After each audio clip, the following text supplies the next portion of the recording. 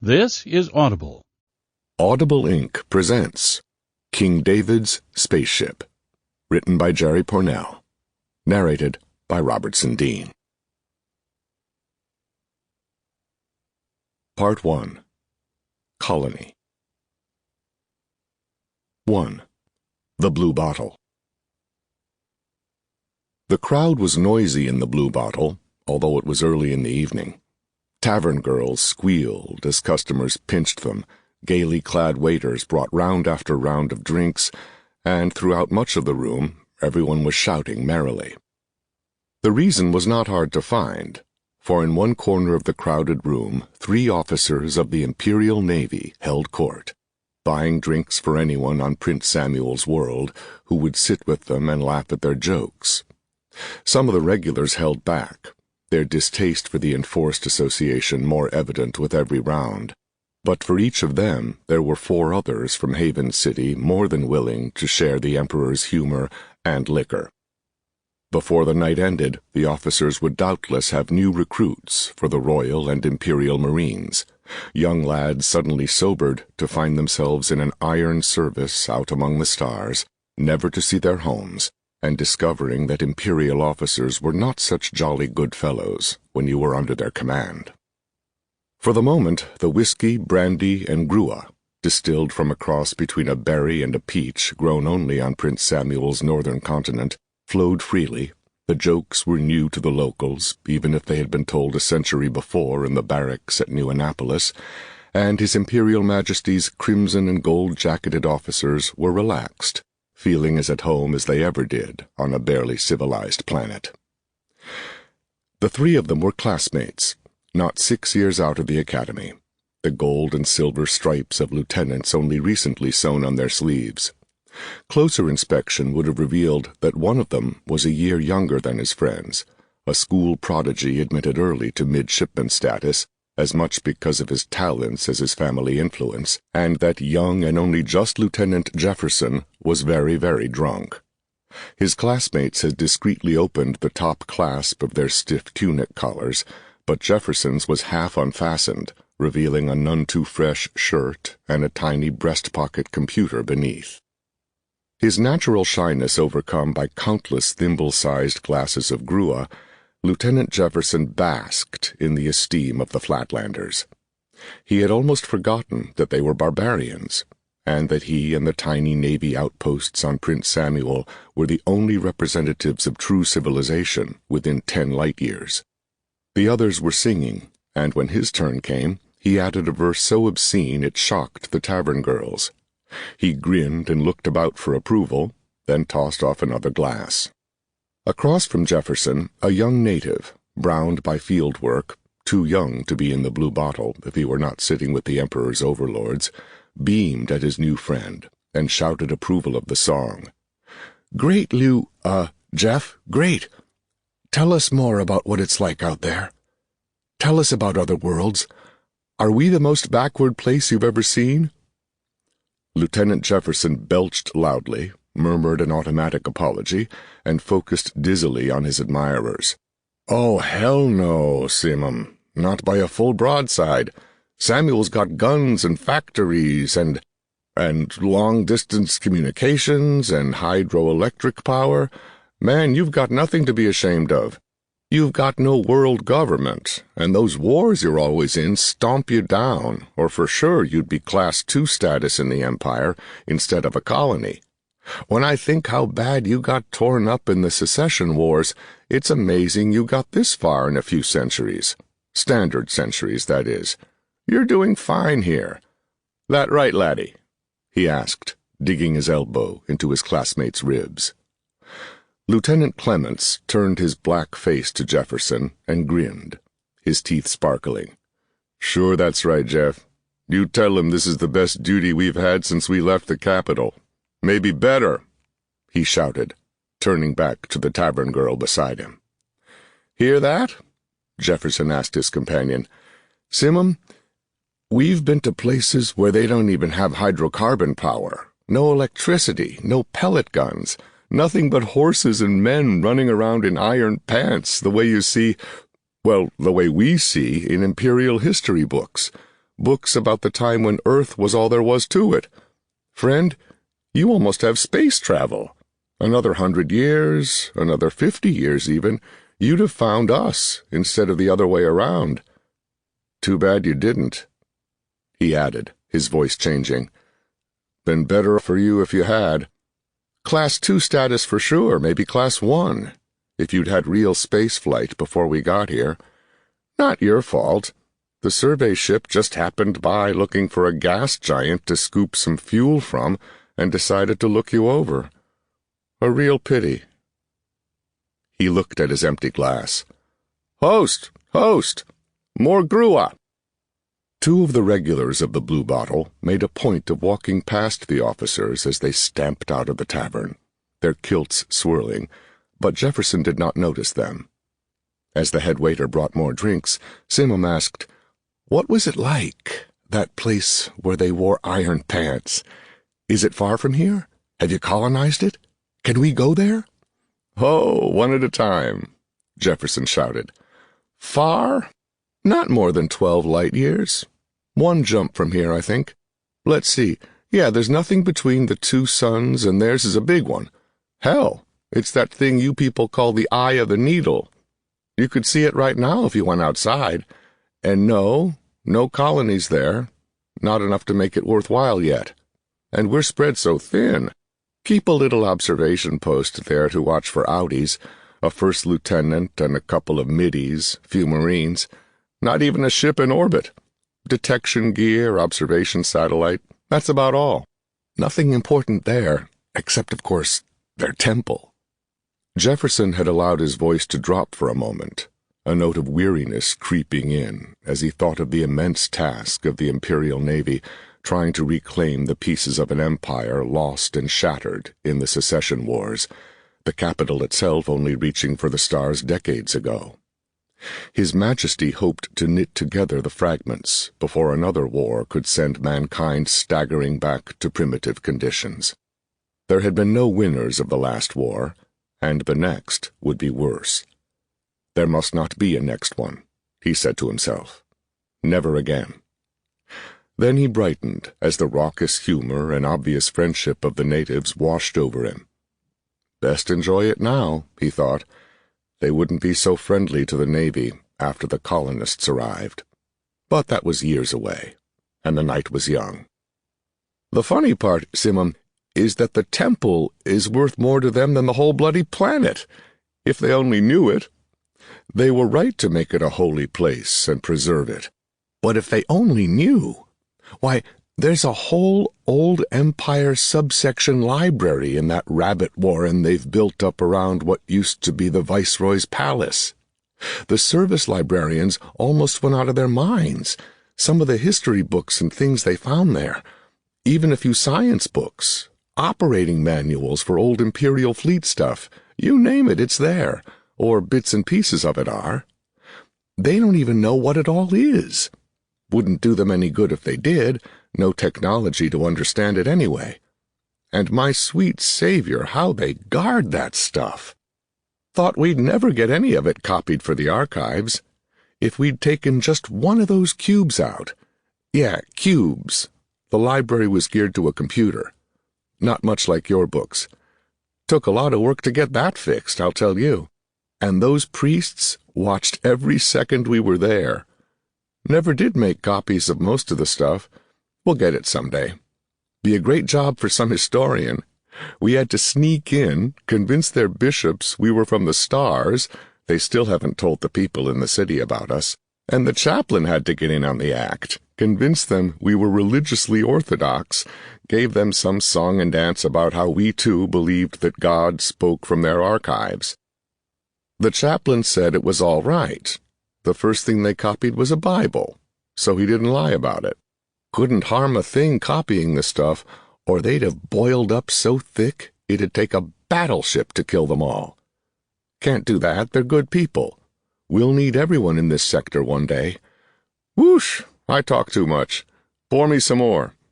That grua's the best thing about this planet. Well, he added, looking at the tall blonde girl who stood at his elbow, one of the best anyway. Lieutenant Jefferson was not the only drunken officer in the Blue Bottle, but he would hardly have recognized the gray-eyed man in a plain kilt 2 tables away as a member of the officer class. Colonel Nathan McKinney, lately cashiered from service to the Committee of Public Safety of Orleans, preferred whiskey in large glasses, and had had almost as many of those as Jefferson had of Grua. McKinney was tall, centimeters taller than usual for Samuelites, but without the remarkably broad shoulders typical of the planetary dwellers.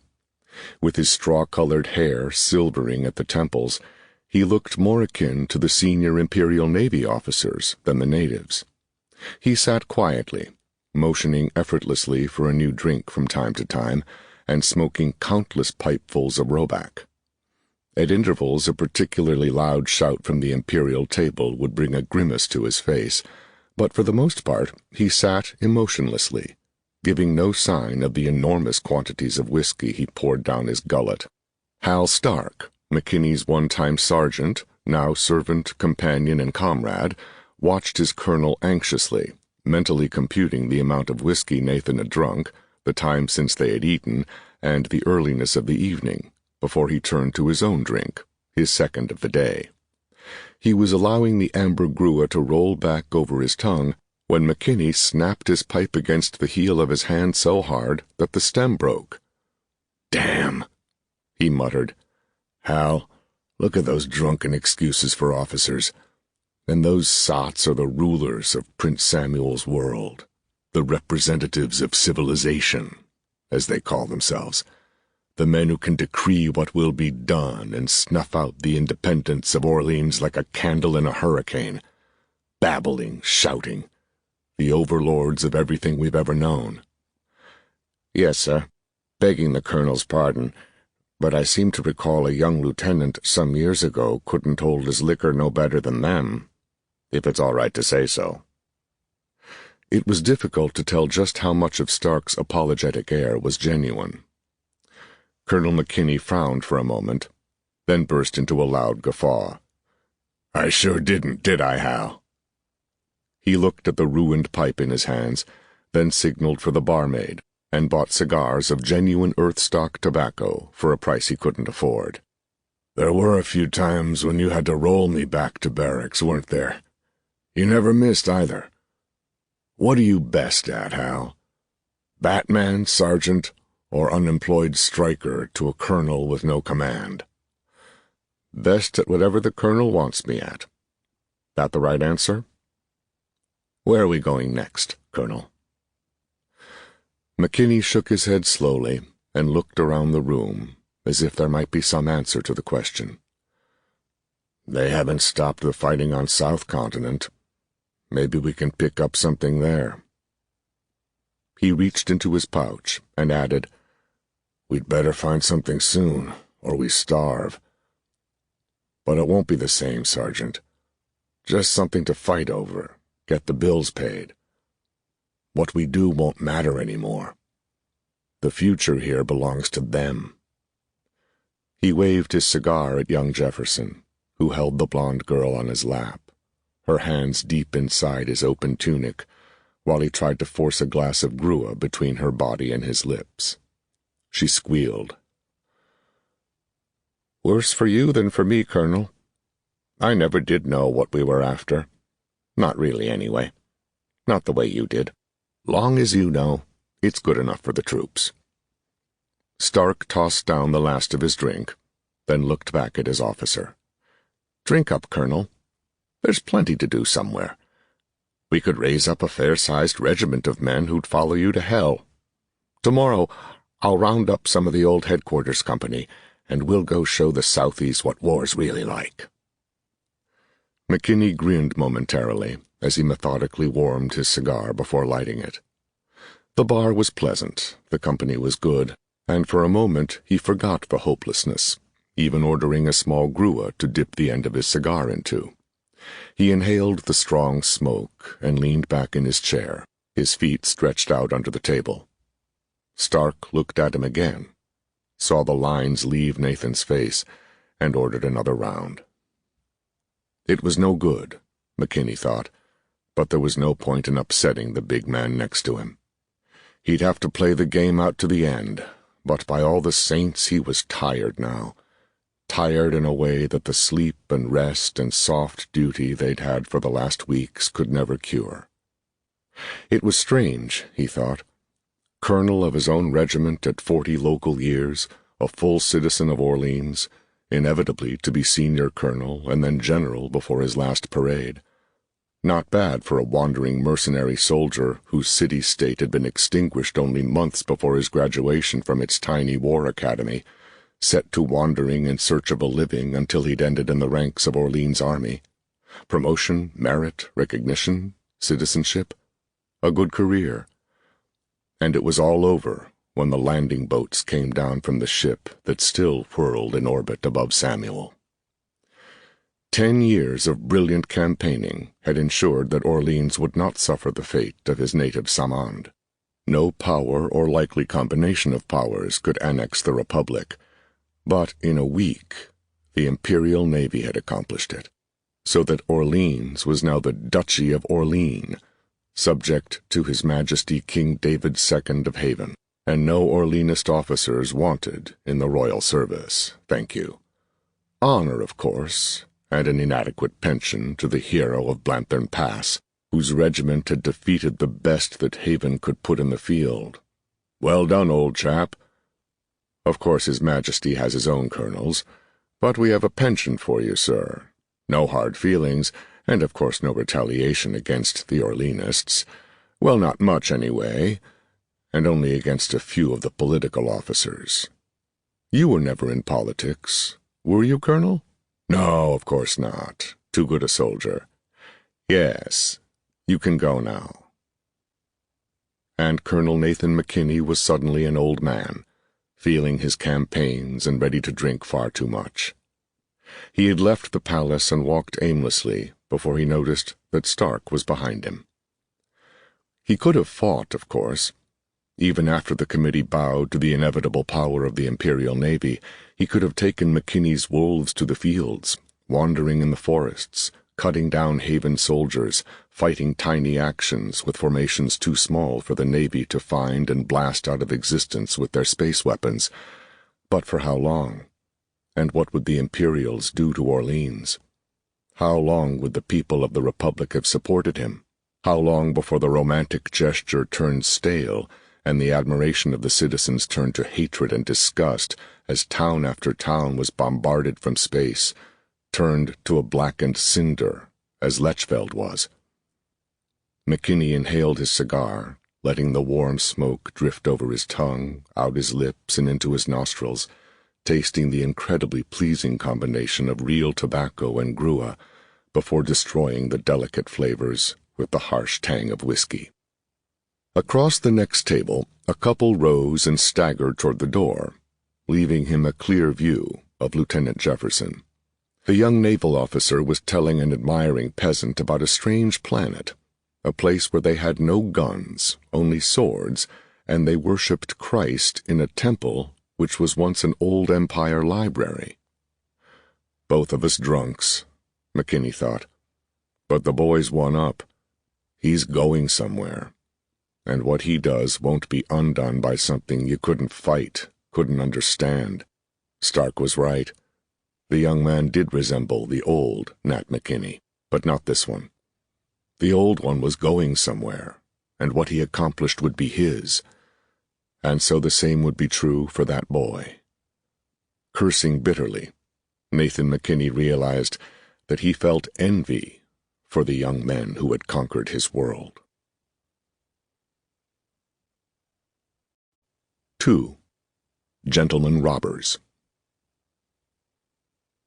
The evening wore on. The first round of entertainers finished their acts. It was too early for the late performers, and for many of the customers it was several drinks too late for anything else. The room became less noisy as the early festive crowd departed, leaving the blue bottle to serious drinkers and tavern girls. Only the voice of Lieutenant Jefferson, punctuated by the giggles of the girls at the Navy table, was heard above the low buzz of conversation. McKinney decided that it was time to go. He stood in sudden decision, but when he swept his hand behind him for the cloak he had left on a nearby chair, he lost his balance and lurched heavily into a small, round-faced man with a tiny mustache. The little man jumped backward with rabbit agility and began to mumble apologies. "Not at all, sir," McKinney told him. "My fault entirely. No offense intended," he added unnecessarily. The little man was unarmed, and the thought of his issuing a challenge to Colonel McKinney was humorous. With an effort, Nathan suppressed the laugh that the image generated. "None taken, of course," the man said. "Would you join me in a drink?" He extended his hand. "Malcolm Dougal," he said apologetically. The grip was firmer than McKinney would have expected. He took a long look at the chap. He saw nothing out of the ordinary. A kilt of some family plaid, a muted version of a much bolder tartan no longer worn in public, well suited for business. Expensive jacket, minor jewelry in excellent taste, a heavy signet ring on his left hand, probably Prince Samuel University, although there were other places that copied the design. Except for his small stature, you could see 100 like him in businessmen's dining clubs any time you cared to. On closer inspection, though, Dougal wasn't really so small. He just appeared to be such a rabbit that you took him for a small man, and of course anyone standing next to Stark would seem tiny. There was something else about Dougal, an air that was faintly threatening when you looked at him closely, but that was ridiculous. McKinney shook his head to clear it of the whiskey. "Thank you. I've had more than enough," Nathan said. "Nathan McKinney. I'm sorry, I'm forgetting my manners. Too much whiskey. No offensive intended." "And none taken. Perhaps we'll meet again. Good night." "And a good night to you, Citizen Dougal." McKinney bowed and faced the exit, leaving Stark to collect their cloaks and pay the bill. Outside, they turned toward the harbor, walking slowly to the waterfront hostel where they had rooms more compatible to McKinney's meager pension than the brick and stone district around the Blue Bottle. McKinney had no objection to staying in cheap lodgings, but he was still sufficiently a colonel to want to drink in a gentleman's tavern. A light rain began to fall, causing the few citizens out on the street to scurry for cabs. An alcohol steam car whirred quietly by, slowing momentarily as the driver gazed at their faces before deciding they would not be customers. Then a horse-drawn two-wheeler clopped alongside. The coachman shouted at them, "Good rates, sirs. Anywhere you want to go. Anything you could want to find in Haven, I know where it is. Good rates. You'll get wet out there, sirs. You will." McKinney nodded, and the coachman jumped from his bench to hold the canvas doors open for them. "Where will it be, sirs? Blackfriar? Hellfire? Want to meet some ladies? Not like the ones in the Blue Bottle, though there's plenty that likes them too, but I mean real ladies. Maybe not welcome back home no more, but well brought up, you know." Examining Stark with an expert eye, he added, "And my lady's got real handsome young maids live right there in the house with them for your man there, sir." McKinney snapped his fingers, ending the chatter, and the coachman climbed back to his seat. He started the team and leaned down to the window. "Where to, sirs?" "Waterfront," Stark answered. "Imperial Landing Wharf." He was damned if he'd give this garrulous old coachman the name of the cheap hotel they were forced to live in, and let him someday say he'd taken Iron McKinney to a fly-blown flophouse. The rain came down harder, forcing the old man to raise the Dodger on its elaborately carved wooden braces. "Wonder if he gets many customers in this rig," Stark mused. The old man leaned down and cackled, "More than you might think, chum. Lots of gentlemen want to visit my ladies, and lots of real ladies still think cabs are better than steam buggies. We aren't as fast as those things, but plenty of people remember the good old days, when there weren't nothing but us, and they don't forget old Benjamin. No, they don't." McKinney snapped his fingers again, and the coachman turned back to the road, muttering to himself, but after a few moments he again leaned down to his passengers. "Even those Imperial Navy lads, they like the cabs. You hardly see nothing else around Empire House but cabs. Oh, they keep a few steam cars waiting by just in case they're in a hurry, but you watch. Them young officer kids, they never rode in a cab with real horses before. Get the biggest thrill out of it, so they tell me." "I expect so," McKinney said absently. "Been a big lift for the cabbies, the Imperials," the coachman said. "Just them being here. That's better than taking over Orleans. Not that the kingdom's not going to do right by itself out of the duchy. No, sir." The old man whistled to himself and looked to the road again, guiding the team through the twisting, narrow streets of the old waterfront town until they emerged on the broad dock street, deserted except for a few drunken sailors reeling perilously close to the water's edge. Across the narrow, protected bay, which had given Haven its name, brilliant lights, brighter than anything seen on Prince Samuel's world for 3 centuries, played on Empire House, and the 100-meter-long landing boat the Imperials used to ferry their people from the destroyer in its orbit. Another city block housed a complex of strange machinery the Imperials used to support their base. Pipelines extended into the harbor. Their power plant had warmed Haven's waters, making fishermen happy with their catches, but outraged at the rapid growth of shipworms and other vermin. The brilliant lights also played across the hemisphere that was Marine Barracks, but none was reflected from that sheer black surface. Imperial Marine Barracks was protected by what the Navy people called a Langston Field. McKinney knew little about the field. Artillery shells fired at it were slowed to a halt, and the explosion was absorbed by the black shield, or perhaps by the metal walls beneath. Certainly they did no apparent damage. The Navy proclaimed that resistance was useless. Nothing short of an Imperial cruiser would be able to penetrate Marine Barracks.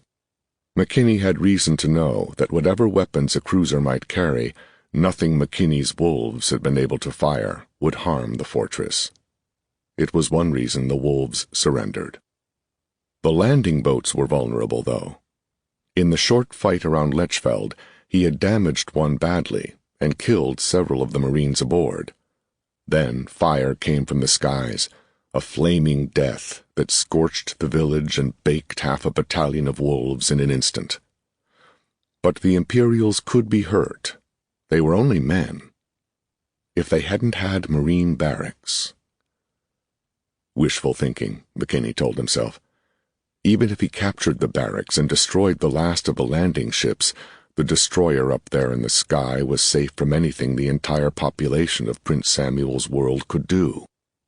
Some of the professors at Prince Samuel University were experimenting with rockets, which might, built large enough, go so fast they would never come back to ground. They might get to the destroyer.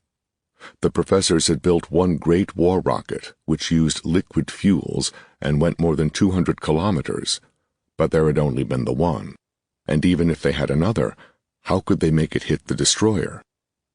The Imperial Navy said the destroyer was also protected by a Langston Field.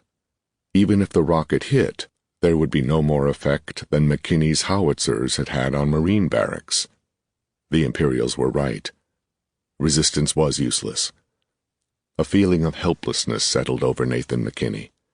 He closed his eyes and felt the whiskey reel his head, around and around. He was awakened by shouts. He had no idea how long he had dozed miserably, hoping to get to a restroom and then to bed before the full effects of all that whiskey did their worst. It could not have been long, he knew, because they were not yet around the bay to Empire House. It took McKinney precious moments to rouse himself from the stupor of half-drunken sleep and realize that the coach had been stopped by several men. Robbers? Here in Haven, near Empire House? Bold robbers, then. Desperate men indeed. He snatched open the door and tumbled out in a fighting stance, his pistol in his hands for a moment, before a heavy cane struck his wrist and sent the big service pistol spinning into the dark. On the other side of the coach, he heard Stark growl deep in his throat, the enraged sound of a deadly fighting man, and he heard the sharp chunk as his big sergeant's hand, arched into a blade that could easily crack baked clay, snapped into flesh. Someone over there would not get up for a long time. He hoped Stark was giving a good account of himself. Whatever Hal could do, McKinney was helpless. A pistol pointed at him from the shadows, and on either side were men with short swords. With a shrug, McKinney raised his hands. There was nothing else to do. He heard Stark strike again, then a dull sound, which he could not recognize. Moments later, 3 men carried his sergeant around the coach. One dangled a sandbag from his fingers and looked to the dim figure of the man with the pistol. "He's only out for a little while, as you ordered, sir. I wish I could say the same for 2 of my men. They may never get up again." "That will do," the voice from the shadows said. It seemed strangely familiar to McKinney, but he could not recall it. "Bring Colonel McKinney and the others with us, if you please." The figure vanished into a side street. McKinney felt the point of a sword at his back. The weapon was similar to those carried by the Haven police, and as he thought about it, McKinney remembered that short swords had been standard equipment for Haven soldiers until the present king had increased the length of the bayonets his troops carried and relegated swords to dress uniforms. The men at either side of him seemed quite familiar with their weapons. Very useful skill, McKinney thought. Very useful indeed, if you wanted quiet work. They walked on in silence for the better part of a kilometer, twisting through deserted streets and getting soaked by the rain, until they entered a multi-storied building no different from the others they had passed. They descended 2 flights of stairs in utter darkness before one of the men struck a light and another produced an electric torch, and McKinney could see 3 more men carrying Stark. They had to be military, McKinney thought. Their discipline, silent and efficient, was excellent, and it was obvious that this was no simple robbery. There had been ample opportunities to cut their throats and take what little remained of his monthly pension. Besides, the leader had known McKinney's name and rank, and had even insisted on personally examining Stark before they started off. Thieves did not take such good care of their victims. At the bottom of the stairs, they entered a dank stone tunnel, which seemed to stretch nearly 100 meters before it turned, twisted, and ended at the bottom of another flight of stairs. McKinney was now genuinely interested in where he was being taken, and needed no prodding from behind to climb vigorously, each step working off more of the whiskey until he was better able to handle himself. Without the fog of drunkenness, he felt more in control of the situation, ready to take any opportunity to free himself. He was halted in a wood-paneled hallway. The only light was from the small electric torch of the guard behind him. They stood for several minutes before a door was opened from the inside and bright light spilled out to blind him. Then he was ushered into a large office. Around the walls hung red drapes of rich material, and over the desk was a large painting of King David II. Sergeant Stark was draped on a woolsehide couch along one wall of the office, his shoulders so broad that nearly half of him was spilled over, one arm dangling to the elaborately patterned carpet. McKinney saw that his companion was breathing steadily, although he was not yet conscious.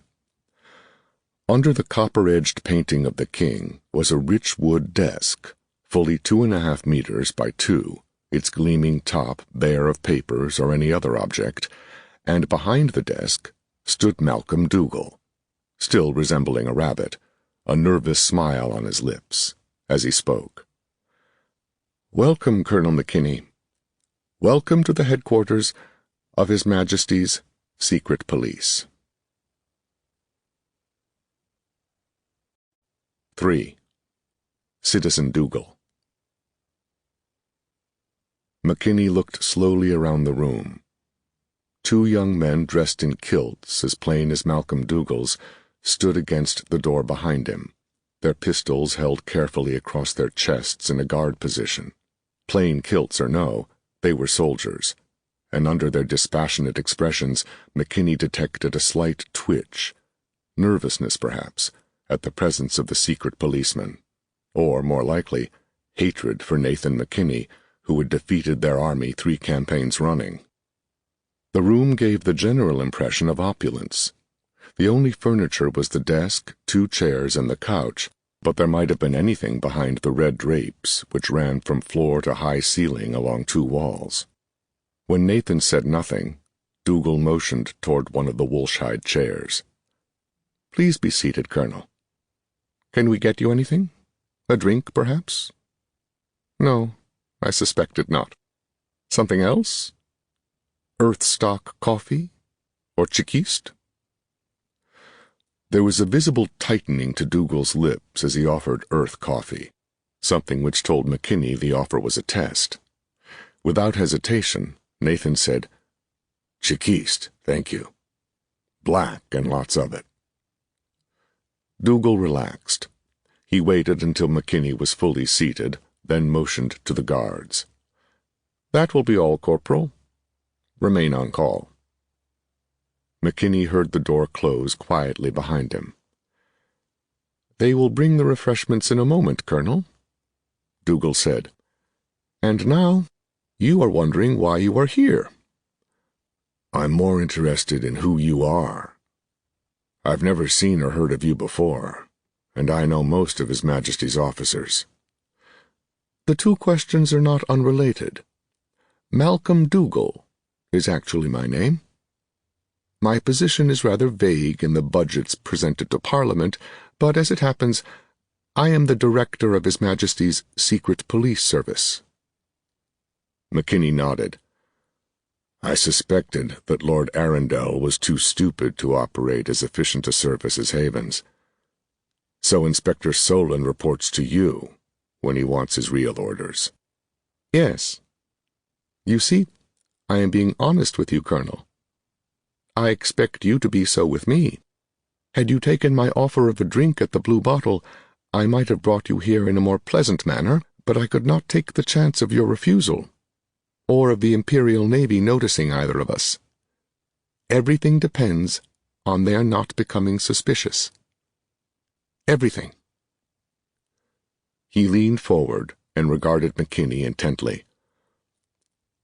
"I now ask your word of honor that nothing said here tonight will ever be repeated to anyone without my permission, except as it may conform to duties I have assigned you, and you have accepted.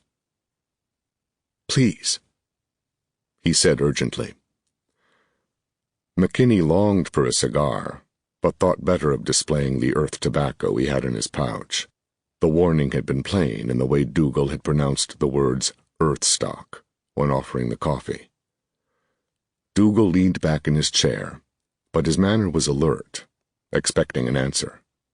McKinney said the only thing he could under the circumstances. "You have my word, Citizen Dougal. My word of honor." "Thank you." There was a tap at the door, and one of the guards brought in a platinum tray with copper pots of chiquiste, pewter mugs, and cigarettes of a popular Haven brand. McKinney noticed that everything he had seen since he entered the room was native to Samuel. Behind the guard, the tall, thin figure of Inspector Solon, dressed in the midnight blue undress uniform of the Royal Haven Police, stood silently in the doorway. He made no move to enter, and Dougal did not speak to him. When the guard left, Solon went out behind him, closing the door. "You saw the inspector, of course," Dougal said. "There are 2 reasons for his being here. First, I wanted you to see that he obeys me, so that you know I am who I say I am. But more important, I trust no one else to guard that door until we are finished." He smiled pleasantly. "I trust I have impressed you sufficiently. Enjoy your chiquiste. You will be here for some time." "What about my sergeant?" "He has already been examined by Inspector Solon, and the man who struck him was an expert. There is no permanent harm. He should be joining us in an hour." perhaps less. Then get on with it. McKinney sipped the bitter stuff, never as satisfactory as Earth-stock coffee. Only a few things were that you found among the stars.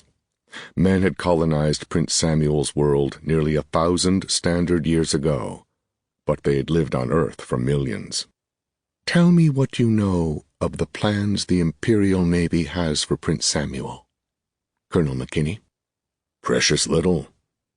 They appeared less than a year ago, and almost immediately settled in Haven.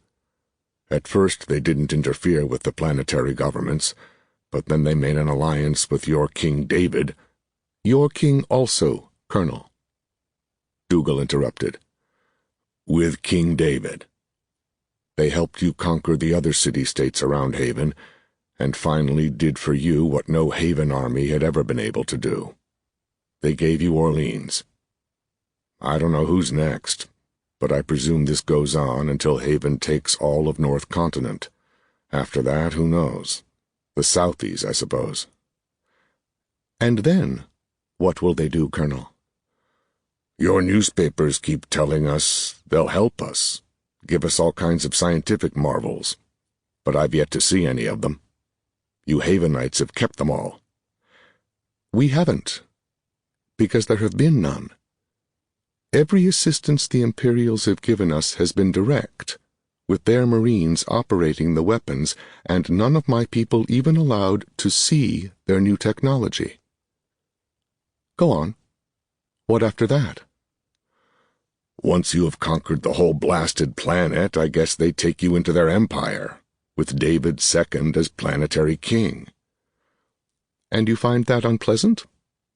Dougal smiled. What do you want me to say, Citizen Dougal? You've told me you head the secret police. You want me to say treason out of my own mouth? Malcolm Dougal poured more Chiquiste, carefully, not spilling a drop, and took a long sip before replying. Appreciate your situation, Colonel. If I meant you harm, it would happen to you. I need no evidence, and there would be no trial. No one knows you're here but my most trusted men, and if you never leave this room, why, who will know it? I'm interested in what you think, Iron Man McKinney, and it's damned important to Haven and the whole planet. Now stop being coy and answer my questions. It was the first spark of emotion McKinney had seen in Dougal, save for the slight tightening of the lips when he mentioned Earth. McKinney paused for a moment, then answered. Yes, I find that unpleasant. I can think of more unpleasant things, such as domination of the planet by one of the Southie despots, but after what you've done to Orleans, damned right I find it unpleasant. Thank you. Dougal was speaking in his normal tone, an apologetic note to his voice, but the resemblance to a rabbit was gone. Now he merely looked like a businessman. Would you find absolute domination by an imperial viceroy even less pleasant? Of course. And why? Dougal waved in an imperious manner. I know why. For the same reason that you drink Chiquiste, bitter as it is, because he is an outlander, a foreigner, not of Samuel at all, and we belong here. This is our world and our home, and I tell you, Colonel McKinney, that we will never be slaves to that empire. Not while I live, and not while my sons live. So, you hope to escape that by using the Imperial Marines and Navy to conquer the planet? No. I had hoped to do so, but it won't work. Colonel, once their colonists and Viceroy land here, King David will have no more influence over this planet than your sergeant. I thought you knew little of them. Few know anything at all. He reached under the desk for a moment. Within seconds, McKinney heard the door open behind him. Yes, my lord, a flat voice said. Before he turned to look, McKinney knew it was Inspector Solon. The voice fit him perfectly, cold and toneless, like a voice from a tomb. "Bring that book, Inspector," Dougal said quietly. "Yes, my lord." The door did not close, and seconds later Solon crossed the room carrying a sheaf of papers held by a strange clasp. "Thank you." Dougal dismissed Solon with a wave and pointed to the papers. "This is the only Imperial artifact we have been able to obtain. It appears to be some kind of work of fiction about the adventures of a naval officer on a newly settled planet, but it also gives us much information about the structure of the Imperial government, just as one of Cadis's bestsellers would tell them a lot about the government of Haven, even though there's not a line in it intended to do so. Do you understand?" McKinney nodded. "Then," the policeman continued, "understand this. The Empire has several kinds of planetary governments within it. There is Earth itself, which is the honorary capital, but is mostly uninhabitable because of the aftermath of the Secession Wars. For their own reasons, they keep some institutions, including their naval and military academies there, but the real capital is called Sparta and is in another planetary system entirely. After the capitals, there are what they call member kingdoms, which are planetary governments strong enough to give the Imperial Navy a good fight if the Empire tried to interfere with their internal affairs." "All monarchies?" Nathan asked. "There is at least one republic. Many are monarchies." Dougal sipped at his Chikist. "Then there are Class 1 and Class 2 worlds. We can't tell the difference between them, but they have less authority over their own affairs than the member kingdoms. They do have representation on the capital in one house of a multi-house advisory council, and some of their people are officers in the Imperial services. The two classes refer to some differences in technology, which we do not understand, but the relevant factors are the technology levels when admission to the Empire takes place. They both seem to have something called atomic power, which fascinates the physicists at the university, and their own spaceships." McKinney nodded, recalling some remarks made by the drunken lieutenant in the blue bottle. He mentioned this to Dougal, who nodded. "Good," Dougal said. "You are here because you overheard him. You see, Colonel, after the Class 1 and Class 2 worlds, there's nothing left but colonies. And that's what we'll be." "What's the status of colonies?" McKinney asked. "They have none. Imperial citizens are imported as an aristocracy to impart civilization. A viceroy governs in the Emperor's name, and the Navy keeps a garrison to see that no trouble develops. The colonists end in complete control of everything, and the locals do as they're told, or else." "How can they govern a whole planet against everybody's will? What good does it do them to burn half the world to ashes like Lechfeld?" McKinney drank the last of his now cooled Chikist, then answered his own question. "But of course, they don't have to fight their own battles, do they? There's always a local government ready to toady to the Imperials. Someone to do their dirty work for them." He looked significantly at Dougal. Malcolm Dougal pretended not to notice. "Yes, there is always one. If not King David, then one of the Southie despots. But it won't happen, McKinney. I've found a way to win this fight and get Class 2 status for Samuel. I found a way, a chance, but I can't do it alone. I need your help." Dougal leaned across the desk, looking intently at Nathan McKinney. Colonel McKinney stood, slowly, stretching to his full height before lifting the copper pitcher and pouring another mug of Chikist. Still moving very carefully, he strode to the couch, examined Stark for a moment, then returned to his chair. "Have you a pipe and roback, my lord?" he asked. This promises to be quite a night.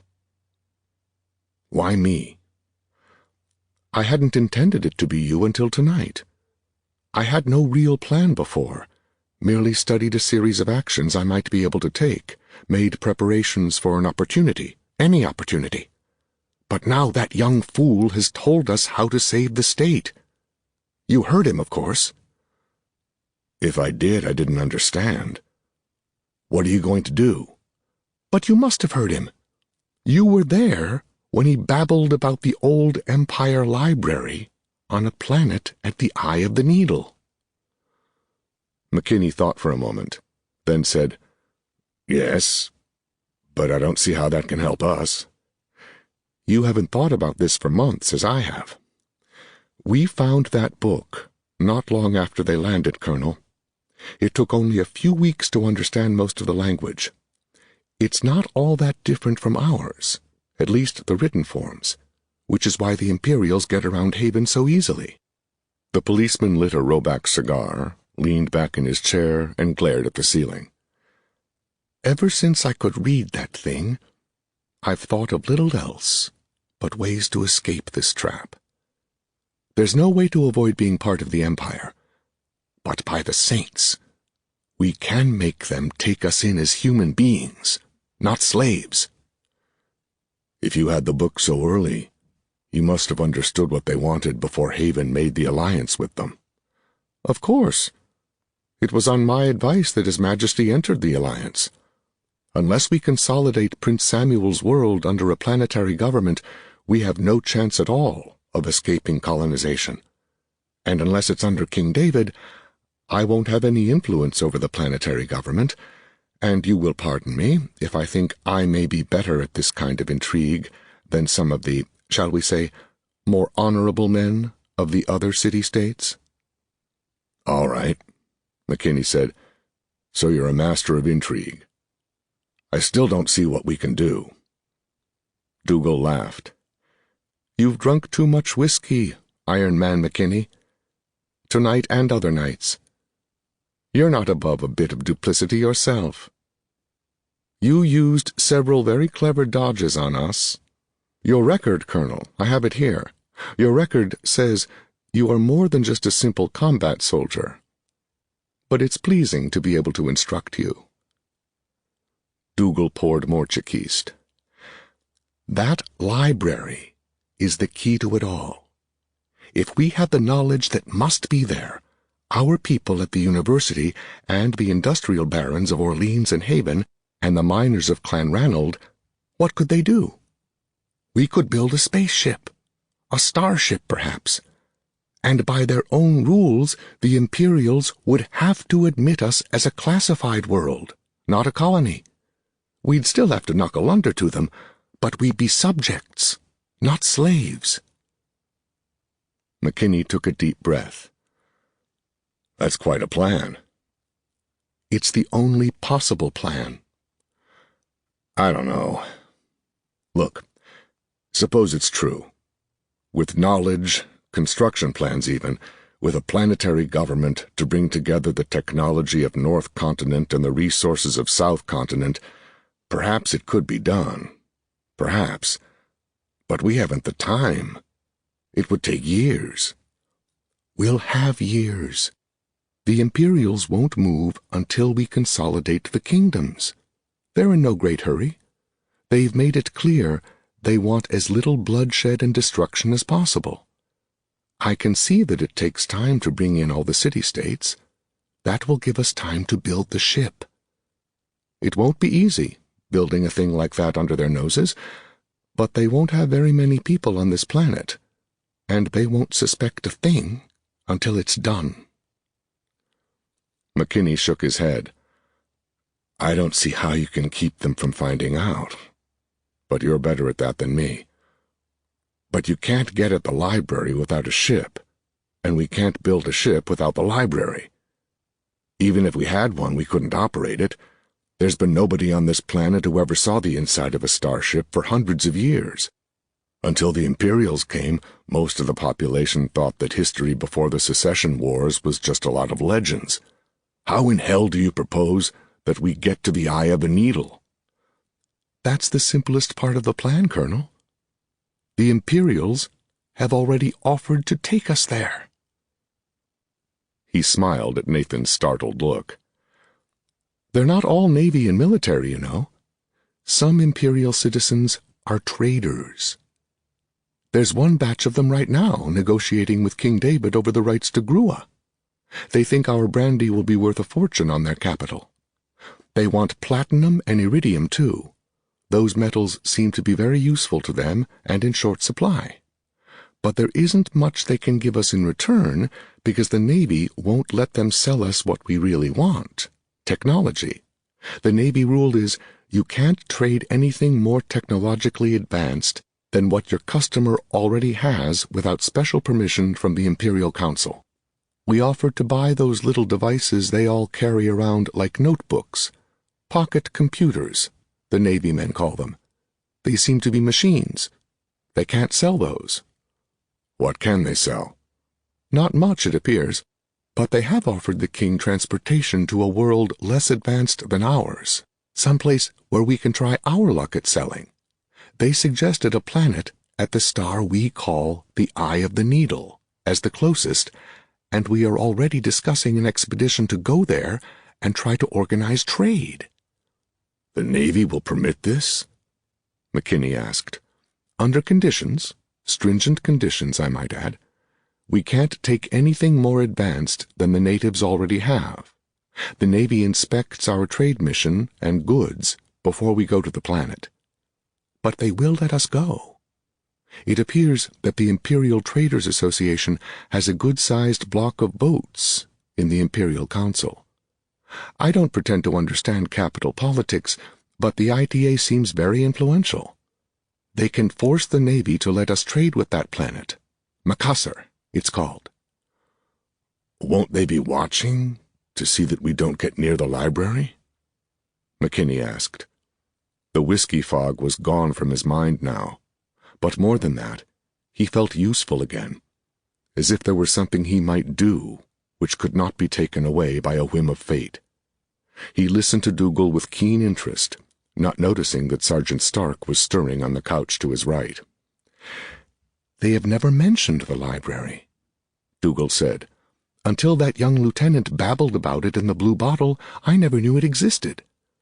I think the library's an anomaly in their records, not listed as an advanced artifact because it's so old and the people on Macassar don't know how to use it.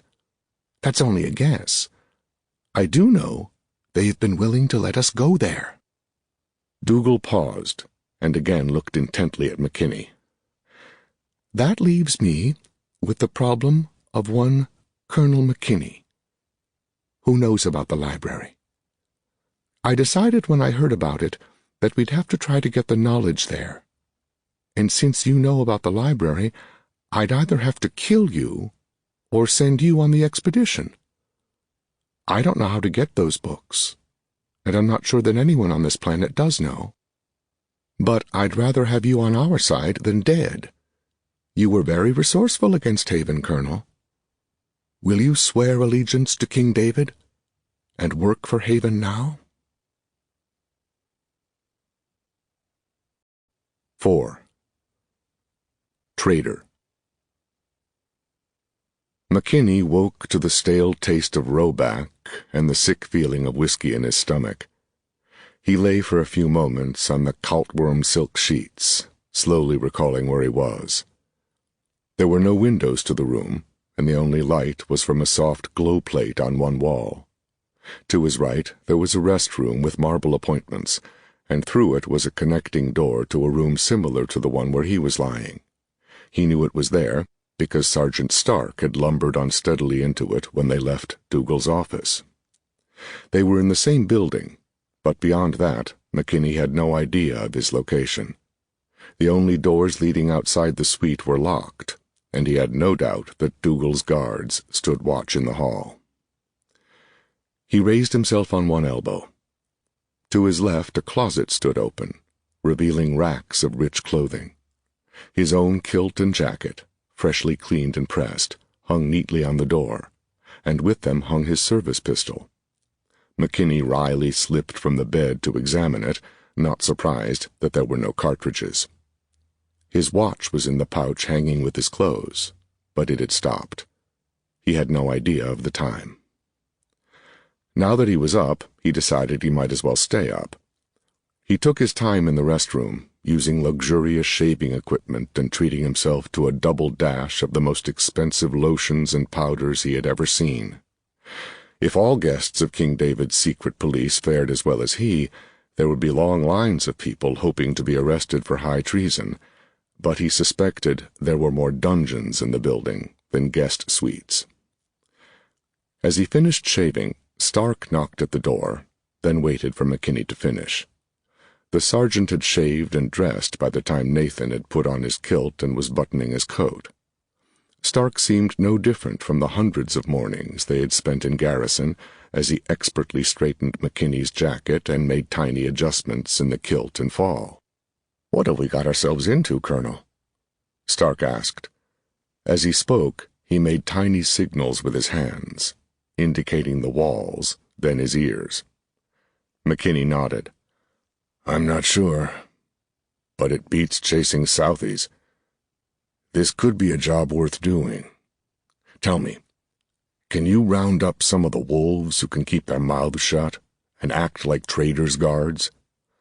"Many as you want, Colonel." "How many do you think we need?" "All of them, but I don't think the Imperial Navy will let us take a regiment to Macassar." "We'll get as many as you want. Going to be funny calling you trader, but I reckon I can get used to it." Stark looked around the chamber, noting the carved wooden furniture and the crystalline rock formation patterns in the parts of the floor not covered by carpets woven in the archipelago. "Fancy quarters, huh, trader, sir?" "Yes. Well, I suppose we might as well get on with it. We wouldn't want to keep Dougal and Inspector Solon waiting." "Yes, sir. Begging your pardon, sir. I hope he won't go with us to that crazy place. Going up high like that, off the world even, that's enough without that walking corpse to give me the creeps." "He won't be coming along. Nervous, Hal?" "No, sir. Not if you say not to be. But I am having a little trouble getting used to the idea." "That's two of us. All right, Hal. Tell them we're ready for breakfast." "Yes, sir." Stark found the speaking tube in a small recess under the dim light, uncapped it, and whistled. After a second, there was an answering note. "Our respects, and the Colonel and I are ready for breakfast." Stark listened for a few moments, then returned to McKinney. "He says someone will be with us in 5 minutes, sir. Seemed polite, anyway." When there was no answer from Nathan, Hal capped the tube. 4 guards were visible when the door opened. At least 2 of them were from the party which had captured McKinney and Stark the night before. Their weapons were holstered, and they were extremely polite as they invited McKinney and Stark to accompany them, but Nathan noticed that as one led the way, the other 3 fell in well behind, eyeing Stark nervously as they walked stiffly along. They were ushered into the big office McKinney had seen the night before. The curtains were drawn back along one wall to reveal a walled veranda beyond where Solon and Dougal sat at a glass-topped table sipping Chikist. As McKinney approached, Solon stood, nodded to Dougal, and left, without speaking to them. "Good morning, trader," Dougal said. He stood, waited for McKinney to be seated, and indicated a place at a table a few feet away for Stark. "Your breakfast will be here shortly. I trust you enjoyed your sleep." McKinney smiled pleasantly. "A great deal more than I thought I would when I was first invited here." Dougal nodded. "There have been others who did not enjoy their stay in this building at all." He dismissed the guards with a wave, then turned back to Nathan. "The subterfuge starts this instant, Trader McKinney. We will use your proper name, although we will change your first to Jameson. McKinney's common enough in Haven, and there is a great trader family by that name. Are you sure the Imperials won't recognize me? Reasonably. Besides, they aren't looking for a dead man. Colonel Nathan McKinney was killed at Lechfeld. Died of his wounds a few weeks after the battle. Tough old soldier, too proud to say anything when he turned over his sword to the Haven General Staff. The records already show that. But there was a young officer who interviewed me, and the paymaster will know my pension has been paid for months. Then there's the landlady at our flop. There were these people, trader. Unfortunately, they all died last night, in a series of tragic accidents. The Blue Bottle had another accident, I'm afraid. It burned to the ground. Everyone in it killed, shortly after the Imperial Navy men had left. Nothing the watch could do. The fire was so fierce. It almost seems as if someone deliberately set it, but I'm sure His Majesty's police will catch the scoundrels if that's true. More Chekist? And my men? My former officers? They're being recruited for an expedition to the archipelago, with offers so generous I'm sure no one will turn them down. If anyone does, well, traders' expeditions have been known to have reluctant members in the past. Before McKinney could reply, the corporal arrived with their food, and Dougal insisted that they eat before resuming the conversation. When they had finished, the policeman signaled, and the corporal brought McKinney a pipe. It was one of his own, from the rooms where he and Stark had been living. It did not seem necessary to comment on it. "You haven't been very active since you left the service," Dougal said. "It won't be difficult to cover your tracks, at least enough to keep the Imperials from looking too closely at you." "All right. What's the drill for today?" McKinney asked. "Mind your aphorisms, trader. We wouldn't want your military background to show through, although we will have your records show that you served honorably as a company commander in His Majesty's Home Guard during the Thiberian War. You won't have to play a part for long. I intend that you leave as soon as possible. We'll send for the other members of the expedition now. Remember, this is a trading mission, and you are Trader McKinney. You've met none of them before. Here." Dougal held out a small box. On opening it, McKinney found it full of rings, brooches, and other personal jewelry, all in good taste and the kind of thing he might have worn if the military habit were not so strong in him. He selected a ring, brooch, and earring and put them on. "Now you look more like a trader. I have more for your man." Dougal held out gaudier jewelry, flashier but less expensive than Nathan's, and waited until Stark had put it on before beckoning to the corporal.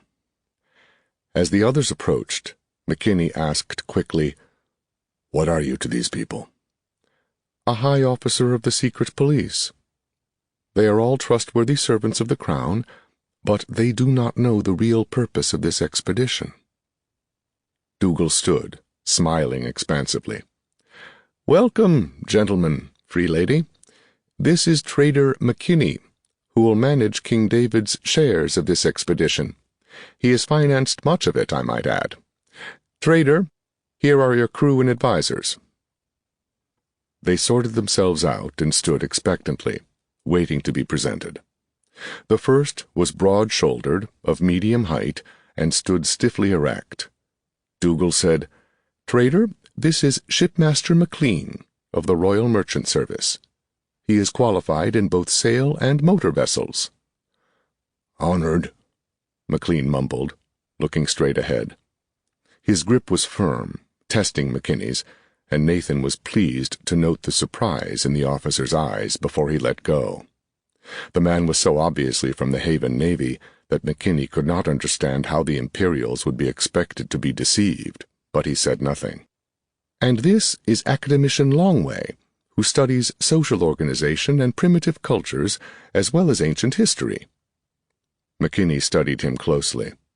The man was broad and short, typical of the people of Prince Samuel's world, dark hair and light eyes, and could have been a miner if it were not for the thick spectacles. His kilt was scholarly, dark with a thin red stripe, but the grip was firm and the voice steady. "Honored to meet you, Trader, and I must say, pleased to be selected for an expedition as important and rare as this. It's not often a scholar gets the chance to visit a really strange culture. I've been to the archipelago, to many of the islands there, but of course it isn't the same. I can't say how pleased I am to be going with you. It's an historic event." "Let's hope you feel that way when we return," McKinney said. He kept his voice as pleasant as possible, and found that easier than he had thought it would be.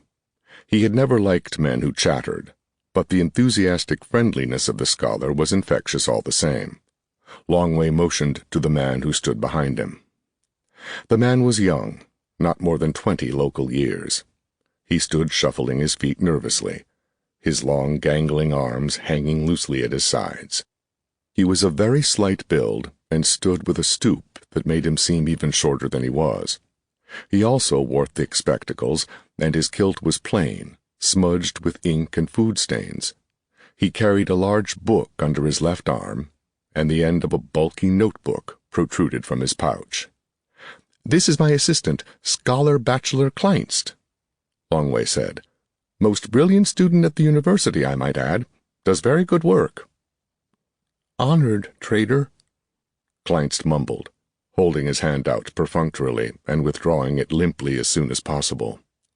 His voice matched his appearance, and McKinney instantly disliked him. Nathan turned expectantly to the last member of the group. "Allow me to present Free Lady Mary Graham," Dougal said. "She will serve as your assistant and secretary.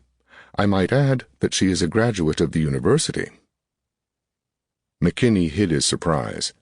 There were few women in the universities, and fewer still graduated. He had seen lovelier girls, the city of Haven being noted for the beauty of its women, but there was nothing wrong with Mary Graham's appearance.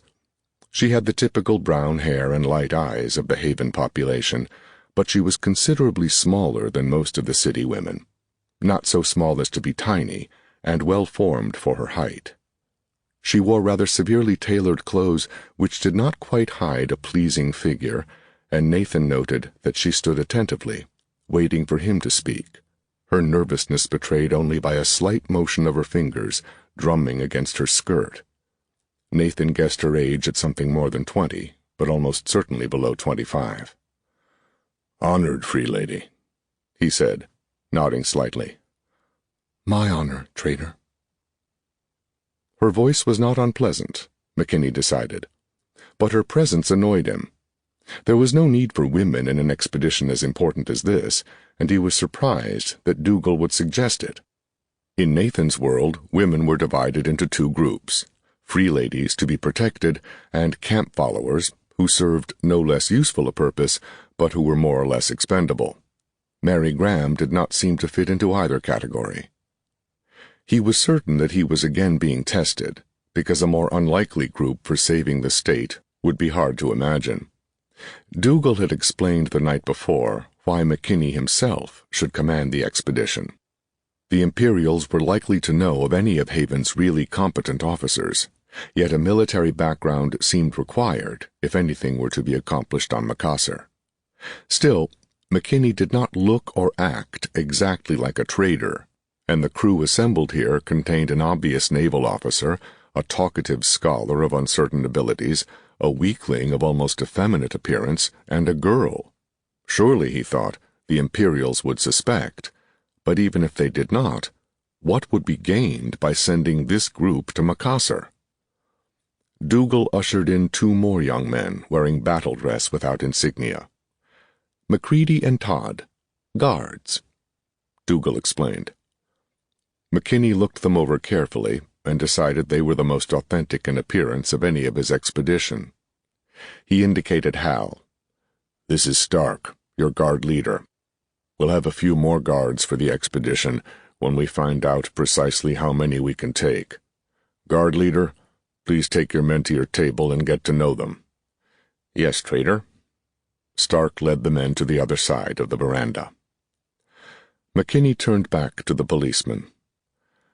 My lord, I am sure the others will excuse us a moment while we discuss the cargo.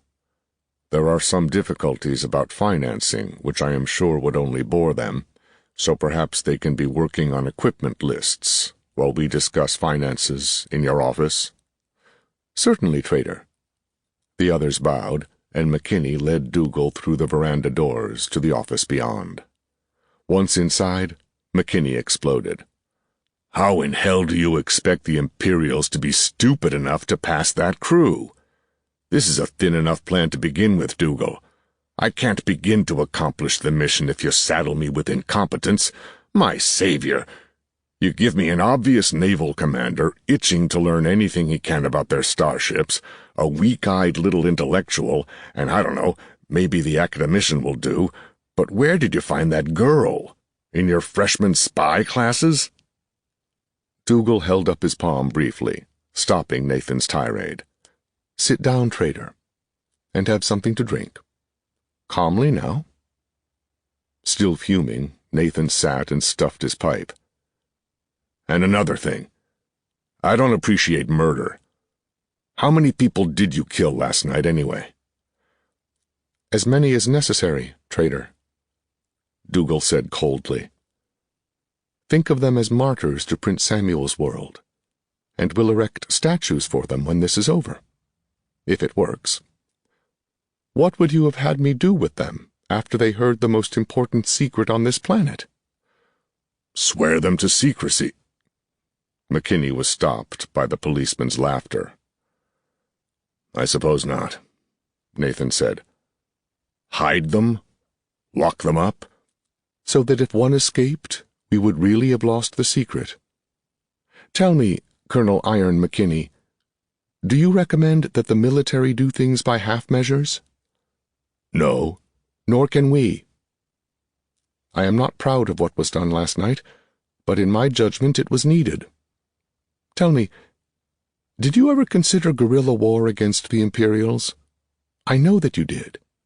Would not innocent lives have been lost in your war?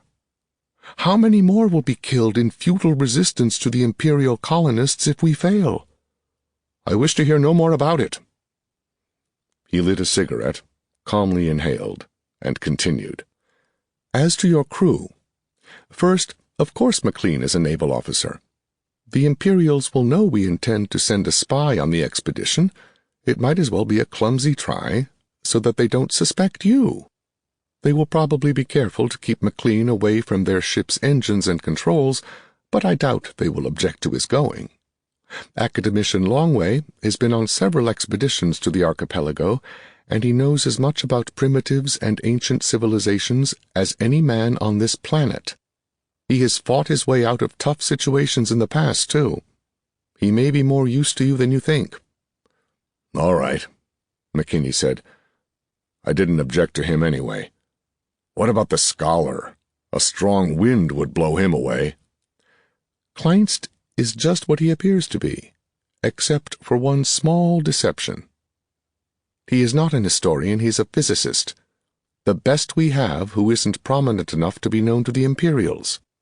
The boy is sharp enough to learn Longway's patter sufficiently well to fool anyone not an expert.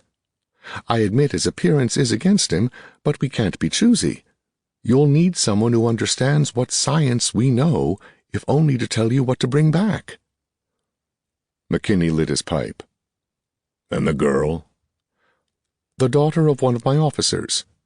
She really is a graduate of the university. She's reliable, and no one expects a girl to be intelligent. She may have an opportunity to learn something you don't. Pretty girls often do. They have methods not available to men. McKinney started to interrupt, but Dougal gestured him to silence. You may keep your shocked proprieties to yourself, the policeman said. She is loyal and reliable, if somewhat young, and secretaries are not that uncommon on trading expeditions.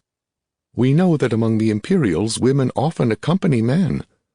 There are even women officers in the Imperial Navy. Oh yes, I'm quite serious. McKinney tried to digest that thought, but couldn't. It was just too alien.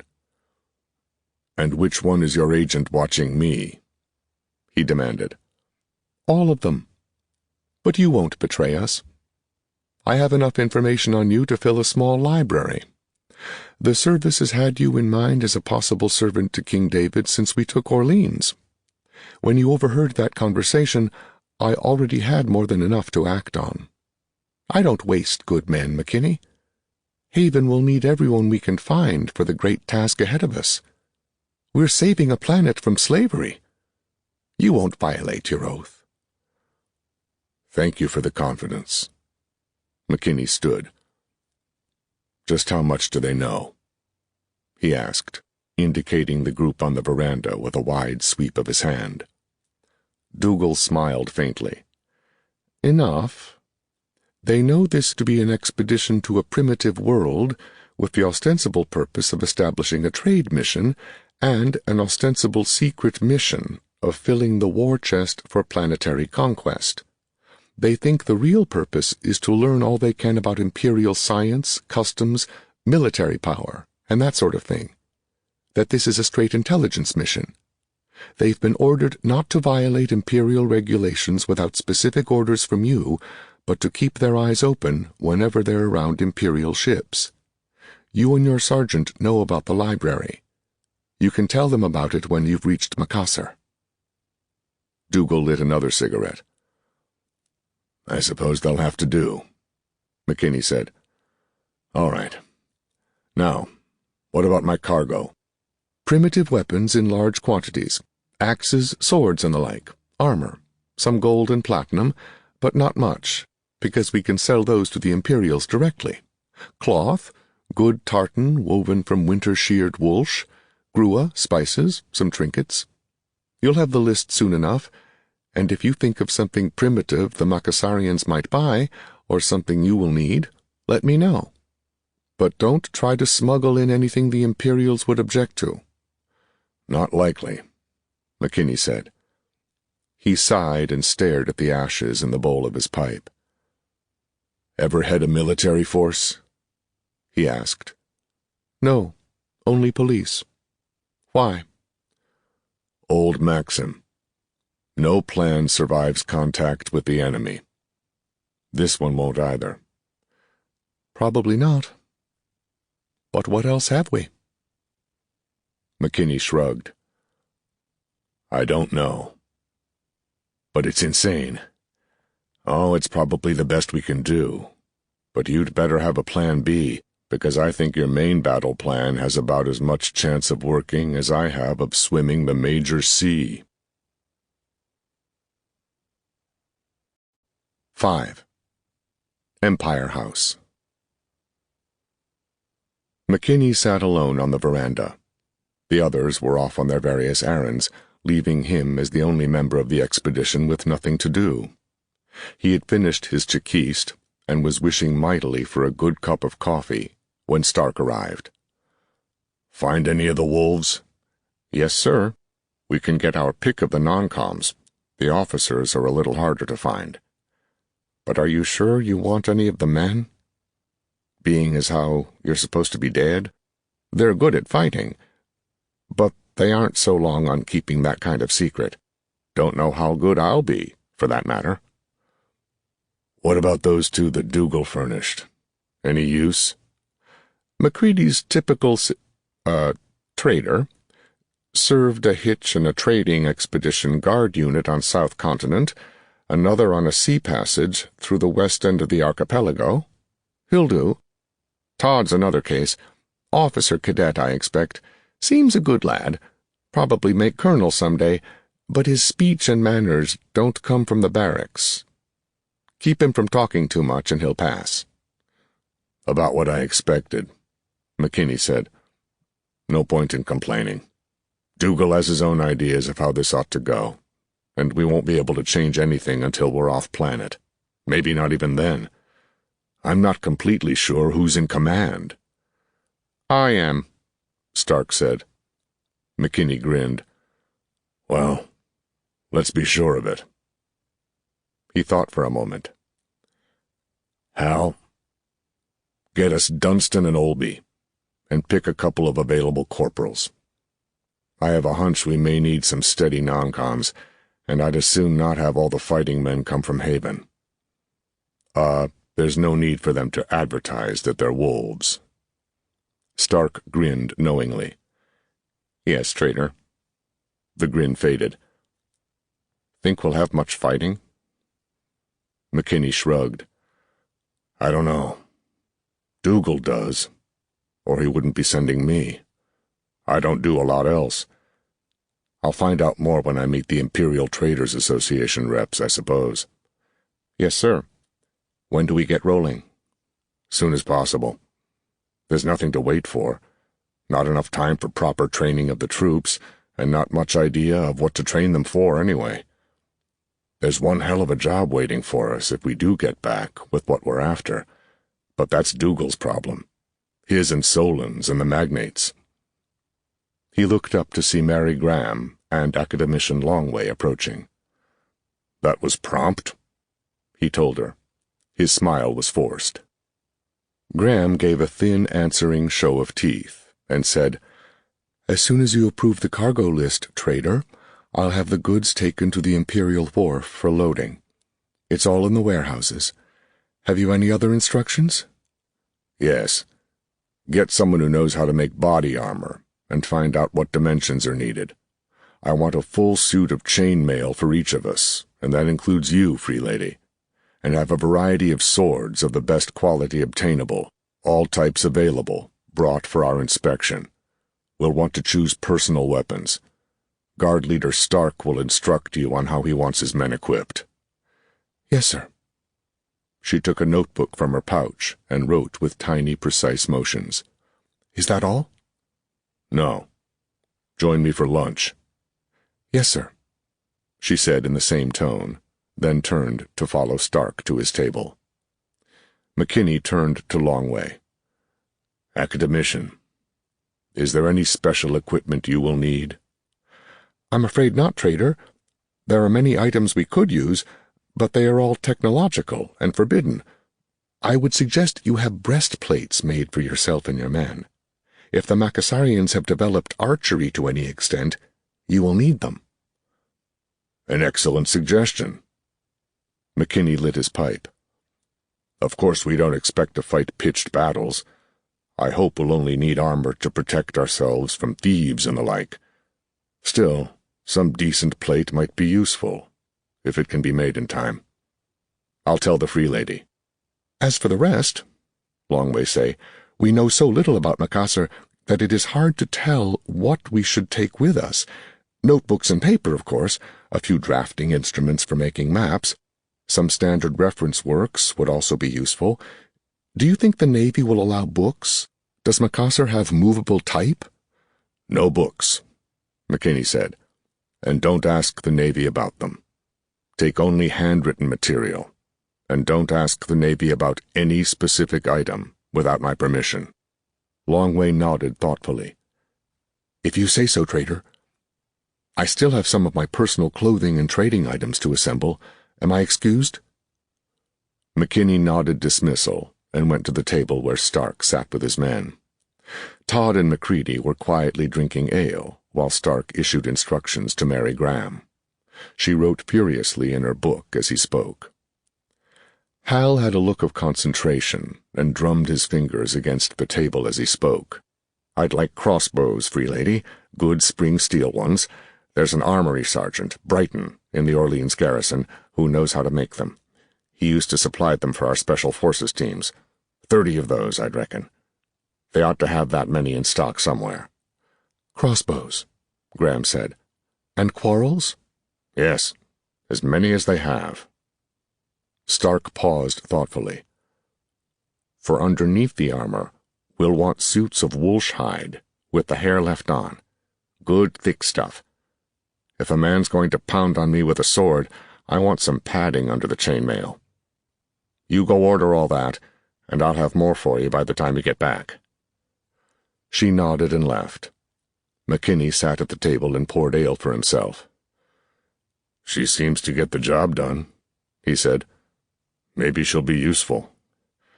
"Never had much use for women on campaign, trader," Stark said. "But she doesn't miss much." I'll make up my mind when I see the gear. But she's got it all down in that book of hers, and seems to know where to find things in a hurry."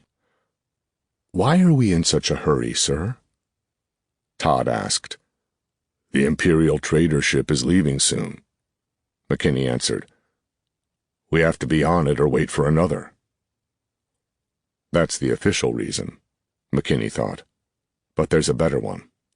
If those Navy kids start talking about that library again, to the post commandant or the traders or anyone, eventually somebody's going to connect us and the library. The sooner we get out of here, the better. It's a fool's errand, but it's worth a try, and the quicker we get back, the quicker the magnates can work on that ship. If we can get them anything, and if they can build one at all. He knew that Dougal had already suggested that some of the university scientists work on life support technology, using hints from the stolen novel to guide them. Others could investigate hull designs, but first Dougal would have to secure their loyalty. Prince Samuel University was located in Haven, but had been independent, its independence guaranteed by treaties, for centuries. Now that Haven had conquered so many neighbors, the university's independence wasn't likely to last long, but the rector would hardly take direct orders from King David's secret police. That would be Dougal's job. But none of it would mean a thing until the secrets of the engines and their energy sources were discovered. And that's my job, he thought. Mary Graham returned for her luncheon engagement, her notebook bulging with subsidiary lists and scraps of paper. McKinney held her chair, then examined her with frank curiosity. She's pretty enough, McKinney thought, and she knows how to dress so as not to emphasize her looks. She gave a lot of thought to that outfit, which means she wants to make a good impression. Why does she want to go on a tomfool expedition like this? There's only one way to find that out. "You look as if you have some sense," he said. "Why do you want to come on this insane trip?" "I think it's my duty, trader." It was obvious that she was choosing her words carefully. If that was an act, she was very good at it. "Citizen Dougal says this could be one of the most important missions in Haven's history, although he wouldn't say why." "You're a patriot, then?" She shrugged. "Not a vehement one. I would like to be part of something important. There's not much opportunity for that, not for women." True enough, which was the way things should be. Women on campaign were a nuisance, although there had been one.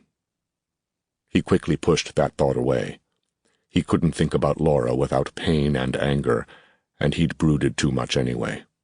Now he had a job to do, and it was important to keep his mind clear. "And just what do you think you can do for us?" he asked. "I don't know. Whatever is necessary, I suppose.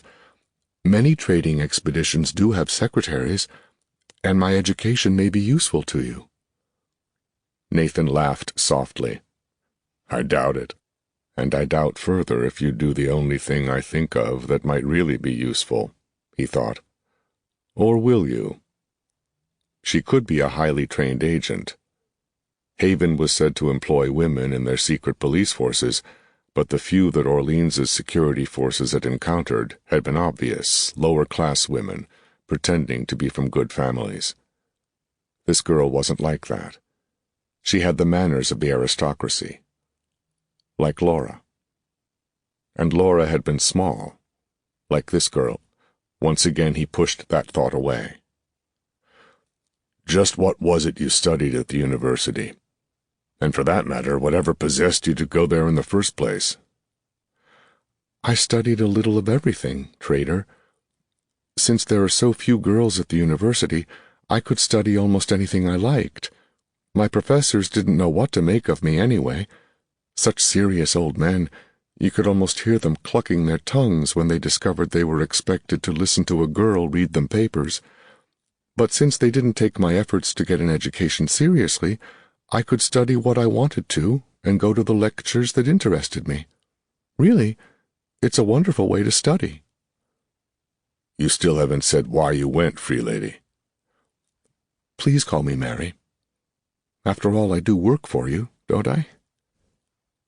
She sipped cold wine, and McKinney noticed that she did so gingerly, a telling point. Girls of her class wouldn't be accustomed to drinking wine in the afternoon. "Now, why I went there," she said. "I don't know. It just seemed the thing to do. Shocked all my friends, the few friends I had anyway. They're all married now, and I'm a terrible old maid. You can just hear them. Poor Mary, she can't catch a man and hold on to him. But I wasn't interested in that. There's so little for girls in Haven. Anywhere on North Continent, I guess. No adventure. It was explained in one of Academician Longway's lectures that the war left so few women on Samuel that men kept them at home, so no one would see them, and it's only recently we were allowed to go out on our own. I don't know if I believe it, but that's what he said. Certainly I'd like to do something more than just raise children and help my husband get promoted by flirting with his superiors. I thought the university would help, but it just made people think I was a frimp. That's why I wanted to go on this expedition so badly." She stopped, out of breath, and smiled nervously. "So you have no romantic attachments?" "Not now. I was engaged once, to the son of one of my father's friends, but that's all over." "What does your father think of your entering the service and going off to another planet?" McKinney appeared to be relaxed, but he watched the girl closely.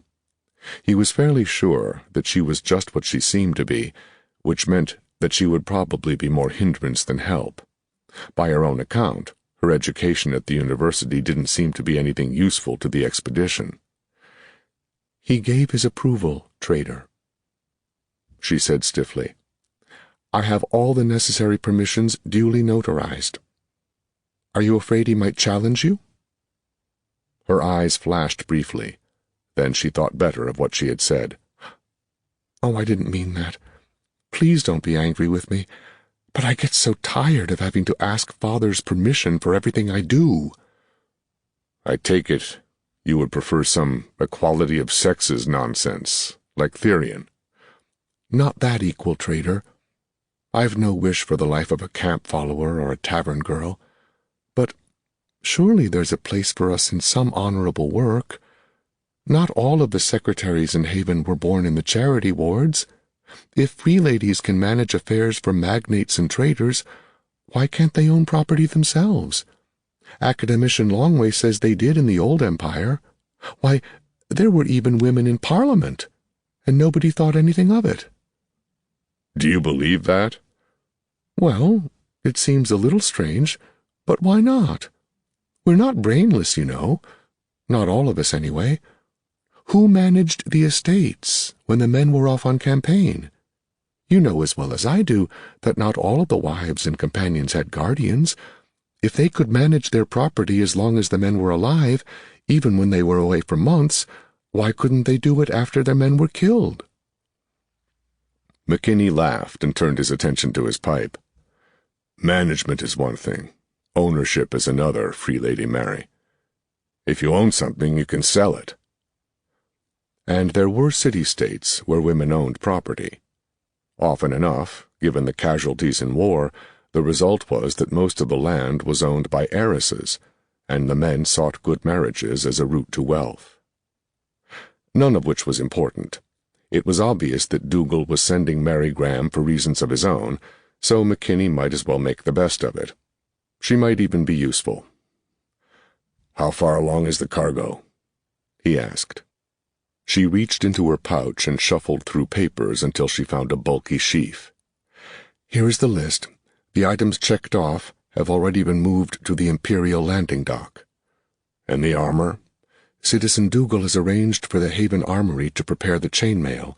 They seem to have found something which works, and one of their people will measure us this evening. The tanners will be along to measure us for the underpadding as well. And Duncan and LaRue are forging swords to various patterns and have sent over all the varieties they make. We've located crossbows, and they're making bolts for them." "Duncan and LaRue," McKinney mused. "I can remember when I was younger, there were whole regiments of cavalry armed with sword and pistol. Battles decided by them." But then, he thought, everything changed. Suddenly there was a new military technology, new tactics based on self-loading rifles and quick-firing guns with multiple barrels, breech-loading field pieces light enough to be towed at a gallop. The whole manner of war changed, to become more impersonal, and a great deal uglier. I learned the new ways, he thought, learned them well, when a lot of my brother officers wouldn't. They couldn't change, insisted that elan and military spirit were more important than weapons and tactics, and they got their regiments butchered for their pains. I learned the new ways, but I never liked them. He looked up from his reverie. "That's one company that will profit by this expedition, assuming we find something worth importing." Dougal arrived an hour later. "You will meet the Imperial traders shortly," the policeman announced. "We have fresh clothing ready for you in your quarters. When you get changed, we'll go to Empire House." The policeman fell in beside McKinney, walking with him to his suite. "Be careful with these Imperial traders. There are 2 of them, and they both look soft. Don't believe it. They didn't get rich by being stupid. Of the 2, Trader Solomon is probably the actual leader, although they claim to be equals. There is antagonism between the Imperial traders and the Navy, but I wouldn't count on it too much. We don't know the real story, but the traders seem to be with us against the Navy." "Yes," McKinney said. "You told me that the Navy wouldn't let us go on this trip if the traders hadn't pushed them into it." "Exactly. The traders are eager for us to go, quite generous in their terms. I'm not sure why." "When a businessman wants to do you a favor," McKinney said, "I found it a good policy to watch your pocketbook." They arrived at the door to his suite, and Dougal waited outside. McKinney found a dress kilt, double-laced with gold and silver piping, and jewelry in the style of the great merchant princes of Haven. When he lifted the clothing, he found cartridges for his pistol had been laid discreetly on the bed. With something approaching relief, Nathan loaded the large-caliber revolver and buckled it on before he realized how out of keeping it was with the rest of his clothing. A quick search of the small leather case he found on the bed with the clothing revealed a smaller dress pistol, its dragonwood handles inlaid with pearl and jade and thin copper strands. He unloaded it and squeezed the trigger several times, pleased with the smoothness of its action. The proof marks showed it to have been made by the Brothers of St. Andrew, reputedly the best gunsmiths on Samuel, and certainly the most expensive. Although he hesitated to carry a weapon he had never fired, McKinney buckled it outside his doublet, sadly leaving the big service pistol hanging in the closet. 2 sets of guards were on watch at Empire House. Outside the large, walled courtyard, soldiers of King David's personal guard stood rigidly at attention. A junior officer in a tiny office outside the gates examined their passes, collected their weapons apologetically, and directed them across the lava-stone courtyard to the building itself. 2 huge doors swung open as they arrived. The Imperial Marines inside the entryway wore full dress, scarlet and blue uniforms with gold trim, a blaze of color. But the weapons the sentries carried were incomprehensible to McKinney. Their rifles looked very functional, but the knobs and dials along the stocks were meaningless, and there were no visible openings in the barrel ends. McKinney expected to be searched again, but instead the Marine non-com looked at a panel of lights and meters and a screen that showed shadowy figures.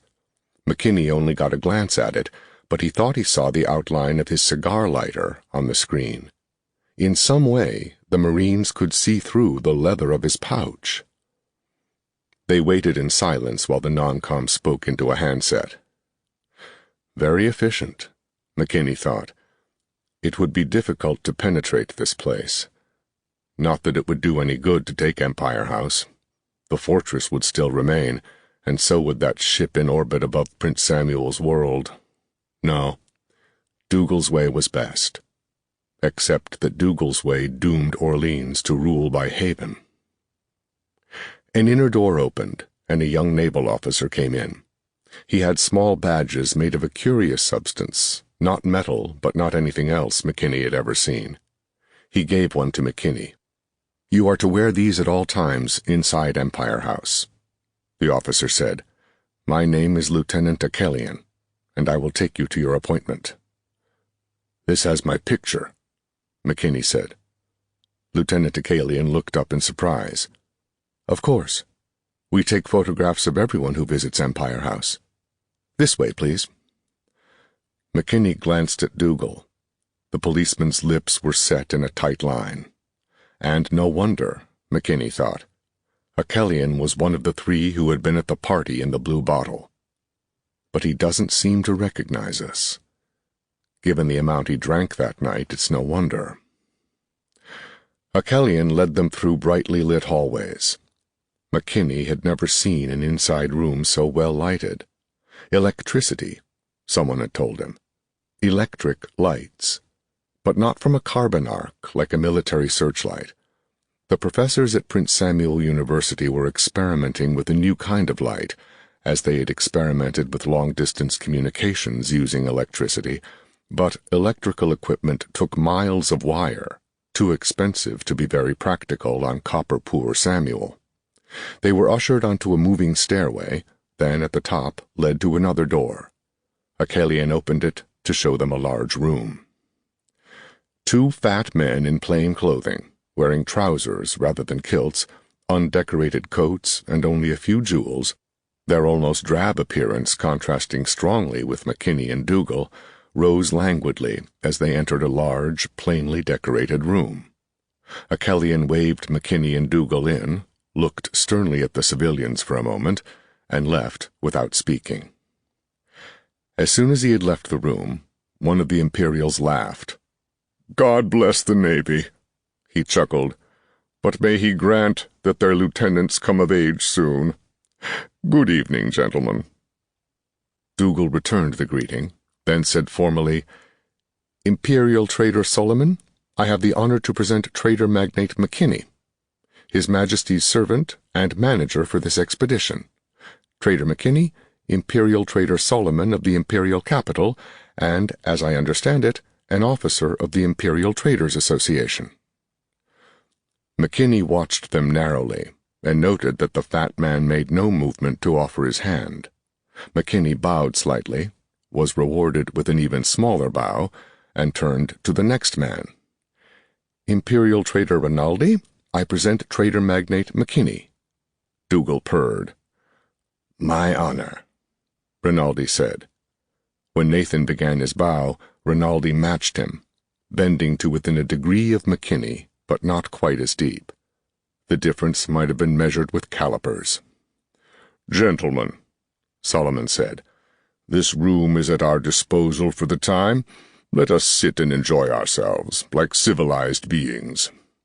He indicated couches drawn up in front of an open fire. As they sat, he continued, "Remarkable how peaceful it is to have a fire in the room with you. We haven't used them in the capital for a long time now. There are very few houses with fireplaces, and I can't remember when I last saw one lighted. I will have to have one installed on my return. A great aid to contemplation. Right, Chassar?" "It would be pleasant," Rinaldi said. "They are not quite so pleasant when they are your only source of heat," Dougal said. "No, I suppose not," Solomon said. He looked thoughtful. "When the Navy permits trade in such things, Imperial Autonetics will bring factories to make better heating systems. I expect we could sell many of them." He sighed. "But the military departments never act quickly. It will probably be some time yet." McKinney noted that both men spoke the language of North Continent almost perfectly, but with the careful pronunciations that indicated that it was a recently learned foreign tongue. Having never heard the Imperial language, he was not sure how close it would be to that used on Samuel, although it would obviously be similar if Dougal were able to read the book his agents had stolen. Still, it must require some study, he thought, and therefore it followed that the Imperials either had some method of learning languages quickly, or that the traders thought it important enough to spend the time and effort learning the local tongue. Either alternative seemed interesting. Solomon hovered around them, offering refreshments which he poured himself at a small stand at one side of the room before finally joining them before the fire. They sipped chilled wine from one of the islands of the archipelago, and Solomon praised it highly. "I hope it travels well," he told them. "This will be worth a fortune on the capital. It is as good as real earth wines, or nearly so, and they command a price you would never believe. This is a very fortunate world, gentlemen. Your wines and brandies can make you rich, and your gruwa. Do you think the peach plant would grow elsewhere? Ah, but it would never thrive as it does here. If only Earth had not been so devastated in the secession wars." He lowered his voice confidentially. "That is why the Navy is so stern, you know. Their academy is there, and they grow up with the results of the wars. They are determined that it will never happen again, even if they must enslave the entire galaxy to see to it. And now that it is traditional for the Emperor to send the heir apparent to New Annapolis, the whole government is infected with their dedication." He sighed deeply. "Have you visited Macassar yourself, traders?" McKinney asked. Briefly, Solomon replied.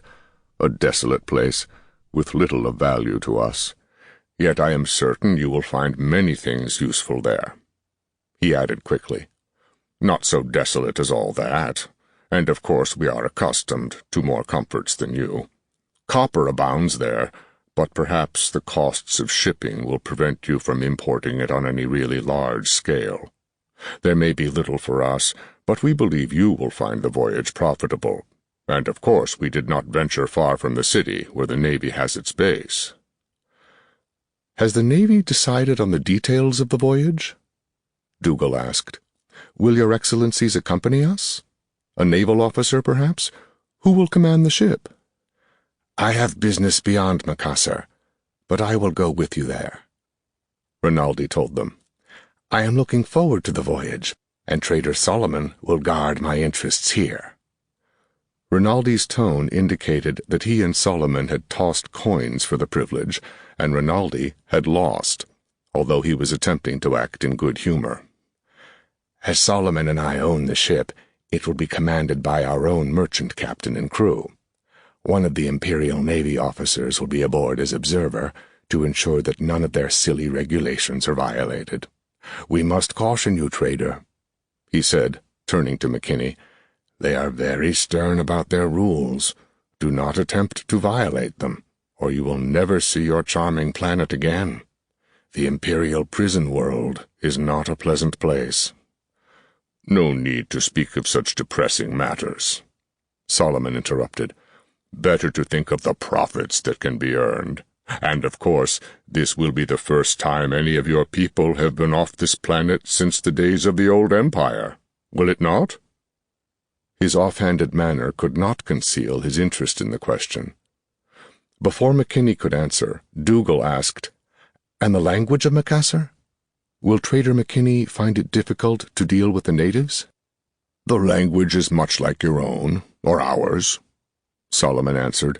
"Degenerate forms of old Empire, with some local words. It requires study, but there will be no great difficulties.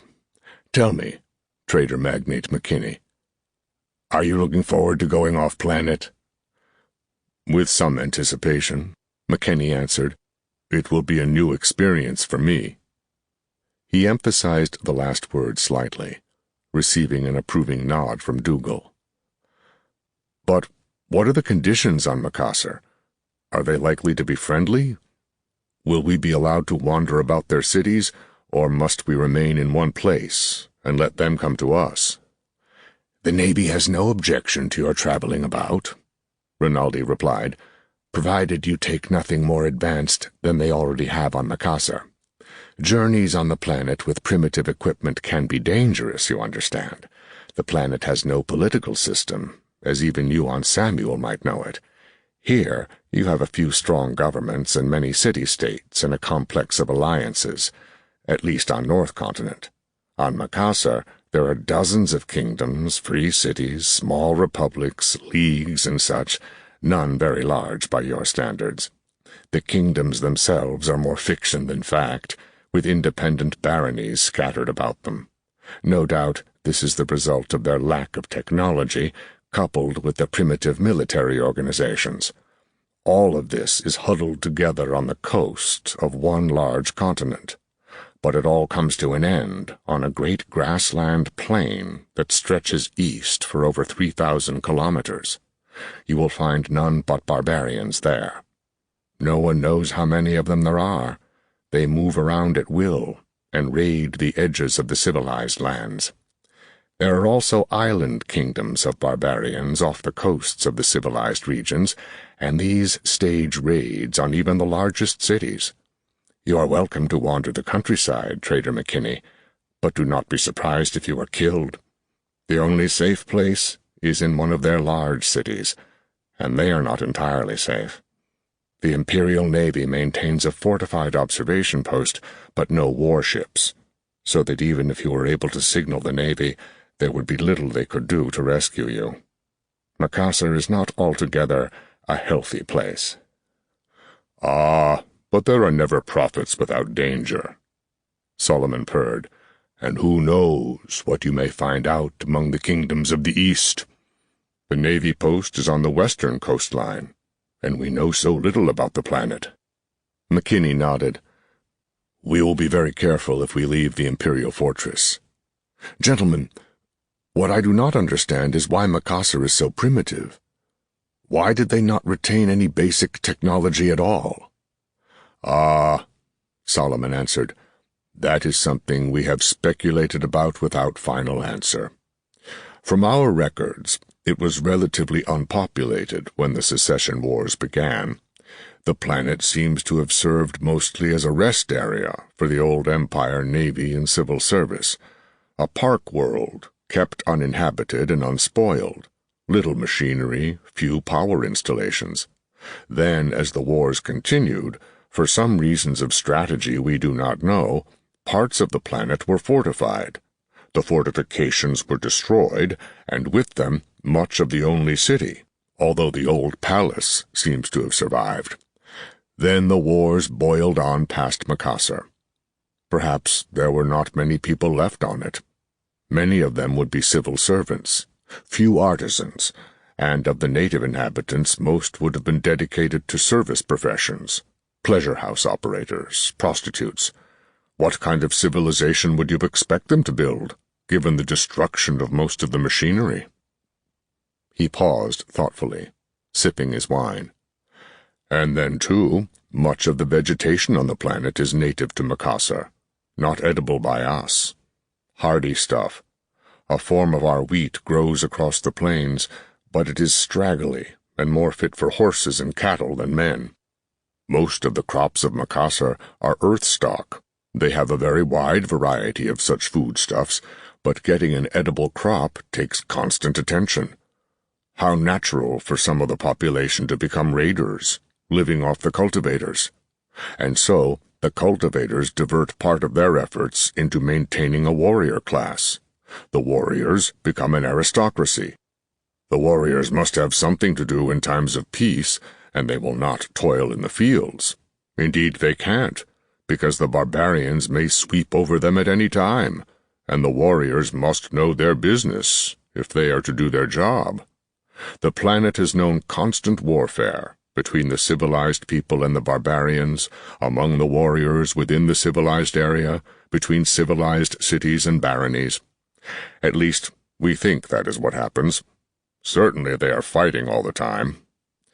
There was a period much like that on old Earth, Rinaldi observed. It would seem to have been ended by the development of scientific farming, which was a discovery of the Church. But Macassar has developed its own ideas of a church, not altogether to the satisfaction of New Rome. Ah, yes, Solomon added.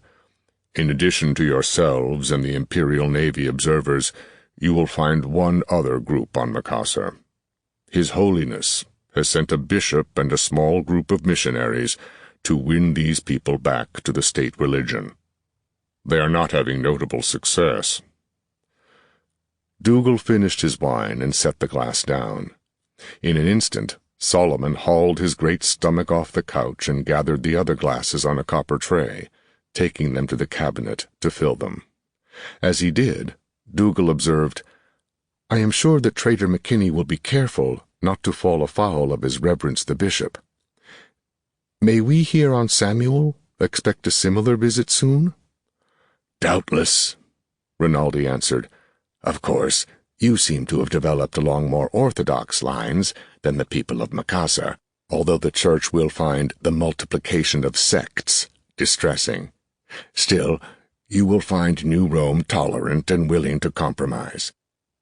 Do you anticipate much resistance to unification of the churches?" "Not much," McKinney answered.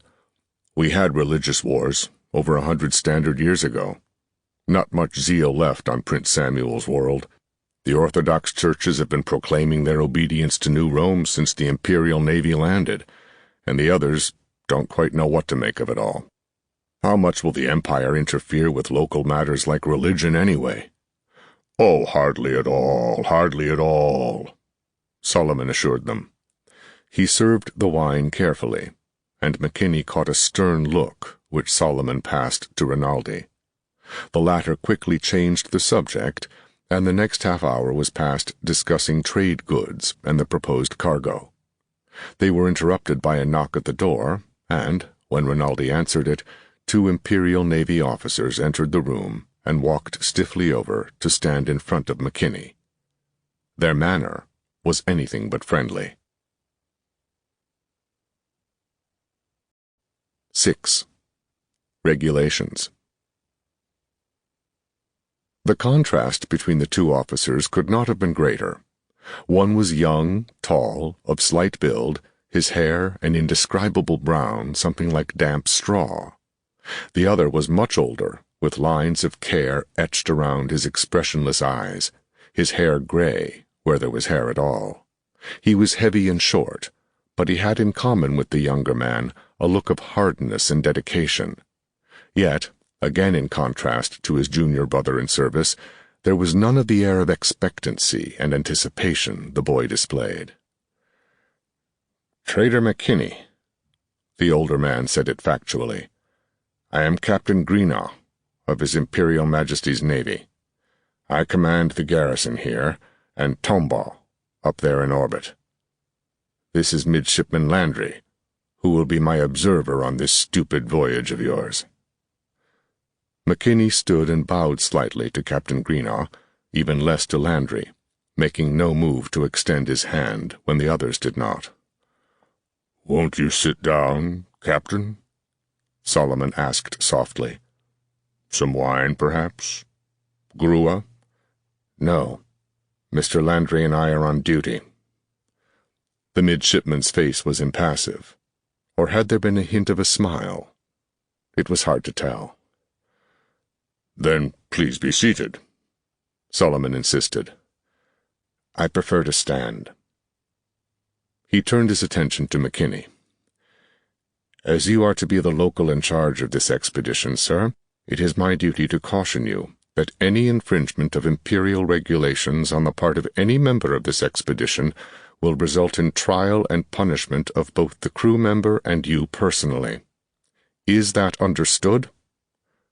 "Yes, Captain," McKinney said. He elaborately inspected the large ring on his left hand, then looked up. "I understand perfectly. Tell me why you were so unhappy with me, if you would, please." "I am not unhappy with you, sir. It is understandable that you would wish to travel in space. I am unhappy with Mr. Solomon for browbeating me into letting you do it." "Browbeating, Captain?" Solomon said in an amused tone. "Why, I merely indicated—" "You merely indicated the relevant passages in the Imperial regulations and reminded me of your influence. I don't give a damn about your influence, but I can't ignore the regulations. However, I warn you, McKinney, if Mr. Solomon can be sticky about regulations, so can I. You'll get a copy of the pertinent sections before you go, but I decided to see you personally, to try to talk you out of this venture." "If you please, Captain," Dougal asked, "why are you so opposed to our simple trading expedition? I thought it was Imperial policy to encourage trade among the worlds of the Empire. Your ambassador promises that Prince Samuel's world will profit highly through joining the Empire." "Sir—" The captain paused and snapped his fingers. "Citizen Dougal, sir," the midshipman answered, "in the service of King David." "Citizen Dougal, I have all too few officers on this station. I am responsible for the protection of this world from all interference with its development and assimilation into the Empire. There's a nest of outies not 20 parsecs away. Your King David is in one hell of a hurry to unify this planet against stiff opposition. The survey team keeps borrowing my people, and thanks to this expedition I have to send a junior officer off for the saints alone know how long. There'll be reports to file, inspections to conduct, and for what? So Mr. Solomon here can add another mega-crown to his bank account, and you people can bring some kind of gimcrack new luxuries to absorb what little capital there is on Prince Samuel's world. I don't like it, and I don't have to like it." "Sorry you feel that way, Captain," McKinney said. Inwardly, he knew all too well the plight of a military man caught up in the details of government. He would have felt sympathy for Greenough, but the memory of Lechfeld was too strong. The Imperials were the enemy. "But you have admitted that you understand our motives for wanting to go. I hope we can get our work accomplished without causing you any trouble." "You're damn right you will," Greenough snapped. "But before you make your final decision, let me acquaint you with the regulations. Item: you will be supplied with a basic naval study of the planetary languages found in the chief city of Macassar. You will at no time teach any native your own language or imperial speech. All negotiations will be conducted in one of the planetary languages. Is that understood?" McKinney nodded, suddenly realizing why all the Imperials he had met spoke a variant of the language of Haven. If you used a man's own language, you weren't likely to tell him anything he didn't know about. He wouldn't even have the words for most advanced concepts. Item: as Imperial subjects, Greenough continued, you would ordinarily be entitled to protection from barbarians and arbitrary imprisonment. In your case, we can't extend it. The garrison on Macassar is too small, and there's no ship. If you get in trouble, you're on your own." The captain took a small notebook-sized object from his pocket, touched a stud on the side of it, and glanced at its face before returning it to his scarlet tunic. McKinney recognized it as one of the tiny Imperial computers, supposedly equivalent to hundreds of the best mechanical calculators in use in Haven's banks, equivalent and more. The Imperials used them for everything, as notebooks and pocket clocks, for communications and diaries. Another thing, McKinney, any technical innovation traced to you directly or indirectly can result in a charge of interference. If it results in any severe disruption of the development of that planet, you can get life imprisonment. Assessment of the effects of innovations and your responsibilities for them are up to the Emperor's Lord Judges. "Why are the regulations so severe, Captain?" Dougal asked. "It is our understanding that the Empire intends only peace and friendship for its member worlds." "Damn right. And sudden technical changes destroy both. I've seen worlds where some smart guy used a little technology and a lot of guts to set himself up as a planetary king. Half the population out of work, the other half in a turmoil. Took the better part of a fleet and a division of Marines to keep order on the place. Mister, it's not going to happen in my sector." "The regulations are severe for a purpose," Rinaldi added. "There is no telling what the effects of even the most innocent technical revelations can be. Even something as inherently benign as medicines can change the whole pattern of life. There is a famous case from the early days of the new empire. The church went in and with the best of motives taught practical medicine to primitives. The missionaries were particularly concerned with saving children from infant diseases. They intended to give them some new agricultural and industrial techniques, but the people were not ready for them. They rejected the agriculture and industry, but they adopted the medicine. Within 50 standard years, there was famine all over the world. The results were horrible." Greenough nodded. "Still were when I was young Landry's age. I served a hitch on an escort vessel convoying a provisions fleet. Silliest thing you ever saw. You ever think of how futile it is to try to ship food to a whole world that's starving? If you took every ship in the Navy and Merchant Service and put them on it, even if the food was free and waiting in the same star system, it wouldn't do any good. But the Emperor's sister got interested in the place, and they had to have a try at helping. Did no good at all. Population's thinned out a bit now on Placentia, but the planet'll never be the same." "So, you see," Solomon said softly, "it is important not to interfere, no matter what the reason. You can always say that things would have been worse if you did not interfere, but you can't know." He sipped his wine. "Besides, people will have adjusted to the evils they are accustomed to. Your attempts to help may introduce evils they don't know, which are always worse to bear and will probably retard their natural development." "Thank you," McKinney said. "We will be very careful. What else must I know?" "Still determined," Greenough said. "Thought you would be. Well, if I can't persuade you to give it up, I can't. Bring your crew here tomorrow for inspection. Midshipman Landry will tell you the rest of the details." He strode to the door, then paused and turned back. "Just remember, McKinney, you were warned." "The hell with it." He went briskly out, followed by his midshipman. McKinney started to speak to Dougal once they were in the cab and drawing away from Empire House, but Dougal motioned him to silence. They returned to the Royal Guest House, where Dougal invited McKinney to shower, insisting that he do so in a manner that told McKinney it was an order. When he finished, he found fresh clothing, the elaborate trader's kilt and doublet gone. Dougal joined him as he finished dressing, and McKinney noted that the policeman had changed as well. "Sorry, trader," Dougal said, "but we have found by bitter experience that the Imperials have devices so small you would hardly notice them, which in some manner allow them to hear over long distances. Our engineers did not believe it at first, but I tested the hypothesis by feeding them false information when we had reason to suspect. I proved it, and now my people have found one of the things. Not as big as the end of your thumb." McKinney whistled. "Was there one attached to our clothing?" he asked. "No, not this time.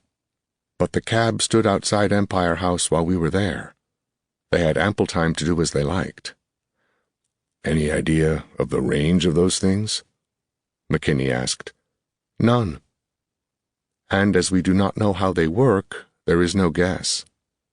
Some of our best physicists insist they have a theory how one might be built, now that they know it is possible, but they say any such device would have to be very large and use much power.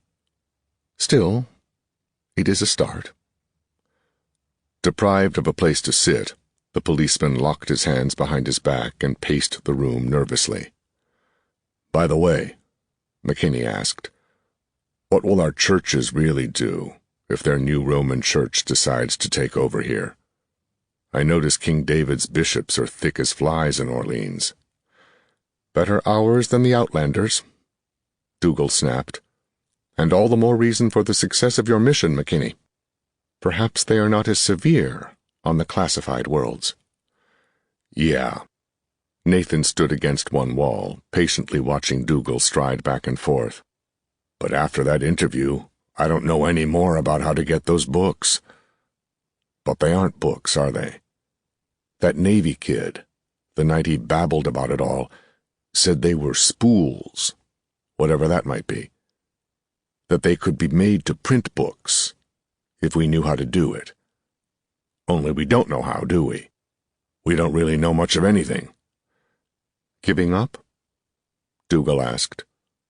No, by God. McKinney grinned. And the sooner we start, the better chance we'll have. It's still a fool's errand, but at least I can feel useful again, win or lose. 7. The Burden of Empire. Lieutenant Alphonse Pavlonachek Jefferson was in love.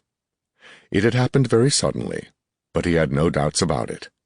He had all the signs he'd been led to expect from romantic novels.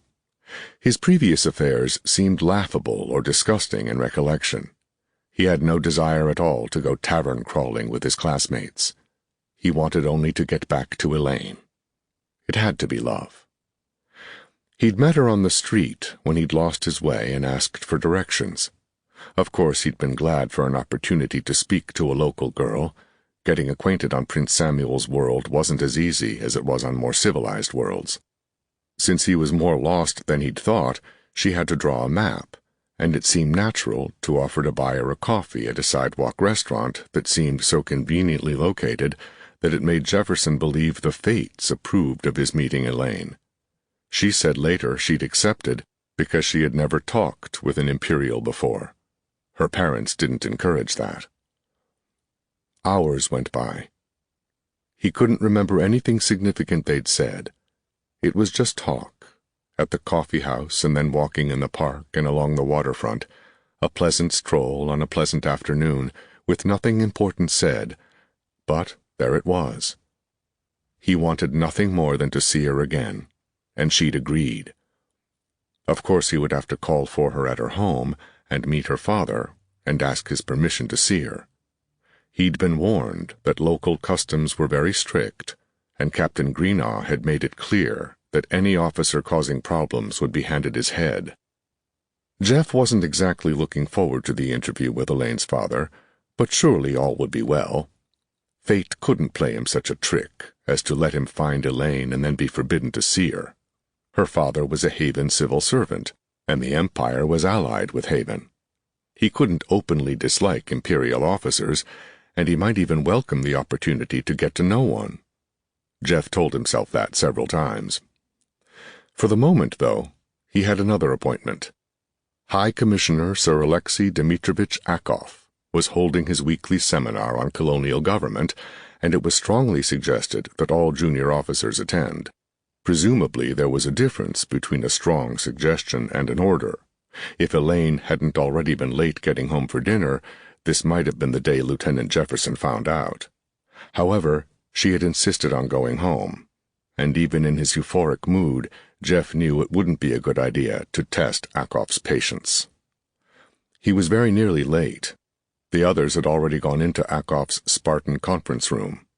Jeff hurried inside, and as he did, the opposite door leading into the commissioner's office opened, and the others stood respectfully. Sir Alexei nodded and waved them to their seats around the big conference table as he took his place at its head. He was not a tall man, nor was he large. From his looks, no one would have guessed that he was the most powerful man on Prince Samuel's world, the only man there who could give orders to the Navy and make them stick. He did have an air of importance, of speaking in a tone that indicated he expected to be obeyed, but even that wasn't permanent. He was, after all, a diplomat, skilled in persuasion. This was his first assignment as top authority on a planet, but he'd been deputy commissioner twice before, and was said to be highly competent. Jeff's father knew Akov slightly, and in his last letter to Jeff had mentioned the commissioner as an excellent example of the best and worst, of the Imperial Civil Service. Give him a policy and he'll enforce it. Even have sense enough to grant exceptions. But you have to give him a policy. He's not likely to come up with one on his own. The dry voice went on to suggest that Jeff erase that portion of the letter, lest Sir Alexei find it. Your brother will inherit the family title, my lad, his father's image had said with a wink, and you'll need friends like Sir Alexei if you intend to found your own branch of the family. You might even think about staying on Prince Samuel's world.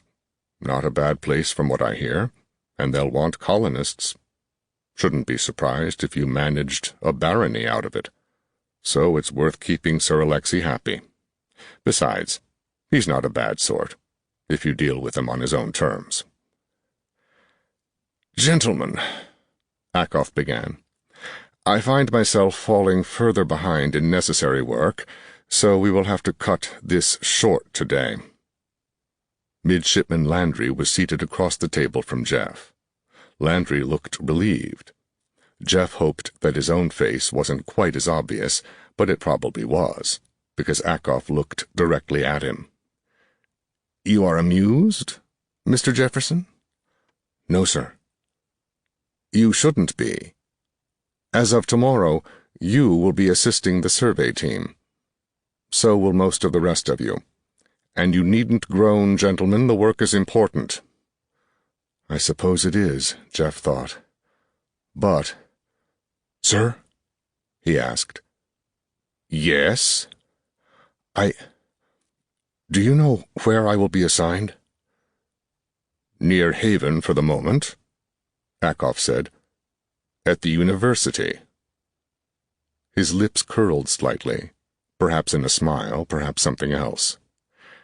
We must fully understand the capabilities of the industrial base here, get a total picture of their energy budget, assess their ability to maintain complex technologies.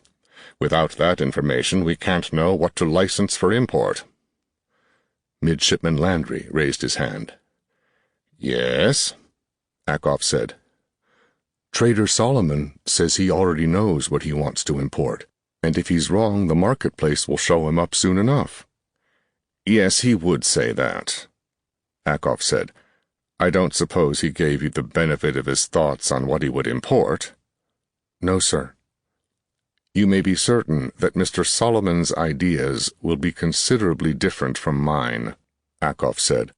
Luxury and convenience items, no doubt, and imbecile acts like this expedition to Macassar. It's quite natural that Mr. Solomon wants profits for Imperial Autonetics, and it doesn't take genius to imagine ways to accomplish that. Our task is to bring this planet smoothly into the Empire, and that may be a bit more difficult. Consider our situation, how very few we are, how expensive it will be to bring anything here. We cannot afford mistakes. The market may show up Trader Solomon, but the worst disaster he faces merely costs money. Our mistakes will cost lives. And do not deceive yourselves. We will make mistakes. The officers around the table looked at each other significantly. This was Akoff's favorite lecture, and once started, it was unlikely that he'd change the subject. More importantly, he wasn't likely to ask many questions. You could safely relax and daydream when Akoff took that tone and spoke of the burdens of Imperial office. For example, Akoff said, any fool knows that energy systems are the key to industrialization. Make energy cheap and plentiful, and people will figure ways to use it. But what energy systems? Satellites? This planet hasn't the industrial base for that, and we haven't the personnel to build either the orbital or the ground components. We're unlikely to get enough skilled people. Scratch power satellites for a generation or more. Small fusion plants? Who will operate them? Who will maintain them? How many engineers do we bring in, and who will train others here? And how is the power to be distributed on a world where metals are dear and copper so scarce it's used as jewelry? We'll have to use organic conductors, That's a very sophisticated technology, far too complex for a world this primitive, but I suppose we'll have to do it even so. And once we begin, when we've made electricity cheap and plentiful, how do we control industrial developments? No matter what we do, we're going to change the class structure of this planet. Power relationships will shift and flow in unpredictable ways. Mr. Jefferson, what is our primary mission? Sir? Jeff looked up with a start and tried to recall the question. To keep the peace. Precisely. Which means that when this planet does develop an industrial base, it must be governed, well governed, by people loyal to the Empire. Governors both able and popular, at least popular enough to retain their offices without constant revolt. Yet consider this. If we are to bring them industry, we must bring in the personnel to build and operate the primary systems. How do we induce them to come here? What can we offer highly skilled people so that they will colonize a primitive world? Wealth, Landry said. Precisely, Akoff agreed. Wealth, opportunity, the chance to found an aristocratic family. Power, indeed. But whenever you bring in an alien governing class, you will inevitably breed resentment among the population. Breed enough, and you can't govern. You lose control. Whether we like it or not, Prince Samuel's world will within a few generations have the capability of building modern weapons. When that time comes, the planet must be loyalist. The alternative is almost unthinkable. Remember Istvan and Kutuzov's choice? Jeff shuddered. Admiral Kutuzov had bombed an entire planet into the Stone Age. The alternative was the revolt of a whole sector. The alternative would have been another secession war, imperial planets destroyed, all of the horrors of the war years. Kutuzov had made the right choice, but it was one no sane officer wanted to face. And, he thought, it could happen here too. To me. Or, the other side of the coin, if I decide to become a colonist. Perhaps not to me, but to my children. Mine and Elaine's. The thought startled him. Was he really thinking of marriage? He barely knew her. But he didn't want to be away from her. Not for an hour. And it wasn't unthinkable. She came of a good family. Imperial policy encouraged colonists to marry locals and send down roots into the world they chose to live on. Hard choices, gentlemen, Akoff was saying, and the decisions we make will change the history of this world. For the moment, the local government cooperates with us, even welcomes our help. We have encouraged them to believe that once they have established a planetary government, the local dynasty will remain in control. You, ladies and gentlemen, will naturally continue that deception as long as possible. What happens when they find out we've been lying to them? A consular officer asked. Her tone made it obvious that she did not approve. It is not precisely a lie, Miss Neville, Akoff said. More a diplomatic truth. Whatever we call it, they'll find us out. And what then? She asked. Find us out, Akoff repeated. You young people can afford phrases like that. I can't. What will they find out? That no matter what our intentions, the experts we bring in will be more important than even the most influential locals? That the traders and technicians and diplomatic personnel and civil servants will have the knowledge and skills to rise high during the inevitable turmoil of change to a modern society, and their traditional leaders will not? That is the real truth, far more influential than any legalities we may impose. Try as we will, and we do try, there will be no way to avoid a change of ruling elites here. For obvious reasons, we must see that the new ruling class is loyalist. Sometimes that requires shoring up traditional leaders long after they have lost the ability to govern. Sometimes it requires replacing them. Sometimes— Why can't we just leave them alone? Sarika Neville asked. Akoff shrugged. Would that be kindness? He asked. Suppose we do as you suggest. Leave them alone. Let them develop as they see fit. Quite aside from the fact that the inevitable revolution here could as easily cast up monsters as saints for their leaders, what are we to do if they move away from the Empire, make alliance with outies, become a threat to this sector? Kutuzov's choice again, Jeff thought. There's got to be a better way than that. So, I leave you to contemplate our burden, Akov said. We must not fail. He glanced at his pocket computer. And now, as it is getting late, I'll let you go. Please stand for the Pledge of Allegiance. They all turned to face the portrait of Leonidas IX, Emperor of Humanity. 8. The View from Space. Despite Dougal's frantic desire for haste, getting the cargo inspected and loaded took 3 more days. Eventually it was accomplished, and McKinney met Dougal for the last time before departing. We must thank Trader Rinaldi for his help, Dougal said. Without his assistance, we'd still be dealing with Imperial clerks. McKinney chuckled. He wants to get back to civilization. Dougal snorted contempt. He would say that. He didn't say it. No, but it was obvious. Dougal shrugged. Well, we can be thankful for his impatience. Also that Imperial bureaucrats are no different from our own. It should be fairly obvious to them that we're far too primitive to be a threat to the Empire.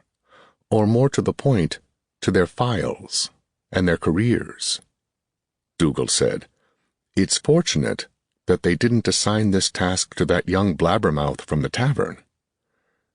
Yes, this midshipman Landry is competent enough, but he's never been on Macassar. I'd have thought they'd put one of the chaps who'd been there on this. They can't spare anyone higher ranking than a midshipman, Dougal said. That boy, Lieutenant Jefferson, is supposed to be quite competent. We must have seen him on an off night, McKinney said. Possibly. At any event, they have him working at the university, reading our engineering textbooks, and looking at the research laboratories. McKinney frowned. Are they suspicious? And of what? I do not know. He says he is part of a survey to determine what Prince Samuel's world needs. Certainly, there are enough of them looking in odd places, but we know more about Jefferson than the others. He has become friendly with the daughter of one of King David's officials, and they report his activities to me. So far, he has not again mentioned Macassar, but I'll be happier with you away. Yes, and speaking of that, I'd best be leaving for the harbor, McKinney said. Nervous? A bit. You've done all you can. Sure, McKinney said, and that's little enough. God knows how I'm going to bring home those books. Or whatever they are. Yes, or whatever they are. He shrugged. One thing at a time. Take what comes and do what you can. And that, Nathan thought, was what I was told by my TAC officer back in the academy. An academy that doesn't exist. You won't fail us. Dougal hesitated a moment, then put out his hand. Good luck. Thanks. I expect I'll need it. The merchant landing boat was ugly, a squat, winged cylinder nothing like the slim Navy landing ship that floated next to the main pier of the Imperial docks. The boat's gangway was a slice out of one side, which lowered to match the height of the dock. The compartment inside was bare steel. Built to lift mass, Landry explained as they boarded. There's no need to maneuver in atmosphere, not like a Navy boat. The others didn't answer, although McLean listened with evident interest to every word Landry said. They went down a short corridor to a compartment filled with padded seats. Find a place, Landry said. I'll help you strap in. Why the straps? Longway asked. "If this falls, they won't help much, will they?" "Not a lot," Landry admitted, "but these boats are quite serviceable. Not much happens to them." "I hope not," Mary Graham said. Where are the traders?" "They lifted off hours ago," Landry said, "with their own cargo. Not as big a load as we're carrying." McKinney could draw his own conclusions from that, and he didn't much like them. There didn't seem to be much to do about the situation, though, and at least Landry was aboard. There were warning tones from somewhere, 3 repeated notes, then a series of shorter tones that blended with a sudden roar from behind them.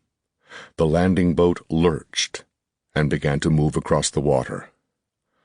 "What pushes this?" Kleinst asked. "Steam," Landry said. "Distilled water flows through a nuclear heat source." "Nuclear?" McLean asked. "Sorry," Landry mumbled. "It would take too long to explain. I don't know if I'm supposed to tell you anyway."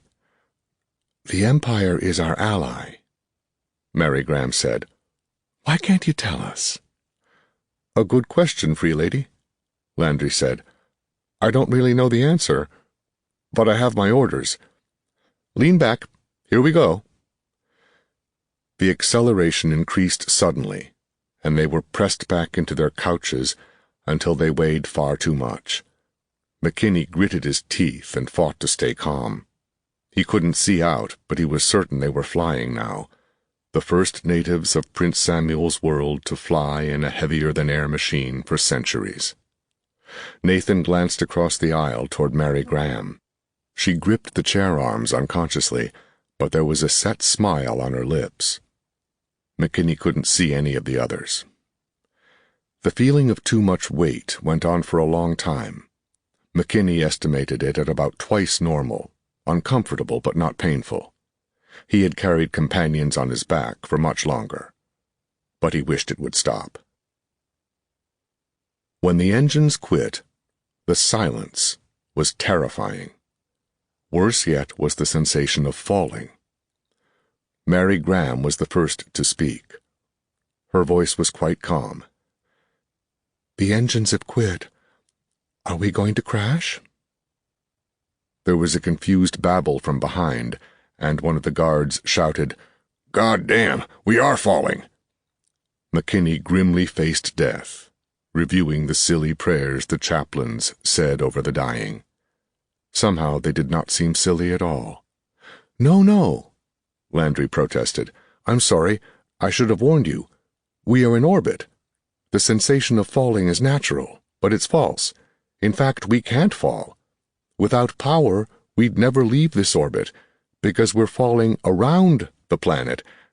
Oh, hell, I don't expect you to understand, but we're quite safe." "I'm glad to hear that," Longway said grimly, "but you might have told us." The incident served to reassure McKinney about Kleinst. The young scholar had evidently known they were safe, but made no move to assure the others, and thus break his cover as social historian. McKinney did not care for weaklings, but the young man seemed to have common sense as well as educated intelligence. The landing boat's engines started again, this time far more gently than before. For nearly an hour they experienced accelerations, now forward, now sideways, then finally there was a resounding clang, followed by other sounds. Midshipman Landry glanced at his pocket computer. "Good time," he said. "Couldn't have matched up quicker myself." "Do you pilot these craft?" McLean asked. "Your pardon, but you seem young for such a task. It must be very demanding." McKinney listened with amusement. From his interviews with McLean, he knew what an effort McLean must have made to be polite to a mere midshipman. "I have been a qualified landing craft pilot for nearly a standard year," Landry answered proudly. He glanced at Mary Graham, as if seeking approval. She smiled.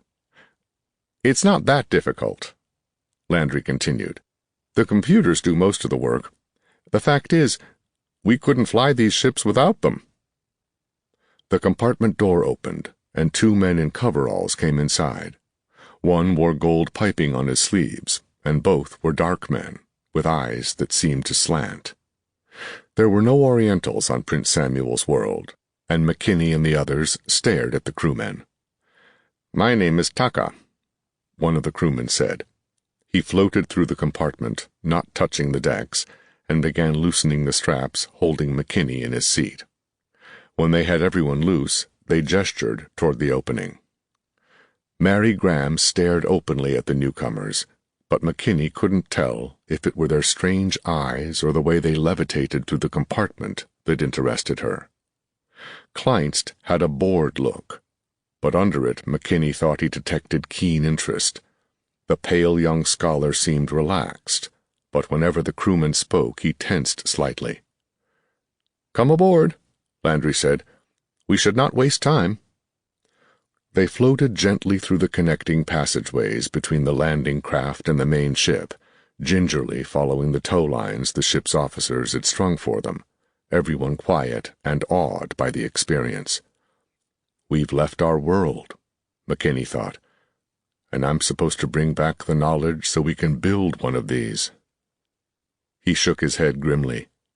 The more he saw of the ships, the more he was convinced that they had taken on an impossible task. Their staterooms proved to be minuscule cubicles, sparsely furnished at first sight, but when buttons were touched, various utilities, such as beds and tables, unfolded from the walls. McKinney sat in a chair and held himself in it while he looked at the various gadgets, but learned nothing. Wait slowly returned. A ship's officer led him into the lounge, where some of the others were already assembled. The room was completely alien to McKinney. It was splendidly furnished, but in addition to couches, chairs, and tables on the deck beneath him, one large circular wall was also covered with carpeting and furniture, all bolted into place. The wall was not a complete disk, for a large central tube ran through it well over Nathan's head. More strange than the double furniture was the deck, which curved up, both in front of him and behind him, yet when he walked around it, always felt as if it were down. After a few strides, he looked back to see that where he had been was now well above him. A few more steps brought him around the central column, overhead, to reveal Rinaldi apparently hanging from the ceiling, relaxing in a large chair, a drink in his hand. "Ah, Trader McKinney, please be seated. The others will be here shortly." Rinaldi sipped his drink. "Pleasant to have Wait again, is it not?" "Yes." McKinney sat, again noting the eerie sensations in his inner ears whenever he made a sudden movement. "How have you accomplished this, giving us Wait?" Rinaldi looked startled for a moment, then smiled. "You truly don't know, do you? I'll wait until the others arrive and explain. Have a drink, Trader. We can only enjoy this for another hour before the captain gets under way, and we will all have to be in our staterooms for the transition." McLean, Longway, Kleinst, and Mary Graham joined them within moments. Midshipman Landry arrived a few minutes later and explained that the guards and their leader were quartered on another deck with a lounge of their own. When all were seated, Rinaldi told Landry, "The trader is curious about our weight, midshipman. Surely the Empire will not fall if we explain it to our guests." "No, of course not, Trader," Landry said. "You see, gentlemen and free lady, the captain has caused the ship to rotate about its long axis. Thus, you are thrown toward the outside of the ship. When we begin our voyage, however, the ship will accelerate for long periods of time, and the rotation will cease. While we accelerate, you will feel weight, but down will be that deck in front of you, and this deck will become a wall." The boy paused for a moment, then said suddenly, "If you have never been off-world, you have never seen your own planet. There are ports at that bulkhead there. Allow me to open them for you." Before any of the others could rise, Kleinst had charged across the deck, eagerly waiting until the port was uncovered. With a shrug, Landry uncovered several more, and the others took turns looking out. No one had the heart to remove Kleinst from his post. They saw Prince Samuel's world, although it did not appear to them as a sphere, as the orbit was not that high. Although it was partly obscured by clouds, they could see much of the great mass of North Continent, a portion of the major sea, and several of the larger islands of the archipelago. Except for the fleecy clouds, it looked exactly like globes and maps they had studied in school. The world below them appeared to be moving across their field of vision, however, and after it passed, they would see the black of space, stars shining more brightly than they had ever believed possible. For long moments there was no conversation. Finally, slowly, one by one they filed back to their seats, except for Kleinst, who stayed at the port until they were ushered to their staterooms for the beginning of the voyage. McKinney was not allowed off the lounge deck except to go down a ladder to the deck below where Stark and the guards were quartered. His troops had far less luxurious quarters than his own, but somewhat more open space, and Hal was using the time to best advantage, training the men in unarmed combat and experimenting with swords and shields from their personal baggage. The men seemed cheerful enough, and McKinney ordered a small daily ration of brandy for each man to relieve the monotony. He returned to his own quarters for the same prescription. The days flowed by with a monotonous quality, relieved by their constant efforts to master the language of Macassar. McKinney and McLean sent for wooden swords and put in an hour of practice daily, resulting both in bruises on their persons and considerable respect for each other. They also trained with their men. Longway and Mary Graham seemed to have a knack for languages, particularly the academician, who passed from the main dialects to lesser ones he found in supplementary sections of the loose-leaved books the Imperial Navy had supplied. They were informed that the books would be collected before they made planetfall, and McKinney held his breath at the mention, but nothing else was said about them. 11 days out from Samuel, they were again strapped into their chairs in their staterooms, experiencing another hour of weightlessness before normal weight returned. By constant pestering of Landry whenever the boy joined them, McKinney induced him to tell them that during the first part of the journey they had accelerated and were now decelerating in order to enter faster-than-light travel. When he received only quizzical looks from the others, Landry explained further. There's 2 kinds of drive, normal space and hyperspace. In normal space, the fusion drive works into a Langston field releasing photons which propel the ship. Never mind, I'm not allowed to explain it to you anyway. But this pushes the ship right along, and we experience acceleration from it. The hyperspace drive works on a different principle. It works along the pseudo-nuclear force path between 2 stars. I don't suppose that means anything to you. There are force paths between the stars similar to the forces that hold atomic particles together. Unlike the atomic forces which fade off rapidly in an exponential relation to distance, oh hell, that doesn't tell you anything either. What's important is that the drive won't work if you're near a sun or a planetary body. You have to get to the precise Alderson point to get into hyperspace. Otherwise, nothing happens when you turn on the drive. Navy ships have better equipment for locating Alderson points, so they don't decelerate as much as a merchant ship. Eventually, we'll arrive at the right place, and we can get into the hyperspace path between stars. In there, we can go faster than light. Landry glanced about him, and Kleinst quickly assumed the blank stare typical of the others. The midshipman scratched his head, muttered that was all he was allowed to say anyway, and asked for another drink. McKinney noted that the boy would usually have exactly 3 drinks, and would always leave their company as soon as he had consumed the 3rd one. He also noticed that the midshipman seemed to be a great deal more talkative when Mary Graham was present. Days were measured by the ship's clocks, which were geared to a standard day somewhat shorter than that of Prince Samuel's world, as Samuel's years were slightly shorter than those of Earth. McKinney noted that the Imperials tended to use many expressions and physical devices traditional from Earth. On the 22nd day, they were once again warned to go to their cabins, and later each was personally inspected by Landry. "Don't panic, no matter what you think you see or hear," he warned each. "The Alderson Drive affects different people different ways. It's very usual to feel disoriented. Just be calm, and everything will be all right." An hour after the boy left them, McKinney was in a cold sweat, waiting with nothing to do. He hoped that the others would remember their instructions. As he inspected his mechanical watch for the 20th time, there was a strong thrumming sound which seemed to permeate the ship. This went on for several minutes.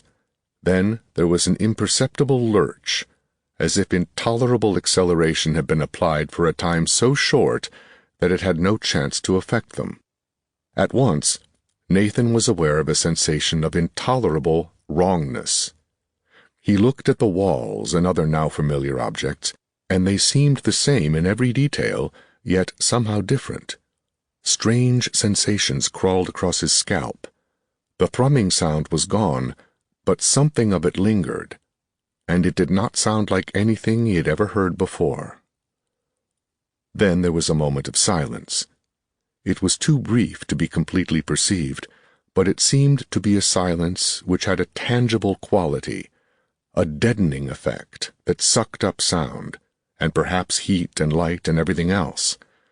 Then there was the sound again, which rose and died away, and after that weight returned, oriented toward the circular section which McKinney had come to think of as the walls of his cabin.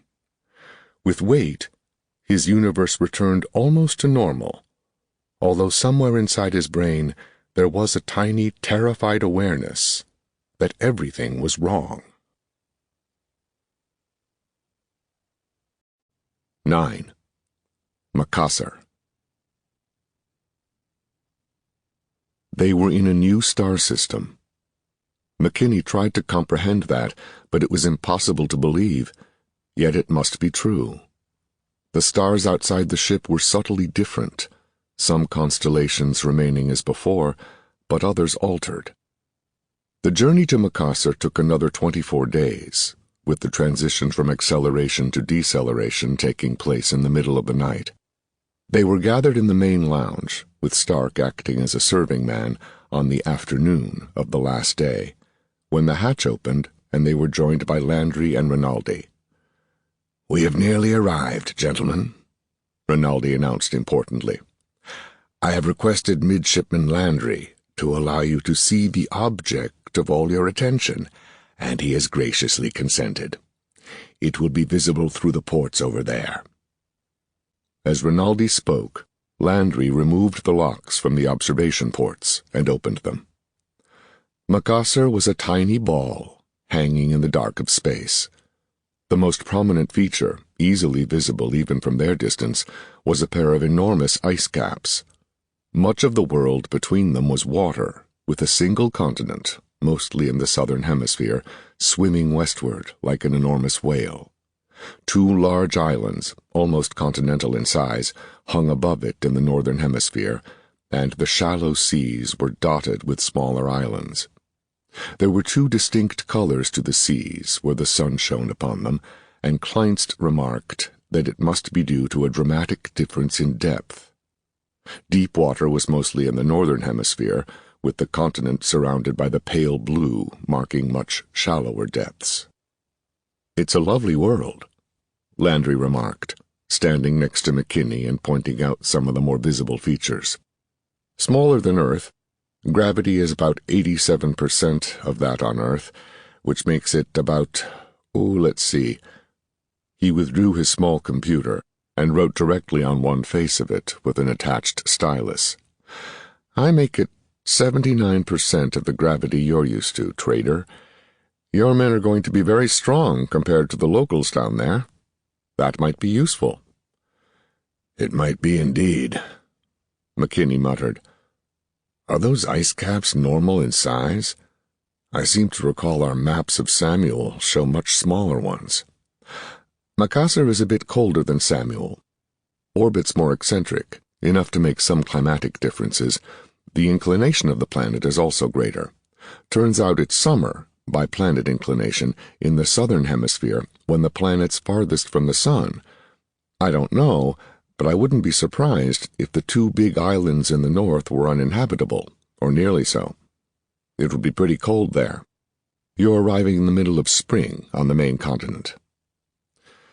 McKinney recalled the maps they had been given. Except for a few sea trader towns, the entire population of Macassar was concentrated on the main continent, at least as far as the Imperials knew. The maps weren't very accurate, but at that, they'd be the best obtainable. They watched the planet grow larger and larger as the ship approached. Each member of the expedition stood in silence, lost in his particular fantasy, dreaming of other worlds. Then the alarm sounded, and they scrambled for the landing boat. The Imperial base was located in a small trading town by a great bay at the western end of the planet's single continent. A scattered chain of islands led across the shallow seas to a series of large islands from which trading ships and sometimes pirate raiders came. Because of their depredations, the area around Jakar was largely uninhabited, which suited the Imperials well. Their presence in the town was disturbance enough. They had no desire to be seen by any large number of the people of Macassar. A light rain was falling as they left the landing boat. They stood on the stone dock and stared about them in silence. "Another world," Mary Graham said. "It's hard to believe." "It is that," McKinney said. He sniffed the air, but could smell nothing. The rain had washed away any alien odors and kept them from seeing very far. He turned back to Graham. "This is the first chance we've had to talk alone," he said. "What was the long, heated conversation you had with Rinaldi yesterday?" "It was nothing." "Your pardon, but I do not believe that." "He wanted... I tell you it was nothing. The trader invited her to dinner," Longway said. "Alone?" "Yes. Of course I refused," Graham said. McKinney looked at her grimly. "You should have told me. I am my guardian," Graham finished for him. "Yes, and what good would that have done? You would have challenged him. He would have been horrified and thought us barbaric. Nothing would have been accomplished." "But she's right," Longway said. "By his standards, there was nothing improper about the invitation." He put his hand on McKinney's sleeve. "I know," he said. "The invitation applied that she might accept it. Since freeborn ladies would never visit a man in his quarters, he implies that she is no more than a tavern girl. But he does not know that, Trader McKinney." "And who will explain this to her father?" McKinney asked. "He is not here," Longway said carefully. "Nor is there any reason to explain to him. Trader, Imperial ladies are, I think, no more immoral than our own. But they are their own mistresses, not under guardianship. The Empire is as shocked by our customs as we are by theirs. More, I think. And remember where we are. You can hope there will be nothing worse than this to endure." McKinney turned away without answering. Longway was right, of course. Even on Prince Samuel's world there were cultures which did not so thoroughly protect their women as did the North Continent civilizations. There were even places where men did not go constantly armed. He had adjusted to those, and he could to Macassar. Navy House was crude, a stone building constructed by the locals, and there was no marine fortress. Whatever defenses the Imperials had installed were not obvious to McKinney as his group approached the Imperial headquarters. Many of the locals were small men, brown and dark, reminding McKinney of the officers aboard the trading starship. Their clothing was crude, some of the men wearing trousers, others dressed in long gown-like robes which hung to their knees. In sharp contrast to the passengers of the starship, everyone seemed to have a beard of some kind, although many of them were not well developed. Their hair was long, and it was obvious at a distance that they did not often practice bathing. In the 100 yards from the docks to Navy House, McKinney's party was approached by at least 10 beggars, some of them proudly displaying truly horrible disfigurations. They shouted and pleaded, and McKinney was pleased to see that he was able to understand them reasonably well. The practice aboard the ship had been useful for learning the language, even if he did not care much for his first encounter with it. Stark tossed out a few copper coins, allowing them to escape as the beggars cursed and fought for the money. They were permitted to stay in Navy House for a few days only, and McKinney's officers eagerly explored the small town, talking to the inhabitants and investigating the possible marketable goods for sale. At the end of the 3rd day on the planet, they assembled in the one large room of the headquarters building. Rinaldi, as usual, sat by the fire, a glass in his hand. Your Excellency, we have been unable to find a single thing worth transportation to Prince Samuel's world. We are beginning to think there is nothing here. McKinney began. Where are the spices and exotic cloth and the rest that you and your partner described? Rinaldi laughed. For all I know, he said thickly, there may not be another valuable thing on the planet. Solomon cleans a place out pretty good when he gets the chance.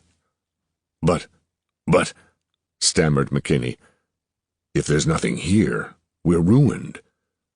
You've charged us an enormous price for transportation to this place. Surely there's something worth buying. How are we going to recover our expenses? You probably won't. We never promised you a profit, trader. Rinaldi pronounced the title as if it were an insult. In our business, you have to take chances.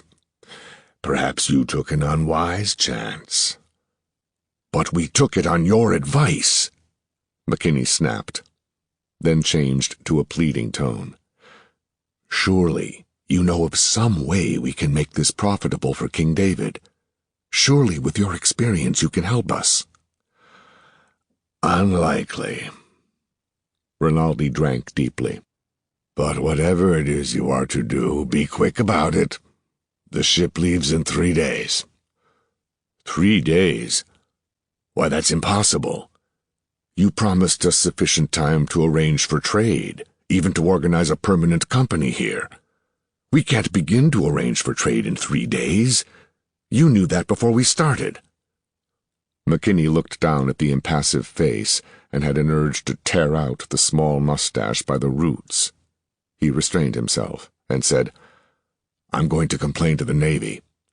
They'll make you honor your contract. Our contract, trader, says that you will be brought here and returned at a time mutually convenient. The ship leaves in 3 days. That's convenient to us. And you've nothing to complain about. We're going to 2 other star systems before we go back to your miserable planet. You won't be permitted out of your quarters while we're there, but think of the broadening travel you'll experience. It is not mutually convenient if one party does not agree. Longway said softly, We may have few rights, Imperial Trader Rinaldi, but I suspect Captain Greenaw will enforce those we have.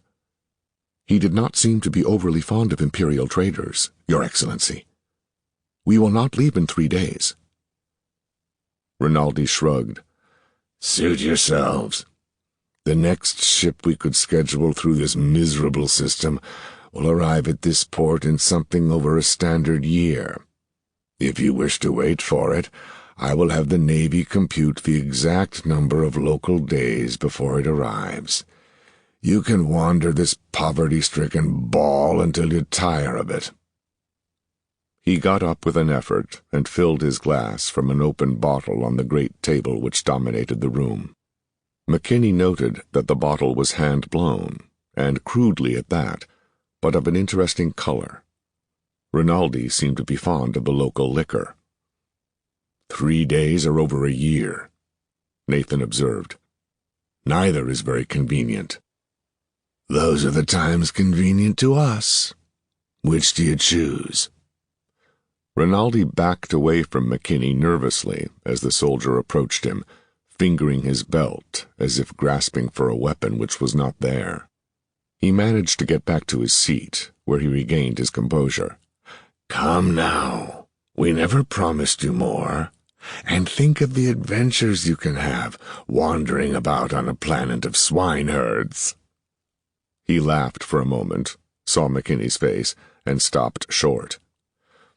Nathan turned to McLean and said, Go get the lieutenant in command of this post. We may as well find out just what else this man can do to us. The group waited in a strained silence for several minutes before McLean returned with Midshipman Landry and another officer. Lieutenant Farr was a short, dark man who resembled the planetary locals. McKinney wondered idly if he had been chosen for the post for his ability to blend in with the rest of the population. Nathan explained the situation, and Farr and Rinaldi conversed in the Imperial language for several minutes, speaking too rapidly for even Longway to understand.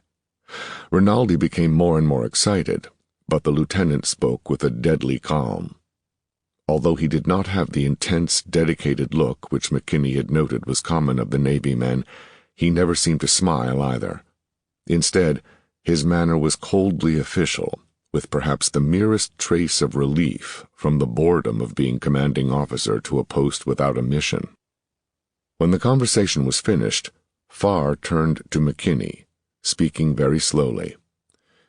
If he is correct about the details of the contract your king signed, then he can legally do this. We could examine it for you, if you'd like, but it might take some time. There are no legal officers on this post.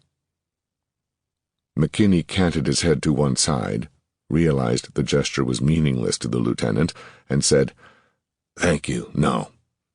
I'm sure they drafted it carefully enough. He seized a glass, filled it, and drained it off. Is there any chance of our finding a decent trading community on this planet, Lieutenant? And will we be allowed to go and search for one? The only place I can suggest is the main city, Batav. It's said to be wealthy, although what the locals mean by wealth is not likely to impress you. It is all you will find. McKinney nodded. Then I suppose we must go there. I can't return to King David without something to show for his investment. There are difficulties, Lieutenant Farr said slowly. The Empire cannot transport you there. The entire countryside is in a state of war, and it is not likely you will survive to reach Batav. We can give you no protection. The officer paused. But if you must go, perhaps you will find another party of Imperial citizens who set out for Batav. A group of churchmen defied our advice and departed months ago. We have not heard from them, and His Holiness will insist on knowing what became of his missionaries. If you find what became of them, it will make the job easier.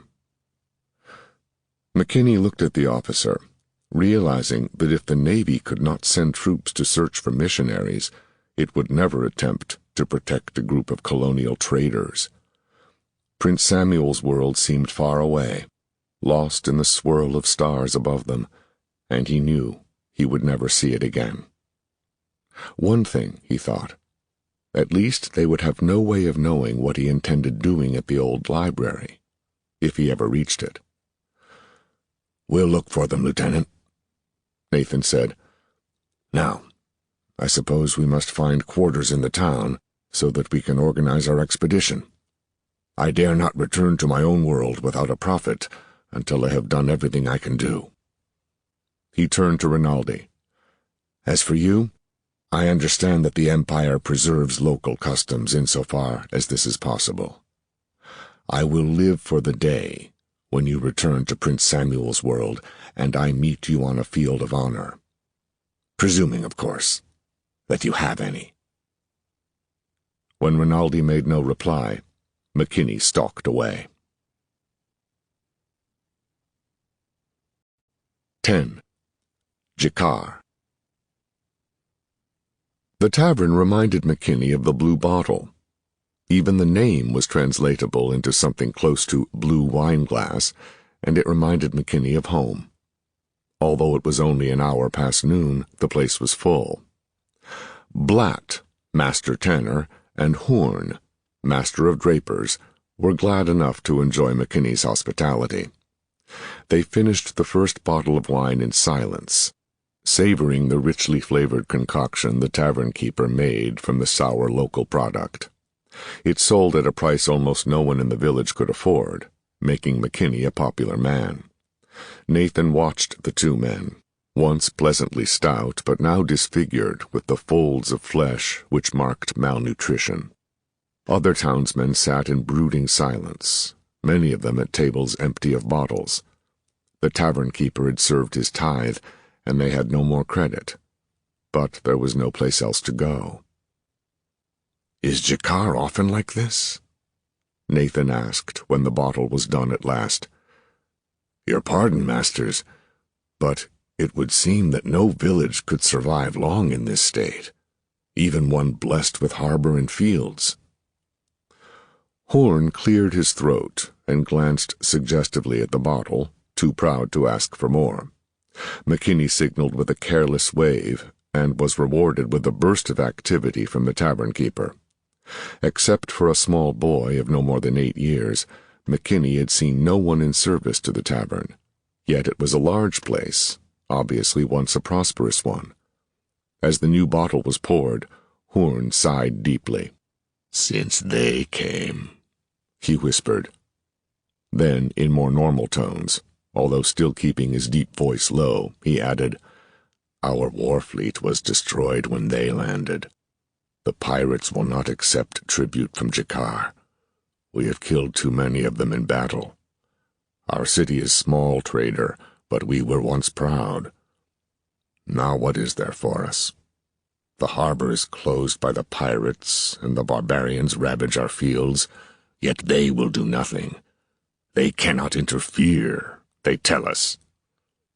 The draper's voice rose to a shout, tinged with tears. "In the name of the immortal God, have they not interfered already? They have been the ruin of Jakar." "Aye," Blatt muttered. "Our fleet and our army were the same, both lost. The pastures are burned off, the fields trampled. Oh, we are safe enough within the walls. They will not allow the town to be sacked. We could wish that they would. Then our young men might take courage and be ready to fight again, instead of huddled at the steps of the church to receive alms they once gave, or drinking the tavern keeper's tithe before it can reach the priest. A curse on outlanders!"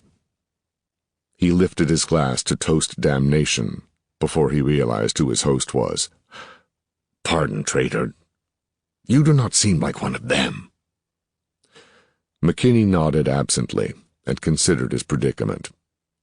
On the next day, the landing ship would rise, leaving his crew stranded on the planet, but he had yet found no way to leave Jakar. Just outside the city walls, barbarian hordes prowled, ready to plunder anyone foolhardy enough to take either road, north or south. Outside the harbor, patrols of pirates based on the islands across the great shallow bay called the Siwala Sea enforced the blockade of the port, demanding not only tribute, but the head of the master of each guild in Jakar. It was to the credit of the people of the town that no one had ever been heard to speak in favor of dealing with the pirates, except 2 ancient guildmasters, who claimed they had few years left anyway. Their own councils refused to consider the proposal. The barbarian incursions into what had once been civilized territory had created chaos in lands which had never been well governed in the best of times. Many of the warrior families, which had maintained at least the illusion of peace and order, were no more. Others had fled. No one could answer for the safety of a small party setting out to the old empire city nearly 3,000 kilometers away. The Imperials had very little information about Batav. In hopes of finding a local who had journeyed there, Nathan approached the guildmasters who ruled Jakar, only to find that few townsmen had ever traveled farther than a few hundred kilometers at best, and most of those had died in the brief, futile resistance to the Navy. To the Navy, the loss of 390 locals was a regrettable incident. To Jakar, it was ruin. God is angry with you, traitor. Horn said, A few years ago, Jakar was the busiest port on the coast of the West. Out here, we don't have large cities as they do in the East, but there were over 5,000 souls in our town, and as many more on the lands around. Trading was good. We had no need of lordlings to fight our battles for us. We were free men, bound to no one, our own protection. The guilds rule here, not some bonehead warrior capable of nothing but mounting with sword and lance. You speak too hard of the men of iron, Blatt said. The wine was warming him to the conversation, recalling pleasanter times he had been in the tavern. He lifted a blue-tinted blown goblet, the kind which gave the place its name, and drank deeply. They do nothing but fight, true. Yet I think Jakar would never have been free if there were not the marshlands to our east. It was our curse that the Iron Men died in plague. Their strongholds fell, and hordes swept past. Before that, we had only to fight the few raiders who passed the great houses like thieves in the night. When their full force fell on us, we knew it. Knew it and won, Horn shouted. Ah, traitor, had you seen it? Our young men, the sailors from our fleet and the boys of the guilds, standing with pikes leveled, never giving ground, while the barbarians dashed themselves against us. Glory to the Lord, the field was red with their blood. We took 100 horses and many ayuks for our own. Evidently horses and cattle had been brought to Macassar by the old empire. Now both ran wild across the plains, hunted by local predators unless protected by men, but managing to survive. Some of the barbarians also rode the ayuk, a native beast which resembled a moose with long, semi-prehensile claws and an elongated prehensile snout. It lived on the hive rat, warm-blooded egg layers about 7 inches long, which lived in great colonies, with only a few retaining active sexual powers. The hive rat was one of the most dangerous creatures on Macassar, although it was not carnivorous. It ate the stone-hard local woods with ease, burrowed in the ground, and found any plant life edible by humans quite nourishing. It would fight when trapped, and when one was wounded, hundreds of them came to its aid in blind fury. More than one man had died through being caught by them in the open. A great victory, Blatt nodded. One which Master Horn could tell you more of, for he commanded for the guilds that day. Aye, we broke them, but we could not pursue them. Most escaped. Had we 40 of the mounted Iron Men to give chase, the victory would have kept the barbarians from our gates for 100 years. Ah! Horn drank again. Then he smiled and shrugged. We can agree the warriors know how to fight. Yet I have in my day seen them turned back from the gates of a city like ours.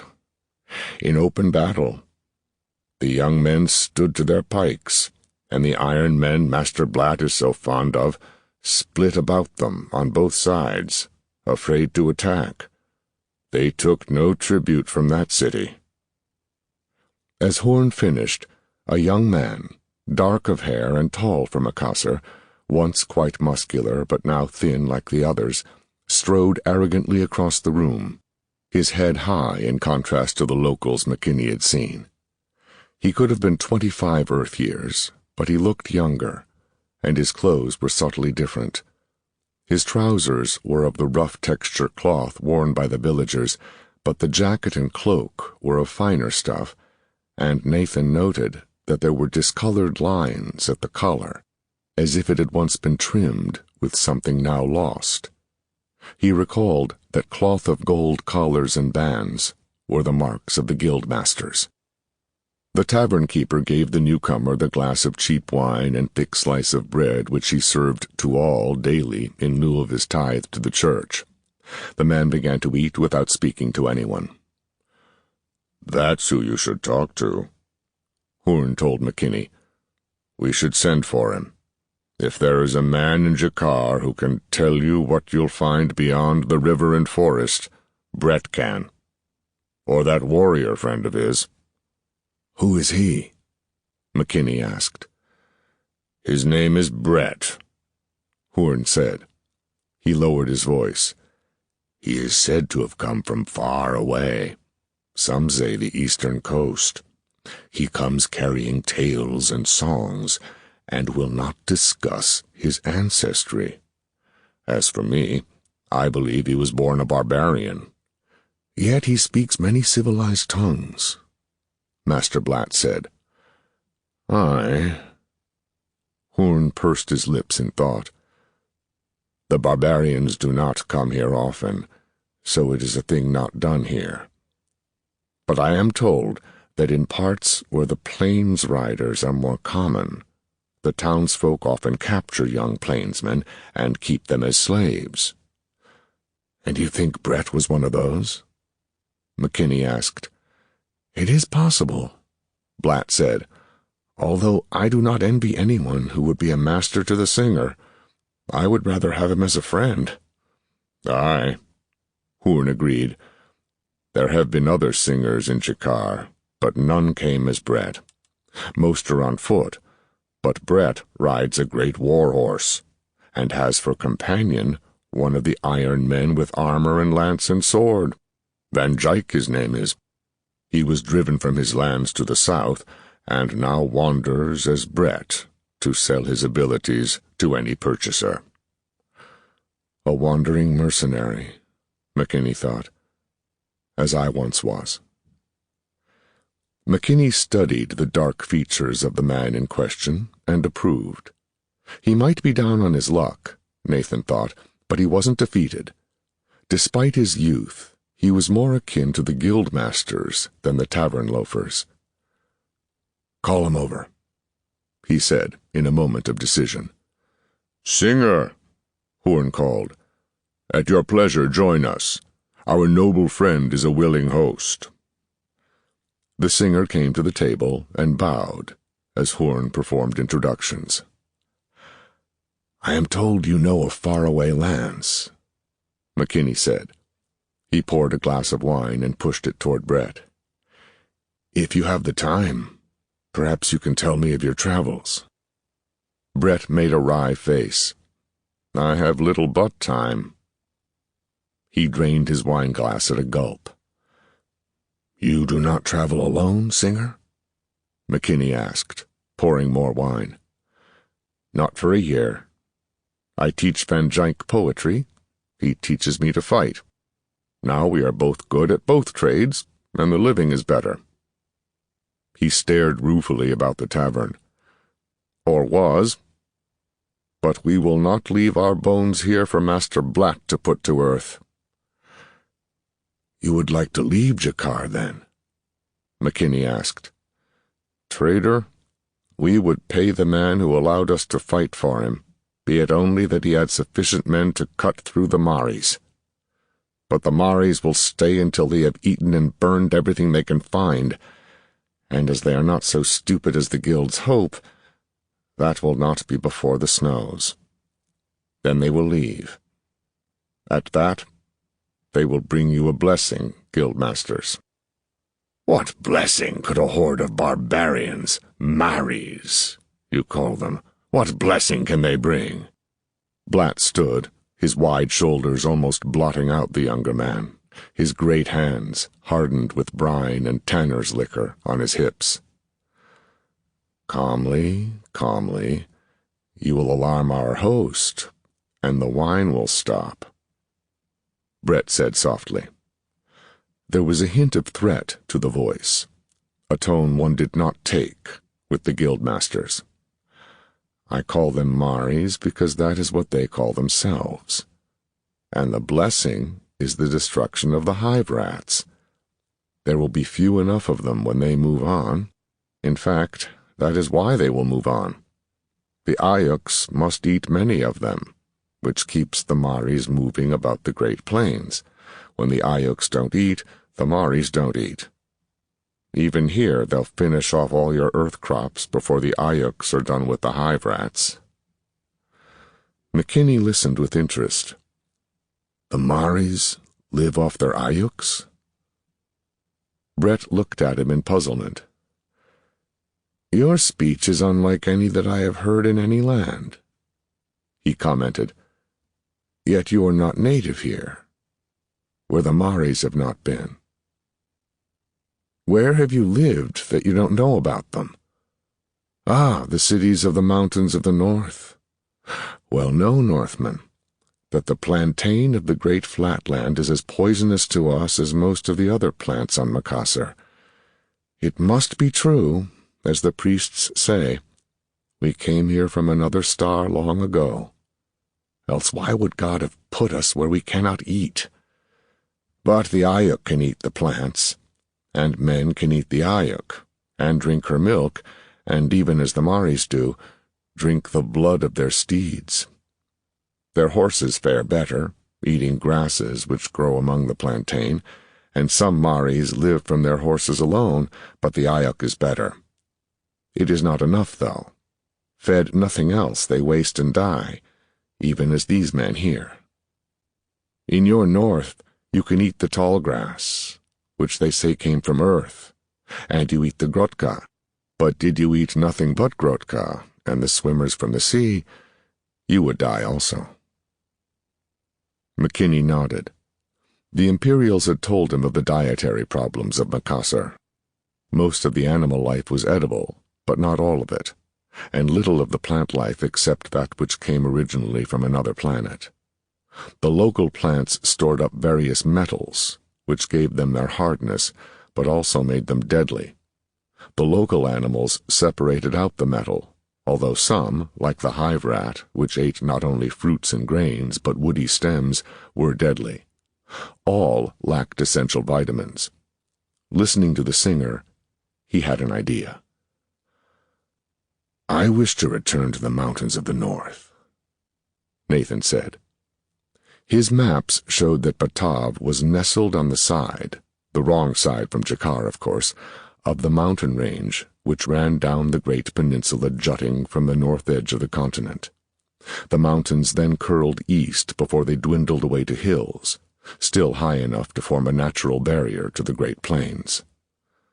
North? Brett asked incredulously.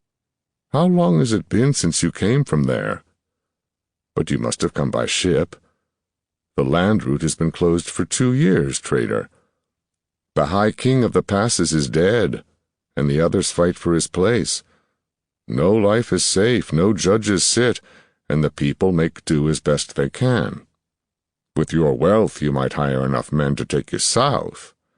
With me to show the way, you could fight through the Maris and come to the city-states and kingdoms of the Kapul, but not to the north, trader. We could never pass the Sangi. Brett tossed off the glass of wine, then waved at a smaller man, fair-haired, and contrasting with the singer in every dimension, yet bearing the same manner of confidence. The newcomer came forward slowly. Trader, Brett said, this is Van Dijk, the best friend a wanderer ever had, tragedy as it is that he must roam the lands. Brett poured his friend wine without asking. Van Dijk nodded to McKinney and sat in silence. McKinney noted that he was younger than Brett, possibly by as much as 2 of the local years. Yet he was born of the nobility, while whatever Brett's origin, it had not been in an iron and stone wood fortress. The relationship between the men must have been complex. The others explained to the young warrior what McKinney had in mind. But there is no way through the Sangi, Brett finished, or none that I can see. Nor I. Van Dijk drank slowly and deliberately, as he seemed to do everything else. You will not find enough men to take the trail through the forest. The coast is closed. I do not know the sea." "The sea!" Blatt snorted. "Were there a way by sea, half the town of Jakar would be off trading. All your gold will not pay the pirates, trader, and there is but one warship left in Jakar." "There is a ship here?"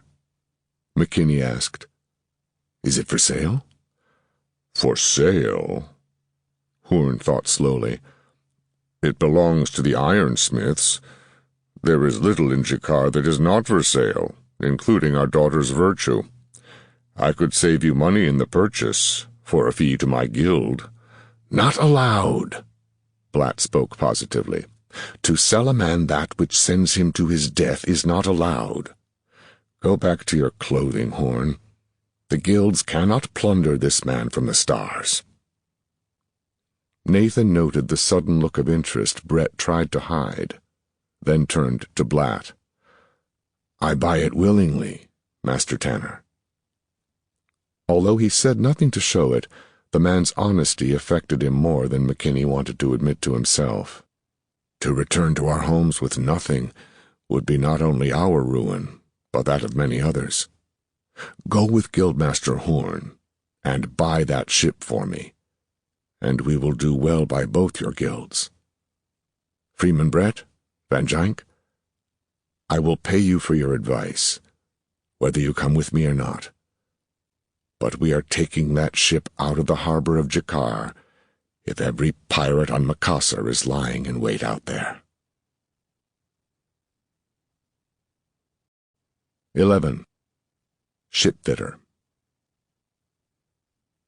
McKinney and his party were inspecting their ship when the landing boat rose from the harbor and vanished from sight in the low clouds above.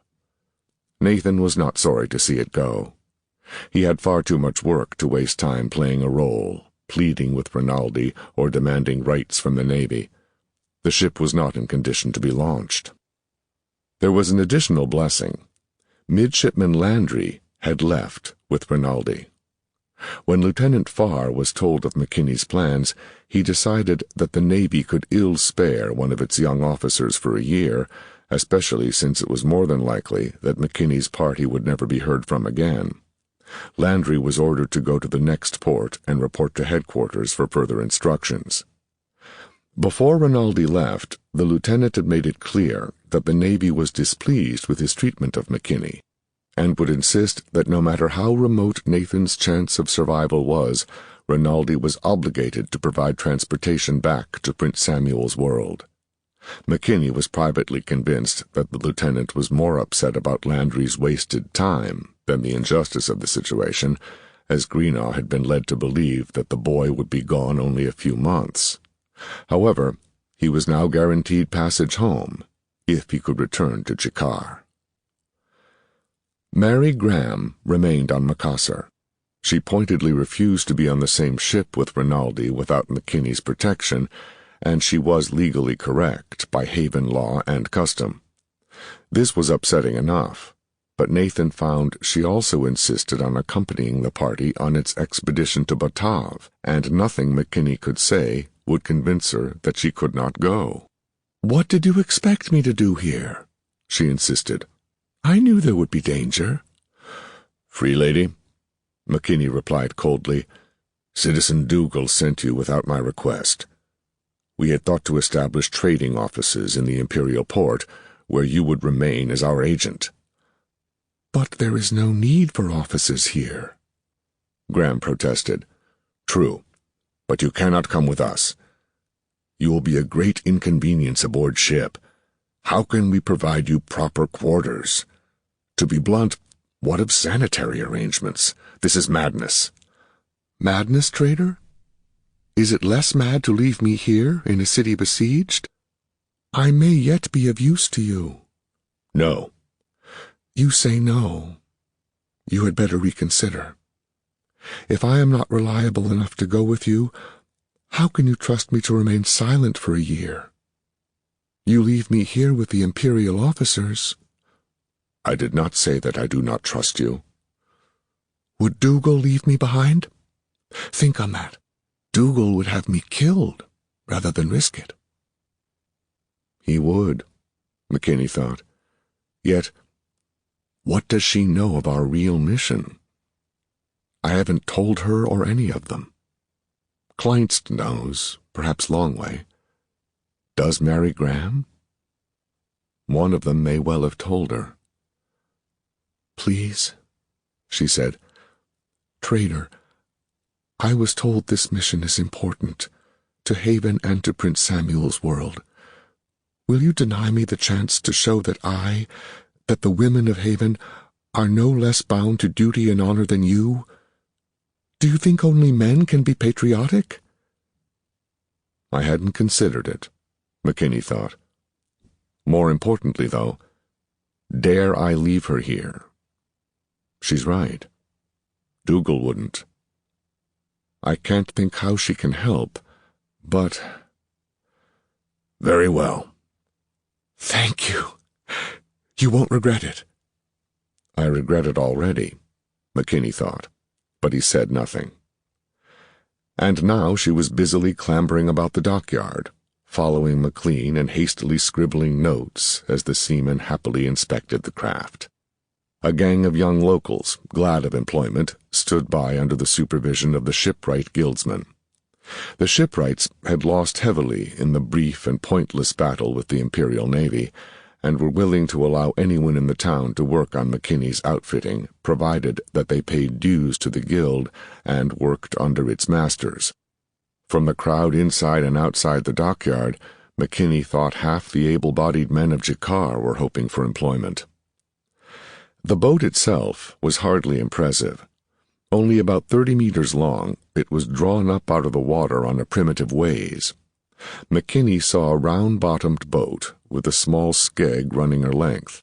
The stem and sternpost were carried up high out of the water, and a great platform was constructed across the stern. On top of that was a cabin.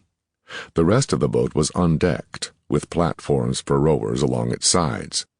Over 100 men could sit on the two sweeps half-decks, but there was no chance of hiring that many for a long voyage, even if the pirates were not outside the harbor. At present, McKinney had no crew at all, except his original expedition, although Brett and Van Jynck were on his payroll, and would come even though they thought there was little chance of getting through. After McLean inspected the vessel, McKinney took him to a sheltered space to hold a conference. Hal Stark stood by to be sure they were not overheard, and McKinney wasted no time. Can we make it? It's vital that we get to Batav, if we have to swim. McLean sucked on a pipe casually for a moment. Smoking did not seem to startle the villagers, although they were never seen to smoke, but McLean's lighter was far in advance of anything on the planet. McKinney wondered how he had got it past the thorough inspection Mr. Landry conducted before they were allowed to unload their goods from the landing ship. The pipe gurgled for a few moments before McLean said, "Need some modifications to get that far? From what I've heard, this is sheltered water around here, but after we've gone north a ways, there'll be nothing to the west for 4,000 kilometers. Big waves will come across there in a normal westerly. Sure as hell be bad in a storm." So, we could make it. When McLean nodded, McKinney went on. How big a crew will you need? The way I intend to modify her, no more than twice the number we already have. But everyone will have to lend a hand. A few locals would be useful if you can hire them. I'm going to make her sail, trader. She's got that damned stubby mast on her. I'll yank that and put in a taller one, then stay it properly, deck the boat over, and put some iron ballast in her. Nothing the Imperials can object to. And I'll mount lee boards. The term meant nothing to McKinney, but he'd find out soon enough. Sail up high will tip it over, won't it? He asked. McLean shook his head. Ballast will fix that, I hope. She's beamy enough. Should be good form stability. I like the hull sections. They've ridden out some mean storms in those things. That big iron ram on the prow goes back almost amidships. It's the closest thing they've got to a ballast keel." He sucked on his pipe. "You can tell there's a lot of shallow water here, and with those weird tides from the two moons, they must run aground a lot. That's why the boats have nearly flat bottoms. Beats them for the night, usually, I expect. We can get there, trader. But I don't know about the pirates." McKinney nodded. "Suggestions?"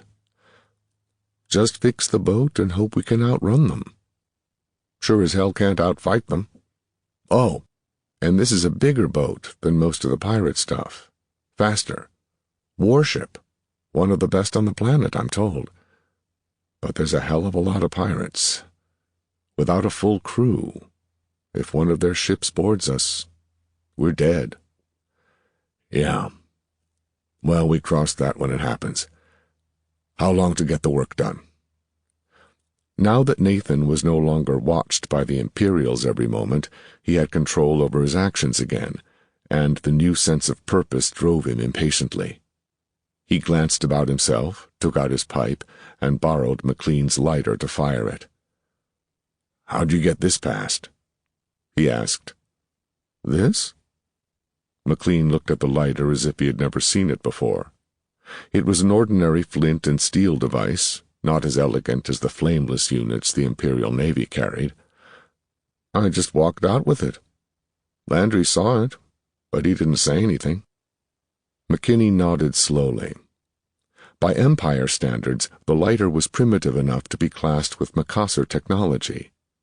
He wondered how many more Samuelite devices were strange to Macassar, but would be overlooked by the Navy.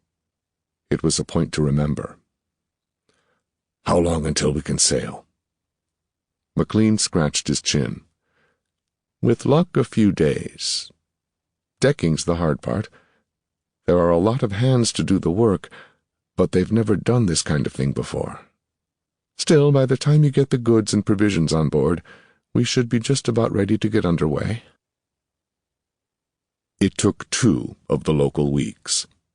Although the Macassar day was somewhat longer than Samuel's, and quite a bit longer than the standard Earth day, McKinney noticed that he and his crew soon became accustomed to living by local time, which was measured by sundials or not at all. One reason the work went slowly was that the local church insisted on Sabbath keeping, and in addition seemed to proclaim at least one holy day each week. These, and the inexperience of the locals with the construction methods McLean insisted on, caused the first delays. Then, when the ship was completed, another week was consumed in obtaining cloth suitable for sails and having the drapers sew it. McLean was the only man available to design the equipment needed.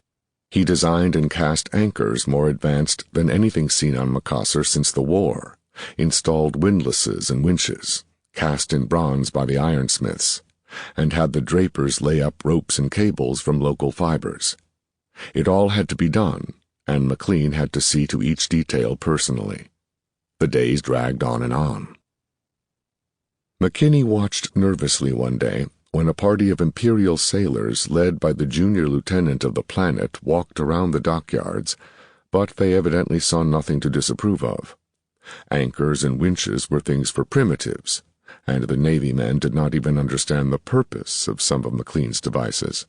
As a precaution, McKinney had taught Brett the use of most of them, so that if asked, he would appear familiar with the equipment.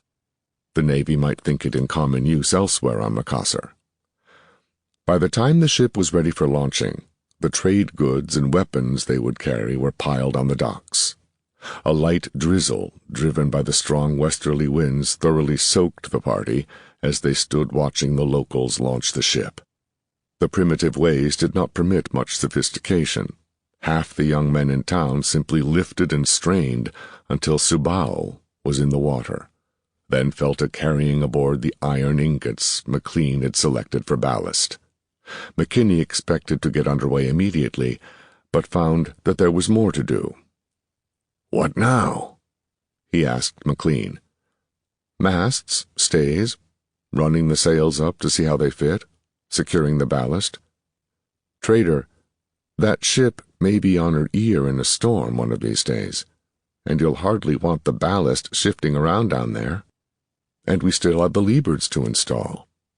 You can save time by getting your gear aboard today, but don't plan on leaving for at least 3 days more." McKinney cursed, silently, so that McLean would not hear him. There was little else he could do. That afternoon, McLean gave instruction on how to sail the boat. He discovered that young Todd had sailed small boats in the Haven harbor, and, under McKinney's questioning, the boy admitted to being a military cadet from one of the wealthier families of the Kingdom of Haven. McLean immediately appointed him midshipman and quartermaster. They learned the language the locals used aboard ships, although McLean had to adapt several local words for terms they would not be familiar with. Then he had Todd drill everyone on the names of lines and gear on the ship. McKinney noted that Brett seemed very adaptable, learning faster than the Outworlders, although his friend Van Jank was almost uninterested. Stark, as usual, soon learned his tasks and drove the guardsmen to theirs, not a bit upset by Todd's sudden promotion over him. That night, Stark and McKinney sat in McKinney's small room at the inn, overlooking the water. "Best we get the men some action, sir," Hal said. "All that drill with sword and shield's fine, but they get restless carrying stores and driving nails. Got some good pointers from that Van Jank fellow. He's gifted with this armor and stuff. Reckon he's in the same business we are." McKinney nodded. "From what I can see, it was all he ever learned until he lost his lands and had to go wandering with the singer. What do you make of Brett?" "Don't know, sir. Takes my orders right enough. Better than Van Jank, but there's no understanding him." McKinney nodded. "He's a tough one. That's a pretty strange partnership he's got with Brett. Van Jank seems to be one of the Iron Men Blatt forever tells us about." He hoisted his glass and winked at his sergeant. "Iron McKinney's new troops. Few enough of them. Had any success at recruiting?" "That's what I wanted to talk to you about, sir. There's a shipmaster I've been drinking with, man named Laholo. He claims he can get us a crew for a price. Part of the price is he wants to go with us." Mr. McLean wasn't too interested in having a native shipmaster aboard, said there was enough command problems already, what with nobody knowing who ranked who. "He's not happy with you being in charge, sir. But I can't tell about Laholo. The guild people seem to think a lot of him. Should I send for him? He's in the bluegrass tonight waiting to hear." "No harm in talking to him. Sure, why not?"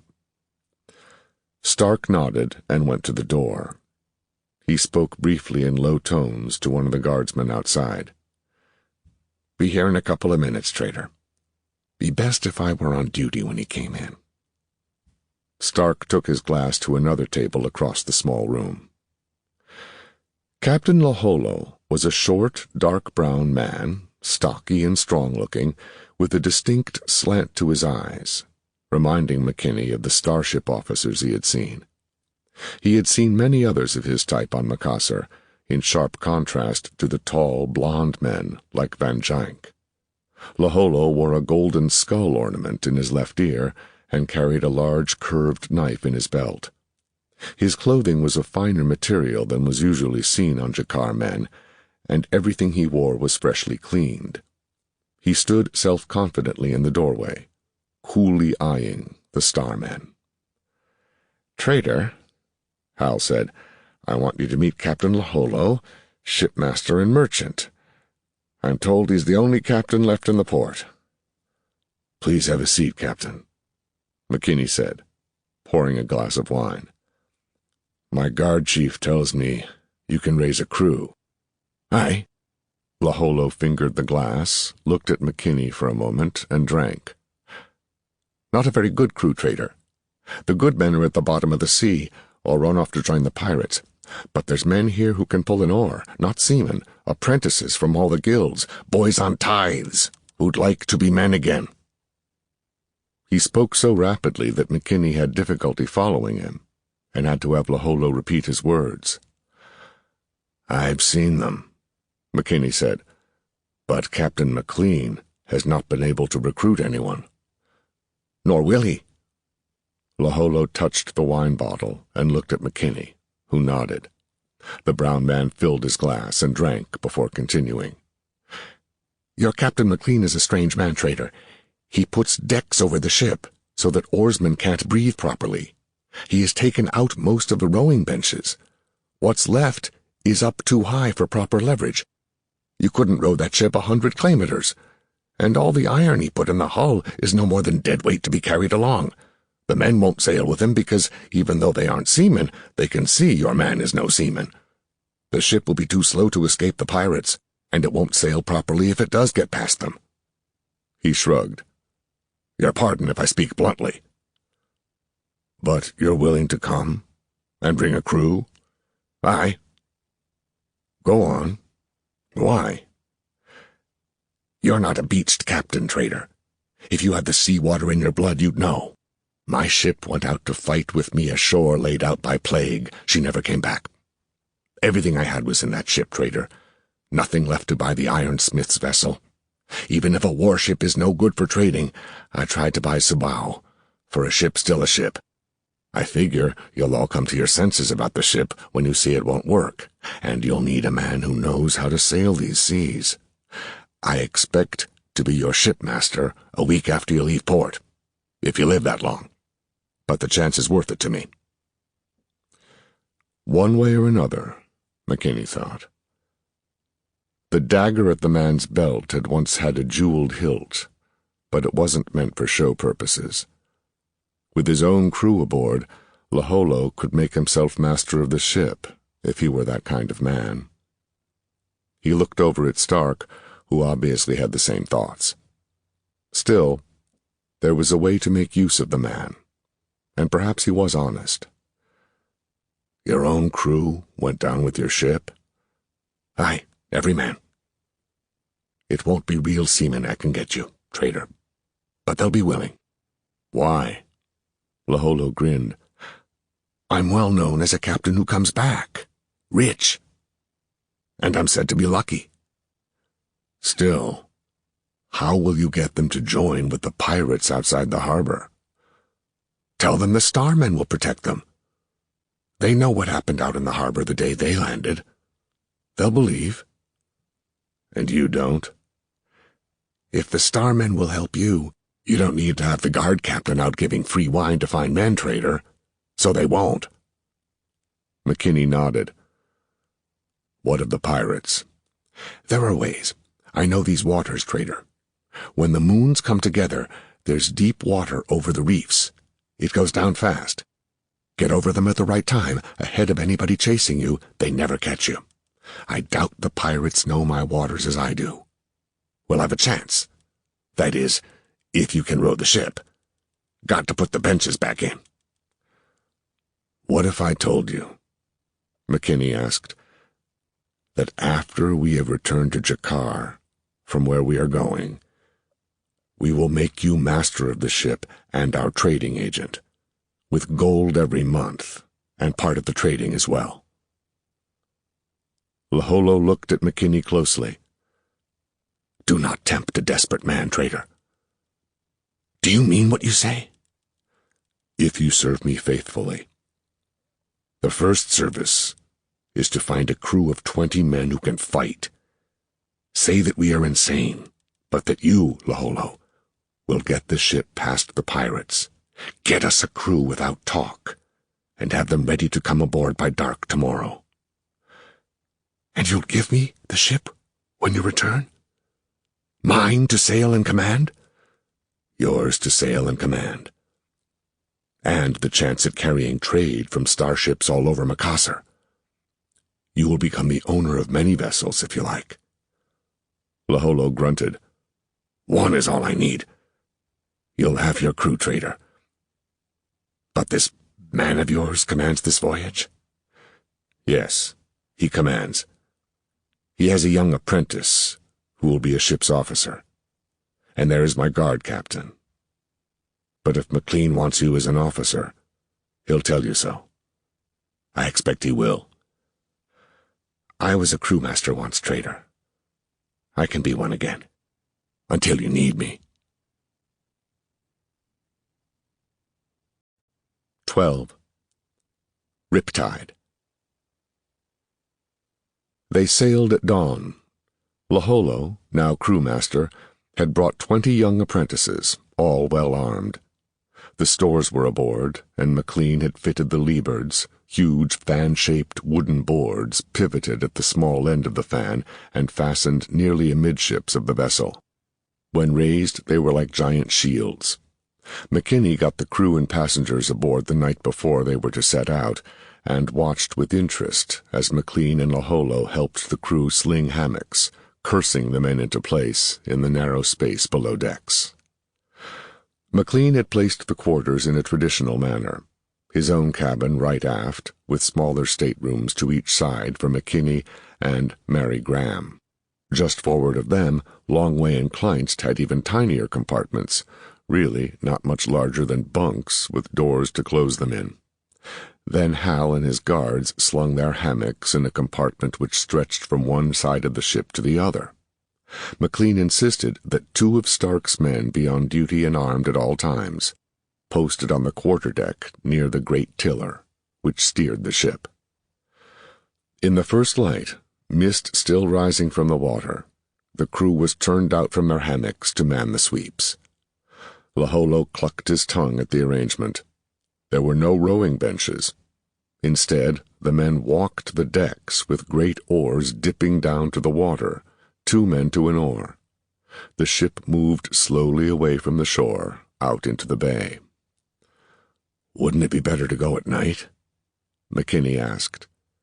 They stood on the quarterdeck with the other Samuelites, Hal and his guards in full armor.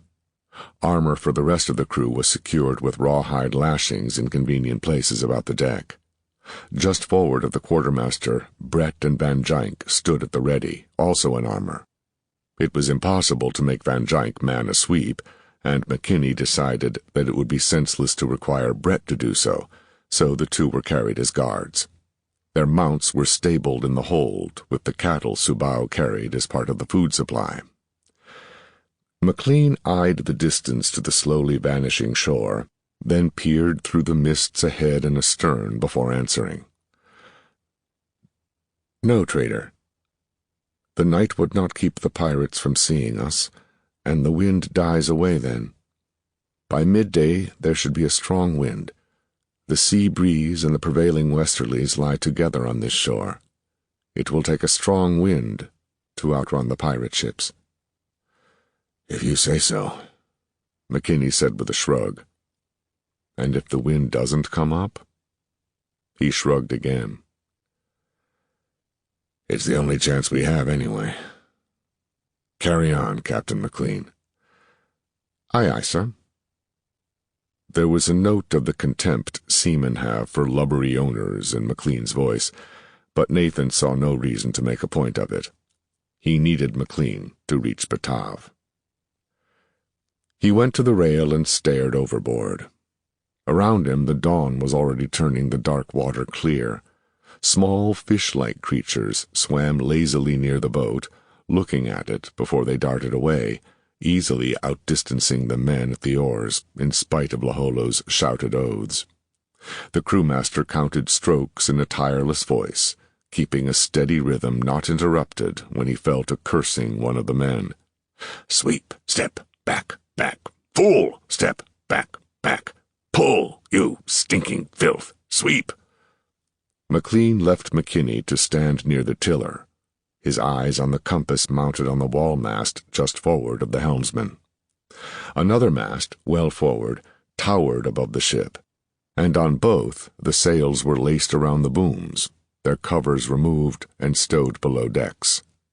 The sails were ready for instant action. McKinney could already feel the morning breeze coming from the south before it shifted to the west in the afternoon. Mary Graham and Longway made their way over the slowly rolling deck to stand at the starboard rail with McKinney. Laholo's calls were clear and slightly musical. Stroke, step, back, back, stroke. Point to starboard, Mr. Todd, McLean said softly. Aye, aye, sir. We should see the land over there as soon as it gets light, McKinney told his companions. I understand Laholo thinks we should hug the shore. There are reefs and rocks only he knows, and he swears he can get us through them without the pirates being able to catch us. Interesting, Longway said pensively. Then why did he not take some other ship through there? Why has the pirate blockade been so effective? You're not supposed to ask that, Nathan replied. But McLean thinks it's worth trying anyway. Add something to our chances, and the farther we get before the pirates intercept us, the better chance of coming ashore where there aren't any barbarians.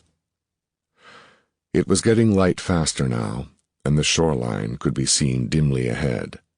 Above the fog, 50 miles away, the peaks of mountains flashed whitely in the morning light. If we can get to those, the barbarians won't matter, McKinney said. All we'll have to worry about will be the pirates.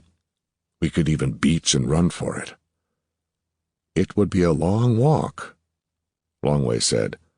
True, but what else can we do?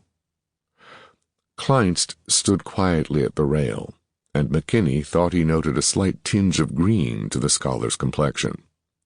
If the young fellow couldn't manage in the gentle swell they were experiencing, he was in for big trouble when the real wind came up.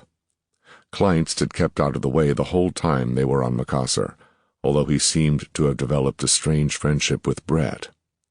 Nathan had more than once noted the scholar and the singer conversing over wine in the physicist's quarters at the dockside inn. Where are these pirates, trader? Longway asked. As a practical matter, should we be getting the oarsmen in their armor? Not for ours, McKinney replied. They stay well out of the harbor itself, probably afraid of the Navy boys. But they're out there all right, just over the horizon. You'll see them soon enough. Sooner than I'd like, Longway muttered. It was fully light now. The eye of the needle had cleared the eastward land mass to send its rays slanting across the sea. The early morning mists vanished rapidly as the ship moved quietly along, and there was no sound but the commands of Laholo, who had lowered his voice until he could barely be understood on the quarterdeck. Stroke.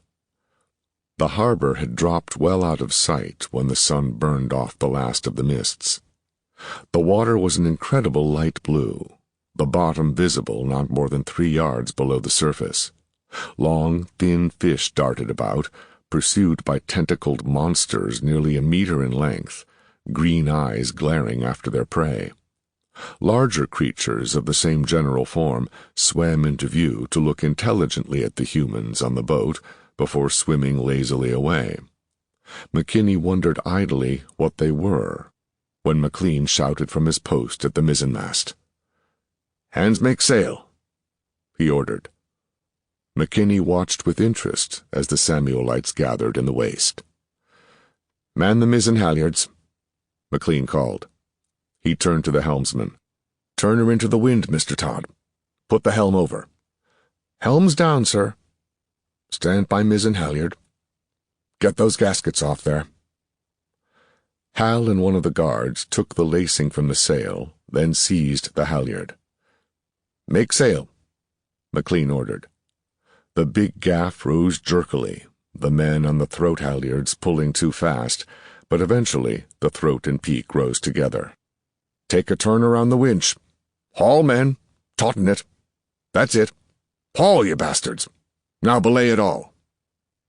The gaff sail flapped in the wind, and the boat slowed noticeably. "Now, forward to the main," McLean ordered. "Get it up, smartly now." The men ran forward, and the big main, almost twice the size of the mizzen, was hauled up almost as quickly as the smaller one had been. "Man the sheets," McLean ordered. "You fool! That line over there," he added to a guard who stood looking blankly about. "Stand by to trim the sheets, Mr. Stark. Yes, sir, Hal answered. He gave McKinney a quizzical look and turned back to his soldiers, now turned afterguard. The ship was barely moving through the water now, the men straining at the oars, and Laholo stood silent with his hands on his hips, looking at McKinney as if to say he had told him so. "Put the helm over, Mr. Todd. Bring her 4 points to starboard." "Aye, aye, sir. Helms to weather." The boat turned, and the wind caught the big sails and pushed them off to the right. "Trim those sheets," McLean ordered. "More. Bring them in. Strain, you blackguards. Belay. Mr. Stark, I'll have the starboard leeboard down." The boat was skidding sideways now, moving to leeward as fast as it was going ahead. The oarsmen struggled to keep steerage way, Laholo back to counting the pace when he saw no response from his silent appeal to McKinney. Stark cast off the line holding up the great fan-shaped leeboard, and the heavy wood splashed into the water. An iron shoe along its lower edge sank it quickly. "Mr. Laholo, get those oars in," McLean ordered. "Quickly, man, and get your crew set." The boat heeled sharply to a gust of wind, almost tumbling the starboard crewman over the side. "Any man can't stay aboard gets to swim ashore," McLean said. "Stark, get those jibs up." The gust heeled the ship, and the leeward bit into the water. The boat began pulling ahead, slowly gathering way, until it was apparent that it was rushing along, faster than the oarsmen had been able to pull it, and still it gathered speed. A white, creamy wake appeared at the bow, and 2 quarter waves angled off from the stern. It seemed to McKinney that the wind picked up noticeably, and the boat was headed into it. Subao rose gently over the waves, rushing along, until Laholo stood looking over the side with amazement, before making his way aft. "Yes, Mr. Laholo?" McLean asked. The former captain stood looking at his new master in silence, then brought his hand to his forehead in an awkward salute. "She's faster than oarsmen have ever been able to push her, Captain. This may be the fastest ship on Macassar." "Let's hope so, Mr. Laholo. Faster than the pirates, anyway. Get your men to lookout stations, if you please." "Aye, aye, sir." Laholo turned to his crew. "Banta, up those shrouds. Move along there, lad, and keep your eyes open.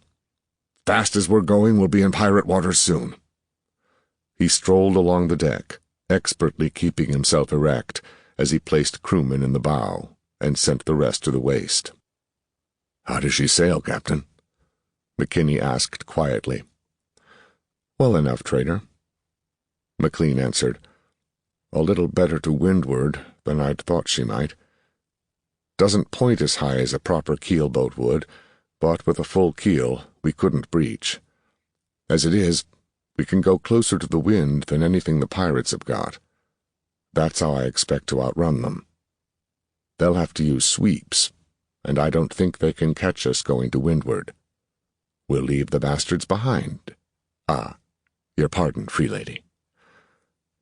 "Don't apologize on your own ship, Captain McLean. I think it's wonderful what you've managed to do with this primitive boat."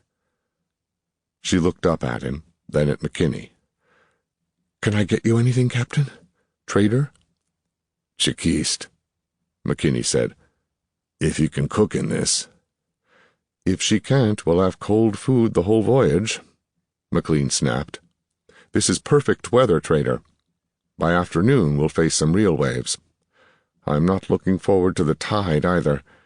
You may not have noticed, but we had the aid of a strong tidal current going out. It should be even worse when it turns. Best get some practice in the galley now, Free Lady. Take young Brett down to help you." "All right, Captain." She stumbled across the deck, looking for handholds, then let Brett take her arm to guide her to the companionway. The ship was heeling sharply, the deck standing at perhaps 40 degrees off the horizontal. It took her nearly half an hour to heat last night's chikist, and she spilled part of it bringing the pot and cups up to the quarterdeck, but Mary Graham seemed proud of her achievement even so. Now she had the same slightly green cast as Kleinst, and McKinney looked around to see the scholar grimly holding the rail and staring at the distant shore to starboard. "Sail ahead," the lookout called. "Two sails." Laholo scampered up the shrouds like a monkey, shading his eyes and staring off where the lookout pointed. He bounded down to the deck and trotted, panting, to McLean. "Pirates right enough. Off the port bow, Captain. Under sail." McLean nodded. The pirates were to windward, using square sails to run down toward Cibao. "Steady as she goes, Mr. Todd." "Mr. Laholo, it might be best if you stood with Todd at the tiller. Steering to windward's trickier than just watching the compass, and will need more experienced helmsmen. Have you any of your crew who might have some ability?" "None, Captain. They're all landsmen. Willing lads, but no sea legs." "You'll have to do it, then. Take your post, mister." McLean cupped his hands to shade his eyes and stood easily on the pitching deck. True to his earlier promise, the sea was running higher now, and Cibao heeled farther, making it impossible for anyone but the three sailors to stand without something to hold on to. "Best tack now and get sea room," McLean said. "Stark, get your hands to the jib sheets. The gaffs will take care of themselves. Snap to it, man, we haven't all gear." Hal and his guards ran to the foredeck, motioning to some of the oarsmen sitting idle in the waist to join them. "Stand by to let those sheets go," McLean shouted. McKinney was surprised to note that the Navy man's voice carried easily into the wind, although Brett repeated the order from his post at the mizzen. "Put her helm down, Mr. Todd." The ship swung into the wind, through it, the boom snapping across the deck. One of Laholo's men scrambled to get out of the way, flinging himself to the deck to allow the main boom to pass over him, while the quarterdeck crew, copying McLean's example, ducked low. The jibs backwinded, pulling the bow around. "Let go the jib sheets," McLean shouted. "Now trim them in on the port side. Snap to it! Man the leebards, smartly, men!" The port leeward was pushed down, and tackles strained to raise the starboard one. McLean stamped with impatience until the task was done, then turned to McKinney. "She's lively enough. Bit slow. Easy to get caught in stays. If I end up out of action, remember that. Leave the jibs cleated until the bow's well around, or you'll be in irons." Nathan fervently prayed he would never have to work the ship himself. At least there was young Todd, if McLean were killed. Now they were approaching the pirate ships rapidly, and the lookout called down, "5 sails beyond the 2 ahead, sir." "That'll be more of the pirate fleet," Laholo said. "Beg your pardon, sir, but the reefs are over there." He pointed off to starboard and ahead. McLean nodded coolly. "We can't make that course yet, Laholo. When we've sea room, we'll try your advice." He gauged the distance to the rapidly closing pirate vessels. As they watched, the enemy ships extended their oars, the sweeps working rhythmically, rippling down each of the vessels. The pirate ships were much like Cibao had been before McLean's modifications, with more beam to weather storms in the shallow sea, but generally resembling her. On the bow of each was carved one of the large tentacled creatures McKinney had seen in the water, the stays to the stubby masts running into the nest of arms which jutted forward and upward. "Idlers below," McLean ordered. "Free Lady, Professor Longway, Mr. Kleinst, go below and stay until you're called, if you please. Mr. Laholo, I can spare you from the tiller until you get your men under arms." "Aye, aye, Captain." Laholo padded forward to the waist to arm his men. McKinney watched Hal break out crossbows, handing one to each of his Samuelite guards and posting them along the waist. The pirates had noted that Cibao was going to windward without oars, and adjusted their courses to intercept well forward of their present position, so the ships were not closing as rapidly now, but slowly they drew up to 3 crossbow shots away to port and as many forward. "I doubt there will be a battle," McLean said quietly, "unless they are very much faster with those oars than I think. They cannot possibly catch us." As if to make his captain a liar, the lookout shouted, "3 sails off the starboard bow! 3 sails ahead, sir!" McLean shook his head. "If they adjust to our strange antics as quickly as these did, we'll have to fight after all." He eyed the distance to the nearest pirate ship. "Mr. Stark, I'll thank you to go forward and stand ready to bring the ship about again. Don't cast off that jib sheet until I tell you. And give me 5 men on the leebards." "Aye, sir." Hal took his men forward, carefully seeing that each man stowed his crossbow along the rail on the low side. McLean shook his head. "Put them on the starboard side, Stark. I don't need loaded weapons clattering about my decks when we go about. Stand by, Todd. I want to cut this as close as possible without letting them ram us." The pirate ships drew closer now, angling in toward Subao's bows in a staggered line. "Fall away a point," McLean said softly. The ship gathered way, leaping through the water. "Stand by. Put the helm over." Subao brought up into the wind sharply, hung for a moment, and fell off to the starboard tack. "Let go the jib sheets. Now get them sheeted in. Haul those leebards, you sons!" McLean was icy calm as he watched the armored prow of the nearest pirate approaching. The sweeps on the enemy vessel were moving faster and faster, and they could hear a drum amidship beating the count. Zing! McKinney heard something snap over his head, and looked up to see a round hole in the mizzensail. Then there was a chorus of sounds, the bolts thudding into the bulwarks. "Get down!" McKinney called. Stark, crouching low, half ran the length of the ship to seize his crossbow. All they could see was the great bow of the enemy 30 yards away, white water curling from each side, and the beak of the ram protruding slightly from the water in front of it. The pirate ship bore ahead. McKinney stood in silence. There was nothing to do but wait. The iron ram grew larger and larger. Then it seemed to slip behind slightly. Subao gathered more way, and the pirate ship was no longer aimed amidships. "Hold your course," McLean said quietly. As McKinney watched, the pirate ram fell further behind, tried to turn more toward Subao, and caught her sail aback. "Steady as she goes," McLean murmured. The pirate ship passed astern so close they almost touched the oars.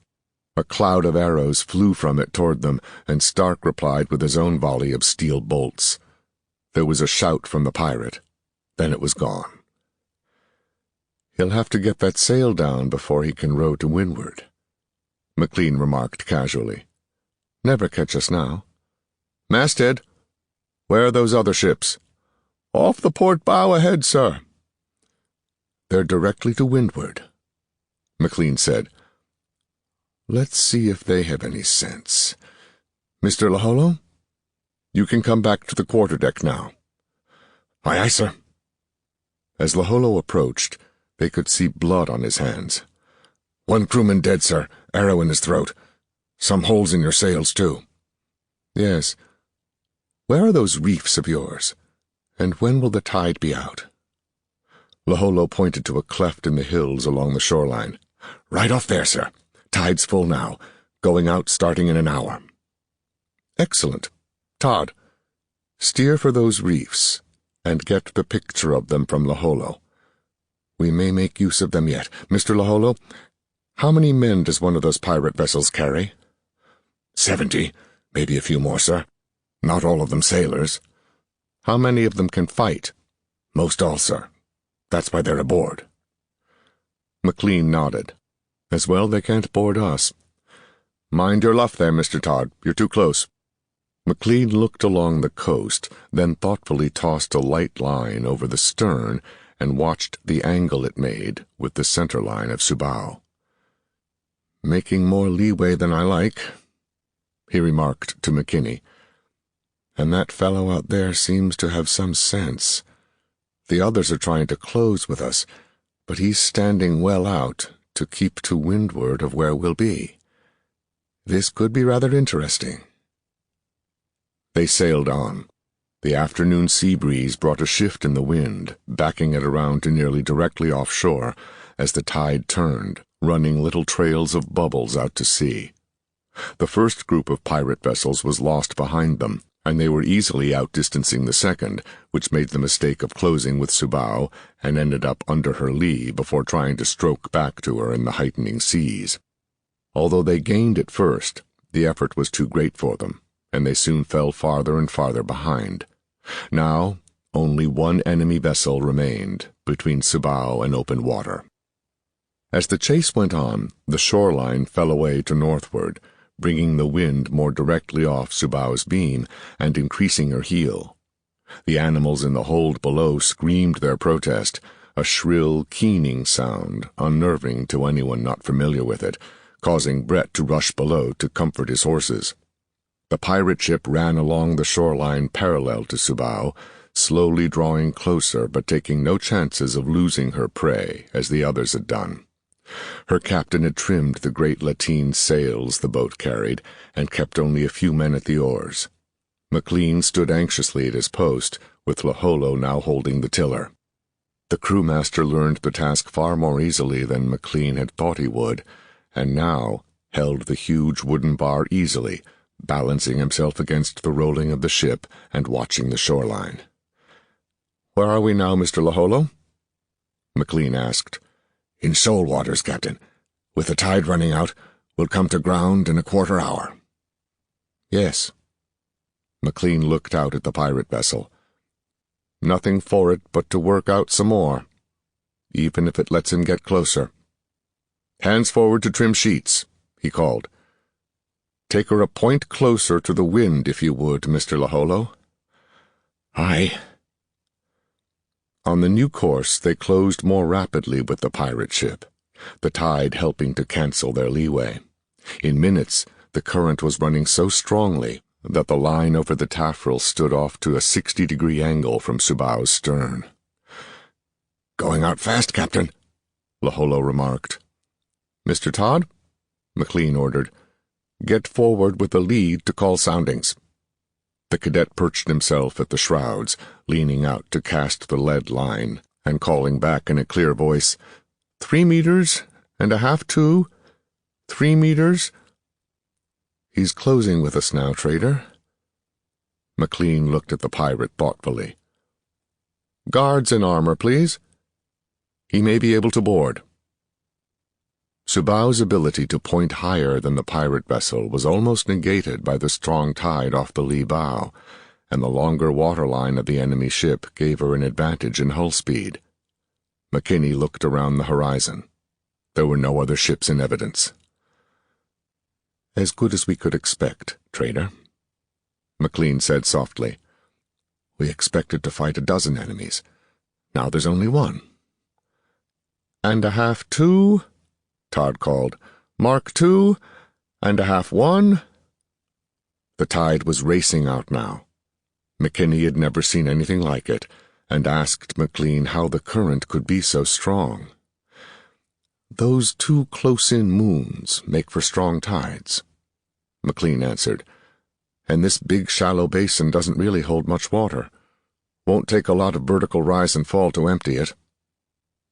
The captain looked carefully at the current. "We're going aground in a few minutes, trader. If we try to run with the tide to keep afloat, that pirate will have us. At least, if we're run aground, he can't ram the ship. Might be quite a fight when he sees us high and dry, or he might decide to run out with the current and get his friends. You'll have to decide whether to go ashore in that case." McKinney nodded. It seemed to him the enemy ship was staying close to Subao. The pirate might be trapped as well. If they really didn't know these waters all that well, they might think Subao's crew intended to stay afloat. The Leebird scraped bottom, heaving up ponderously before settling back to its position, then hit again. "Hands to the halyards!" McLean shouted. "Get those sails down! Move, damn you!" Then, in a calmer voice, "Mr. Laholo, put your helm to weather if you will. Ease her against the current. Steady. Sergeant Stark, get your men's back into it." The sails were hauled down, the men pulling desperately. Heavy canvas billowed across the decks, and the Macassar crewmen leaped to subdue it. It was bulkily piled on the booms and lashed in place. The ship swayed, blown against the current by the strong wind, held in place until there was no way on her at all, then began ponderously to make sternway. Laholo balanced off the helm without orders, obviously accustomed to taking ground with ships in the shallow seas of Macassar. As the tide raced away, she settled bow first, straightened, and came to rest on the sandy bottom, angled toward the shore. "We're fast," McLean said. He looked out at the pirate ship 300 yards away. "By the saints, he's caught. He can't make it against the wind." The enemy crew was straining at the oars, while others gathered the lateen sail against the mast, but even as they watched, the stern touched bottom. The tide race was incredibly swift, and within seconds the pirate was stuck as fast as Subao. Brett ran to the waist of the ship. He struggled with the hatch cover until Van Dijk rushed up to help him. McLean shouted from the quarterdeck, "What in hell are you doing?" "We must get our mounts up from the hold," Brett called. "Master Van Dijk and I would fight on our horses, Captain." "Let them," McKinney told McLean. "We're outnumbered, and having a cavalry force can help. Look there." He pointed to the pirate vessel. Men were boiling off its decks, but instead of rushing toward Subao, they formed ranks on the hard sand alongside their ship. "My turn," McKinney said. "You men see to your armor. Hal, help Brett sway those animals up out of the hold." The hatch cover was already off, and using the main boom held by an angle at the peak halyard, the two chargers were lifted by belly bands, swayed over the side, and set in place on the sand. Brett and Van Dijk scrambled to saddle their beasts and cover them with chainmail skirts. "What are they waiting for?" McLean asked, pointing at the pirates. "They don't know how many we are, or if we have star weapons," Laholo said softly. "They will listen to their leaders tell them of rich loot and the insults they have endured from Jakar, and finally they will attack. It will be best if our men are already on the sand, unless you intend to fight from the ship." "Not from here," McKinney said. "They've got axes. Give one of them a few minutes unmolested, and we won't float off here with the tide. Hal, form the men on the sand behind the ship so the enemy can't see what we've got." "Right, Colonel." Pleading and shouting, Stark managed to get the native crew into a semblance of order, while his Haven guardsmen took places in a group at one end of the line. Shields glinted in the sun as the men stood nervously.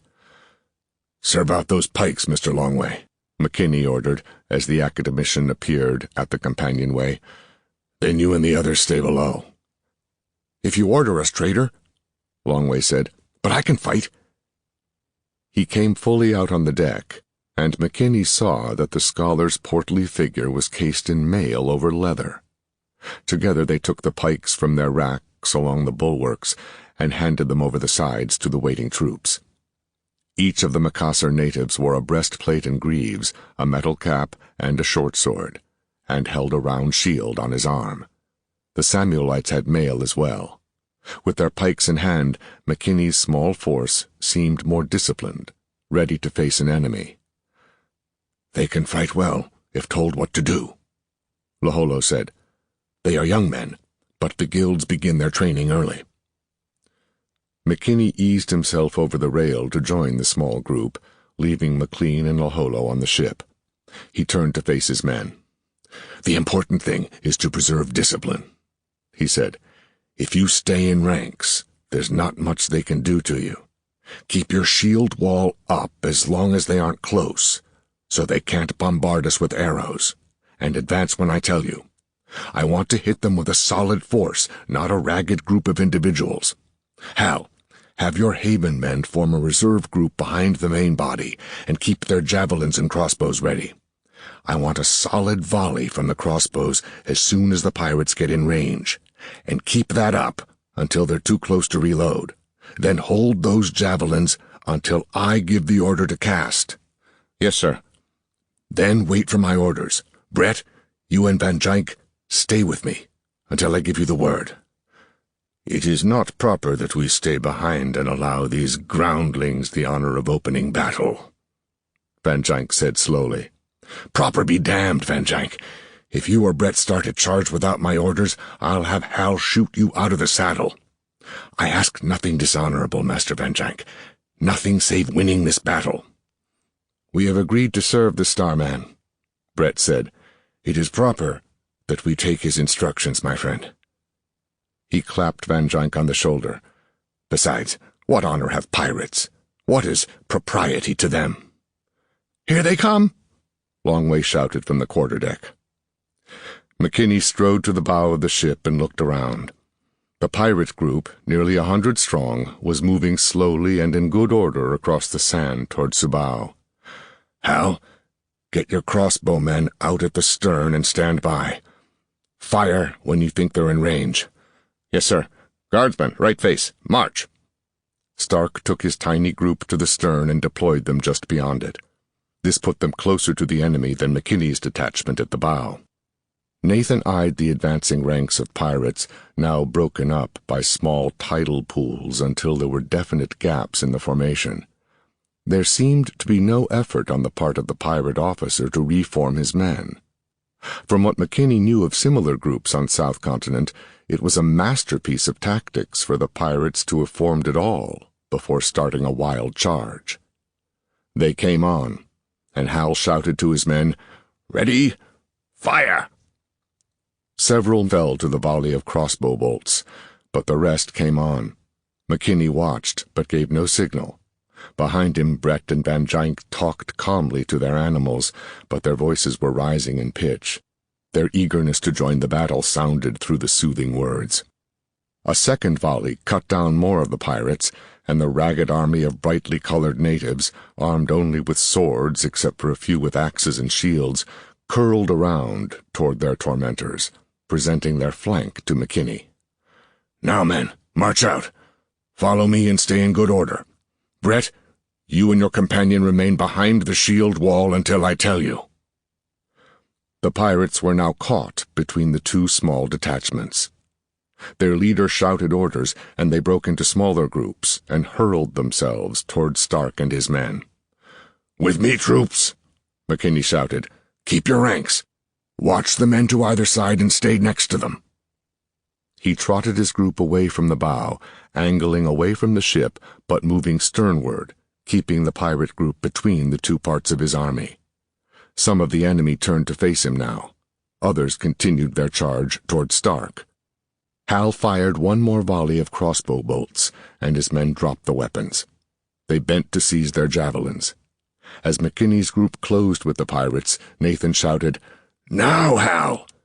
Stark's group ran forward, casting their slender weapons, tearing holes in the ranks of the pirates, and then McKinney was upon them, his pikemen thrusting their weapons forward as Hal and the Samuelites fell on them with sword and shield from the other side.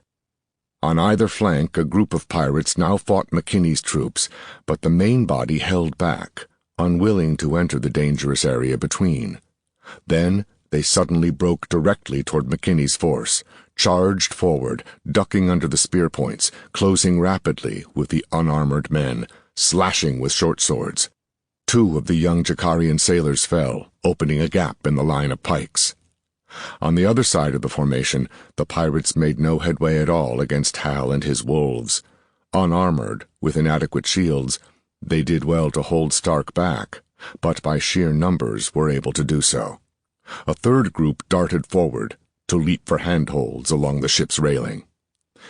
McKinney charged into the gap in the line of pikemen, his sword slashing, shouting to his men to hold firm. A short sword thrust at him, and he parried, beat hard and quart, following with a cut to the pirate's neck. His enemy fell, and Nathan brought his sword in a whistling moulinette to drive back a second attacker. The gap was too wide to hold with his saber alone, and another enemy tried to circle to his left, only to be impaled by the pikemen, his last stroke falling weakly on McKinney's mail. Nathan frantically shouted orders to close the line. The Jakarians awkwardly moved closer to each other. "Shield to shield," McKinney shouted. "Close it up." When they had filled in the gap, he was able to turn his attention to the group which had charged the ship. The pirates were stopped at deck level by Longway, who stood sword in hand, thrusting at the face of a pirate who had managed to raise himself almost to the level of the thwarts. McLean stood with him, while Laholo, shouting in mad fury, jumped to the sands below with an enormous two-handed sword. The native captain sent the weapon whistling around his head and screamed oaths. "Subao is mine!" he shouted. "Filth, slime of the sea, spawn of unwashed carrion-eaters!" He lopped off a pirate's head at a blow, then stood with his back to the ship, holding the rest at bay with the fury of his attack. The pirate chieftain, his rank marked by bright gold bands around his neck and ankles, shouted commands to his men, breaking them away from combat to reform and make use of their superior numbers. McKinney waited until they had broken off the battle. Then he signaled Brett. "Now!" he shouted. Brett screamed strange curses. He and Van Dijk spurred their mounts forward and thundered toward the pirates, wielding their great swords to crash through feeble attempts to parry as the enemy tried to avoid being trampled by their mounts. The beasts themselves fought, rearing up to strike with sharp hooves, crashing down to crush men to the sand. A group of pirates broke and ran as Hal and his shieldsmen closed swiftly in a disciplined formation from the other side to hew down the outer ranks. McKinney held his own detachment in place, their spears held out toward the pirates, forming a wall of points, while Laholo continued his mad rush, his great sword singing. The last of the enemy turned to run toward their ship. Brett and Van Dijk pursued the enemy across the sands, but when a group aboard fired on them with crossbows, McKinney shouted them back. He reformed his little command behind Subao again, and left them to rest easy in ranks, while he surveyed the battlefield. He had lost 2 native troopers, killed when the pirates broke ranks. Several others had deep cuts, and one had a throwing knife through his shoulder. In addition, McLean had caught a wicked cut across the back of his hand from the dying efforts of a pirate Longway spitted. The others were unharmed. The Haven detachment had been always on the attack, and the pirates had little chance of closing with them, nor were their weapons heavy enough to do much damage through chain mail unless given more time than Hal had allowed them. There were 34 bodies on the sand between the 2 boats. Some wriggled feebly. Most lay well away from Subao, cut down in flight by Hal's men or the cavalry in pursuit. "It's always like that," he explained to Longway and McLean as he climbed back on board. "I've never seen a battle where at the decisive moment the loser didn't have enough strength to turn the table. Once they lose the will to fight, they're finished. More men are killed in pursuit than battle every time." "But it seemed so easy," Mary Graham said. McKinney turned, surprised to see her on deck. "I told you to stay below," he muttered. "As to easy, it wouldn't have been if they'd caught us on our decks. If they'd swarmed aboard with our troops not in formation and no room to maneuver, they'd have won. They were fools to fight on our terms. What can you serve my men for lunch, free lady?" She swallowed hard before she replied. "Will they come back?" she asked. "It will take time to prepare." "I doubt they've the stomach for it." He turned to Laholo. "Will they try to attack again after we're afloat?" Laholo shook his head. "We'll both have enough trouble staying off that shore, trader. There won't be much time for fighting when the water wall comes." McKinney noted that while they had been fighting, the officers had broken out one of the ship's anchors. McLean had it carried out and laid in the sand on the seaward side of Subao. "We'll need that," he explained. "Without it, the ship might be washed ashore when the tide returns. This ought to hold us until we can sail off." "Will the pirates have one out?" McKinney asked. "If they have any sense." "I see. That gives me an idea. I'll have to speak to Brett." There was no further action, but Nathan kept his crew in ranks on the sand. They ate in place. An hour before the tide was due in, Van Jank's horse was swayed aboard, and the rest of the crew then took their places on the ship, leaving only Brett and his mount on the sand behind the ship. A few pirates approached to within 100 yards, but the sight of Brett thundering around the side of the ship toward them put them to flight, and Brett returned to his post as Van Jank fumed in the waist.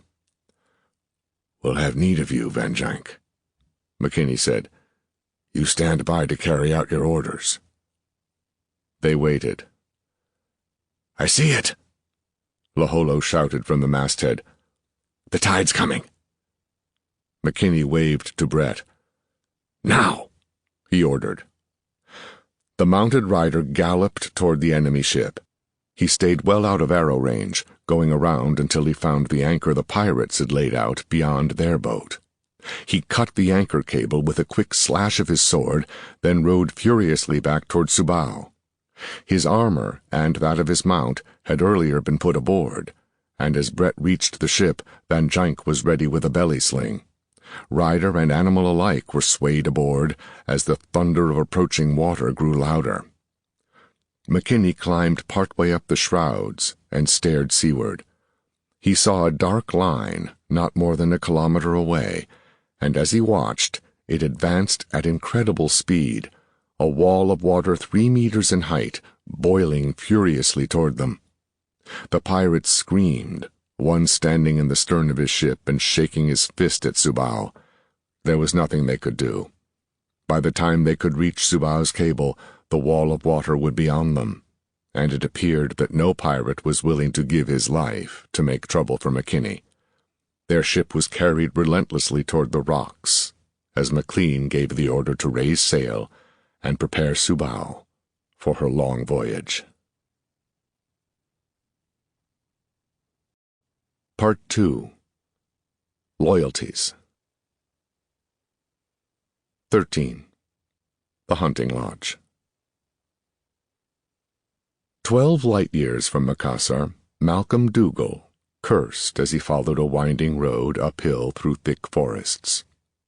The forest had been a game preserve for all the centuries since the secession wars had devastated Prince Samuel's world, but Dougal ignored its loveliness, as he ignored the bird songs and the calls of the cork-borers. He did not know that the trees themselves had been imported from Earth. If he had, he would have cursed them, as he cursed everything of Earth. He wore plain kilts. His round face, always rabbit-like in appearance, was screwed into a grimace that made him look less harmless than he usually did, but still, few would have guessed his occupation. He considered his appearance an asset. As he sometimes said in rare moments when he could relax with his friends, what should a secret policeman look like? A cork-borer fluttered past, and Dougal actually lashed out at it, although he usually enjoyed the antics of the small flying mammals. Others darted near in curiosity, but Dougal took no notice. As he neared the lodge, he muttered more curses. 20 years, he thought to himself. No, be fair, more like 50. Damn the empire of man. Where was the empire when we needed help? When we were trying to rebuild a civilization out of radioactive ash and ruined cities, and now, with our own spaceships not more than 50 years away, the Empire has come, and they won't give us 50 years. They won't give us any time at all. They've come, and I must meet the king in secrecy in this lonely place. It disturbed Dougal's sense of majesty. Instead of walking up this wooded hill to a lonely log cabin, he should be approaching his sovereign across a purple carpet or meeting him privately in the working office behind the audience chamber. Now those rooms could not be trusted. Nothing could be trusted. The Empire had ears everywhere. They'll not learn this secret. But they might. Fear warps us all, he thought. And so I meet King David out here, and not even the royal guardsmen know where His Majesty is gone.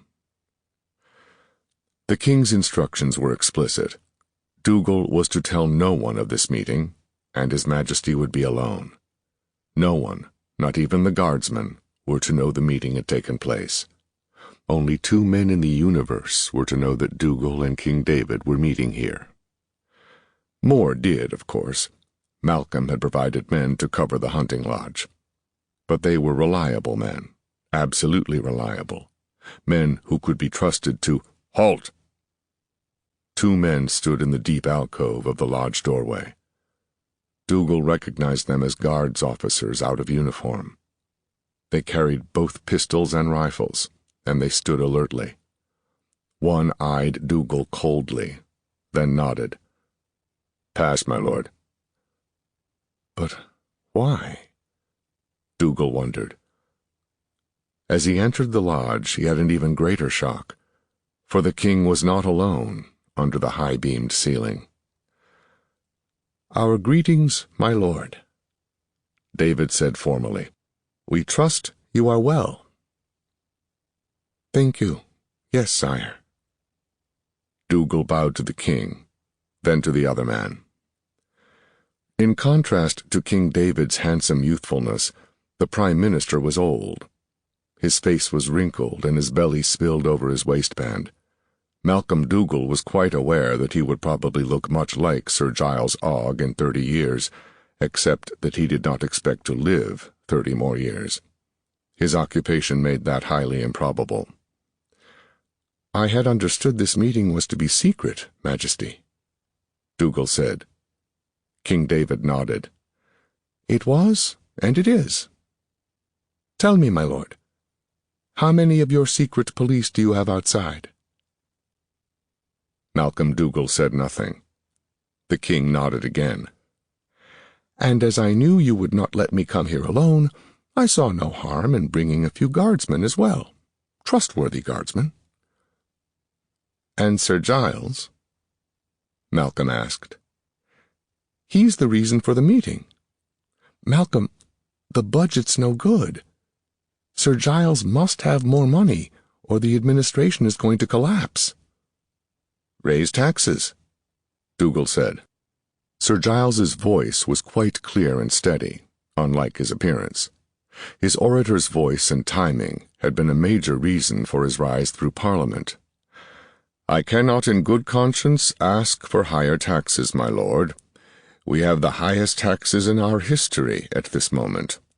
Yet, between the wars, the mysterious expedition to—" he hesitated over the name— "to Macassar, and the growing amounts the secret police absorb, more than half the kingdom's revenues have vanished. With such high taxes, we should not have financial problems, but we do. I must know why." "No," Malcolm said. "I think we must tell him." The king said, "Sire, your promise." King David shrugged. "I gave you my word, Malcolm. I won't break it. Here, let's sit down and end the formalities. There's a lot to talk about. Get us a drink, will you, Sir Giles?" King David sat in a rustic armchair before an open fire and waved the others to join him. He was not large, and although his features were handsome in shape and design, his face had been disfigured by an early disease, so that the gentlemen of the bedchamber had their work cut out before public appearances. He had not bothered with makeup for this meeting. The small scars gave him a rugged appearance, adding to his look of determination. "His Majesty has told me nothing," Sir Giles said. He brought small glasses and a bottle of gruel and set them on a table near the king's chair. "He told me only that it is vital to the realm that the large sums spent by your office continue. Sir Giles paused. I am a loyalist, and I appreciate the necessity for police to consolidate our new acquisitions, but I am not prepared to pay for my own enslavement, by the Crown or by anyone else. Dougal laughed. I do not have in mind enslaving the citizens of Haven, Sir Giles. Quite the opposite. You will pardon my saying that as we do not know where the money goes, we have no evidence of your intentions. The work is vital to the entire planet, King David said. My word on it. And mine, Dougal added. Not enough, Sir Giles said. Not enough at all. I see. Dougal regarded the Prime Minister coldly. Neither my word nor the King's is good enough. Of course not. The older man lifted his glass. Your health. They drank. I am loyal to the dynasty, but I am also loyal to the Constitution. If you cannot entrust me with your secrets, I belong not in the government, but in opposition. Sir Giles has brought his resignation, the King said. I see. Dougal stared into the crackling fire. Without Sir Giles, the coalition supporting the government would collapse. The coalition was needed. Or was it? Could the King rule without a government? Malcolm dismissed the thought sadly. The secret police were efficient, but they would be unable to hold on against an enraged populace. The rights of Parliament had been easily won from King David's father, but won easily or not, they would not be lightly surrendered. And government by terror would never produce what Prince Samuel's world needed. Would anything? Malcolm quickly reached a decision. I'm going to tell you a story, Sir Giles. After you've heard it, you will never be far from one of my men. If you ever betray us, spare me your threats. They are not threats. I hoped to persuade you not to ask to hear. Sir Giles sat quietly for a moment. I almost believe you have a good reason for what you're doing. I do. But I will not give up the Constitution for an unknown reason. Tell your story.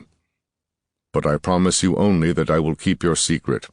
I do not promise to help in whatever— You'll help once you know, Dougal said. My only problem is knowing where to begin. He stared into the fire. In King John's time, Haven became the largest single state on Samuel. He consolidated a number of petty princedoms and city-states, and it looked for a while as if the old dreams of a single government on this planet would be realized. But the next step was Orleans, and the Orleanists wouldn't join. The wars went on. Eventually, we developed new industries, and unification looked possible again. Except that everything was wasted on wars. Every effort at conquest of the Orleans Republic failed. We nearly had them beaten, King David mused. One more campaign. Almost, Sir Giles said, until that damned Colonel McKinney of theirs beat us at Blanthorn Pass. Iron Man McKinney. My lord, I am familiar with our history. What has this to do with the budget? Orleans is our duchy now. It is our duchy because the Imperials came, and their marines helped us defeat Orleans, King David said quietly. Malcolm nodded. Precisely. The Imperials allied with Haven, and they are helping us establish a unified government on Samuel. There's nothing on the planet that can stand up to their weapons. He laughed bitterly. So after 10 generations of dreaming about it, we're getting unification handed to us. But we're getting it, Sir Giles said. More slowly than I like. It goes slowly, and it costs money, Dougal said. Both for a reason. Yes, The young king's voice was hard. Our goal is to unify the planet, not enslave it. The Imperials will do that soon enough. Sire?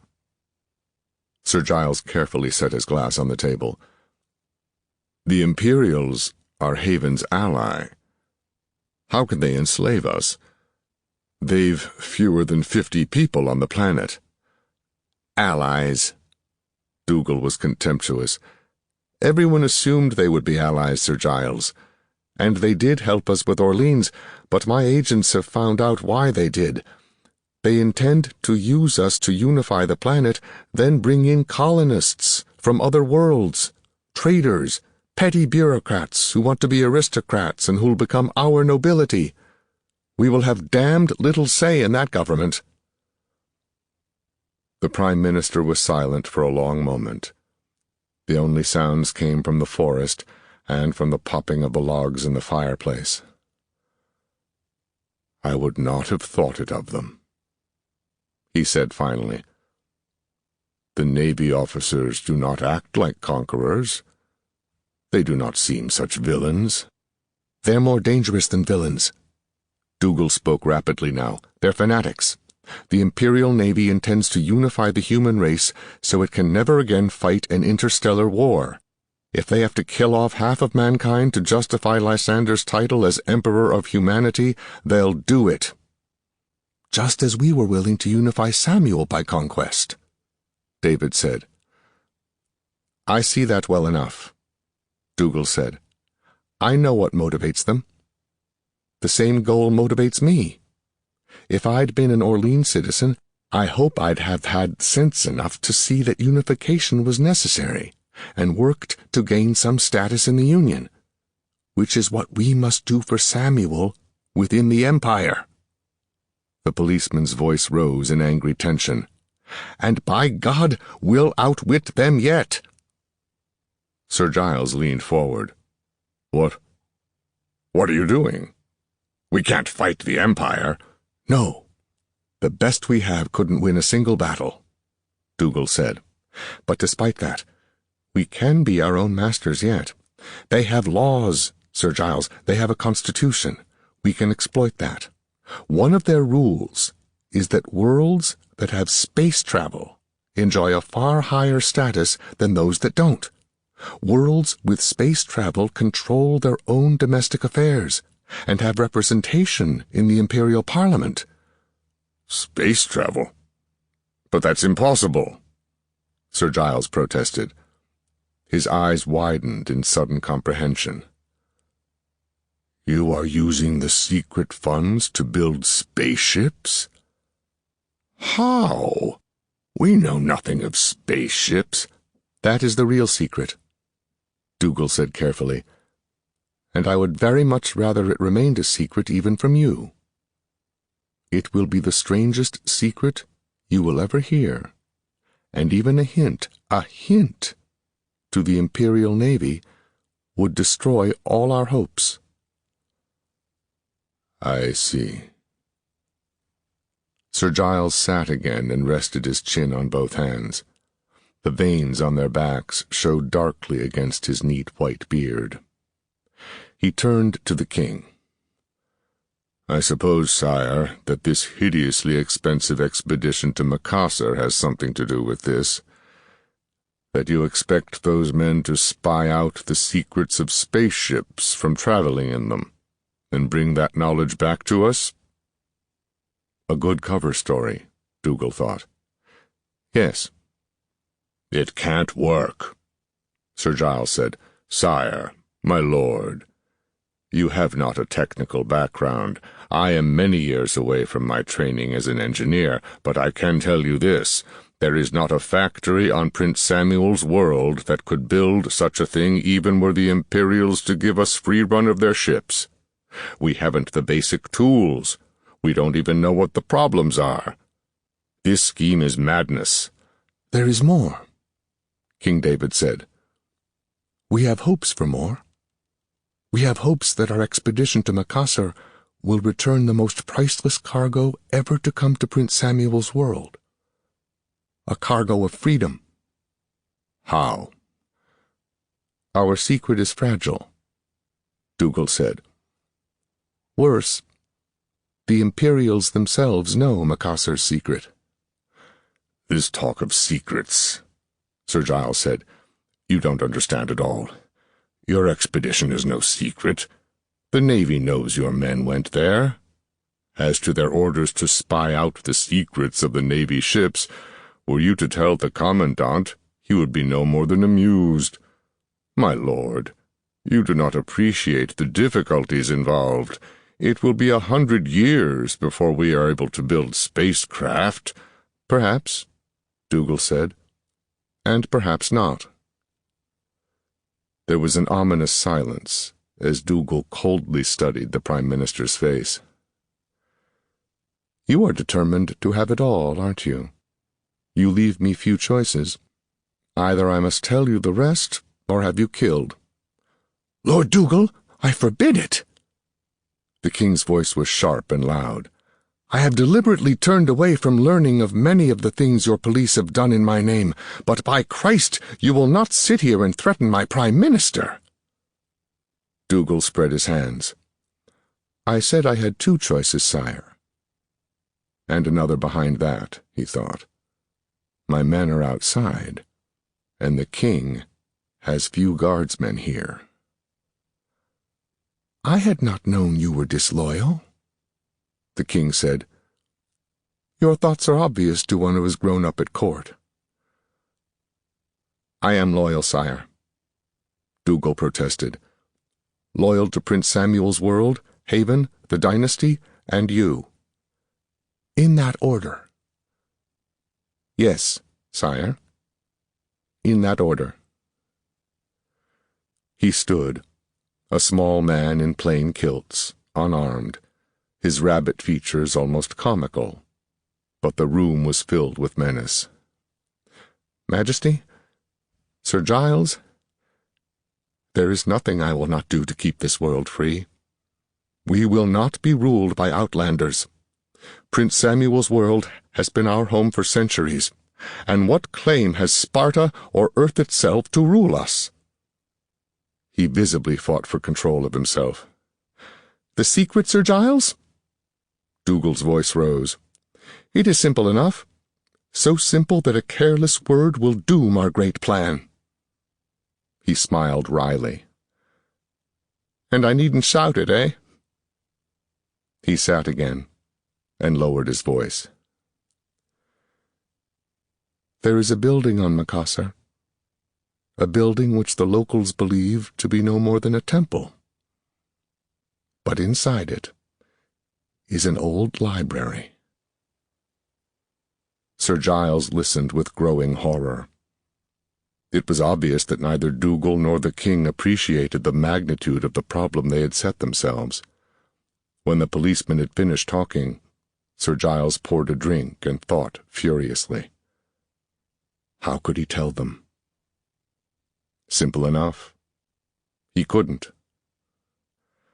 There. Now do you understand? Will you aid us? King David asked anxiously. Sire, your cause is noble and just, Sir Giles said, and certainly the knowledge that your expedition may bring back to us could change our world. But he paused and felt Dougal's cold stare. There is more to building spacecraft than knowledge, Giles said. You will grant that I know more of our technical capabilities than you, and I do not think that even with detailed plans we will be able to build a ship. We can try, Dougal said. And this is where all the money is gone. Much of it went to finance the expedition, Dougal said. The rest is being invested in expansion of the Haven shipyards and in establishing a secret military base in the Corliss Grant Hills. We have sent many young scholars there. Always there have been legends of communications without telegraph wires, and already we can do that. The devices are crude, but they work. In the shipyards we are studying metalworking, ostensibly to build metal craft that will travel under the sea, but if we can make them watertight, we can make them airtight as well, to withstand the ether of space. Sir Giles, we are doing all we can." And worth doing, too, Sir Giles thought, but not for the reasons you think. There is no possibility of a spaceship. Yet if I say so, they will kill me. The guardsmen and Dougal's secret policemen would cooperate on that. There is only one way I will leave this lodge alive. He rose and went to the desk.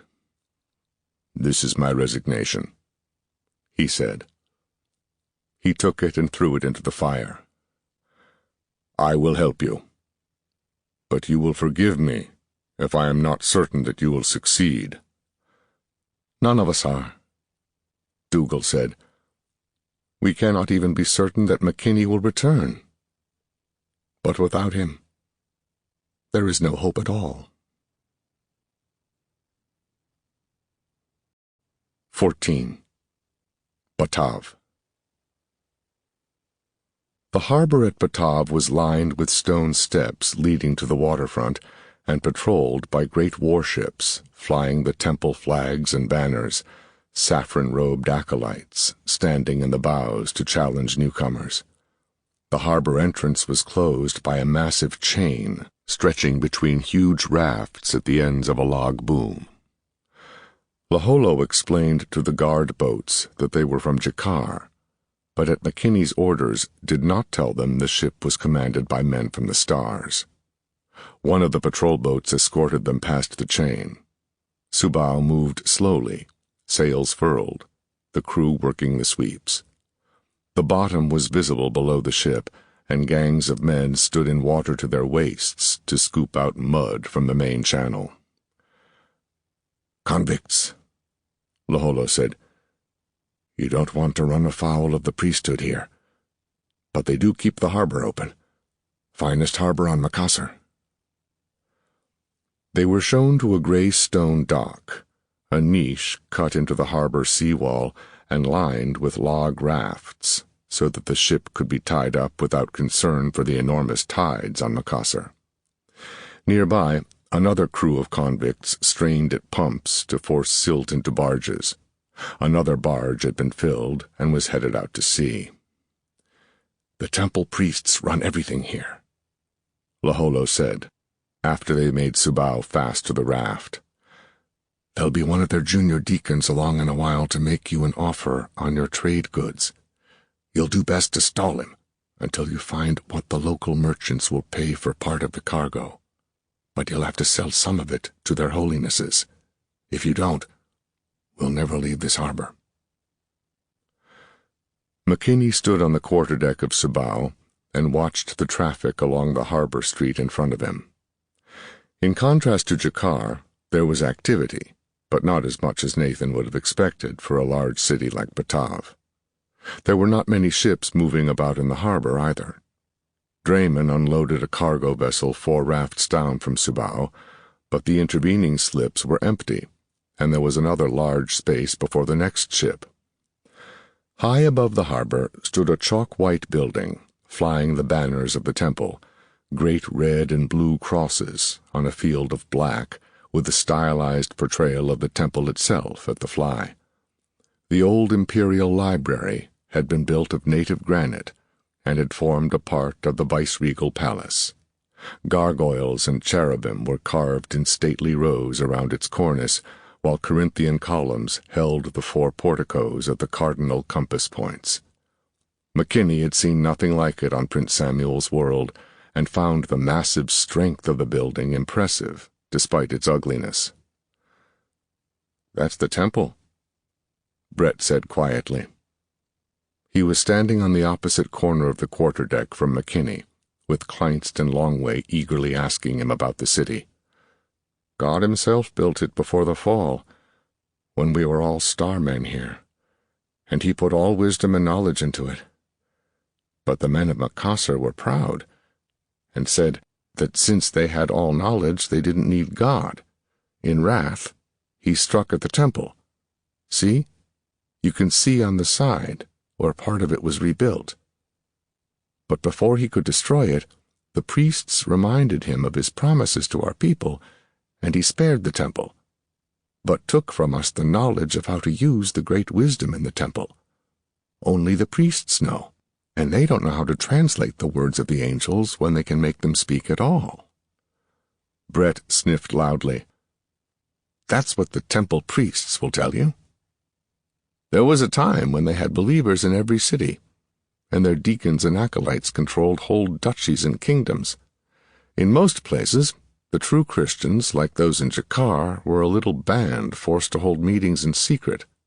But now, the temple people don't control much more than Batav, and it's their followers in other cities who meet in secret and fear for their lives. All that happened in 2 men's lives, or so I am told. But what would have caused such a rapid transformation of the religious values of a whole society? Longway asked with interest. My observation has been that such changes take a long time unless they come with technological changes. We experienced a comparable collapse of the established church on Prince Samuel's world, but gunpowder and discipline and money were more at the root of it than anything else. Starman, I don't know, Brett answered. But strange things have happened to us for many years. The summers are shorter and the winters colder, and the plainsmen move to the coasts and attack the cities because there is less and less to feed them and their herds in the plains. The people say that God has turned his face from Makassar. Ah, Kleinst said.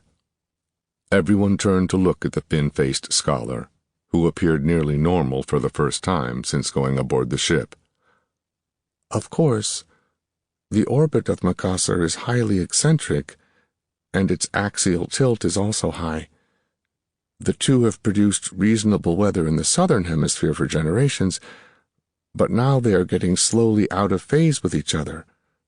The winters will be worse and worse here, until it is the northern part which is inhabitable. Naturally, the barbarians flock toward the equator. And of course, as they move into the more temperate areas, they destroy the civilizations there. Longway added, but this often produces an internal strengthening of the ruling church. Yet I have heard of cases where when there was already schism, the eroding of the civilization would cause many to turn away from the churches or look to new ones for salvation. Yes. They stood silently for a moment and watched the guard ship take convicts aboard. Mary Graham brought wine and shikist. One of the guardsmen carried the heavy tray for her. During the voyage, she had developed amazing skill at producing hot meals, even when the ship was running before gales which McLean estimated to be over 60 kilometers an hour in strength. She had trained several of the young Makassar guards to assist her and quickly became absolute mistress of the commissary department of Subao. "Is that the temple?" she asked, pointing to the huge structure dominating the city. "Yes, my lady," Brett answered. 500 priests and deacons and 2,000 guards are all quartered in the cells carved in that building. Not that their army has done them any good against the plainsmen." "But what can the barbarians do against temple guards?" Mary asked. "You tell me they have no equipment, and the temple must be wealthy if it has so many soldiers." "They will not fight the way the temple wishes," Brett answered. "The plainsmen run before the heavy-armored men, and when the temple horses tire, the chiefs bring their clans back with ropes, and many of them ride around the iron men, lacing them to their steeds, pulling them to the ground. Or the plainsmen move aside and let the iron chargers thunder past, then attack from behind." "Mobility against heavy cavalry," McKinney muttered. "And the temple guards are drawn away from the walls, so they have no place to rest and reform their troops." He nodded. "But, Academician, I am concerned about the temple. Can the priests hold this city and their relics against the enemy?" Not for long, Longway answered. If my experience on South Continent is useful, the people of the city will be weary of the fighting, now that their church is no longer thought to be the voice of God. The priests will never be able to rally enough men to hold those walls if the enemy stays at the gates. McKinney nodded. I've seen the will to fight collapse before. They become concerned with their comforts and neglect their lives, and soon they will lose both. We may have arrived at a critical time. But how dreadful, Mary said. All these people. What will happen to them? Brett drew a long breath before he answered. The men will be killed. The prettier of the women will be carried off, and if they are fortunate, will find places in the herds of one of the warriors. The youngest boys may be taken in by a clan to be raised as plainsmen. The rest, those who would not fight when the walls were taken, will die to amuse the women of the tribes. Mary shuddered. Trader, is there nothing we can do here? She asked McKinney. I would not weep for all of the city people, my lady. Brett said, You have not seen what they do when they find a small band of plainsmen. Life is hard out there, and men do what they have to do. They were interrupted by Stark and 2 guardsmen who had been posted at the end of the pier. Company coming, sir? Hal said. Not what I expected. Not those deacons you told me to look out for. Civilians, I'd say. He pointed to the end of the pier, where 2 obvious magnates approached. They were guarded by 6 well-armed men. Should I turn out the guard, sir? No, but get as many men as you have already at the hatches, and keep these here on deck. Then come back up when you get the troops posted, quietly. I don't want to start trouble if there's none coming. McKinney watched the group move slowly down the stone pier. The leader of the group was tall and thin, like a cadaver. He raised his hand, palm toward McKinney. Greetings, he said. I hope you had a pleasant journey. McKinney frowned. He knew what the man was saying, but suddenly he realized what he had heard. The stranger was speaking the imperial language. Are there any here who understand me? He switched quickly to a local dialect. Peace and greetings. Welcome aboard, McKinney answered, in what he hoped was the imperial speech. And what may I do for your honor? The man turned to his companion and said something quickly, then looked to McKinney in obvious relief. Thank the Savior. The Navy has come to find us. Our prayers have been answered.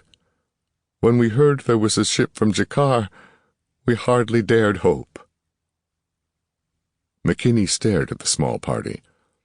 The 2 leaders were both tall and dark, looking nothing like the locals McKinney had seen. Their guards, by contrast, were all obviously natives, probably hired swordsmen. Come aboard, please, McKinney said. May we make your guards comfortable with wine and something to eat? Thank you.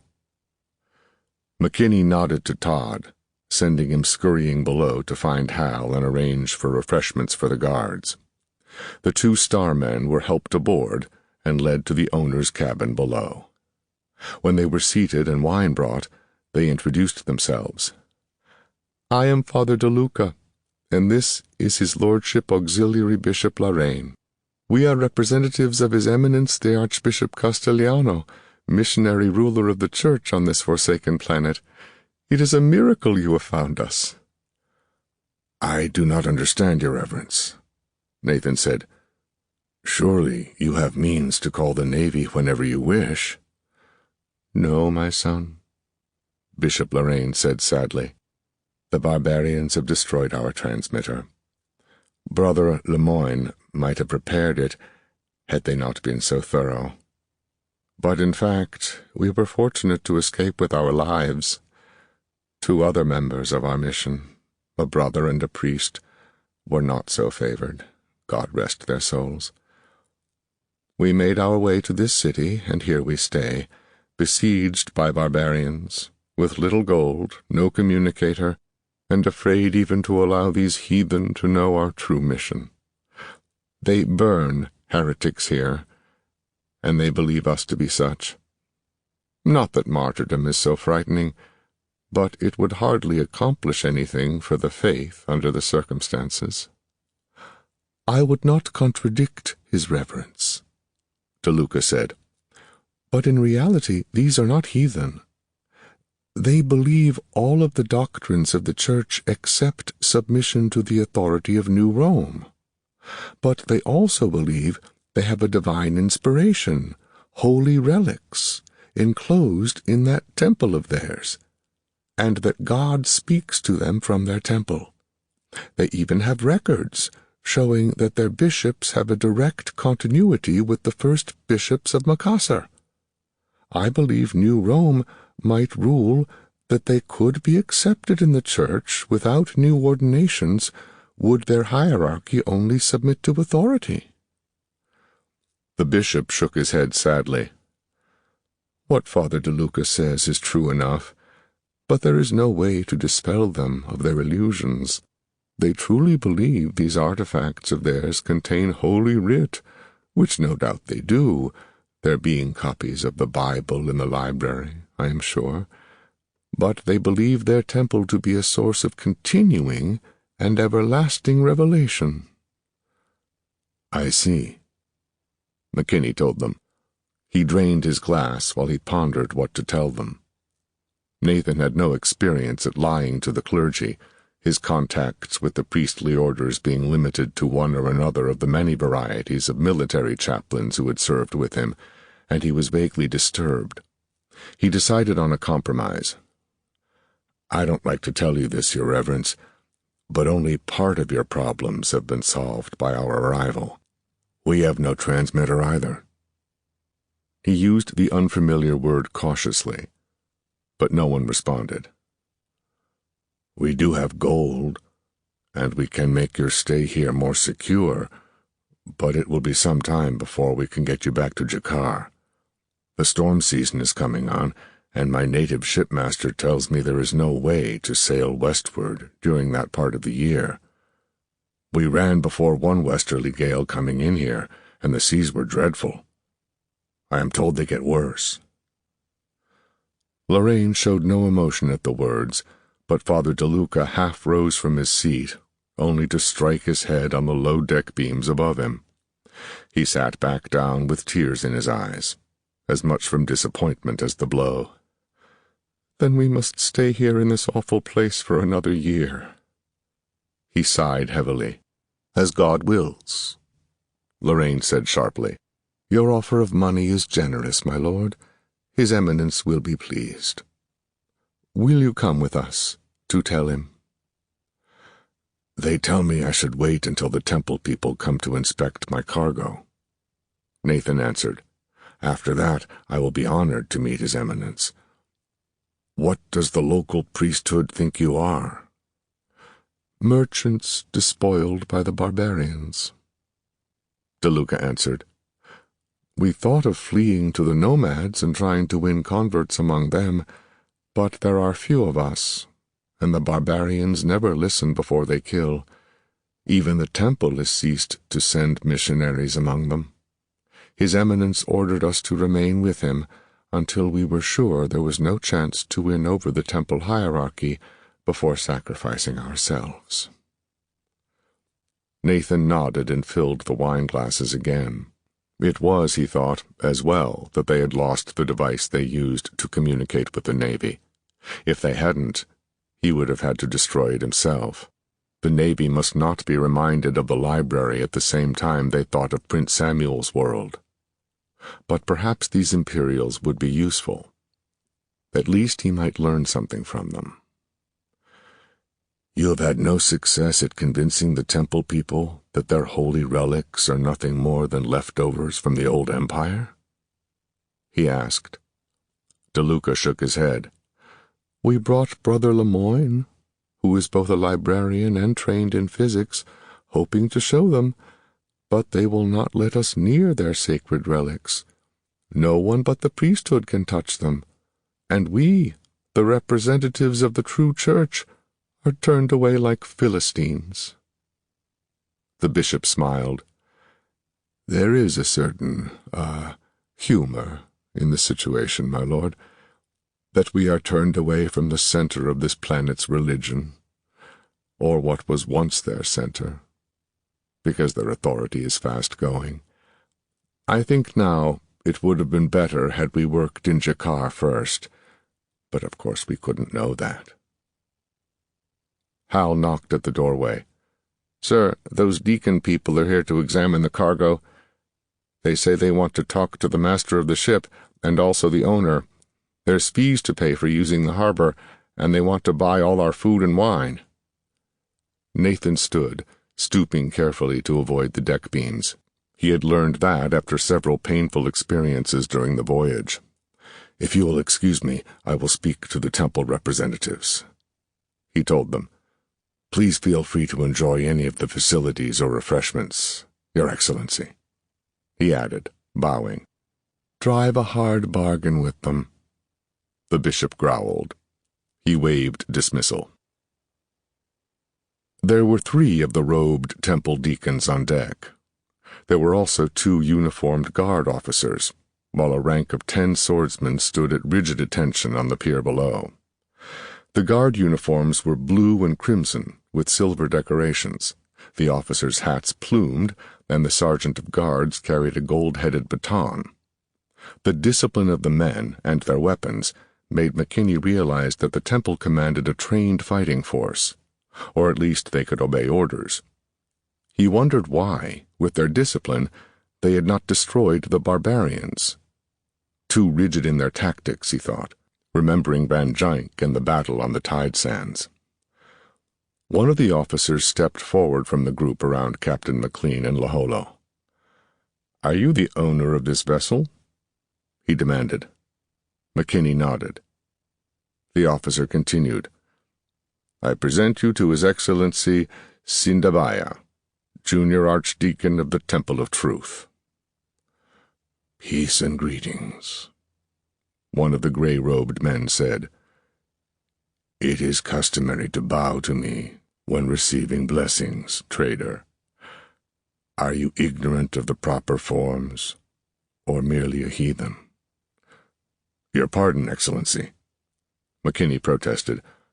"My thoughts were on the plight of our civilization, and not the more important things at hand." He bowed, receiving another blessing for his trouble. "It is well. We have not seen you in Batav before, trader, and when we last saw your shipmaster, he had his own ship. Why is this?" "Pirates, Your Excellency. In all Jakar, there are few merchant ships remaining, and few merchants to buy them, because the army of Jakar takes all the goods for the great expedition. They intend to fight their way through the barbarians before sending the fleet to destroy the nests of pirates." The officer who had spoken looked up hurriedly, then conversed in low tones with another robed figure before speaking. "Jakar is not large enough to put forth such an army or fleet," he said flatly. "Oh, this is true, sir," McKinney said. "But the guilds have made alliance with other cities, and many of the people of the plains and hills have fled to Jakar for assistance. Then the fleet captured many pirate vessels by surprise when they dared sail too close into the harbor and were left by the tide.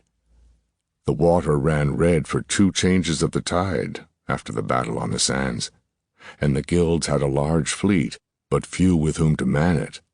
But when their war on the land is finished, they will turn to training the young men to be sailors, and there is talk of bringing the fleet north, east perhaps, bringing many merchant ships under the protection of 50 galleys of war. But I thought, what use to go in such a number? Prices will be low when there are so many goods for sale. But if now, when there are no ships from Jakar, if now I sail to Batav, and east and south, why, then trading will be better, and my friends will remember me when the great fleet comes. Or so I thought. And I was told that the great temple, the home of wisdom itself, was in need, and thus I brought my cargo and my foodstuffs. I will sell them to the temple, saving only what must remain to feed my men, and I ask no more than a pittance beyond what it has cost me to bring the goods." The gray-robed men muttered among themselves, and their spokesman said, "Your piety is noted. What have you for the temple?" Despite McKinney's intent to be generous, it took hours to agree on the price of the cargo. The deacons were so accustomed to haggling with traders that even when it was not necessary, they bargained. Meanwhile, their officers inspected, poking into the holds and looking in the deck boxes. The priests noted the amount of food aboard and heatedly disputed McKinney's estimate of what he would need for Subao's own consumption. They insisted that more had to be delivered to the temple. McKinney knew from their concern with foodstuffs that the siege was more serious than the temple would admit. "They have to be desperate," Longway whispered. "I've spoken with one of the guards. They're taking everything edible from any ship that calls here, and there are fewer ships every month." Eventually the bargain was struck, and a gang of temple slaves swarmed aboard to carry away what the temple had purchased. The soldiers stood guard over them and searched each for stolen food or weapons. The deacons watched the soldiers and noted on wooden-backed slates what was taken and what was left aboard, how much was owed to McKinney, how many slaves came aboard, and how many left. As the last of the goods was taken ashore, Sindabaya joined McKinney and his staff on the quarterdeck. "We guard more than the true faith," the priest said. He waved his hand to indicate the city and the harbor. "For all time that we record, the temple has been the source of wisdom and hope for the people of this world. When other cities fall, we hold the means to build them again. If the temple falls, what will be the source of knowledge? When God brought men to this place from the stars above, he set the temple to watch over them and give them truth. That is our burden, and we will not fail." McKinney watched an officer drive one of the slaves into his place in the ranks, and said nothing. Sindabaya noted Nathan's expression and grimaced. "The world has changed. Once they went singing to their tasks. Ships brought wealth to be laid at the steps of God's temple. Now few ships come, and the barbarians wait outside the walls, and my officers beat the convicts as I watch. But there is no other way. They will not work without blows, and the work must be done. The temple must be saved." He turned to the group on the deck and raised his hand in blessing, watched them narrowly for a moment, and left the ship. DeLuca climbed carefully to the quarterdeck as McKinney watched the temple party drive men and ayuks, both overloaded, down the stone streets toward the warehouses. "Now that they have inspected your ship," DeLuca said, "it is lawful for you to leave it. Will you visit the Lord Archbishop?" McKinney nodded, selecting Longway, Kleinst, and Todd to accompany them. DeLuca assured them that his own merchant's guard would be sufficient and would escort them back to the ship after their interview. "But you will need our guards," DeLuca told them. "The streets are no longer safe. Thieves have banded together in great numbers and attack even armed men. Our own guards are trustworthy only when together, yet there is nothing to steal and no place to buy food with what gold can be found. The city feels no hope for the future. Only the temple has the will to fight. The people of this city once ruled the world, and now they are ruled by the temple." They walked along the broad waterfront street. McKinney noted the empty dockyards, warehouses with the doors standing open, and everywhere the beggars and crowds of surly men who had once been longshoremen and sailors, owners of shops, landholders of small farms outside the walls of the city. It was little better away from the waterfront. They moved through a series of narrow, twisting streets overhung with buildings, lined with nearly empty shops. Men lay in rags even in the center of the smaller streets, and often they blocked the way. They emerged from this maze of alleys to broader streets, each with a stone-lined ditch running down its center. The ditches were partially filled with refuse, but surprisingly little for so primitive a system. "The men on Temple Charity carry away the garbage," DeLuca explained, "and bring barrels of water to wash the sewage away in the few dry weeks of the year. There is heavy rain in this city almost daily, but it never lasts long. This is the cleanest city on Macassar."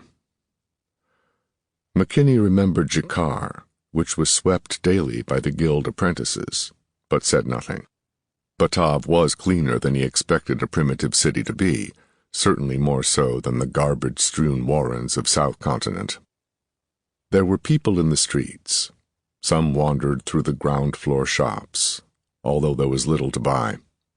Every shop had a large crucifix at its door and a wind chime, whose major feature was a replica of the temple from which various shells and other sounding materials hung.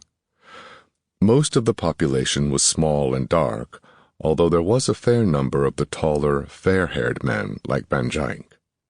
The tallest were still smaller than McKinney and the two clergymen, and here and there someone would turn to watch the group before staring off at nothing again. Once, McKinney saw a group of uniformed temple guardsmen, with a bright yellow-robed official walking in their midst. He asked DeLuca who the man was, and was told, "A tax collector. Some of them have taken minor orders beyond the deaconate, but are not full priests. They don't allow the priesthood to work directly on squeezing the population, but a lot of them have served a trick in that occupation before they take final vows." They arrived at a small courtyard, behind which stood a massive stone and log house. Two swordsmen stood in the courtyard and opened the iron gates when they saw the bishop, then went back to their posts, lounging carelessly against the gate pillars. 2 weeks' arrears in their pay, DeLuca told Nathan. "It is strange. Many men in this city have nothing to eat, and you would think they would be glad of duties where they are well fed and have at least some money, but more and more throw themselves on temple charity, work in the streets when they work at all, and refuse honorable employment. The city has lost its heart." McKinney nodded. The barbarians were at the gates, but the men of the city either thought themselves lost already or refused to think about it at all. Only the temple kept the enemy at bay, providing whatever spirit Batav had been able to muster. Nathan doubted that even the iron-willed temple believers would be able to hold things together for long. The inside of the house was sparse, showing both the lack of funds which had furnished it and perhaps the austere temperament of the archbishop. McKinney was shown into the great hall, where His Eminence sat in ragged splendor, staring at the dying embers of a fire which was not really needed to heat the room. "As we supposed, Your Eminence," Lorraine said, "the ship was from the west, and more than we dared hope, it is owned by men from the Empire, although by their accents they are from a part I have never visited. A colony world?" he asked, turning to McKinney. "I didn't ask your origin when I offered to help you, my lord," Nathan replied. "Is it necessary to discuss mine? The Empire contains many worlds, and the citizens of some are more fortunate than those of others.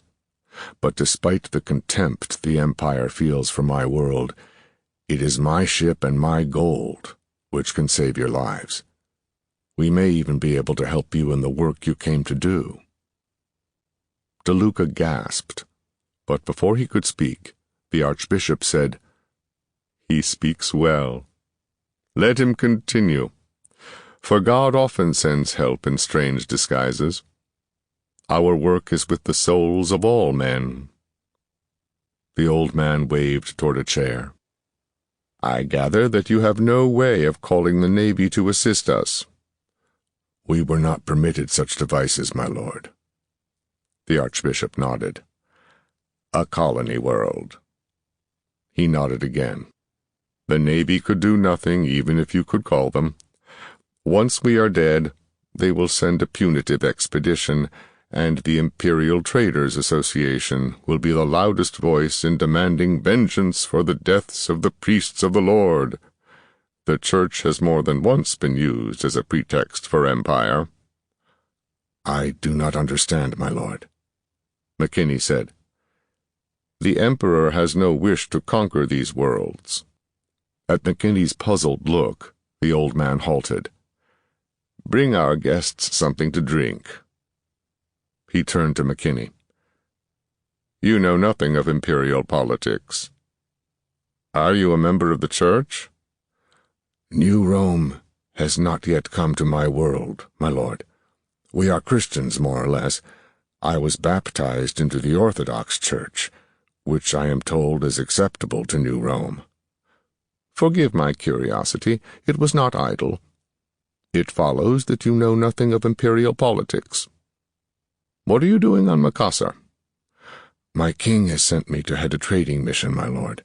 He rules the largest civilized country on my home world, and is allied with the imperial ambassador. The Navy is aiding him in the subjugation of the planet." The Archbishop nodded. "But you are not a trader, nor are any of these with you. Please do not protest. You cannot deceive a man of my years. You are a soldier. And these others, what are they, spies? It does not matter. And here you are, on this primitive planet, having come from a world which is itself primitive, and you talk of aiding us. It is admirable. But I fail to see what you can do. Still, such courage should be rewarded, if only with information." He paused as servants brought wine and additional chairs for the others. "This is not very good wine," DeLuca said, "but it is all we have here. The trader has far better on his ship." "Wine does not make the day," the Archbishop told them. "It is only a vehicle. Look at them, Father DeLuca. Barely able to speak the imperial language, knowing nothing of the capital and its ways, voyaging across space in ships they cannot understand. If the Church could bring men to as much faith in her teachings as these men have in themselves." He tasted the wine and grimaced. "You and I have the same mission, my lord trader," he told McKinney. "We are agents provocateurs, sent to aid the Imperial Traders Association. The difference is that I know it, and you do not." "I do not understand." "I did not expect you to understand. You believe you are here for some other purpose, some great mission to save your own kingdom, perhaps, certainly something more important than bringing back gold for your planetary king, and we are here to bring these people back to God. But both of us will serve the ITA as surely as we would if they had hired us." The room was still as they waited for him to continue. "The Navy will not permit the traders simple conquest.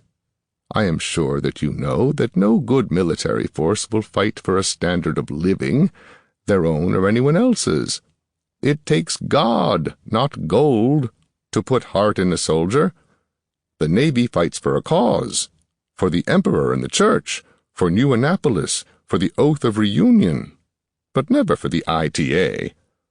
The Navy will not simply come in here and set up kingdoms for the traders. So, they use us. They get us sent here, and prevent the Navy from giving us protection. But after we are slaughtered, it will be the ITA delegates who shout the loudest for vengeance. Have to teach the beggars a lesson, they will say. And the same for you colonials. Back on your planet, there is opposition to the Empire. I don't have to know where you come from to know that. and imperialism won't ensure much loyalty. The ITA will find them troublesome. But the really troublesome people will be the most patriotic. Do you think they will not join when the ITA recruits them for a merchant army to punish this planet? To revenge you?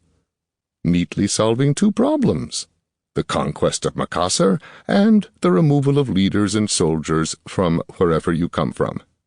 It is an old and tested formula, and it works. Why do you permit them to use you, my lord? McKinney asked. Whatever your reasons, would you have refused to come here if you had known? The Archbishop answered, I thought not. Nor could I refuse to bring the word of God to the heathen. The old man coughed, his thin shoulders shaking violently. Now go back to whatever plan you have, but remember the ITA. They have large resources, and they have power, but they have no virtue. One day the Navy will tire of being used and kill them all, but others will spring up in their place. There is always the ITA. I thank you for your frankness, my lord. Academician, have you anything to say? McKinney added, turning to Longway. Not at the moment. I need time to think about all this. I am much afraid the Archbishop is right. You can see the counterparts of the ITA in King David's court. The money grubbers are everywhere. My lord, McKinney asked, if we can aid you in bringing these people to the church, and yet give the traders no reason to demand Navy intervention here, can you help us? With what? At the moment I can't tell you. It isn't my secret, and I'm not sure what you can do in any event. I am not unwilling to help you in principle, but before you ask it, remember to whom you speak. I am an archbishop of the church. I am cynical about some of the church's officers and many of the imperial advisers, but do not be deceived. I am a loyal subject of the emperor and a servant of the church. McKinney nodded. I would ask nothing dishonorable. We can talk about these things later. Now I had better return to my ship. The old man stood and offered his hand, and after a moment McKinney knelt to kiss the great ring. As they left, they saw him raise his hand in blessing, muttering words in a language McKinney had never heard. 15. The War Minister. McKinney stood atop the high walls of Batav and wished for binoculars. He had bought a primitive telescope, but the lenses were not good and the images were blurred, so that it was better to study the barbarians without optical aids. He watched for 5 days, looking out across the low, rolling hills and cultivated fields, watching as the Maris rode swiftly from gate to gate. They had camped almost within bowshot of the city, their tents and wagons contemptuously near the city gates, and constantly they taunted the city's defenders, daring them to come out, shouting insults and obscenities until the temple warriors were roused to blind fury. On the 4th day, a small party of armored men rode out of the city to attack the nearest enemy camp. The heavy temple cavalry rode through the enemy, their war horses trampling the light-armored enemy into the turf, their swords hewing a path through the barbarians, and they shouted triumph. Nothing could stand before them in the charge. But slowly the charge faltered. The great war horses tired, as did the men. Maris raced to the battle, group after group, as the word spread, until the temple troops were overwhelmed, surrounded. They vanished in a sea of swarthy men, and the sounds of battle died. That night, the screams of dying comrades were added to the taunts hurled at the remaining temple troops. The day after the disaster, McKinney asked for audience with the temple hierarchy, claiming that he had valuable information about the war, information which he could reveal only to a high officer. Meanwhile, Stark drilled Subao's crew, forcing them to practice with sword, pike, and shield, marching them in formation to the beat of drums, throwing javelins and firing crossbows in volley, and always marching, holding formation as they quick-stepped about the pier. Their activities attracted notice from the officers of the temple guard, and on their 10th day in Batav, a small party approached the ship. "We are to conduct you to the temple," McKinney was told.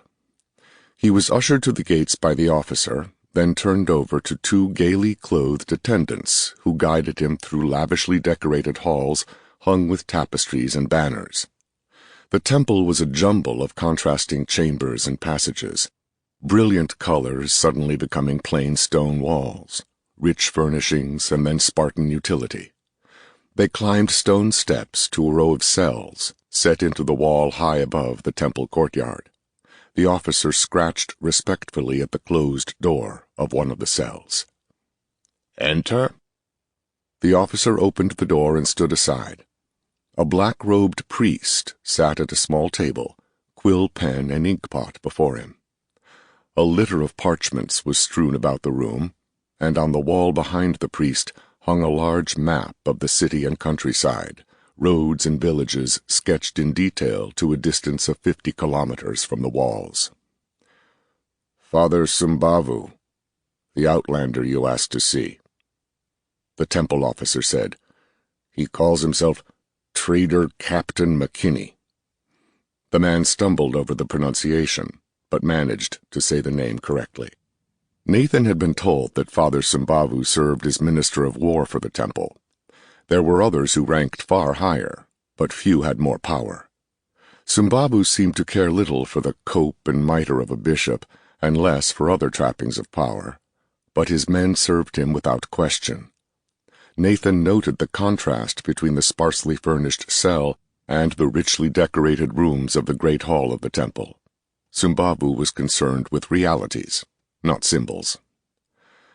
The bare-walled cell was high above the outer battlements, and the narrow window looked across the city to the wall and beyond to the barbarian camps.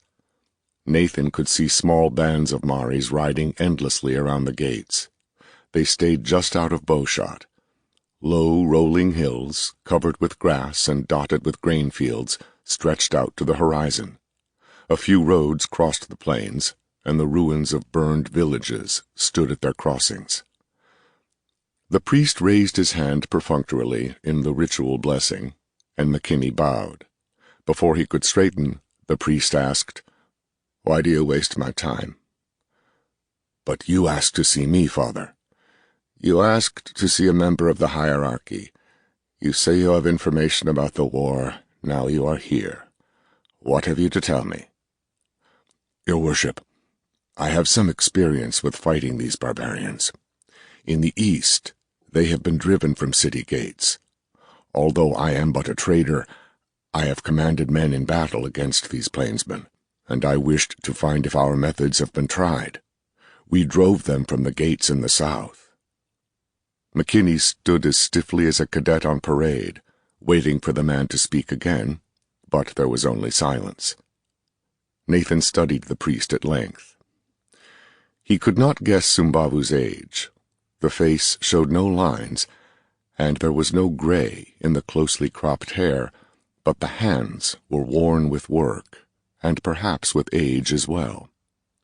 Sumbavu returned the intense gaze. "Why do you think you can do what we cannot? We have the finest soldiers on Macassar, and they have done nothing against these hordes. We have always beaten them back in the past, but there are too many of them now." He rose and stared out the stone window. His hands were tightly clenched, so that the knuckles turned white. "It is not the quality of the soldiers, your worship, but their manner of fighting. Your guards have excellent discipline, but there are not enough of them. Your lords fight splendidly, but the cavalry is never properly supported to fight against these plainsmen. I have seen little of your cavalry. They have mostly been killed, have they not? I saw 50 of them taken." "Those not dead live in the city. There were not many at any time, and they have lost hope. 3 times the armored servants of the temple and the men of the great families rode out that gate. 3 times they charged, and nothing stood before them, and 3 times they were defeated, cut off, scattered, driven like straws before the winds, the few survivors riding back into the gates in shame. There are always more of the barbarians, but there are never more of the sons of the great families. And you say that you can do what our greatest warriors could not?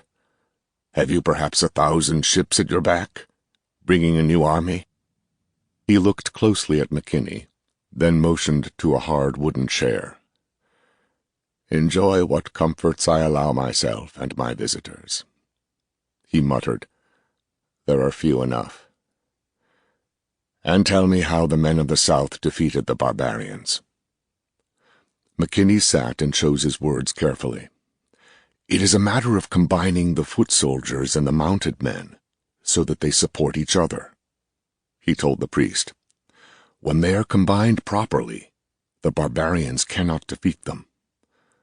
"There are not enough soldiers," Sumbavu said. "No matter how clever you may be, you cannot make a few win against thousands." "Not true, father. We can make each man do the work of 10. And there are the idlers of the city, the hireling swordsmen, the thieves, the people of the city. They can fight." The priest shrugged. "If they would. But for each of them you drive into the battle, you must have a loyal man to watch him and keep him from running. It is not worth it." "If they are treated as men and trained properly, they can fight. We do not need many, but they cannot be treated like cattle or slaves. They must be free soldiers."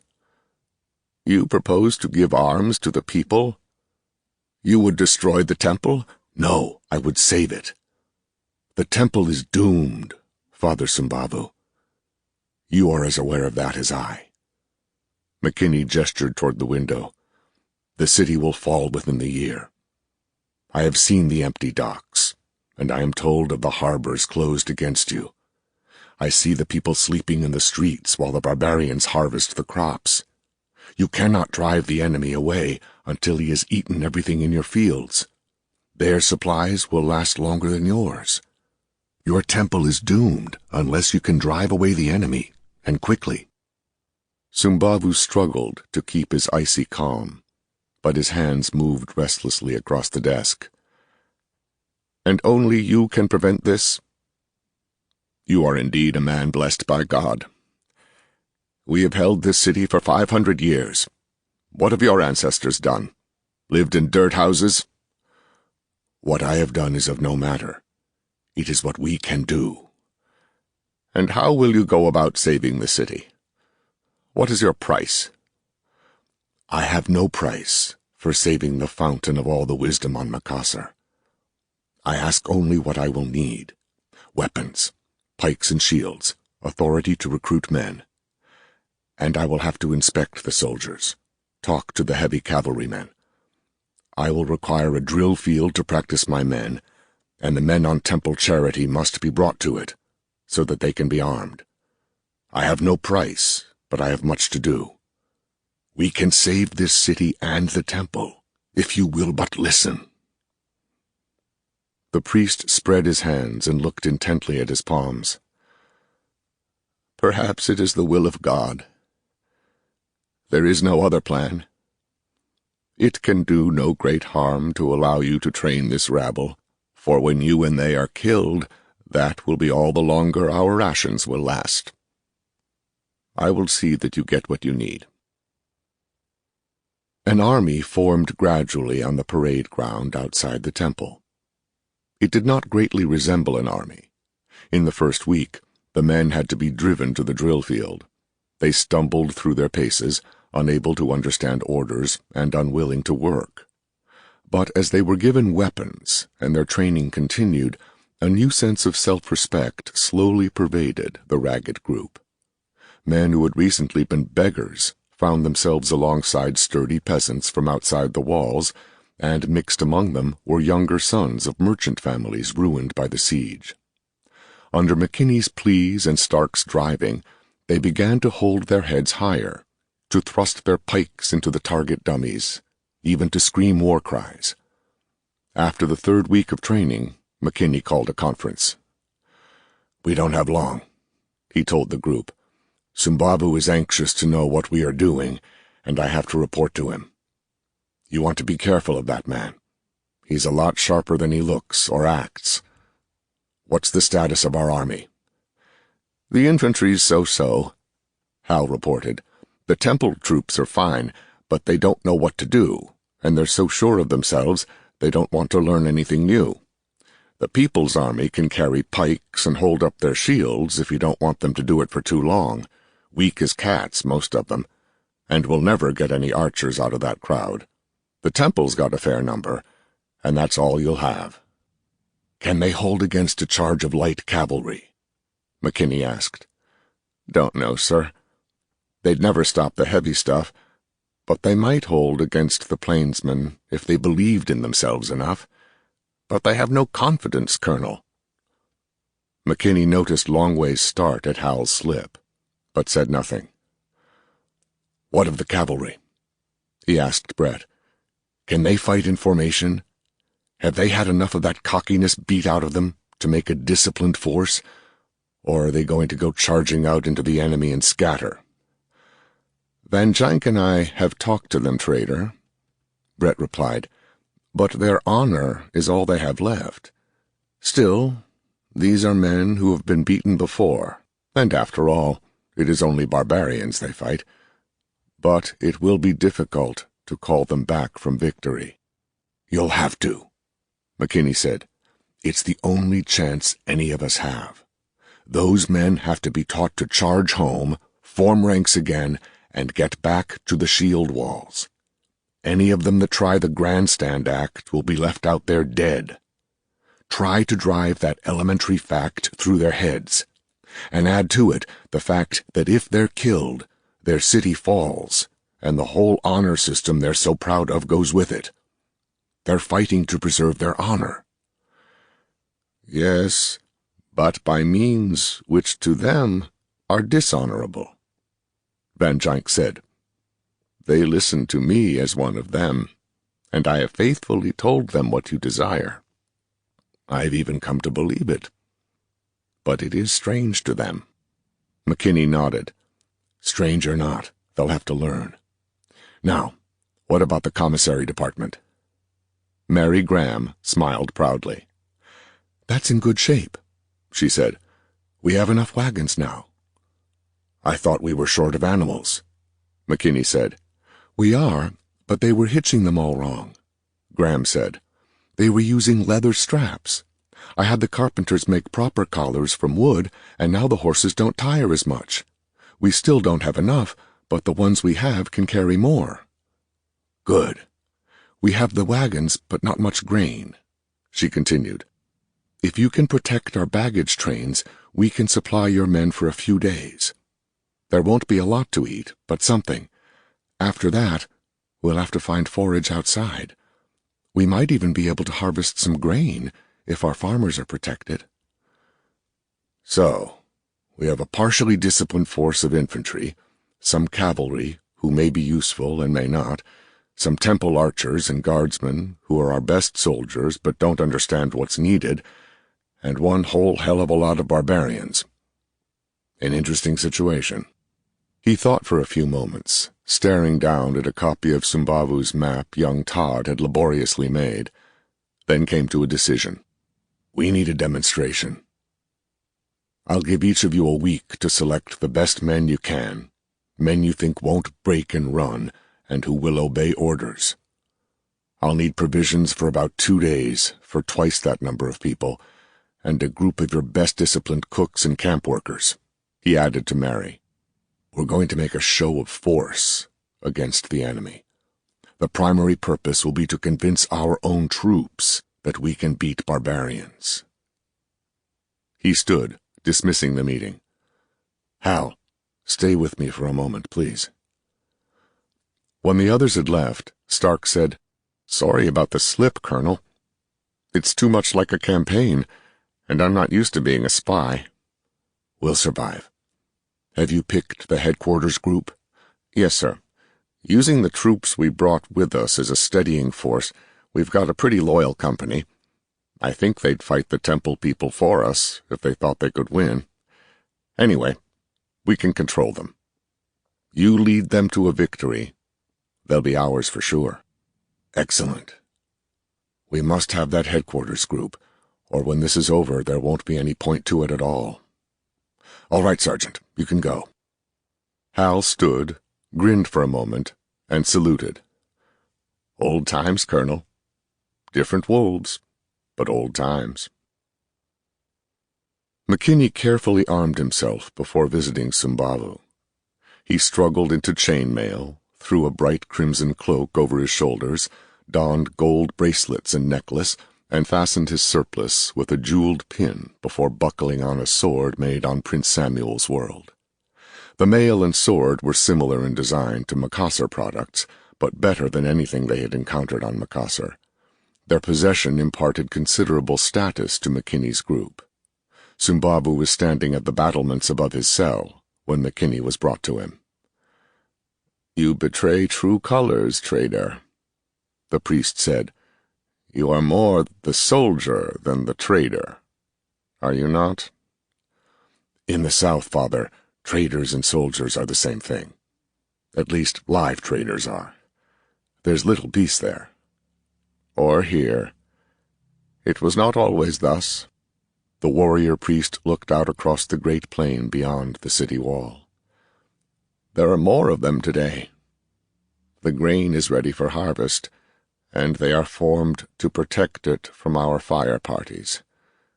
We could burn the crop, but only at the cost of the balance of our knights. I do not think any would return to us alive. Yet there may be a way, Father, McKinney said.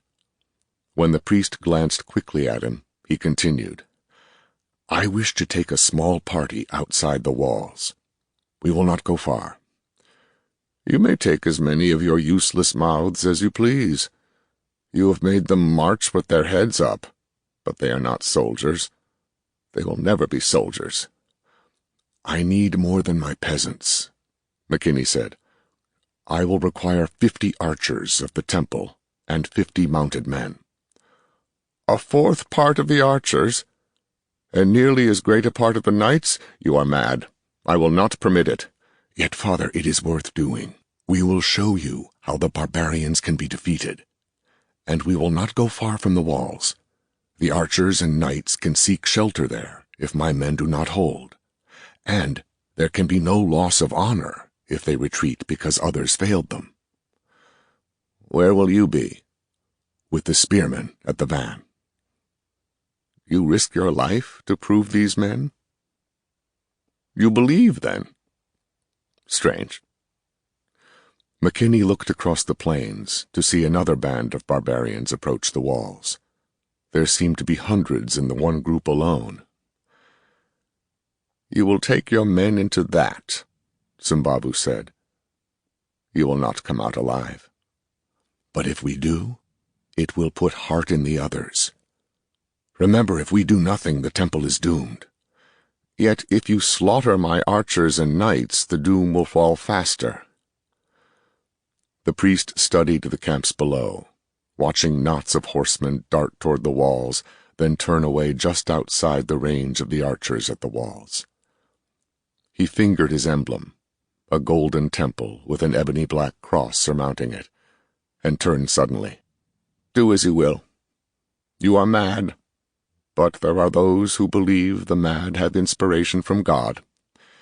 It is certain that I have none. Sumbavu turned and stalked away, age showing in the set of his shoulders. 16. The Walking Wall. McKinney used a week training the picked men for the sally. Finally, Hal reported that they were as ready as they could be in the time they had, and assembled them in the marshalling square just inside the gates. His cloak streaming behind him, Nathan mounted the small dais near the gates to address the men.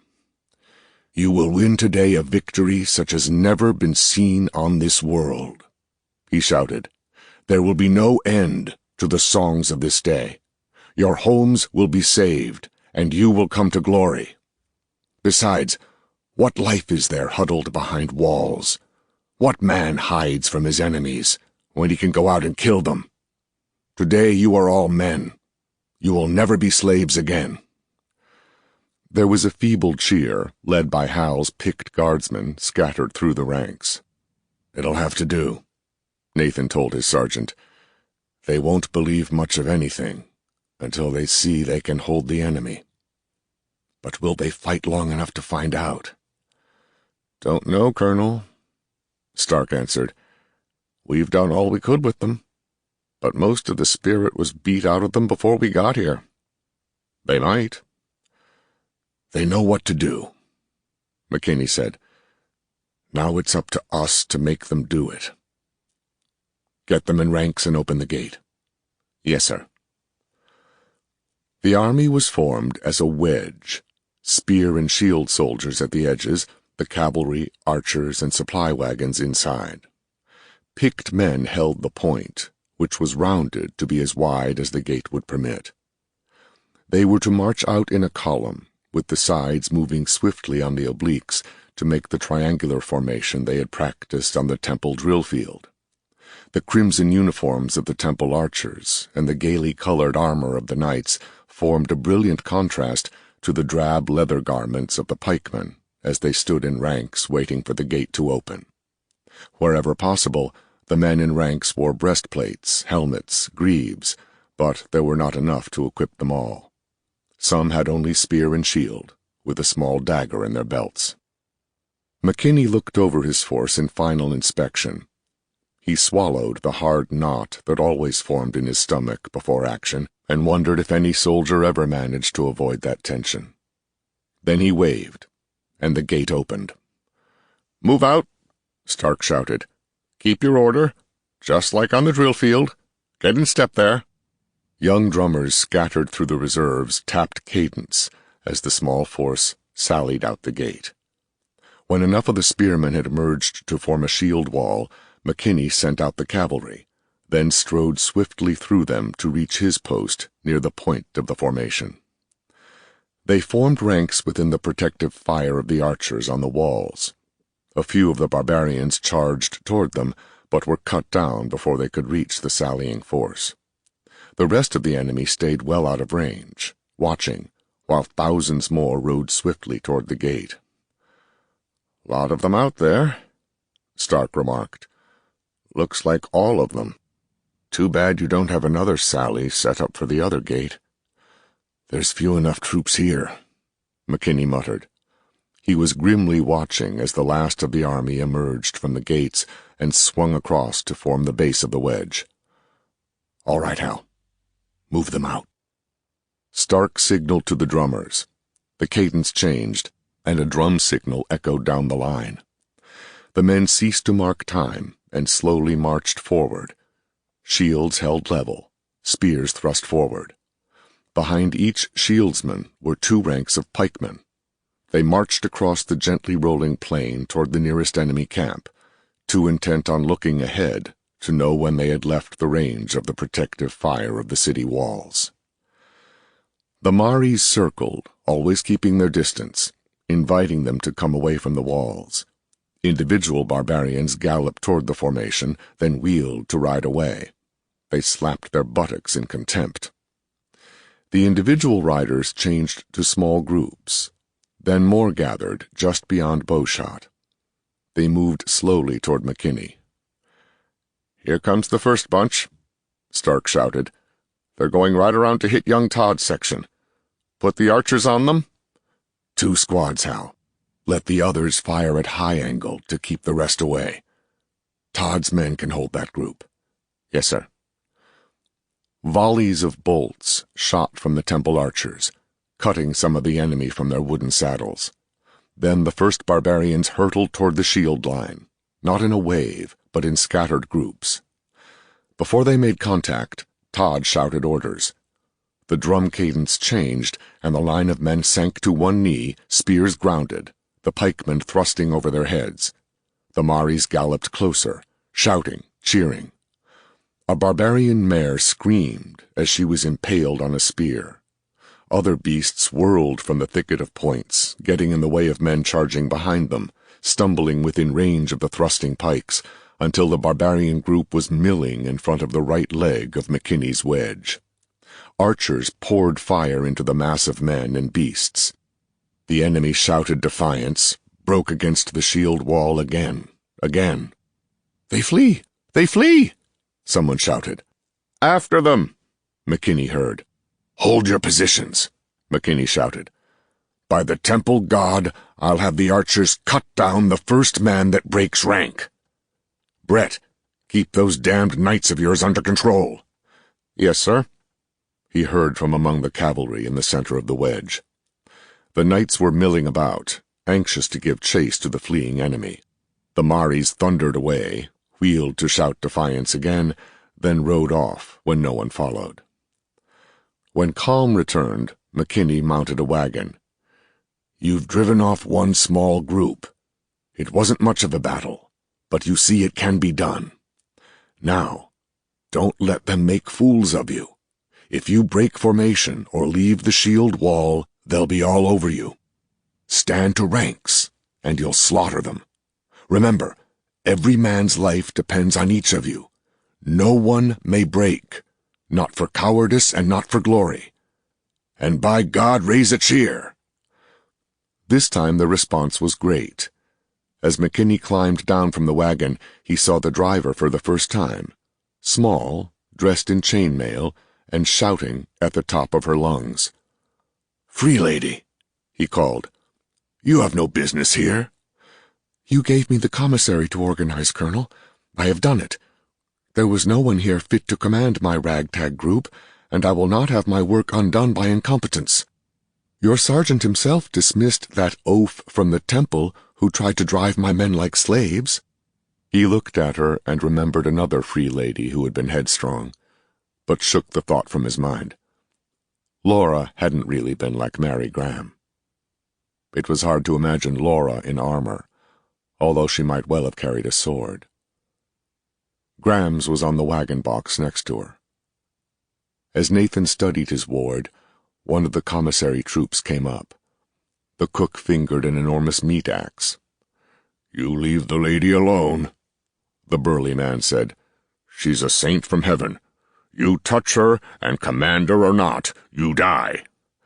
"Sumba, thank you, but I don't need protection," Mary protested. "At least not from him." "That's all right, my lady. We'll watch them all," the stocky cook said. McKinney shrugged and returned to organize the battle. The group marched forward again, the drums measuring a slow beat. From time to time, a group of the enemy would gallop toward them, firing arrows, only to be driven away by the temple archers. The barbarians' stubby bows were useless against even the leather of the unarmored men until they came to close range, and they did not dare come very close. "They'll reform for another try," McKinney said softly. "This time they'll try a mass charge with everything they've got." Stark nodded. "The men have some confidence now, Colonel. I think they'll hold. It was a good thing they're trying a small attack at first." "Clan rivalry," Longway said from behind them. "I've seen it on South Continent. Each clan wants to be the first to remove the insult of your presence. But they'll be back." "Night's what worries me," Stark said. "We going to stay out here all night?" McKinney nodded. "The whole point of this demonstration is to build up the morale of the troops back in the city. Just moving out and coming back won't do any good. We have to have a solid victory." "I still do not see what we are accomplishing," Longway said. "Suppose you prove that you can take the field against the barbarians and move about in formations they can't break. All they have to do is avoid you." "We'll cross that one later," McKinney muttered. "Here they come, Hal. Get the men ready." A flood of the enemy galloped toward them across the low plain. "Thousands! Thousands!" someone in the ranks shouted. "We'll never stop that charge." "Quiet in the ranks," Stark ordered. "Beat to arms, drummers." The tattoo thundered through the small formation. The shieldsmen dropped to one knee again, this time the entire perimeter sinking low, with the pikemen thrusting their weapons over the tops of the shields. A small knot of reserve pikemen stood at each corner of the wedge, while Brett's cavalry milled about. The archers fired into the oncoming horde as the cooks and camp followers struggled to load crossbows and pass them up to the bowmen. Every bolt took its target, leaving riderless horses to run aimlessly, bringing confusion to the enemy charge. "They don't have what you'd call much formation to them," Stark observed coldly. "They'd do better to come all at once, instead of in little bunches." "Insufficient discipline," Longway said. "They're more than the normal on this world, but that isn't much." As the drums thundered to a crescendo, the charge hit home. On all sides, barbarians plunged and reared, unable to penetrate the shield walls, milling about in front of the wedges, while crossbow bolts poured out. "Swordsman! Swordsman here!" McLean shouted from his station as commander of the rear section. At his order, a dozen men with short swords and bucklers ran to his aid, throwing themselves into a gap in the line, thrusting 5 dismounted barbarians out into the seething mass beyond. A knot of pikemen trotted to station behind them, while the formation closed ranks over the bodies of 5 shieldsmen, killed when one of their number turned to run. The Maris called to their companions, withdrew a space, and charged the weak spot in the line again. "They're massing back there against McLean," Stark reported. "Getting hard to hold." "Prepare the cavalry," McKinney said softly. "I'll go get McLean ready." McKinney ran across the 30 yards separating the point from the base of the wedge. "Prepare to open ranks, Mr. McLean." "Aye, Colonel. Drummers, beat the ready." The drum notes changed subtly. "Fuglemen, pace your men." The seaman's voice carried through the din of battle, and they heard the orders rattle down the ranks. McKinney eyed the situation coolly. "Now, Mr. McLean, open ranks," McKinney commanded. The shieldsmen sidestepped, bunching up on each other, leaving a clear gap in the center. The enemy shouted in triumph and poured toward the gap. The rich notes of a trumpet sounded from the center of the formation. Slowly, gathering speed, ponderously, the heavy cavalrymen trotted across the wedge from their gathering place at the point. They built up speed, lances were lowered, and they drove into the advancing enemy, using the Mari's own momentum to add to their own, sweeping everything before them, riding the enemy down under the hooves of their beasts. Brett and Van Dijk, at each end of the first wave of knights, sounded a cheer as the heavy armor of the Iron Men proved too much for the light-armed Maris. The barbarians scattered, and swordsmen poured into the gaps, running alongside the knights, slashing down the enemy, killing the dismounted. The charge pressed onward, the knights scattering to pursue the enemy. The tight formation broke up, and the Maris withdrew, formed in tight knots. "Sound recall," McKinney ordered. The trumpet notes were heard again, this time plaintively, disappointed. "Sound it again." He turned to Stark. "This is the turning point, Hal. If Van Dijk and Brett can't control those brainless wonders, we've had it." He saw his officers shouting to the knights. Slowly they began to wheel, first one, then another, then the entire group. For a moment they paused, and McKinney saw that Brett was actually dressing their ranks before they rode in, proudly, contemptuously, in perfect order, their pennants fluttering from their lances, while the shield wall closed behind them, over the bodies of 100 foes. McKinney drove them relentlessly on, across the plain, toward the first of the nomad encampments. Twice more they withstood a massed assault from the Maris, the column halting to plant spear butts in the ground. The second attack was heavy enough to cause McKinney to order the cavalry charge again. The armored knights broke through the concentrations of the enemy before wheeling around to recover their position within the shield wall. In each battle, They left a pile of the enemy dead to be crushed beneath the wagon wheels as the column marched on. They reached the enemy camp, a group of leather tents stretched across wooden frames, a few wagons which the barbarians pulled to safety before the army arrived. A thin wall of men with light shields stood in front of the camp. Brett and Van Gynck rode forward to McKinney. "We can scatter them with a single charge," Brett shouted. "Open the ranks." "No. I will not risk our cavalry in a charge beyond the shield walls. There are too few men for that, and we would never return to the city if something went wrong. We march together, or we die together. Would your knights abandon us?" "We would not leave you, though you stood alone among 1,000 enemies," Van Gynck said quietly. "I have been talking to the knights. Not one of us has ever seen the like of this day. We have left more of the enemy behind us than we number. Each time we fought them before, our charge would carry them away until suddenly they swarmed about us to cut us down. We will stay with you." The column moved forward, cautiously but inexorably, the drums giving a slow step as the pikemen advanced. McKinney rotated the formation until the point was aimed directly at the enemy, then massed his reserve pikes behind the leading men. His archers were silent, their store of bolts nearly exhausted. McKinney spoke quietly to the temple officer who commanded them. "A full volley on the men to the right of our point. I want a hole driven in their formation. They can't fight as infantry. They aren't trained for it, and they don't like it. We'll break through and roll up their flanks." As they approached nearer, McKinney gave a signal. The archers fired their volley as Todd led a knot of swordsmen forward, cast javelins at the enemy in front of them, and retired behind the forest of pikes. The leading elements of the column struck just behind the javelins, tearing through the thin line by sheer momentum, before the first rank of pikemen fell into a hidden pit behind the Maris. Their screams echoed up from below. "That's what you would have ridden into," McKinney told Brett softly. "I thought there was a reason they'd stand like that. They were hoping for a full charge of cavalry."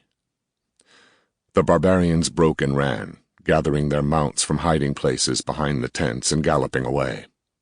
Mary Graham's auxiliaries hauled the wounded men from the pits below, leaving 5 pikemen impaled on stakes set in the ground. She turned pale as she stood looking into the grisly trench, but Nathan had no time for sympathy. "Bury them there," McKinney ordered. "It's an honorable enough grave. Send for the chaplain." He moved about the formation, placing men in line, setting the shield wall around the perimeter. A small scouting party entered the enemy camp. They returned with excited reports. "There is much food here," one said, "but we must enter with great care, for they have tethered scarpias on the walls and ridgepoles." The scarpia was a warm-blooded, lizard-like creature 8 to 20 centimeters long. It faintly resembled the earth scorpion, and its bite was far more deadly. "We will camp beyond the enemy tents," McKinney ordered. "Use their ridgepoles to add to our stakes, and be sure to set the stakes carefully. They may attack at night. Bring as much food as you can carry for the city." Under Stark's direction, the battalion built a fortified camp, digging ditches around the perimeter, throwing the earth to the inside and placing stakes at the top of the rampart they formed. They worked in shifts, every other man using his shovel, while the rest stood in ranks holding the diggers' shields and weapons. But there was no renewal of the barbarian attack. The Maris rode endlessly around the perimeter of the camp, just outside the bowshot, darting in to fire arrows and wheeling away before an answering volley could be launched. McKinney ordered his men to ignore the harassment. "They'll get close enough to fight before the night's over," he told them. "They can't do us much harm from the range they're shooting from. You'll get your chance later." It was dark before the cook fires were lighted, but McKinney would not allow any rest until camp was completed. When the last stake was driven, The sun had set, and a thick overcast obscured the moons. From his command point atop Mary Graham's wagon, McKinney could see dozens of fires dotting the plain, barbarian camps, each a band of hundreds of men. "There are sure enough of them," he remarked. "I don't see how we can win against so many," Mary answered. "No matter how many you kill, there will always be more." "Not if there's nothing to eat. They're foraging pretty wide already. It's only the grain crops that keep them able to stay here. Without those, they'd have to go back into the interior. We'll drive them off all right." "What were you a colonel of?" she asked. "I thought you were more than just a trader from the time I met you, and I wasn't very surprised when your man let it slip." "You've heard of me," he said. Out beyond the palisade, something was moving. The nearest enemy cook fire was obscured momentarily, then again. "You mean your name is McKinney? Let me—" She looked up in surprise. "Iron McKinney? The Orleans commander? I should hate you." "Why?"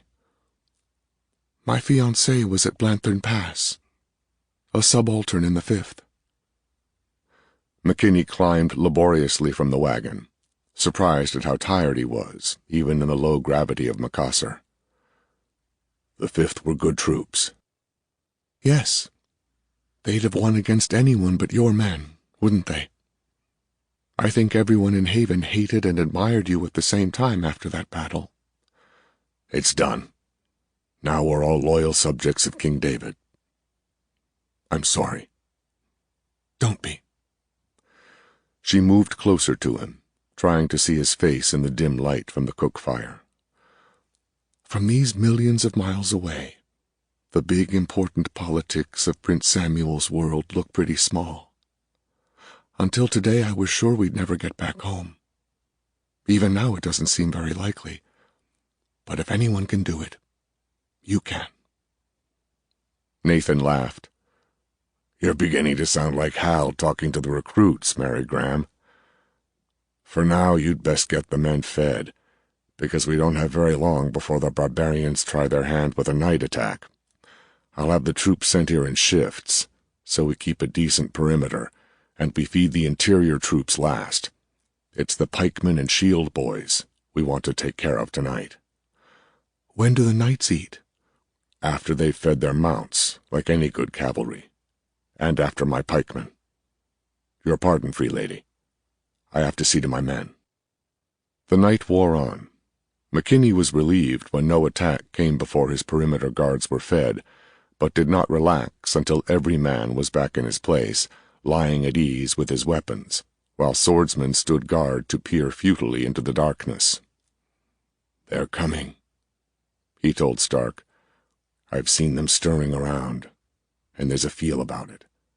You get it too?" "Yes, sir. And like you say, they're moving about some out there. We'll hear from them before morning." It was nearly midnight when a sentry shouted, then vanished beneath a wave of dismounted men swarming toward the palisade. "Trumpeter!" McKinney shouted. "Sound the alarm! To your feet, men!" He could see a knot of pikemen, kept awake in central reserve, rushing toward the area of the attack. "To me! To me!" he heard Van Gynck shout. "Leave your mounts and rally to me!" Leading a party of knights with swords singing about their heads, Van Gynck charged to the perimeter, pushing aside shieldsmen struggling to their feet. The iron men stood at the top of the palisades, dealing terrible blows to the enemy attempting to climb out of the ditch. The night was filled with screams and shouts before McKinney had his shield wall formed properly and brought the armored men back to a central reserve. "They're all around the perimeter," Stark told him. "They try one spot and then another. Not much coordination to it, but nobody can rest any, Colonel." McKinney nodded agreement. "It's a good tactic. They hope to tire us out and then cut us off from the city. It'll cost them enough." In less than an hour the battle died away, leaving a quiet shattered at intervals with the groans of the wounded, but the enemy never left them alone. All night there were rushes against one part of the palisade or another, and the whistle of arrows fired randomly into the camp. Morning came slowly, to reveal hundreds of enemy dead and dying filling the ditches or stretched on the ground where they had crawled away from the battle. Bands of nomads rode slowly around the camp, silently watching the wall of shields. "Here's the tricky part," McKinney said. "But I think they may have had enough for now. They'll want to see what we do next."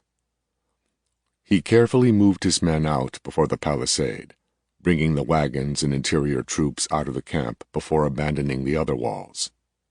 The enemy watched, but there was no attack as he marched his formation slowly back through the enemy campsite.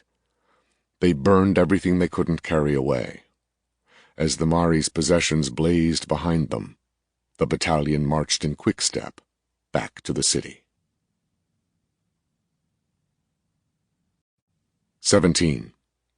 Battle. The war minister was angry as he faced the assembled bishops of the temple. "He has proved that he can fight the barbarians. He has remained a day and a night outside the walls of the city. He has killed hundreds of them. For this we are grateful. But I say that it is madness to take the entire army into the field. Let him carry on his raids with the troops he used before, not strip our walls of their defenders." The council muttered approval. Their voices echoed softly in the great room. McKinney rose to speak. He strode forward to the platform before the council table. As he approached, he looked again at the council room. Its walls were hung with tapestries. Above the woven hangings, stone figures, representing heroes of an empire dead so long its very existence was legend, stared down at them. On his dais, high above the council table, His Utmost Holiness Wilhelm XI dozed in starts, interest overcoming senility for moments before his head dropped again. His word was law, but the Council of Bishops wrote his words for him, and spoke them as well, more often than not. "Worshipful sirs," McKinney said, "I would do as Father Sumbavu asks, if it were possible, but our expedition was a demonstration only.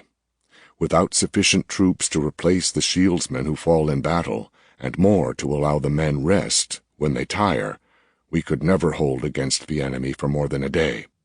But with enough men, I can destroy their bases of supplies, bring them to battle against us, destroy many of them, and send the rest back to their wastelands. And do not be deceived, worshipful sirs.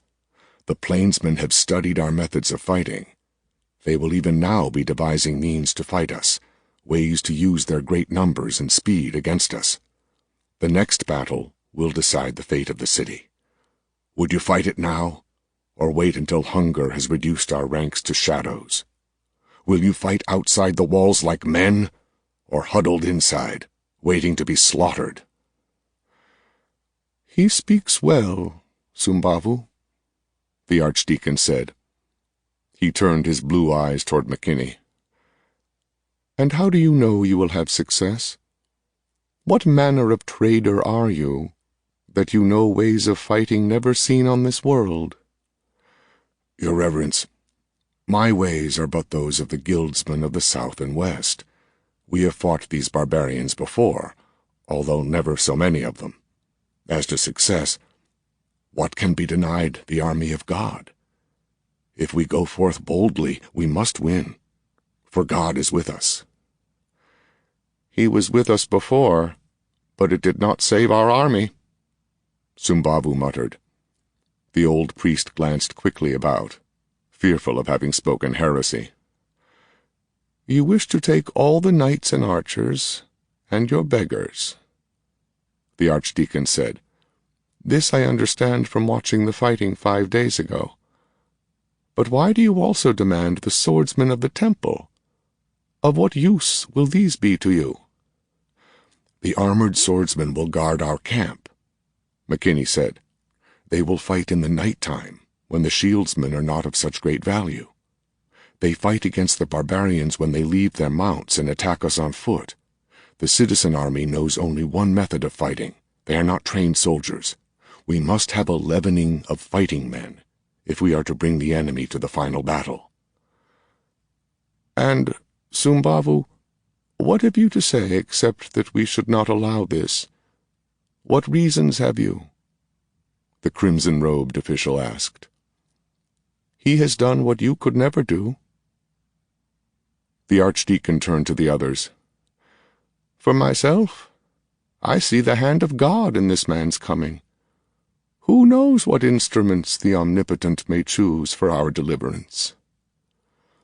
Sumbavu measured his words carefully, speaking softly, so that they leaned forward to hear him. "I do not know. Yet I do not like this. There is something of this man I do not understand, and I do not think he should be trusted with the army of the temple." "Then go with him to command it," the archdeacon said. "For ourselves, we have heard enough. Let the traitor kill the barbarians, and may God's blessing go with him." Sumbavu bowed in acceptance, but McKinney felt the war minister's intense gaze, even as he left the room. McKinney used 2 more weeks preparing for the battle. His entire force of citizens and peasants was trained, with his original group dispersed through the ranks as fuglemen. Stark drilled them relentlessly in the temple courtyard, taking them again and again through the complex maneuvers which formed squares and columns, opened and closed ranks, brought their pikes to rest and present. Brett and Van Gynck worked with the knights, shouting and cursing to try and make them understand that their great strength lay in a massed charge, and that they must return to the shield wall to regroup after each attack, or they would be split apart and killed. Each evening they discussed the day's progress, talking late into the night, then rising early to drill the men once again. On the night before the army was to go forth, McKinney held another conference. He looked intently at his officers, seated at the thick wooden table in front of him, and nodded in satisfaction. "Mr. McLean, what of my infantry?" "Better than when we went out last, Trader. They've seen the way it's done now, and Stark sweated them until they're hardened up. Not like veteran troops, but they'll hold. Doubling the rations didn't hurt any." "That was the trader's doing," Mary Graham said. "He found someone who could be bribed at the warehouse." McKinney shook his head. "Stark again. Though I thought of it. I've never seen a commissary yet that didn't have a couple of people on the take in it." "I hope there are none in mine," Mary said indignantly. "There are, lady. There are," Stark interjected. "Just hope their price is high, and they're scared enough of you not to fill up the grain wagons with sand. It's been done to campaigns before." "And your knights, Van Gynck?" McKinney asked. "They drill well. They wheel to the trumpets, but they still do not like turning from the battle. Nor do I, but I see it must be done." Van Gynck lifted his cup and gulped the wine. "You fight strangely on your world, Starman." "Lay off that talk," Stark muttered. "We have enough trouble with the temple people without that." McKinney nodded. "Hal's right. But tell me, will the knights obey the trumpets?" "I believe so," Brett answered. "They have little wish to be killed by barbarians, but there is no fear of death in these men, only of dishonor." "Aye, so Brett made a song about foolish knights who abandoned their commander and were shamed forever," McLean said. "Silly thing, but catchy. Seems to have helped." "If songs help, sing your lungs out," McKinney told them. "The key to this whole battle is getting the heavy cavalry to bear on the barbarians while they're bunched up. Nothing on this world can stand up to a charge from those armored ironheads, but as soon as they lose their momentum and scatter, the Maris can pick them off with no trouble at all." He turned to Mary Graham. "Do you have all the supplies we ordered?" She nodded. We've made thousands of bolts for the crossbows, and the grain wagons are ready. You don't really have very many provisions, you know." "I know. You're rolling plenty of empty wagons, though. Either we find something to put in them, or we'll come back home for more supplies. This formation's slow enough without heavy transport gear in the square." "Then we're ready," Mary Graham said. "Not you. You aren't going," McKinney told her. "Yes, I am. It's no safer in here than out there. If your battle is lost, the city is lost as well, and you know it." She looked around the room at the other men from her world. "I have a right to his protection, and I choose that he exercise it personally. Don't I have that right?" "An interesting point," Longway said. "You cannot abandon her without finding a substitute guardian," the academician told McKinney. "And doubtless she is entitled to someone of her own world. Who will you leave with her? Scholar Kleinst remains in the city, but for all his great value, he is hardly a suitable guardian." "I appear to be outmaneuvered, although why you should want to accompany an army in the field is beyond me, Free Lady." McKinney looked at her expectantly. "I see no reason to stay here," she told him. "There are few enough on this god-forsaken place that I can talk to, without being left with the temple monks. Besides, I can be useful. Or can you spare anyone else to manage your commissary?" "The point is made." Well made, he thought.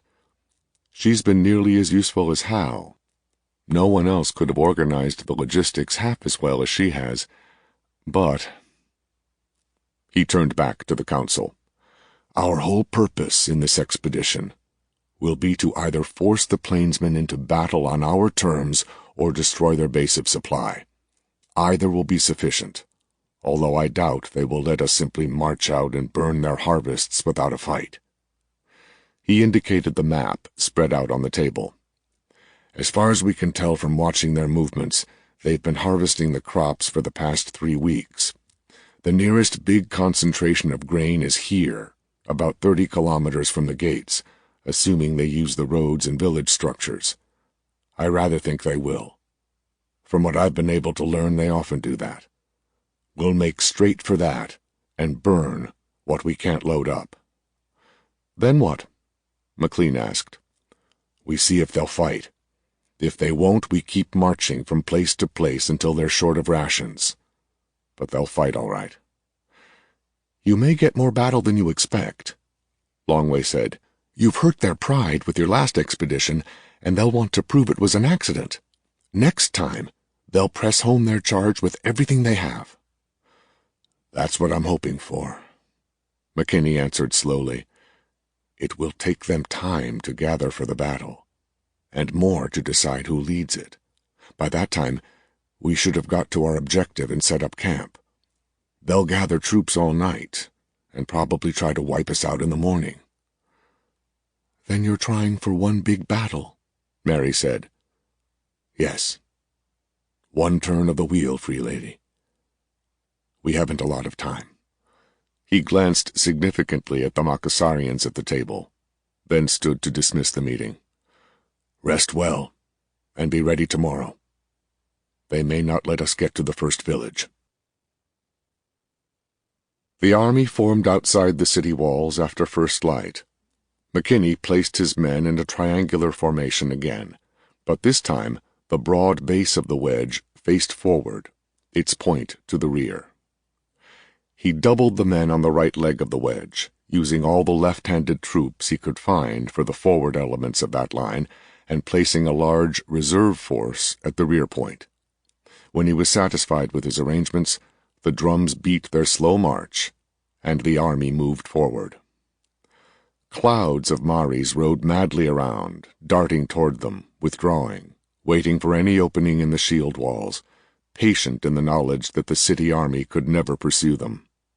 The slow cadence continued, wagon wheels creaked and men shouted at the oxen drawing supply wagons, while the knights in the center impatiently led their mounts. Kilometer after kilometer, they marched toward the enemy camp, as more and more barbarians joined the forces riding around them. They were completely surrounded. "Reckon the city can hold with what we've left them?" Stark asked, looked back at the city in the distance. "You didn't leave them much." "They'll hold," McKinney replied. "The enemy has no heavy siege equipment, and as long as the walls are manned, the barbarians can't do much. Give them enough time and they could throw up ladders or even stack their saddles against the walls, but the defense can slow that down, and I don't intend to give them any time for stunts like that. We seem to be attracting most of them to us anyway. What's Zimbabu doing?" "He's riding with the Knights, Colonel, keeping an eye on those pretty uniformed swordsmen and archers, too. He doesn't trust you much." "I don't blame him, Hal. I wouldn't trust me much either if I were him. But what else can he do? Keep a sharp eye on him. I can't have him interfering." "Yes, sir. You didn't make much protest about his coming." "Maybe I didn't mind him coming. Now watch him." "Yes, sir." The march continued, drawing to within a kilometer of the enemy tents. McKinney looked closely at the cluster of enemy in front of him. "They're trying to make up their minds. They don't want to give up all that grain without a fight. Watch that group there," he said, pointing. "Here they come. Beat the alarm." The drums thundered, then went back to their steady pace. The column continued to advance until the enemy was within bowshot. "Prepare for attack," McKinney said quietly, measuring the distance to the nearest of the plainsmen. "Form the wall." The drums beat again, and the temple archers rushed to the perimeter, firing into the packed enemy. The charge hurtled toward the broad front of the wedge, then wheeled around to strike the left end of the line. Pikemen rushed to the corner as echelon after echelon of the enemy plunged against the left leg of the inverted wedge. The shield wall held. A few of the barbarians leaped over the first rank to land among the pikemen, their short swords slashing, but temple guardsmen moved forward to cut them down. The battle was short, and when it was finished, hundreds more of the enemy lay in front of the column.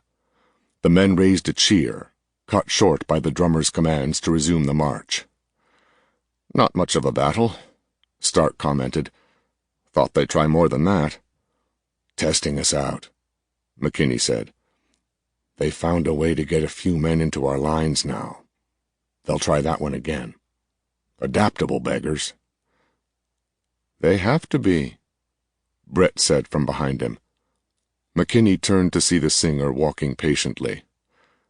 "I left my mount with Van Gynck," Brett said. "You understand that there will be many more battles, each different from the last?" "I understand, but how many more there will be depends on more than their intentions. For now, we take their supplies." The enemy camp was deserted. They had carried away their tents, but they had left huge piles of harvested grain. The grain piles had recently been covered with hides, but now the food was left to blow about in the wind. They had also fouled some of the harvest with excrement. Graham's commissary workers began the tedious task of bagging and loading the harvest. The scattered refuse of weeks of enemy life lay about them. There were also signs of what had happened to villagers unfortunate enough to fall into the hands of the Maris. Stark sent burial details to dispose of them. Father Zimbabu examined the remains of a young girl. "Monsters," he said. "Not human at all. They deserve extermination." "We will hardly be able to do that," McKinney said. "But we may yet surprise them. Your pardon, Father. I must see to our defenses." Ditch, ramparts, and palisade rose around the campsite while the commissary workers began cook fires. A dozen singers strolled about. McKinney moved through the camp, speaking to little groups of his men, encouraging them, testing their morale. It was hard to believe that only months before these had been the sullen slaves and beggars of the streets of Batav. Now they roared lustily at his jokes, shouted defiance at an enemy they could not see, and grimly held their weapons as if half afraid someone would take them. McKinney pitied anyone foolish enough to try. The night was a turmoil. When both moons were high and bright, masses of barbarians stormed forward, some mounted, most on foot, probing to find a weak spot in the perimeter, constantly attacking to keep the men aroused, withdrawing from opposition, but coming again and again. McKinney sent small detachments of his troops to the center of the camp, replacing them with others, so that each man was able to rest for part of the night. Toward dawn, the attacks died away, and he let the men sleep until late in the morning. The temple swordsmen had borne the brunt of the night attacks and were most in need of rest. McKinney did not call them to breakfast until everyone else had been fed. A mass of barbarians formed a kilometer from the camp. They were strung out in a vast semicircle between McKinney's army and the city, and McKinney had never seen so large a group of plainsmen before. Stark joined him as he stood atop the commissary wagon for a better view of the enemy. "This going to be it, Colonel?" the big sergeant asked. "Possibly. Let's see if we can get out of this camp. They figure to hit us as soon as there are enough outside the gates to make it worthwhile." McKinney shouted orders, formed the men into ranks, then motioned to a trumpeter. The notes rang out, calling his officers to him.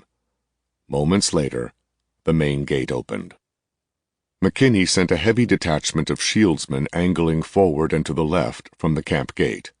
A second group angled off to the right, while others marched out to form a line between them, its ends anchored with the hard-marching groups of picked men. When the left-hand group had left a large enough opening inside the wedge, the knights were sent forward until they were just behind the shield wall at the extreme left corner of the inverted wedge the army was forming. Then McKinney sent the temple archers forward, a line down each leg of his triangular formation, leaving none in the center. Whenever the Maris approached the two legs of the formation, a shower of arrows greeted them, forcing them away. The enemy clustered around, moving toward the center, where the resistance was least. McKinney nodded in satisfaction. "Now comes the hard part," he muttered. A charge of the barbarians struck the center of the triangle directly in front of the camp gates. The shield wall held, but gradually fell back, stretching thinner and thinner, bowing inwardly toward the gate as the heavier formations at the ends of the line held fast. More troops were sent forward to fill the gaps, keeping a continuous line, but still the enemy pressed forward, forcing them back, as more of the Maris joined the attack. The formation bowed still more, resembling an enormous U with its base almost at the palisade. Hundreds, 1,000, 4,000 barbarians pressed forward toward the camp gates. "Now!" McKinney shouted. The trumpet notes sounded above the shouts of battle. Drums thundered. The knights formed inside their bastion. Then, as the formation opened, they charged down the wing, rolling up the flank of the enemy. The shield wall quickly closed behind them. Then the ends of the U drew together. Archers faced inward now, firing into the ranks of the enemy, while the heavy cavalrymen thundered over the barbarians, riding them down, breaking up all signs of organization until they rode directly into the camp gate. McKinney signaled frantically to Brett. "Form them up again, and be ready to protect the outer flanks," he shouted. "The archers and spearmen can deal with the ones we've trapped." The field in front of the gate was covered with blood. Barbarians pressed closer and closer together as the shield wall, bristling with pikes, closed in on them. Temple archers continued the rain of arrows into the helpless enemy, too crowded together even to use their weapons properly, the inner group not able to strike a blow. A few raced frantically out the end of the trap, before the heavy knots of men McKinney had sent out first made contact with each other and closed all avenues of escape. The remaining enemy outside the trap attempted to aid their fellows, to be stopped by shieldsmen facing outward, slowly moving back as the inner lines moved forward. Concentrations of the enemy were broken up by charges of cavalry, the knights thundering over them and around the ends, wheeling back to enter the camp and regroup, while the temple swordsmen defended the ramparts of the camp itself. The huge mass of doomed men in the trap could have broken through the thinner lines of the camp, or even the outer defenses of the trap, but they could not escape to fight, while the smaller numbers remaining outside were unable to help them, frantically falling upon the spears of the shield wall or trampled beneath the knights, while their luckless fellows were relentlessly cut down. The slaughter continued until mid-afternoon. At the end, hapless groups of the enemy threw themselves on the spears or clawed their way up the ramparts to be impaled by the swordsmen at the top, screaming desperately, their courage melted by the faceless mass of swords and the rain of arrows.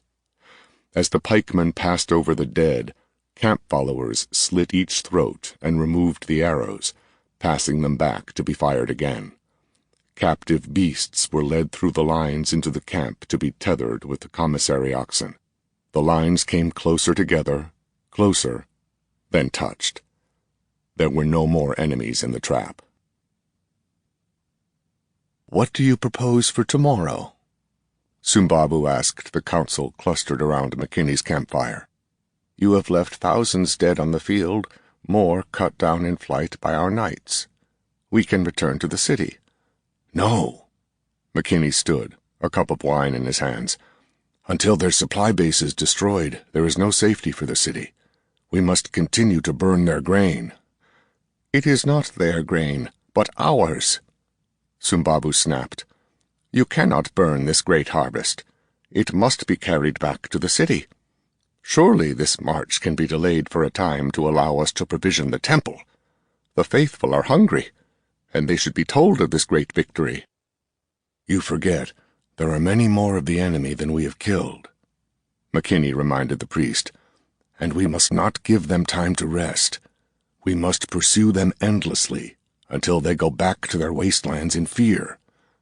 "I forbid this," Sumbabu said quietly. "We must take these stores of grain to the city. You will not burn them." "Then I suggest you take them yourself, your worship," McKinney told him. "Now that we have thinned their ranks, I believe we can do without the temple swordsmen. I will need some of the wagons to transport grain for the army, but you may have half of them, and 300 of the camp servants as well. It is only 30 kilometers. Each can carry half a hundredweight of grain. That will leave little to burn." "So be it. We set forth immediately." "At night, your worship?" McKinney asked. "Is that wise?" "Wiser than being caught by them in the daytime. I see that you will not escort me with your army, though it would involve only a day's march. I will so report to the council." 2 days' march, Father," McKinney said quietly. "One each way. Not to mention the disorganization, as each man ran in to tell his fellows of the glorious victory. We would lose many days, and for what? If the enemy is to be driven from the city, it must be done now." "What need to drive them away, now that we have means to gather provisions?" Sumbabu snapped. "We could return, and our temple officers learn to command the soldiers, then set forth again. It would not be so great for you and your outlanders, would it? You must win yourself. For what purpose I do not know. But I tell you again, I know you do not have the good of the temple first in your heart, soldier of the South.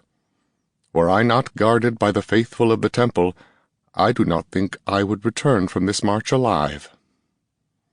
He stalked off into the night, his bodyguard following him closely. "Go pick the most useless slaves of your group," McKinney told Mary Graham. "The blunderers, the tired animals, and those you didn't make new collars for. The wagons ready to fall apart. Get them all out of here." She studied him closely. "I'd almost think that's why you brought all that useless junk. And you added that group of convicts to my picked men. Did you expect this?" "Free lady, just get them moving," Stark said. "The colonel's got enough problems." He guided her to the granaries, then set men to loading the wagons, which were to go back to the city. 2 hours later, Sumbavu was ready to depart. He stood with McKinney at the camp gate, watching the sky. "In an hour the moons will be gone. You have not seen the enemy?" "No, Father," McKinney told him. "but they will have men out there." "There is less chance they will attack me at night than by day," the priest said. "In the dark they will not know that I have only the temple soldiers, and they will be afraid." He watched the setting moons in silence until darkness came over the plains. "I leave you my blessing," Sumbavu told McKinney. "Perhaps I have misjudged your intentions. May God accompany you." "Thank you, Father," McKinney said. He ordered the gates opened and watched the guardsmen and wagons leave. Each swordsman carried a bag of grain on his back in addition to his weapons, and the carts were creaking under the load.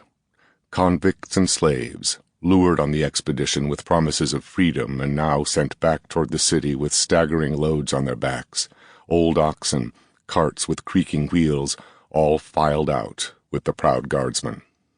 1,000 soldiers and 300 bearers left the camp before the gates were closed. McKinney returned to his tent. After a few moments, Stark and Longway joined him by his fire. "They'll never make 10 kilometers by morning," Stark said. "Not the way they loaded themselves." "I thought the priest gave them reasonable loads," Longway said. "They did not seem excessive." "Sure, but the trader gave them the pick of the loot before they set out. Wasn't a man there wasn't carrying 5-10 kilos of junk stripped off the dead or picked up in this camp." "That was generous of you," Longway said. "Extraordinarily so." "There will be other loot," McKinney told them. "We'll have plenty chances to get rich. But they won't. They've earned their share." "Or will," Stark muttered. McKinney looked quickly at him, then stared at the fire in silence as Mary Graham joined the little group. "Best get some sleep," McKinney told her. "We start early in the morning, and it's late enough now." "I don't really need it," she laughed. "I ride a cart, remember? Lady, you can sleep in that cart under way, you'll be the greatest soldier's wife ever lived," Stark observed. "I'd rather walk, the way those things fall into every hole in the ground." Mary laughed, looked around furtively, then said, "You wouldn't think the Empire would fall if we told them how to put springs in the carts, would you? But I guess it's too late now." She looked around her at the camp. The spear and shield troops were asleep in place around the perimeter, their shields propped up behind the palisade, pikes and spears ready at hand, while guards patrolled outside the perimeter. "I suppose I should start the breakfast fires. No rest for the cooks." "Don't bother," McKinney said. "There won't be breakfast in the morning. Another hour and I'll roust out the men I'm taking with me. You can feed the rest when we're gone, if the enemy gives you time. I'll leave McLean in command here." "You're dividing your force, Trader?" Longway asked. "That seems unreasonable. How long will you be gone?" "One day should do it, one way or another. Don't worry about it, academician. We won't leave you for long." "What is all this?" Mary asked. "There's something strange going on here. I don't think I like this at all." "Just get some rest," McKinney told her. "Or if you can't do that, please excuse me while I sleep. We'll have to be up early, Hal. Have the guard call me an hour before first light. My apologies, but I can't think clearly when I've had no sleep, and the enemy is still far too dangerous for my mind to be fogged." He strode to his tent and closed the flap. After a few moments, Longway went back to his quarters. "Hal, what is wrong with him?" Mary asked. "There's something going on, isn't there?" "Free lady, he doesn't like what he's had to do. I can't say I like it much either, but we didn't see any other way. Now, do as he says and go to sleep. I reckon I'd better lie down a couple of hours myself." 18. The Price of Loot. Time, Colonel. McKinney struggled to wakefulness. Hour before dawn, Stark said. Here. He gave McKinney a steaming cup of tea.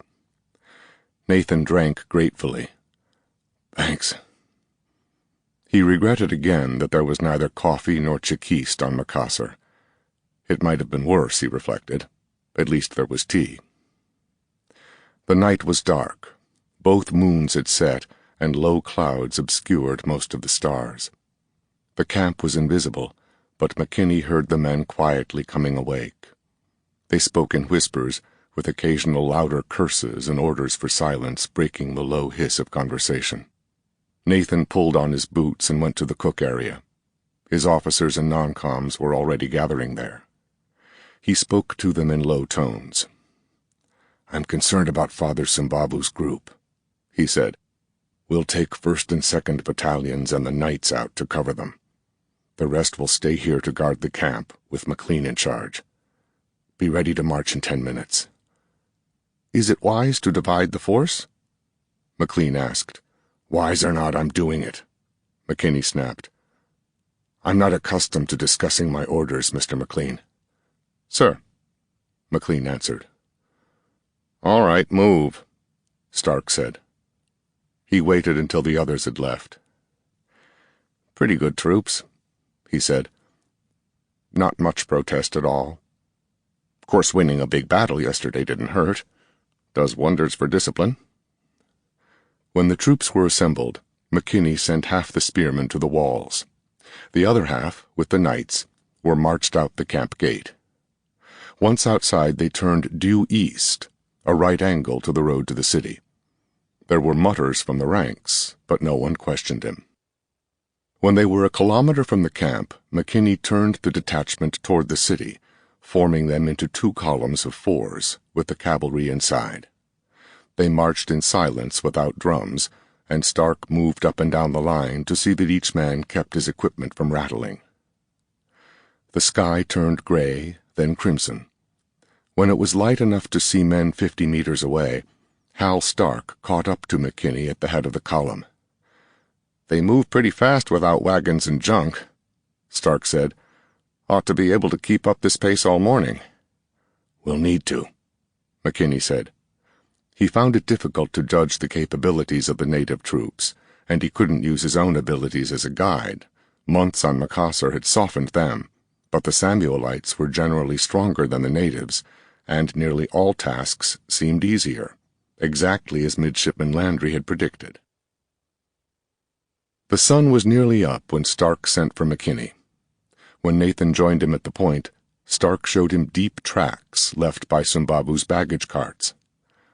Hard to tell how far they are ahead of us, Stark said. No more'n an hour, I'd say. Loaded as they were, they can't be too far, McKinney said. Okay, I want flankers out to both sides. They'll slow us down, but this is good ambush terrain. And let's make time. They swung on in silence, now and again changing positions to send fresh men to lead the escorting flankers. It was hard work to break trail in the waist-high grass-like vegetation. The low hills of the plain closed around them, and McKinney rushed forward each time they topped a rise. Then, as they approached one low hill, they heard shouts from the other side. When they drew closer, the sounds resolved into the din of a battle.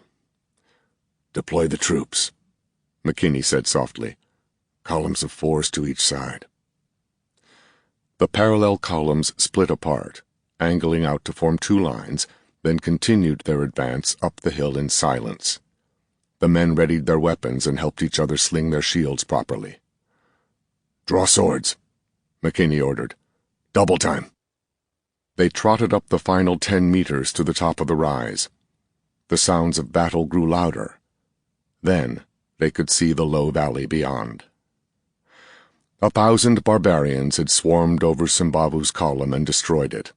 There were so few survivors that at first McKinney saw none at all, but a few temple swordsmen were huddled in knots of 10 or 20 around the makeshift protection of the baggage carts. The Maris swept toward them, firing arrows and leaping on them with their swords. Even as McKinney and Stark watched, another tiny group of scarlet livery vanished beneath a wave of plainsmen. "Make your charge straight through them," McKinney told Van Gynck. "Cut through and go past, then wheel, dress ranks, and charge home again. Don't stop to play with them. Stay together as you've been taught. Now go!" Brett and Van Gynck waved the knights forward. The heavily armored horsemen gathered momentum as they rode down the gentle hill, changed from trot to canter, building speed as they rode toward the enemy.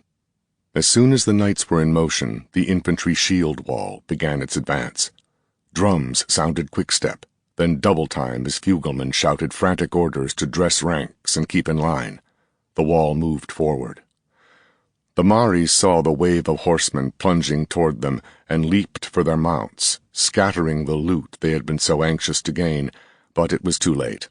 The lances came down, and now that they had been seen, McKinney waved to the trumpeters. The notes carried easily over the dewy plains as the knights charged home. Lances shattered. Swords were torn from scabbards as the knights shouted in triumph.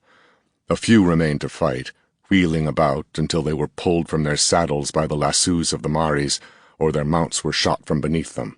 The rest galloped past, riding the enemy down, thundering down the entire line of barbarians before wheeling at the top of the next rise.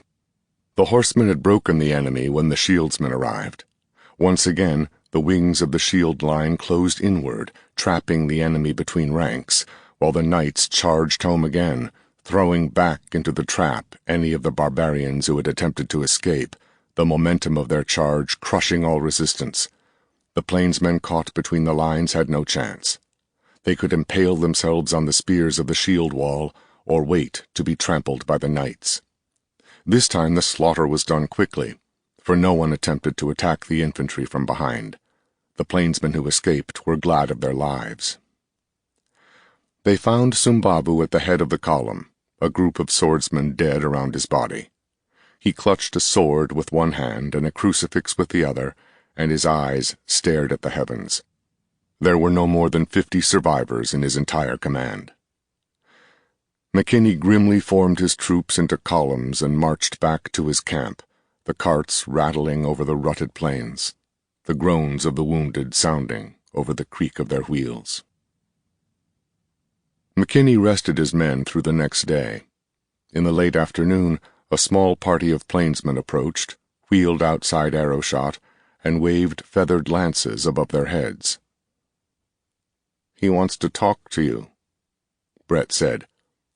"It doesn't happen very often with city people, but they do have ways of ending wars between clans. He's treating you as the chief of a very powerful clan. The men behind him are family heads." "How do I meet him?" McKinney asked. "Go outside the gate with a group of retainers. I doubt if he'll trust you not to shoot him if he gets in close range. It's what always happens when they deal with city people." "Can you talk to him? Do you speak their language?" "You know I do, Starman. And you know why. I'll come with you if you like." McKinney took Brett and young Todd, leaving Stark and McLean in command. Longway puffed after them, insisting, and McKinney invited him along. They walked out from the camp until they were near the extreme range of a crossbow, then halted, still barely within covering fire, if it were needed. 3 figures detached themselves from the group, dismounted, and strode purposefully toward McKinney. A few feet away, they grounded their lances and spread their arms wide. One spoke swiftly in a musical language McKinney had never heard. "He says he comes to speak," Brett said. "He says you fight like a great chief. He says never before have the robed fools fought so well." "Tell him he has fought well, and we admire the courage of his men." Brett translated. Before the Mari chief could answer, McKinney said, "Now tell him I am a great prince from the south, and that I have come in a ship. Tell him 1,000 more ships full of men like mine are coming, with many horses, and we will cover the plains. Tell him his brave people will kill many of us, but more will come, and soon there will be many dead on these fields." "It is customary to exchange more compliments." "Give him a few. Tell him how brave his men are, and how well they fought. Then tell him what I said." Brett spoke at length, waited for a reply, and said, "He says he is honored to meet a great prince from the south. He says he knew you could not be from the city. He asks how you will catch him." "Say that we will come to his home in midwinter. We will burn his food and kill his beasts. But we do not wish to do this, for many of my strong men will die, and many of his brave warriors, and all for nothing." "That ought to impress him," Brett said. He chattered to the plainsman. This time there was a long pause, then a longer reply from the Mari. Brett listened carefully. "You've impressed him," the singer said. "He's afraid of that walking wall of yours. He can imagine your troops pounding along in the snow, and it bothers him. They don't like to fight in the winter, and he doesn't think you would like it much either. He wants to know why you would go to so much trouble." "Say I'm a madman," McKinney said. "Or will that work?" "It might. They're familiar with fanatics." "Good. Then I'm a fanatic dedicated to saving the temple." Brett spoke again, listened, and said, "He's about ready to believe anything about you. He asks you to speak again. That means he hasn't any reply." "Tell him any way you want to," McKinney answered. "But here are my terms. They can have 2 days to get out of here. They burn nothing else, but they may carry away whatever they can. At the end of that time, we'll kill every one of them we find. And if they make any more hostile moves after today, we'll follow him to the end of the continent and burn all his villages and kill all his livestock. Make sure he knows that's not an idle threat." "He's not responsible for all the Maris," Brett said. "Just his own clan. He can't promise for the rest." "Is this the leader of the biggest group?" "One of the largest clans, yes." "Then he'll have to figure out how to drive the others out. He ought to be able to do it. But anyway, that's his problem, not mine. Tell him that." Brett looked pale for a moment. He seemed about to say something to McKinney, but Nathan's look stopped him. He turned to the Mari chief and spoke at length. The sinewy chief answered. Then another of the attendants shouted. Brett shouted back, and their voices rose angrily before the chief spoke again more calmly. Finally, Brett turned back to Nathan. "He'll try. Some of the others have already left. He'll get the rest to go along. They wanted more time, but I told them you really were a madman, that you'd taken an oath never to end the war if it didn't end now. They're still arguing about it, but it's obvious they're afraid of your army. I think they'll go." 19. The Holy Relics. They entered the city in triumph. Although McKinney sent no word ahead, the wagons loaded with grain told enough. By the time the army reached the city gates, thousands had turned out to line the streets. Hundreds more spilled outside the gates and ran emotionally to greet the soldiers. The sound of their cheering was deafening. It took nearly an hour to march up the winding streets to the temple's huge courtyard. McKinney sent a group ahead to keep the courtyard clear of civilians, and eventually brought the troops and commissary wagons inside. "There'll be celebration enough tonight," he told his officers. "For the moment, let's get the men fed and give them some rest." "We have won a great victory," one of the knights protested. "Now we enjoy the rewards." "Certainly," McKinney said. "The knights are excused. But we can't totally disperse the army. The Maris seem to be leaving, true enough, but we'll need to be able to back up my threats if any of them change their minds. There'll be plenty of revelry right here. I've sent for a whole warehouse of wine. One of you go invite all the temple soldiers who had to stay behind. They were willing to go, and they ought to share in the fun. He dismissed the officers, but kept Stark back. I need the headquarters company now. McKinney said. Yes, sir. They're ready. It's all planned. Good. Send them in. And send a runner for those Imperial churchmen.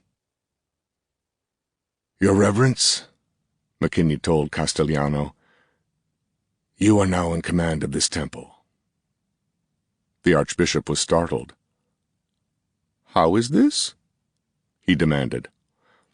The only military forces left in this city are a couple of 100 archers, about that many swordsmen, the knights, and my army. Most of them, including the temple swordsmen, are getting drunk out in the courtyard. The only comparatively sober troops are my headquarters company. But what does this mean? Lorraine asked. It means we own the place, McKinney said. Who's to oppose us? The knights aren't any match for the pikemen in a street fight, and the pikes will stay loyal to me for a while at least. Surely you do not expect to make war on the temple, Lorraine protested. We have no wish to wade in blood to the high altar. It shouldn't come to that. We've sent a picked force to the key points. The temple itself is already ours. Now, we've got to tell their ruling council and that pope of theirs who's in charge. Would your men really fight against the temple? Castellano asked. Most of them would, Stark said. Remember who we recruited. They were mostly slaves and peasants down in their luck, and they've won victories under the traitor. They'd fight for him. We'd rather not, McKinney said. It'd be hard to control the looting, and there might be fires. Civil wars are never pretty. No, they are not, Castellano said. He stroked his chin thoughtfully. And you have not yet informed the ruling council of the changed state of affairs? Good. He turned to Lorraine and DeLuca. Go quickly and get vestments, the best we have, and our most ornate trappings. Trader McKinney, will you lend us some of your men as attendants? And if you will have your most regal clothing brought to you, that would help as well. I believe there is a way this can be done without bloodshed. I hope so, McKinney said. Stark will see that you get what you need from us. Excellent. Castellano went to the battlement and looked down at the courtyard. The guards at the gates had left their posts. Civilians, temple swordsmen, archers, knights, commissary troops all danced in great circles, pausing only to scoop cups of wine from open barrels. Look there, McKinney said quietly. He pointed to the wide battlemented walls above the courtyard. Grim-faced pikemen and shieldsmen stood in knots of 5 at all the crossings. I see. Castellano continued to stare down at the courtyard. I also see that you brought back none of the temple swordsmen, and not all of their archers. How did Father Sumbava die? He was killed with his men in an ambush, McKinney said slowly. But you were not caught. Sumbava was bringing supplies back to the city. I went to his aid, but we were too late. We could avenge him, but we couldn't save him.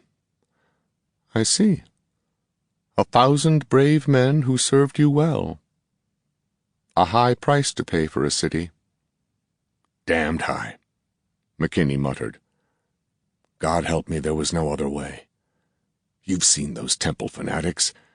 We'd have to kill every one of those soldiers before they'd let us inspect their holy relics. Castellano turned away from the wall. The relics. What is your interest in those? He inspected Nathan carefully. Whatever your reason, you have done the church a service, and we will not forget. Thank you. And now we must speak to their council.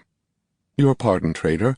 I must find a room where we can dress properly for the interview, and I would be most grateful if you would bring 12 of your most loyal men."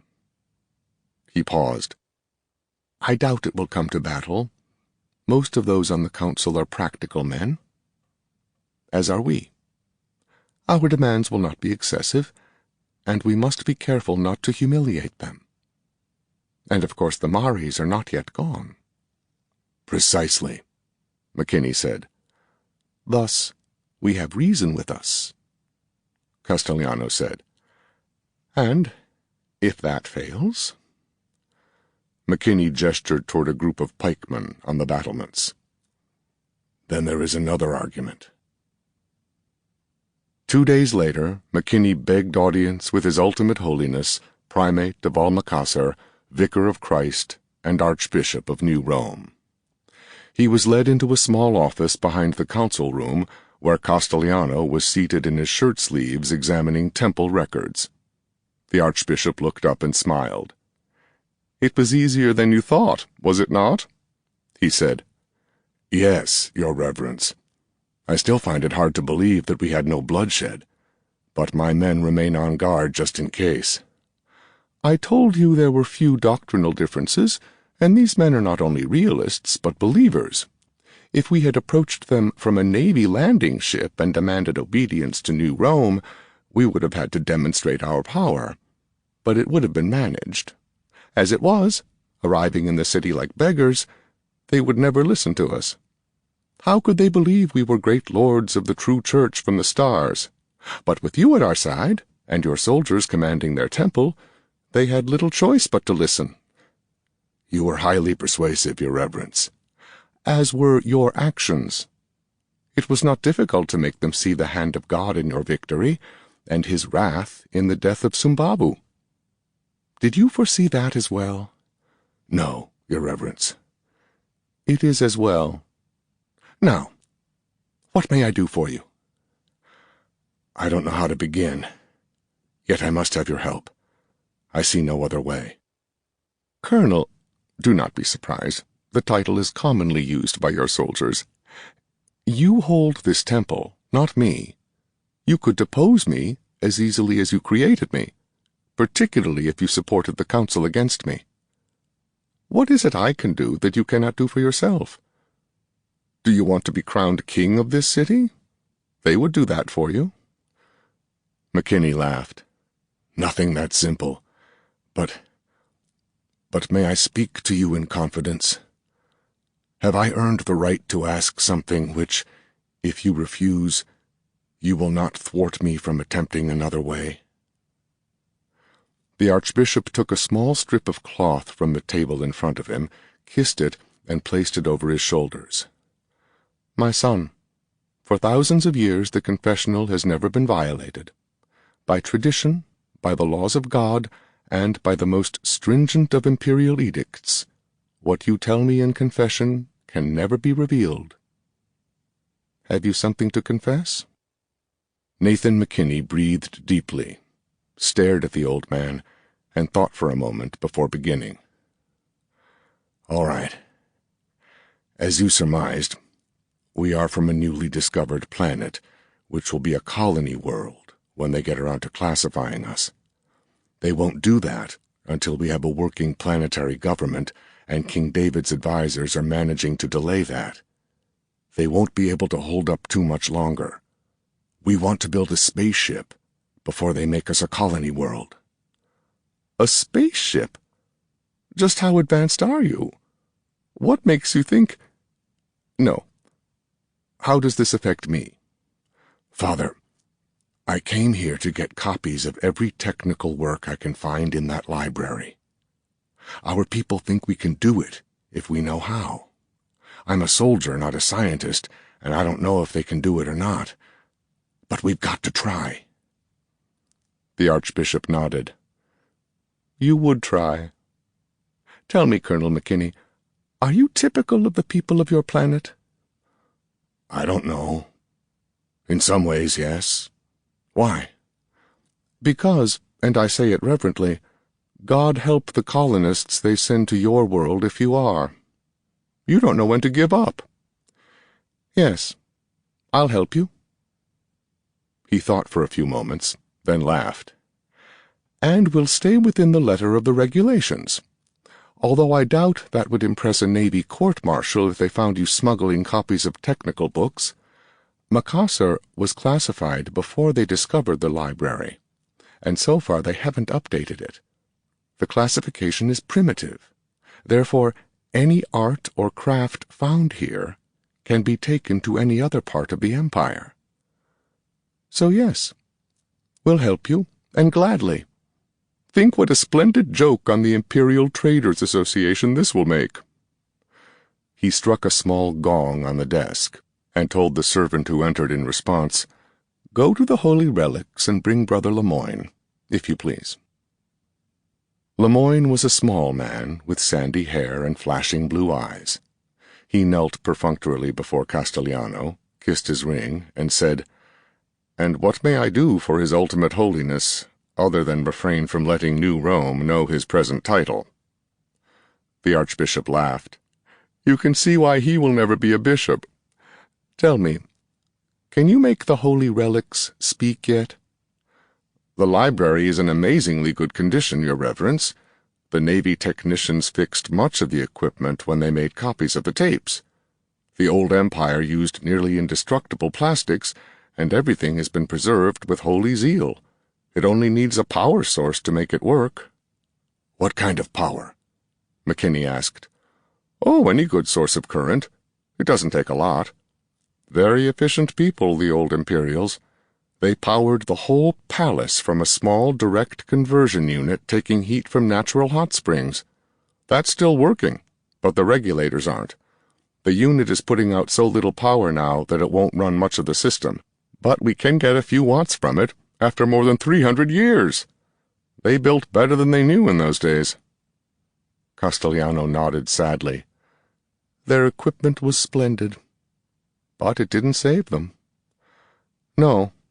Anyway, in addition to the old power unit, we have a hand-powered generator the Navy left. We've got part of the reader working off that, and it won't take long to get everything else in order. It would be no great trick to build a powered generator, but we couldn't let the natives see it operate." "I think not for the moment," Castellano said. "The Church has sometimes evaded the technology transfer restrictions, but that is a serious matter, not to be done without much thought. We need the Navy's cooperation." He paused thoughtfully. "Trader McKinney would like to inspect the library, if that is convenient." "Certainly. Now?" Lemoyne asked. "Yes," McKinney said. "And if you could send for one of my people, Kleinst." "Oh, he's been down there helping me all morning," Lemoyne said. "Does His Ultimate Holiness care to accompany us?" Castellano looked in dismay at the litter of parchment on his desk. "I would be delighted, but this work must be done." He sighed. "Get thee behind me, Satan." Lemoyne shrugged and led McKinney out of the office. They went down winding stone stairways until they reached massive doorways guarded by 4 pikemen and a crimson-uniformed temple officer. The pikemen snapped to attention as McKinney approached. The officer looked doubtful. "He is a layman. Only the consecrated may enter." "Who'll stop the colonel?" one of the pikemen asked. "He has been sent by His Ultimate Holiness," Lemoyne said. "Man, do you not know that if it had not been for the colonel, the Maris would have the relics?" "True," the temple officer said. He took torches from the wall and handed them to McKinney and Lemoyne, then stood aside. He did not look pleased. There were 2 more guard rooms, but these were empty. Then they went down a broader stairway of marble. "This is almost certainly Old Empire," Lemoyne said. "After the wars, the survivors built most of the temple structure over it. Here we are, just beyond that doorway." They went through. At last, McKinney thought, "I've come a long way to see this." The room was not large. It stank of fish oil from the lamps. The walls had been scrubbed innumerable times to remove lampblack, and there was only a tiny suggestion of design or color to them. There was not much else to see. A small box with crank handles and a seat stood in the middle of the room. Wires ran from that to a small table set against one wall. Above the table was what looked like a dark window pane. Kleinst, wearing a dark monk's hood, sat in front of the desk. He stood when McKinney entered. Nathan looked around the room in confusion. "Where is this fabulous machinery?" he asked. Lemoyne chuckled. Your friend there asked the same question. He pointed at the table. There it is. No more than that? Lemoyne nodded. No more than that. You could put all the knowledge of the human race in 4 units like that. McKinney did not believe him, but there was no point in arguing. He turned to Kleist. Have you made any progress? The scholar's eyes gleamed. Yes. Would you like to see? Of course. The sound units? Kleinst asked, looking to Lemoyne. When Lemoyne nodded, Kleinst sat again at the console and touched small squares on it. A tiny voice came from the walls. McKinney looked around in amazement. And except those days be shortened, there should not be any living creature survive. The voice said. Matthew, Lemoyne said. Whoever was last down here loaded in that. The temple priests have been listening to it ever since. They don't know how to change record units. The audio unit discharges the accumulators in less than an hour, and the power system is so weak that it takes days to charge up again. McKinney shook his head. Do you understand this? He asked Kleinst. Yes, or almost. It is a new concept, yet not in principle different from photographic and recording equipment we use at home, although more compact. And I don't understand everything about it. I don't know if we could read the tapes in cubes if we had them back at the university. And if we can't? McKinney demanded. Then I must learn what we need. Kleinst said. I have a photographic memory. It is one reason I was selected for this journey.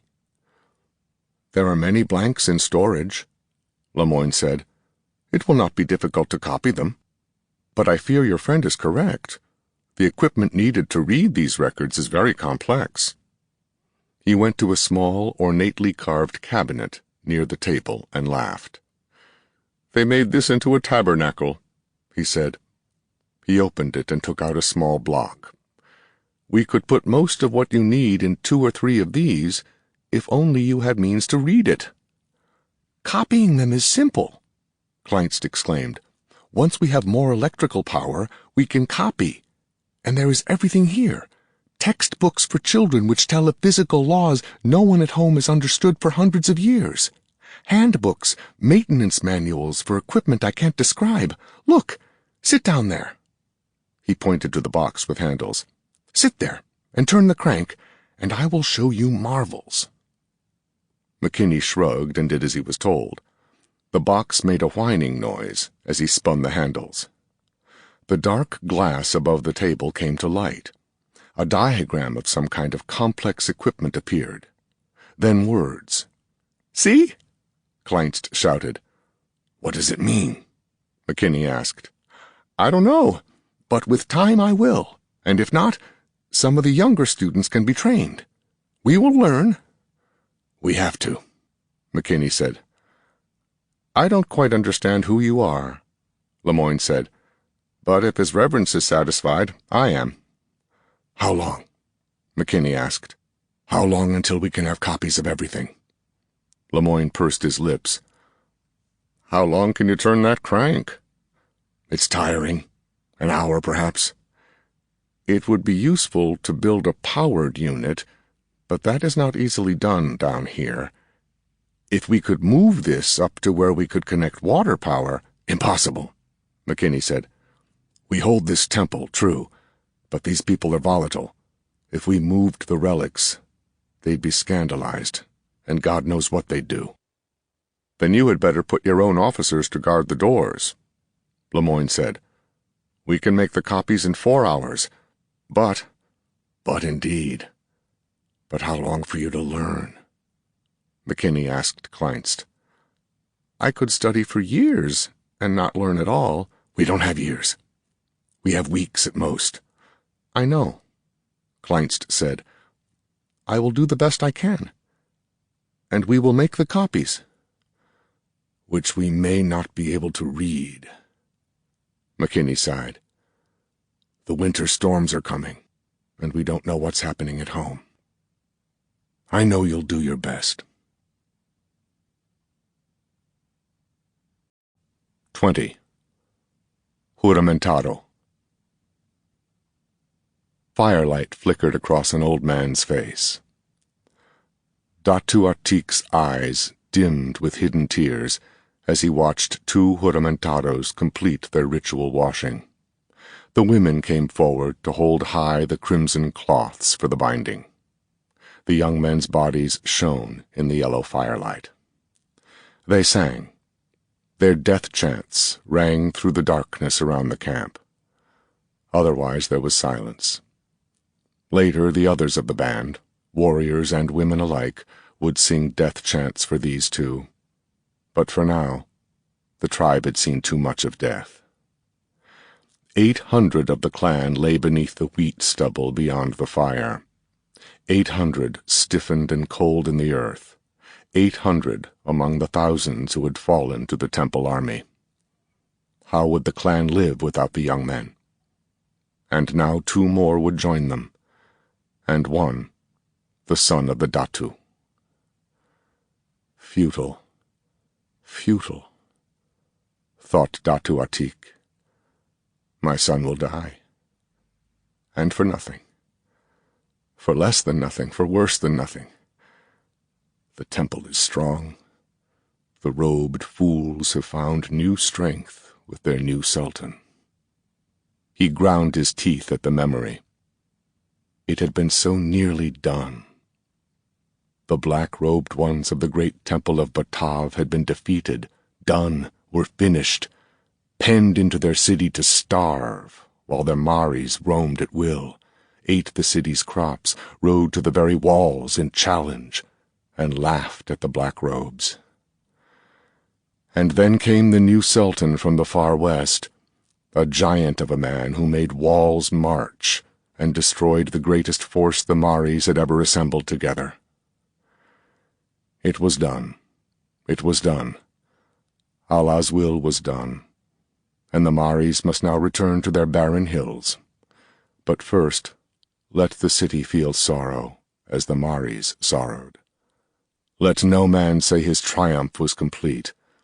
Let the temple mourn, as Datu Artik mourned.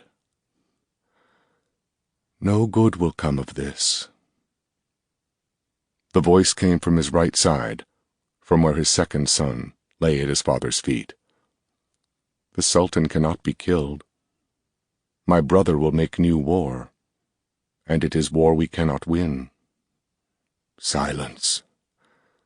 Your brother sings his farewell.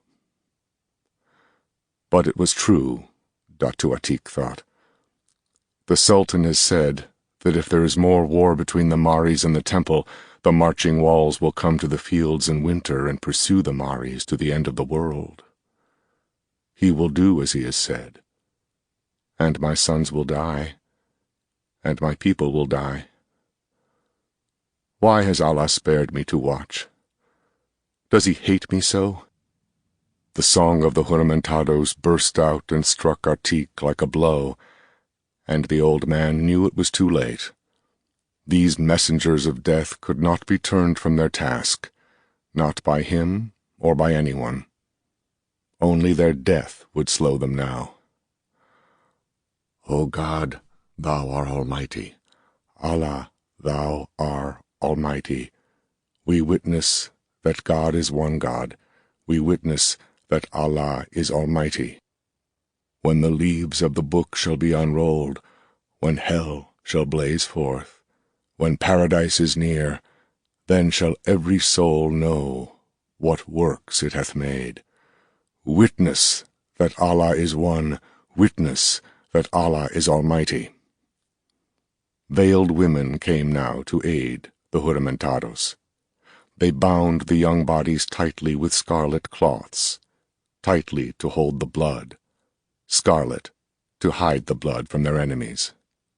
Young men. His son was a young man, and now would die. But he would die for the glory of Allah. His second son brought a kris, and Atik raised it to his lips, then passed it to the lips of his first son. Then shall every soul know the works it hath made. Atik chanted, So saith Allah, so saith the Almighty. Every man shall submit to the will of Allah. Witness that Allah is one. Witness that Allah is Almighty.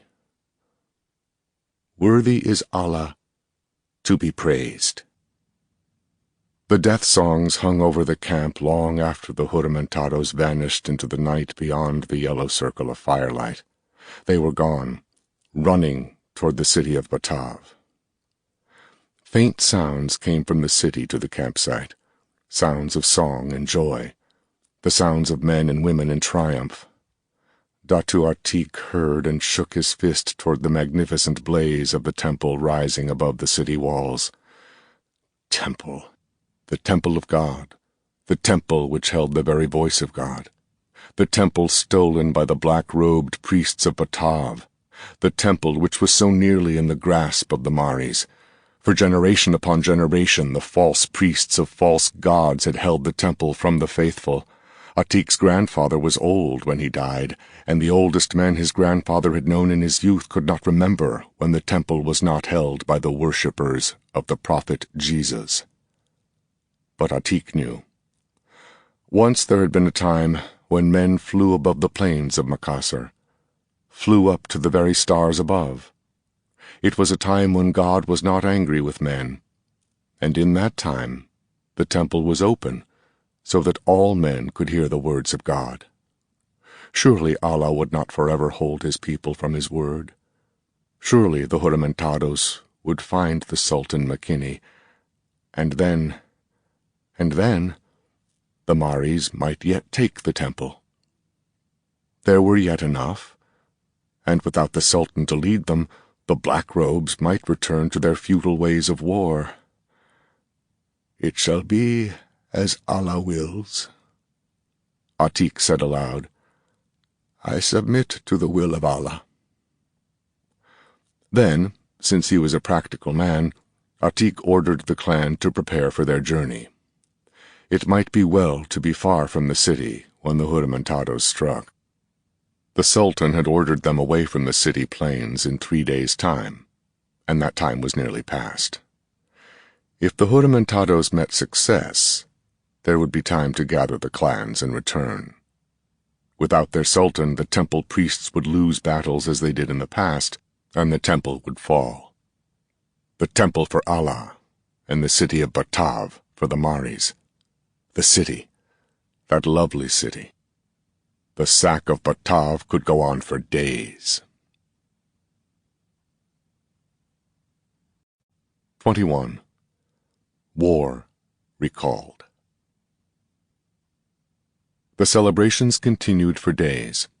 Monks' cells in the hollow of the walls of the great temple lay empty, as even the silent orders found release from their vows.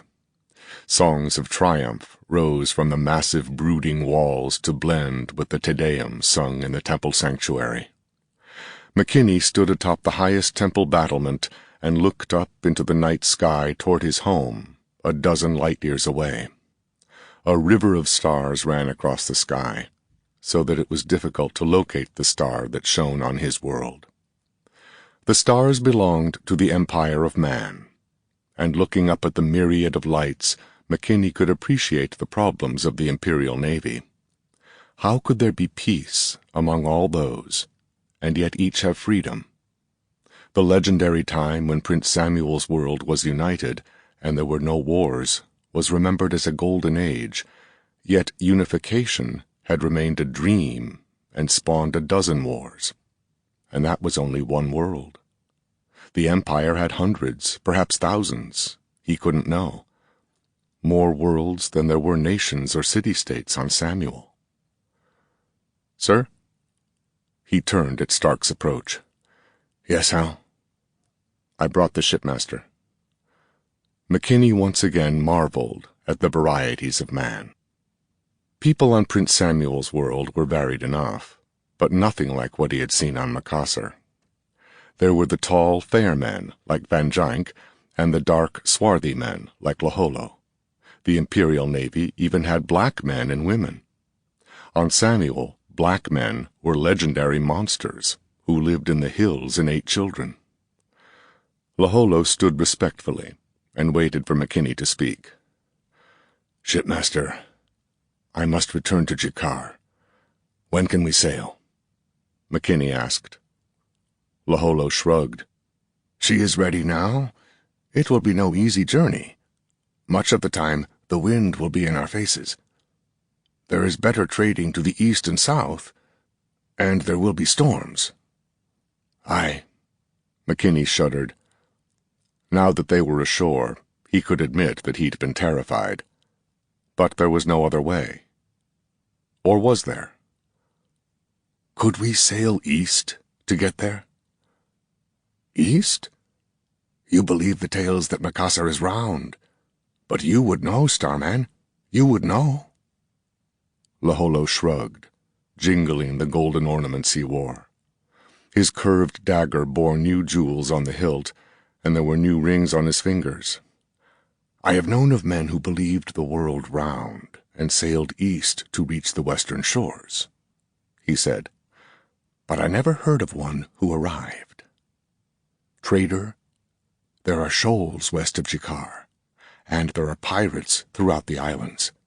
Subao is faster than they, but there are many pirates. Those are the western waters I know.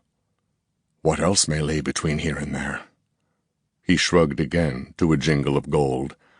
"Only God knows." God and the Imperial Navy, McKinney thought. From the maps they had shown him, there was a lot of open water to the east of the main continent.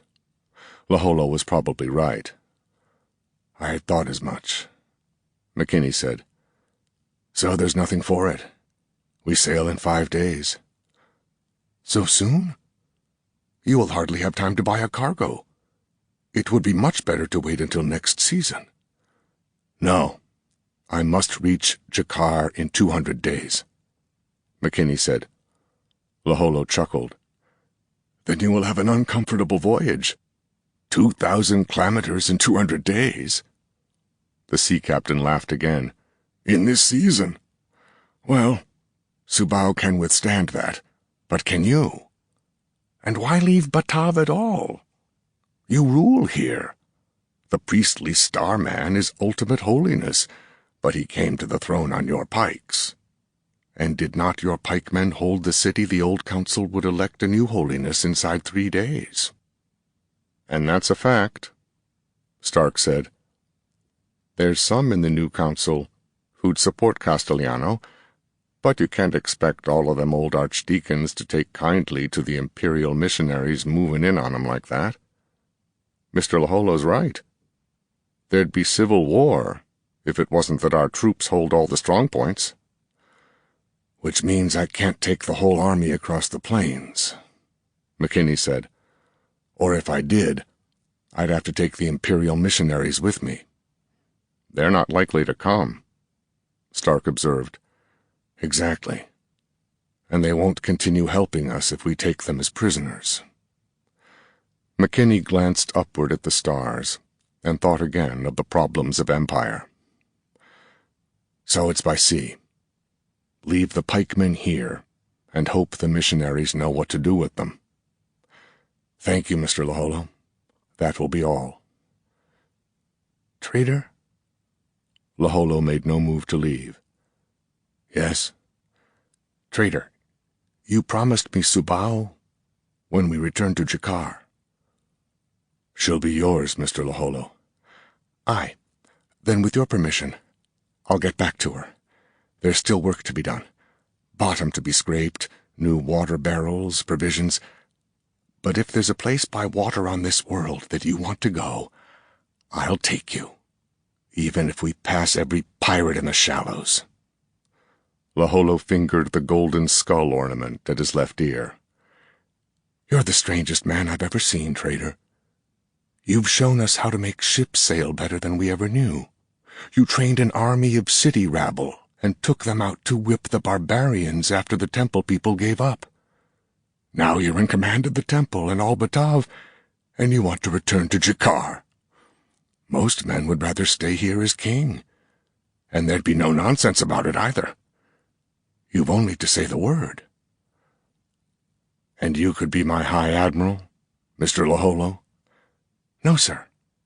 Your starman, Captain McLean, would have that post, and I'm not that ambitious. Subao's enough for me, starman. A good ship and open seas, all my father wanted for any of his children." Laholo began the long descent down the stone stairway to the street below, and McKinney turned away to lean on the ramparts. Batav was a blaze of lights, with bonfires in all the public squares. Every one of the city's 30,000 souls seemed to be reveling in the streets, their numbers swollen by another 30,000 peasants who had sought refuge within the city walls. The peasants would soon go back to their fields, and the remnants of Batav's great feudal families, all those who survived the futile charges against the Maris before McKinney arrived, would return to their great halls and tournaments. And then what? Getting control of that damned library was easier than letting loose. McKinney said, "I'm concerned about the missionaries. Can they hold on after we leave?" "I doubt it. Not without a good commander who knows how you fight." "Could Brett hold the temple?" McKinney asked. Stark shrugged. "He's maybe smart enough, but they'd never trust him. He was raised a Mari, sure enough, and it shows. Nobody's going to put him in command." "Then who can do it?" "You." "And no one else, Sergeant?" "Not that I know of, Colonel. You built this army, and you know what it can do. The others don't think like you." "And that worries you?" McKinney asked. "Don't get paid to worry," Stark said automatically. "Except—" He's in a strange mood, McKinney thought. He really is worried. I haven't seen him that way since— "You know," Stark said, "Mr. Laholo's got a point, Colonel. A year ago he was down to it, looking for a place fighting in some petty war on South Continent and wondering how to pay the rent on a flophouse until we found something. We never expected to find anything as good as we've got now." "I gave Dougal my word, and I swore allegiance to King David," McKinney reminded him. "After Haven used the goddamn Empire to bake half our wolves, Colonel. They'd never have took Orleans without the Imperial Marines, and then they turned you out like an old dog. What do we really owe Haven, Colonel? What do we owe anybody?" McKinney turned to his sergeant in surprise. "We're soldiers, Hal. It's all either of us has ever been." "Soldiers for who, Colonel? You owe Haven any more'n you owe Batav? If it wasn't for them peasant kids we trained, we'd never have beat the Maris. Them boys would follow you to hell. And what's going to happen to 'em if we pull up stakes and leave? And when we get back to Haven, that Dougal's likely to slit our throats to shut us up. What use are we to him after we bring back them books or whatever it is Kleinst's got? There's not much for us back on Samuel, and that's the size of it." Stark turned quickly and grasped the hilt of his sword. "Watch out, Colonel. There's somebody coming up the stairs." "Go see who it is." There were guards posted at the foot of the stairway to McKinney's penthouse, and from the sounds there was only one person approaching. Hal could deal with any single man. Nathan turned back to the battlements. The revels continued in the city below. Drunken apprentices staggered from shop to shop, demanding that lights be placed in all dark windows on pain of having the building itself burned to provide light. Barrels of wine and ale stood at street corners, open to all comers. But through the drunken reveling, McKinney's peasant pikemen stood in grim, disciplined knots at the strategic points, waiting for their relief before joining the festivities. Follow me to hell, McKinney thought. Why not? I found them not much better than slaves, and now they've just defeated the worst threat this city's ever faced. Why the hell shouldn't I be king? Because of another duty. All his life, McKinney had lived under a soldier's code, and like most dueling societies, Prince Samuel's world held honor higher than life. But what was the honorable course now? Who owns my loyalty? He wondered. Dougal, who had a dozen men and women killed to protect the secret babbled by that drunken imperial officer? Castellano, whose ultimate holiness courtesy of my pikemen? Or those lads out there? It's obvious what Hal thinks. It's Free Lady Graham, Colonel, Stark announced. Mary Graham had taken off her armor and had let her long brown hair fall in waves and curls to below her shoulders. A blue linen gown with tight bodice set off her small figure, and she was much lovelier than she'd been the first time McKinney had seen her. "Nathan, you're missing the party," she said accusingly. "Can't you ever relax, even for one evening? Let's have some fun." McKinney was surprised by the possessive tone in her voice. Had he imagined it, or... Great saints, he thought. She's a real beauty tonight. And with her hair let down, she looks a lot like Laura. Nearly as headstrong, too. And she's 24. You're 50. And she's your ward. But... Unwanted, the memories poured past his guard. There had been another girl, once. A free lady, not one of the innumerable camp followers any military commander would know. She was no more than 30, and it was no more than 3 years ago. A bleak picture formed in McKinney's mind. Haven, defeated at Blanthorn Pass, was on the march again, invading Orleans with inadequate troops and a dangerously thin supply line. And Iron McKinney's wolves were ready, this time ready to end Haven's threat to Orleans forever and aye. When this battle was done, the Orleans Committee of Public Safety could dictate any terms they wanted to David II. The wolves lay in ambush at Lechfeld. 2 battalions waited, enough troops to force Haven's invading force to deploy and fight. Lechfeld couldn't be bypassed, or the Haven army would be without any possible supply line. 20 kilometers away, in dense forest, a regiment of Orleans dragoons moved swiftly through the forest gullies, leading their horses until they reached open country. Above, behind rolling hills overlooking the Lechfeld plains, McKinney waited with the balance of his wolves to close the trap, and the Haven army was moving into it. The committee had protested the battle plan. Converging columns were too dangerous. There was no reliable way to communicate between them, even if the university professors did believe they would have reliable wireless soon. The timing of the battle needed great precision, or the Orleanists would be defeated in detail. The committee had protested, but McKinney had won that fight. He knew the capabilities of his troops to the last small unit, and his scouts would cover the battle area. There would be no surprises for Orleans, only for Haven, and the wolves would not fight at all until Haven was in the trap. And now they were marching in, and they were doomed. Free Lady Laura waited with him in the hills above Lechfeld. He had tried to send her to the rear before, but she came back, and except for Stark, there wasn't an officer or a non-com in his command who disobeyed the colonel's lady, even on his direct orders. Still, it was safe enough. The losses today would be Haven's. But she was in a place of danger, and that wouldn't do. Go to Lechfeld, while the road's still open, McKinney had told her.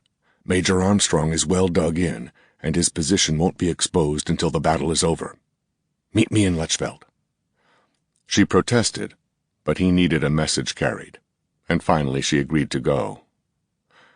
We'll be riding at the charge all the way, Laura, he'd said. You can't keep up with that. We'd be separated anyway. If I can't make you go to the rear, damn your father for letting you out of the house. I want you safe. All right. I won't have you worrying about me when you should be directing the battle. She sat proudly in the ambulance. The escorting cavalry saluted. Cornet Blair mounted with a flourish, proud to be chosen as protector of his colonel's fiancée. And we'll see the chaplain when the battle's ended, McKinney promised. Ride out, Blair. Sir. Ambulance and escort rode away in a thin cloud of dust, and McKinney gave his attention to the Haven forces below. In an hour their advance units appeared. They weren't surprised to meet resistance at Lechfeld, and fell back to wait for the rest of the column. The Haven army deployed skirmishers, then formed a main battle line for attack, their artillery moving forward at the gallop.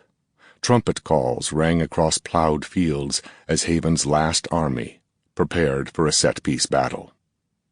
It worried Nathan. Haven had better soldiers than that. They'd walked into a classic military trap, and they hadn't even put out guards to their flanks and rear. But McKinney's hard-riding scouts, their horses lathered with flecks of white foam, had circled the enemy. They had seen nothing. There were no significant reinforcements, no support at all for the forces moving so blindly into McKinney's trap. Haven was doomed. Why? McKinney wondered. It hardly mattered. Perhaps they had planned some clever counter-coup. But there was nothing at all that they or anyone could do now. The Orleans dragoons took the field within minutes of the time McKinney had set for them. They advanced and dug in, closing off the Haven column's escape route, forming a solid anvil against which the charging wolves would crush their enemy, and now it was time. Mount 'em up, Hal. Move 'em out. Fox and Dragon troops will charge those batteries on the right flank. The rest dismount at 500 meters and advance on foot. We've got them, Hal. We've beaten everything Haven can put into the field. The wolves charged down the hill, whooping like South Continent barbarians, while the youthful trumpeters blew every call in the book. It was done. The wolves were in perfect position to roll up Haven's flank, and death fell from the skies. A sleek black shape roared overhead, and as it passed, Lechfeld was turned into a blackened cinder. And again that thing passed overhead, and blinding beams of light stabbed out to burn the dragoons. Now it hovered over the battlefield, playing its deadly beams across McKinney's army. Dismount! All troops fire on that thing! Troop commanders, fire troops in volley! Trumpeter, orders to artillery! Where the hell are those field pieces? Gunners, get those goddamn cannon in action! Somehow they'd done it. The black shape fell from the skies, settling hard into the cornfields, and when the gray-coated troops in the sky machine came out, the wolves cut them down and howled in triumph. Too late. Haven's army was still intact. The dragoons were dead or running. Lechfeld was gone, and the wolves had taken terrible casualties. The Haven force wheeled to face right, and for the first time in his life, Nathan McKinney had known defeat. When the trumpeters sounded recall, it was the end of his career, and the end of everything else. Laura had been in Lechfeld.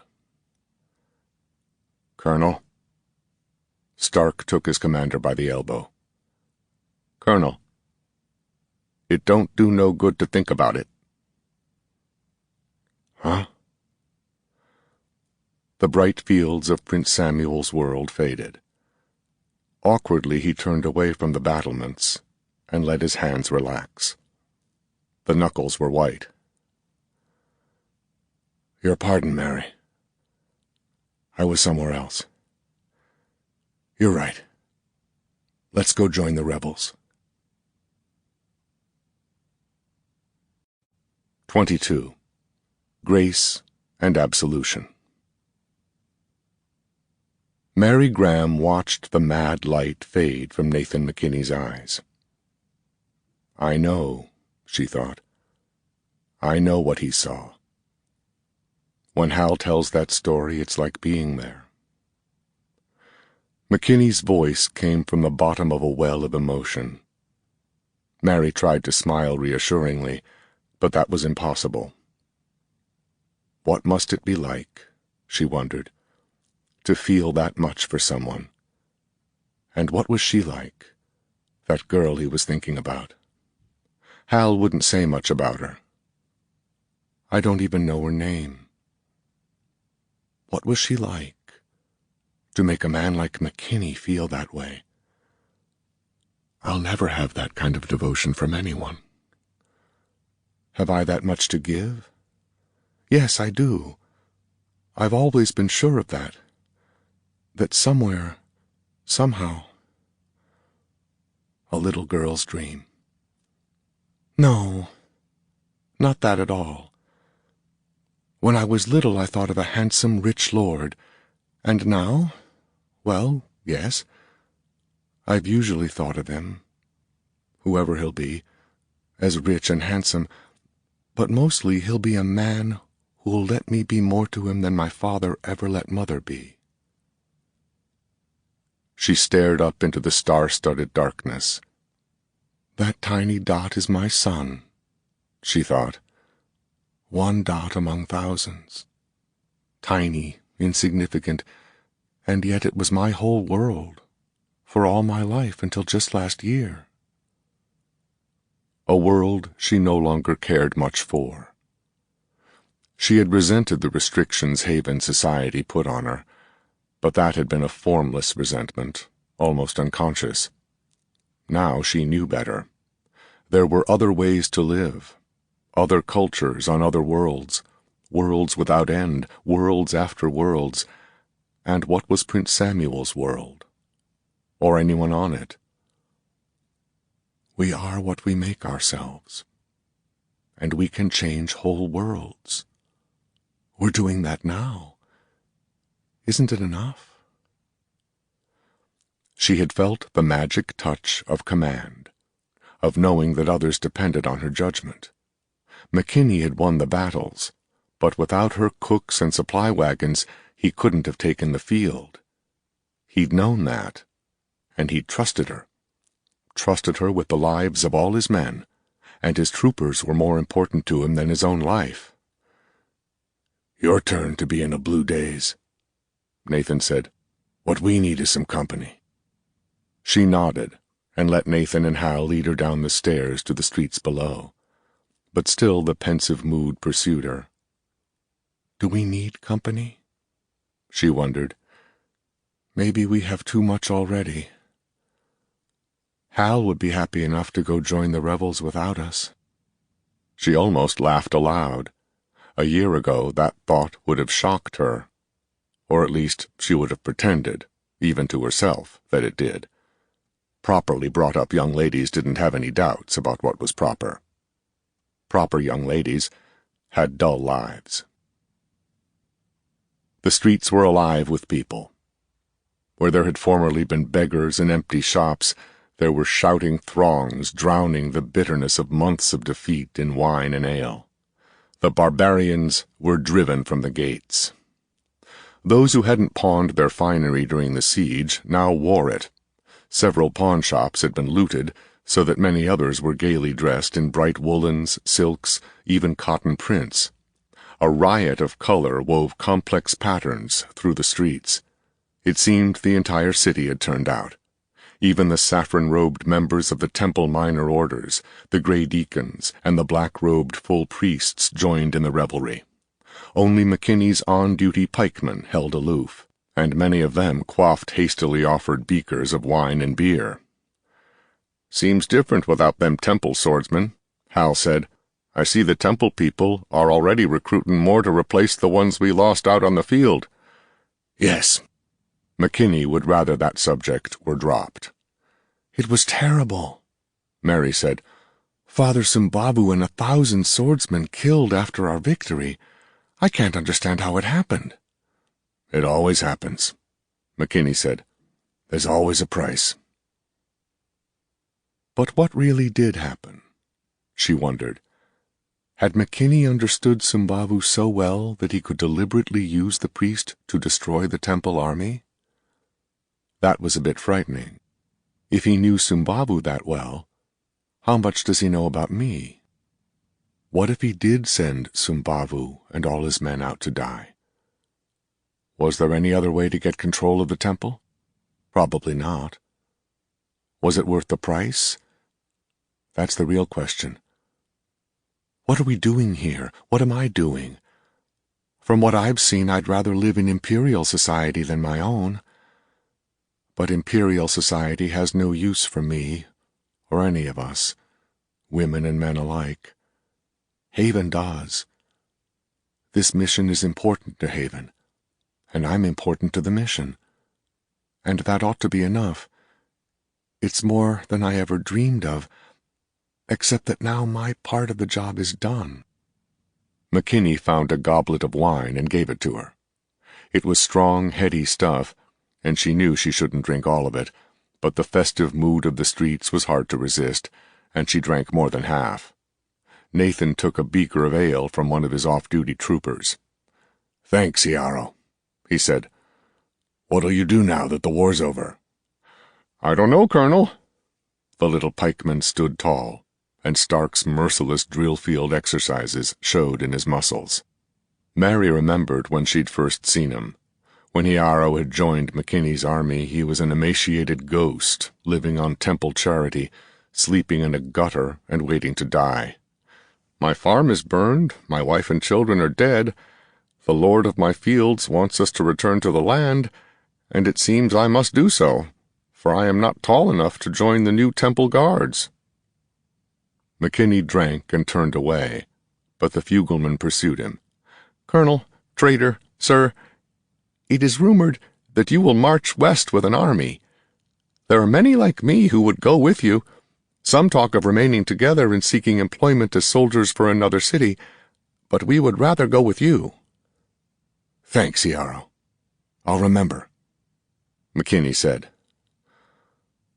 What is there about him that wins loyalty? Mary wondered. Not just Iaro, Hal Stark, the other guardsmen. It's like a tangible force. I can feel it too, but I suppose that could be something else, something more physical. Heaven knows he's attractive enough, and sometimes he looks at me. She drank the rest of the goblet. Someone stepped out of the crowd to fill it again. They wandered through the brightly lit streets. Wind chimes with a temple replica as centerpiece tinkled in every doorway. They rounded a corner, and she slipped on the rough cobblestones. McKinney caught her, and she leaned against him for a moment. She felt his warmth, and she didn't want to move away. Gently, he set her back on her feet, but she thought he took his time doing it, as if the physical contact wasn't unpleasant for him. "The pikemen could do all right as mercenaries," Stark commented. "They can beat anything on this planet except in heavy cavalry, and with the right battle plan they might even do that. No leaders, though, so they'll probably hire out to some idiot who'll waste them. Nobody on this end of Macassar appreciates good infantry. Be a pity what's going to happen to them lads, after all the training we gave them." "I got your message before, Sergeant," McKinney said. His voice was cold. "Yes, sir." "What message?" Mary asked. "Hal thinks I ought to stay here as king of this city, rather than return to Jakar." "But you can't do that. Haven is depending on you. All of Prince Samuel's world. Nathan, you wouldn't really do that. But we could, she thought. We could stay.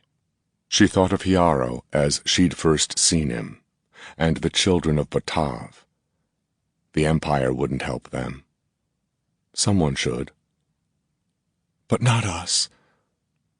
We've our own world to save. And even if I don't like Haven as much as I once did, it's my home, and this is my duty. Wouldn't I?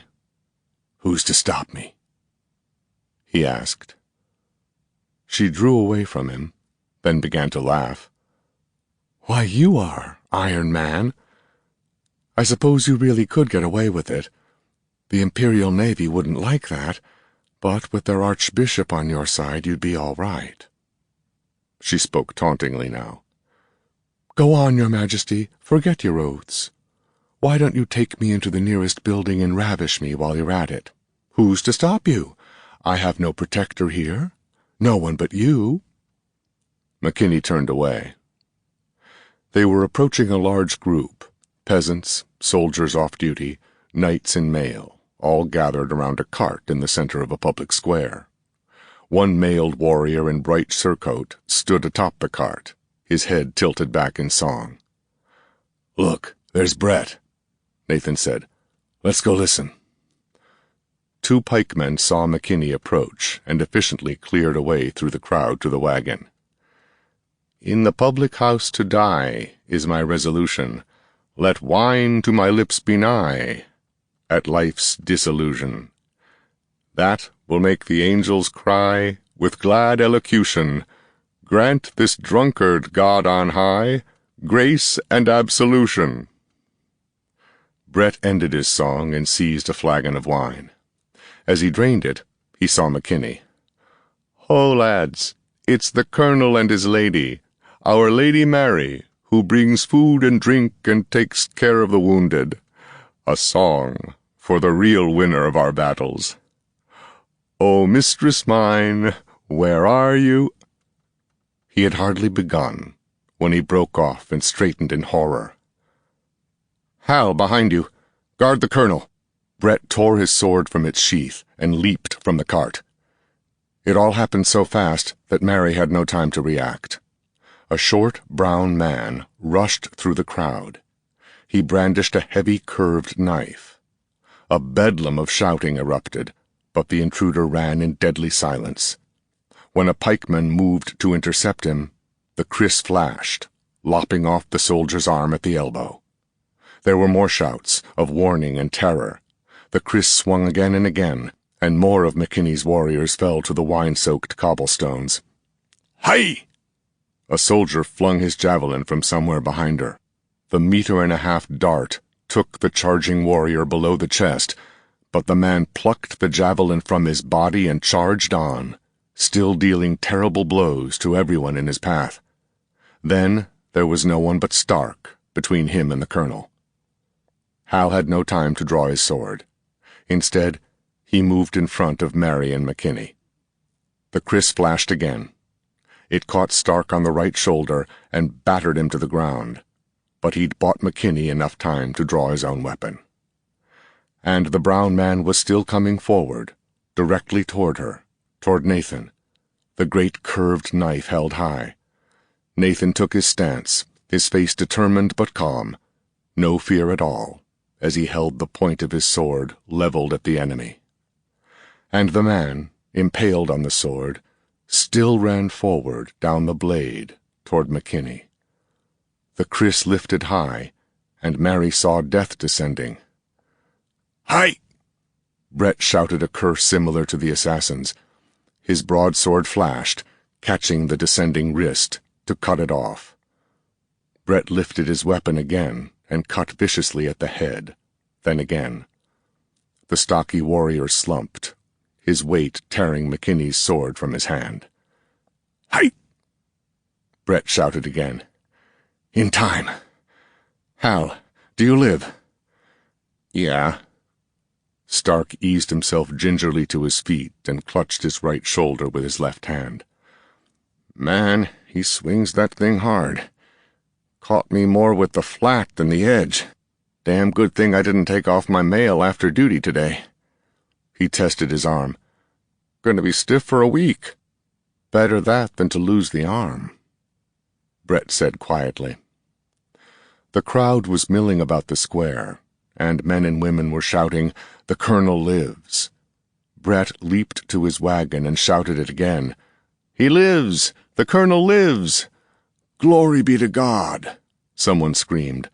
A temple priest began to pray loudly. It was only then that the reaction took her. She was still shaking when McKinney climbed onto the wagon to show himself unhurt. He was just in time. Already his pikemen were advancing with leveled weapons, ready to avenge their commander's death with a massacre. Nathan climbed down from the cart. A near thing, he thought. As near as ever I came to buying it.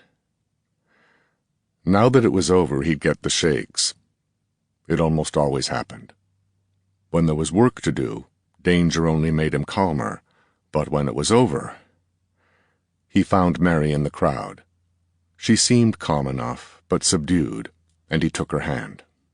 A hastily assembled squad of pikemen escorted them back to the temple compound. They walked in silence to McKinney's rooms. Then Mary went to find the temple physicians, while Brett and McKinney assisted Stark in removing his armor and the thick wolf-hide padding beneath it. The shoulder was swollen and discolored. "It don't feel broke," Stark said. He moved his arm gingerly. "But it sure don't feel too good, either. Could you pour me some wine, Colonel?" "Sure." McKinney got the bottle and goblets. "We could all use some." "Brett, who was that man?" "A Mari fanatic," Brett said. "Sent to kill you. The Juramentados are usually very high-ranking members of the clan, and they never come back alive. You should feel complimented. They think killing you is important." "They're right, too," Stark said. "Without the Colonel," Brett nodded. "They'll have the temple within a year.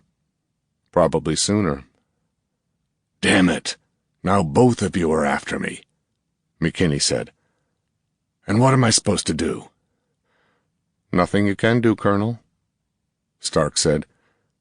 "You took on a job, and you wouldn't be who you are if it was in you to throw off your duty. Still, it's a pity. Those are good lads." There was a long silence. Hal broke it at last. "Maybe Brett and I, between us, could hold on to this place." "But—" "You won't be needing me to get home," Stark said. "Not really. McLean and Todd and Laholo can handle the ship.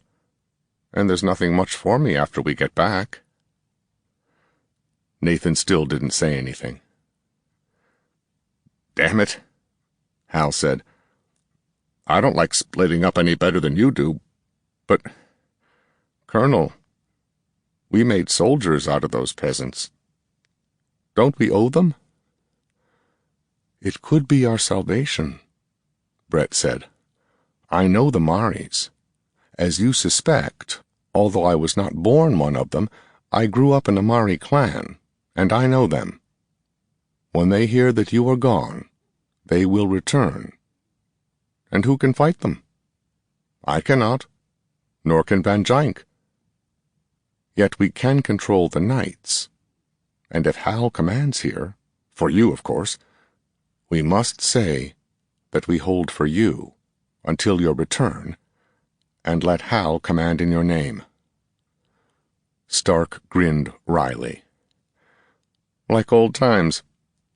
It's what I've always done. All I ever wanted to do, for that matter. And we'd have a good chance." "You might have time to build a good military force," Nathan said. "Good enough to hold the Maris. But what about the politics?" "Sergeant, Colonel, don't order me to come with you." I don't think he ever interrupted me before, McKinney thought. "I'll take care of these new wolves for you," Stark said. just until you come back for us. Let's leave it like that. Except we both know I'll never get back, McKinney thought. He looked at Stark, then looked away. There had always been the possibility that Stark would be killed in a battle that McKinney survived, but after Lechfeld it hadn't seemed likely.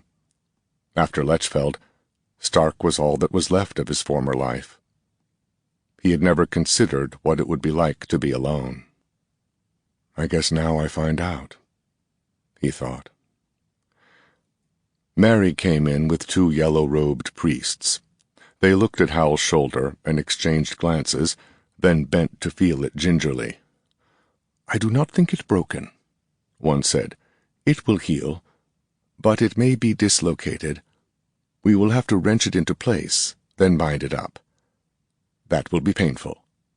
If you will come with us—" "I'll go too," Brett said, "just to be certain." McKinney got up as well. Stark shook his head. "No need for you to come, Colonel. I'll see you in the morning." And you'd rather I didn't watch, McKinney thought. I've seen the Temple medical people work. They're good at their job, and Hal won't want me around when they start yanking at that shoulder. It's easier to yell bloody murder if your friends aren't around. Right.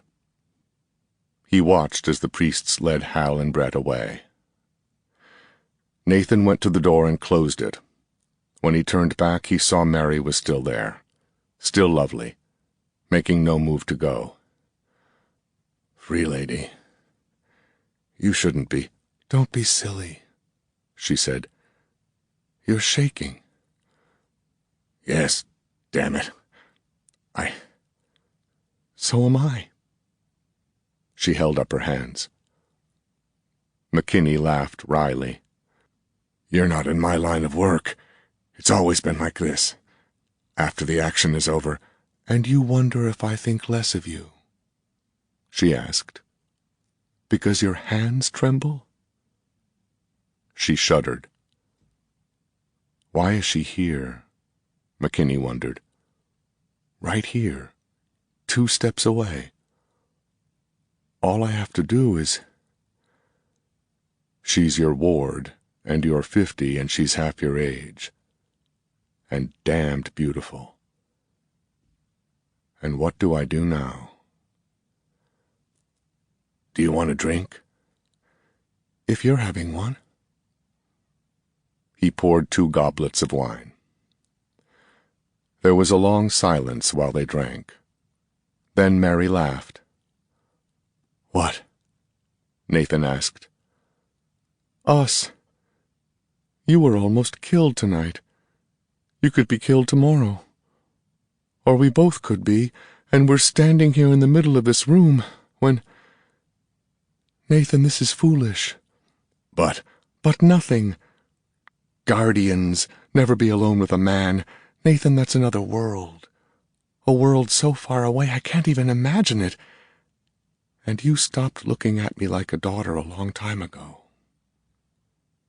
She moved closer to him and put her hand on his arm. We're here, Nathan. We're here. And tonight we're alive. Tomorrow we might not be. Gray dawn gave just enough light to see when McKinney woke. He lay still for a moment, half remembering a dream. Then he sat upright. He was alone in the bed. But not in the room. Mary sat in a big chair, her knees drawn up to her chin. She had covered herself with a large fur robe. You're awake, she said. So are you. Why are you sitting there? I couldn't sleep, and I didn't want to disturb you. Are you all right? He asked. She laughed, a soft tinkle in the gray light. You silly goose, of course I'm all right. She laughed again. Why? Did you think I was brooding over lost innocence? If you must know, I was thinking of how much time we wasted before tonight." "So was I." She smiled and stood. She was naked except for the fur robe, and she threw that aside. "Then let's don't waste any more. There won't be a lot of privacy on Subao." It was fully light outside when he woke again. McKinney moved carefully and gently kissed her. She smiled and opened her eyes lazily. "Good morning," Nathan said. "Yes, it is a good morning." She stretched lazily. "It would be a better one for some coffee. Or chiquiste. Or even that horrible tea they have here." "I'll just send for some, shall I?" She drew away in mock horror. "And scandalize your guards?" "They would be. Or would pretend to be," Nathan said. "Don't be so serious." "Someone has to be." "I suppose. And we've both work to do. We'd better get up." "To hell with the work." "You don't mean that," she said. "Maybe I do. The harder I work, the quicker we go back. Assuming Kleinst can do anything useful to begin with, and I'm not at all sure he can. Mary, we really could stay here." "You're not going to start that again, are you? Nathan, I don't really know why we're here. It has something to do with the library, I can guess that. And Lord Dougal said this was the most important mission in the history of Haven. Important to the whole planet." "It is," Nathan said. "And it's time I told you what we're doing here. All of you should know, so you won't let something slip to the Imperial Navy people." He explained the mission to her. "But I've come to think it's senseless," he finished. "Why?" "Why? You've seen their ships. How can we build anything like that?" "What does Kleinst say, now that he's seen the library?" "Humph. He's so enraptured by all the new scientific laws that he isn't even thinking about building ships, and he doesn't know if we can read copies of the records on Samuel, even if we can take copies back. He could learn, he says, but in how many years? I think we've been chasing a dream, Mary. A noble dream, but nothing more than that." She stared at patterns of sunlight on the wall. When she spoke, she was very serious.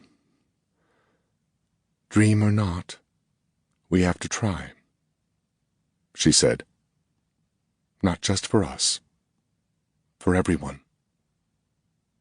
The Empire is wrong, Nathan. Their policies. Look at what they're doing to this world. With what little we know, we could save them from so much misery." "Or destroy them," McKinney said. "That's strange, coming from you." "Oh, I've no love for the Imperials. I just don't know how to do their job." "You don't have to. All you have to do is your own." "But there really is something wrong, isn't there?" He nodded. Hal won't be coming back with us." "Are you certain?" "Yes. He's going to stay with Brett. He thinks he has an obligation to these peasant lads he trained. So do I." "He's been with you a long time, hasn't he?" "Since I was a junior lieutenant," Nathan said. "Mary, how can I leave him here? And for what? It's not my job any longer. It's all up to Kleinst, and he doesn't know how to build a spaceship either." "Iron McKinney gives up," she said. "The terrible warrior—" No, I won't mock you. I don't suppose I'll ever know the kind of friendship you and Hal have. But the mission isn't finished until we get home. And, Nathan, be honest. What are our chances without you? Not as good as if I come. It was as if the words were wrenched from him, as if they said themselves, without his willing it. But what good are we doing? Nathan, we've got the library. When we started, even that didn't look possible. Now we just keep on doing what we can. Why is this important to you? McKinney asked. They trusted me, she said. For you, that's nothing new. But for me, Nathan, I can't betray that trust. She moved closer to him. I hope. What? I'm selfish enough to hope you won't make me choose, she said. There were tears at the corners of her eyes.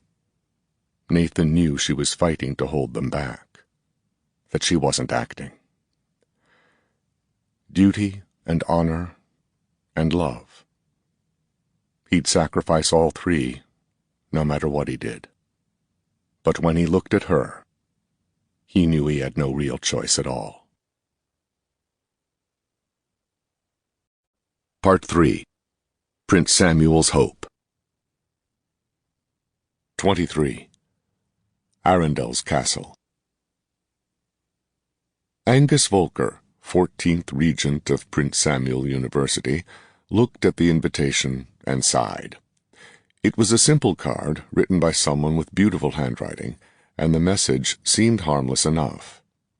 David II, by grace of God, King of Haven and Grand Duke of Orleans, Mayor of Hallmarch, Prince Magnate of Startford, requests the honor of your company at an audience to be held at the residence of Lord Arundel at 1664 hours on Wednesday next. Certainly the card was formally correct. It was not a command. But it might as well have been. Academician Volker looked around his richly furnished tower office and sighed again. When the faculty elected him rector, it seemed likely that he would preside over the university's celebration of its 250th anniversary of independence. Now, it was likely that celebration would never happen. The very titles King David chose to have placed on the invitation were significant. Orleans, Startford, and Hallmarch had all been prominent in the alliance of free states, which by treaty guaranteed the independence of Prince Samuel University. Now they were merged into Haven, as were several more so thoroughly subjugated that they had not even the shadow of existence in David's titles. I could refuse, he told himself. I could send polite regrets. But the next invitation would not be so polite. It might even be accompanied by Haven guards. The university proctors couldn't keep armed Haven troops from entering the campus. Some of the students would undoubtedly riot, but the end of that was inevitable. The university's independence had never depended on anything as weak as its power to defend itself, and now the alliance, which had been its real defense, was a hollow shell. No, better to accept an invitation. So long as David was being formally correct, there was a small chance that the university might retain independence. If the gloves came off, there would be no chance at all. Volker turned the matter endlessly in his mind as his chauffeur drove him toward Lord Arundel's palace. Arundel. Was the meeting place significant? Arundel was a prominent socialite, and it was not unreasonable that the king might host a social gathering at his residence, but Arundel was also Minister of Justice. There were stories about him and the Haven Royal Police, of how suspected enemies of King David had vanished without a trace. There had always been such stories, but lately there seemed to be more. Was it merely because no one understood the role of the Imperials? Or was there more to it? Volker didn't know. But surely they would not so openly arrest the rector of Prince Samuel University. The university was the most important institution on Prince Samuel's world, above petty national politics, older than most nations, and subject to none of them. Surely he need not worry. He told himself that again, then carefully folded his pudgy hands in his ample lap, and with an effort of will made them stay there as the car drove on through uncrowded cobblestone streets. Lord Arundel's palace had once been a fortress. The moat had long ago been filled in, and the cannon on the terraces were obsolete, purely decorative, their mouths stuffed with fresh flowers. Banners and streamers fluttered from high battlements. Yet, despite the festive decorations, there was an air of foreboding about the place, and Volker was reluctant to leave his steam car.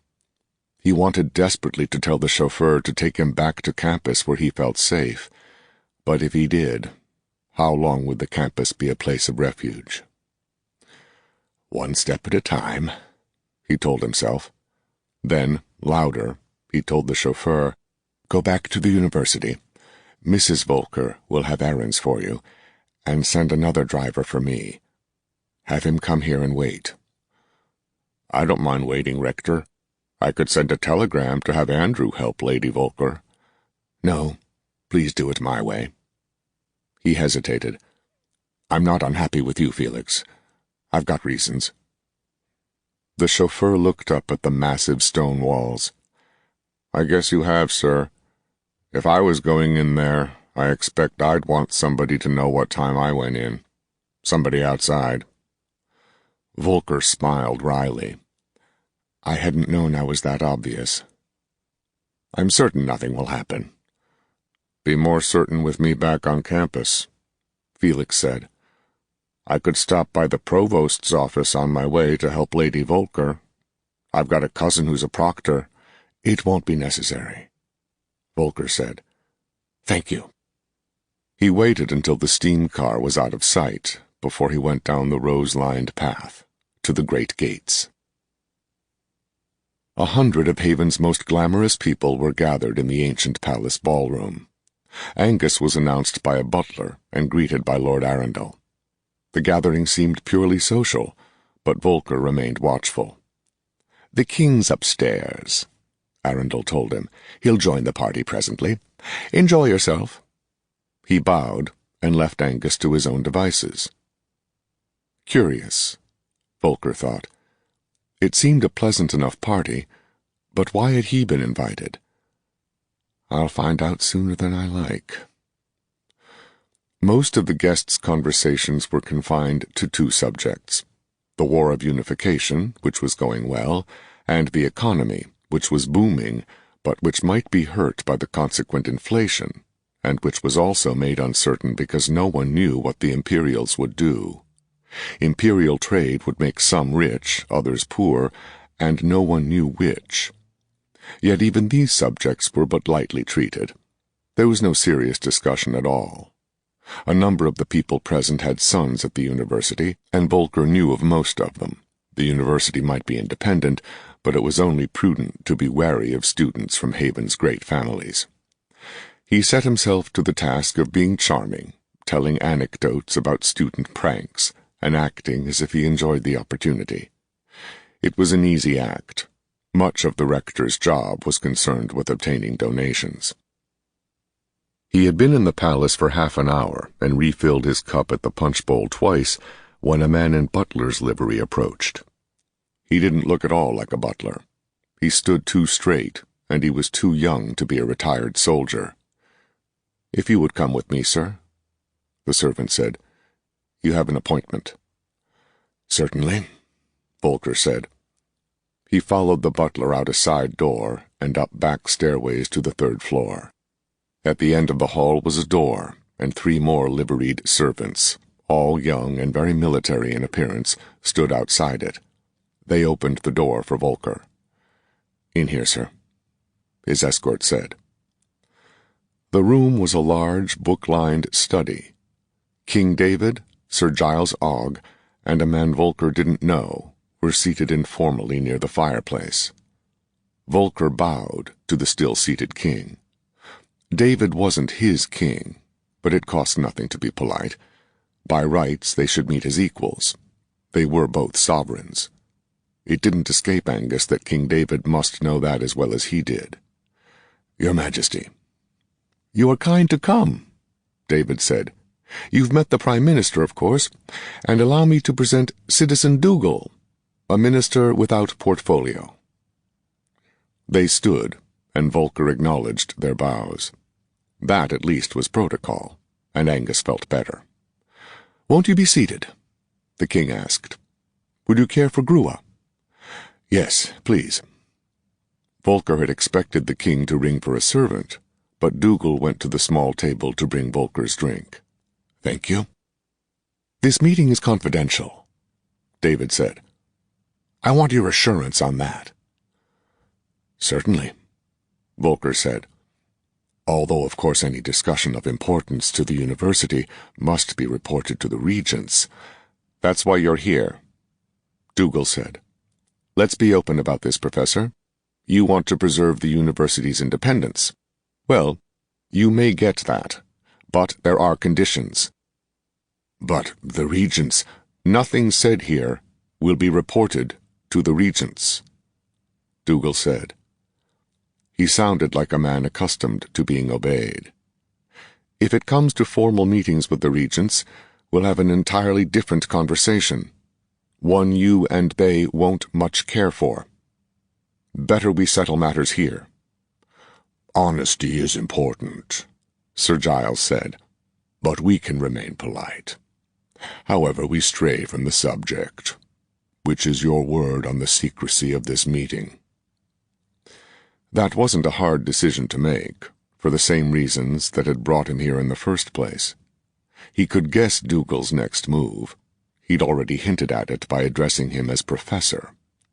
The title was used by the faculty in addressing their rector, but others generally employed more honorific phrases. Angus sighed and submitted to the inevitable. "You have my assurance. This meeting will remain confidential." "Excellent," Sir Giles said. "Now, let us sum up the situation. Prince Samuel University has been an independent institution since just before the plague years. You have your own laws and courts, and you set your own policies, and you share knowledge equally with all. That's worked well. We don't want to change it, even if you are in the middle of Haven.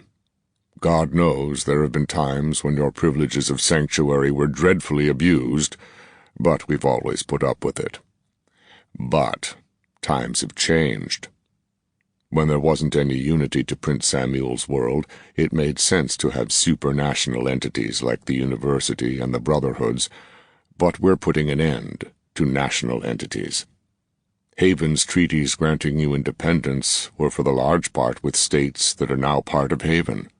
The rest will be soon. So, it's time to talk about the future of the university under the new order here." "I see," Volker said.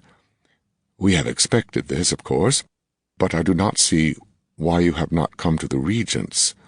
"Because we need your help," David said, "and we've agreed that you can be trusted."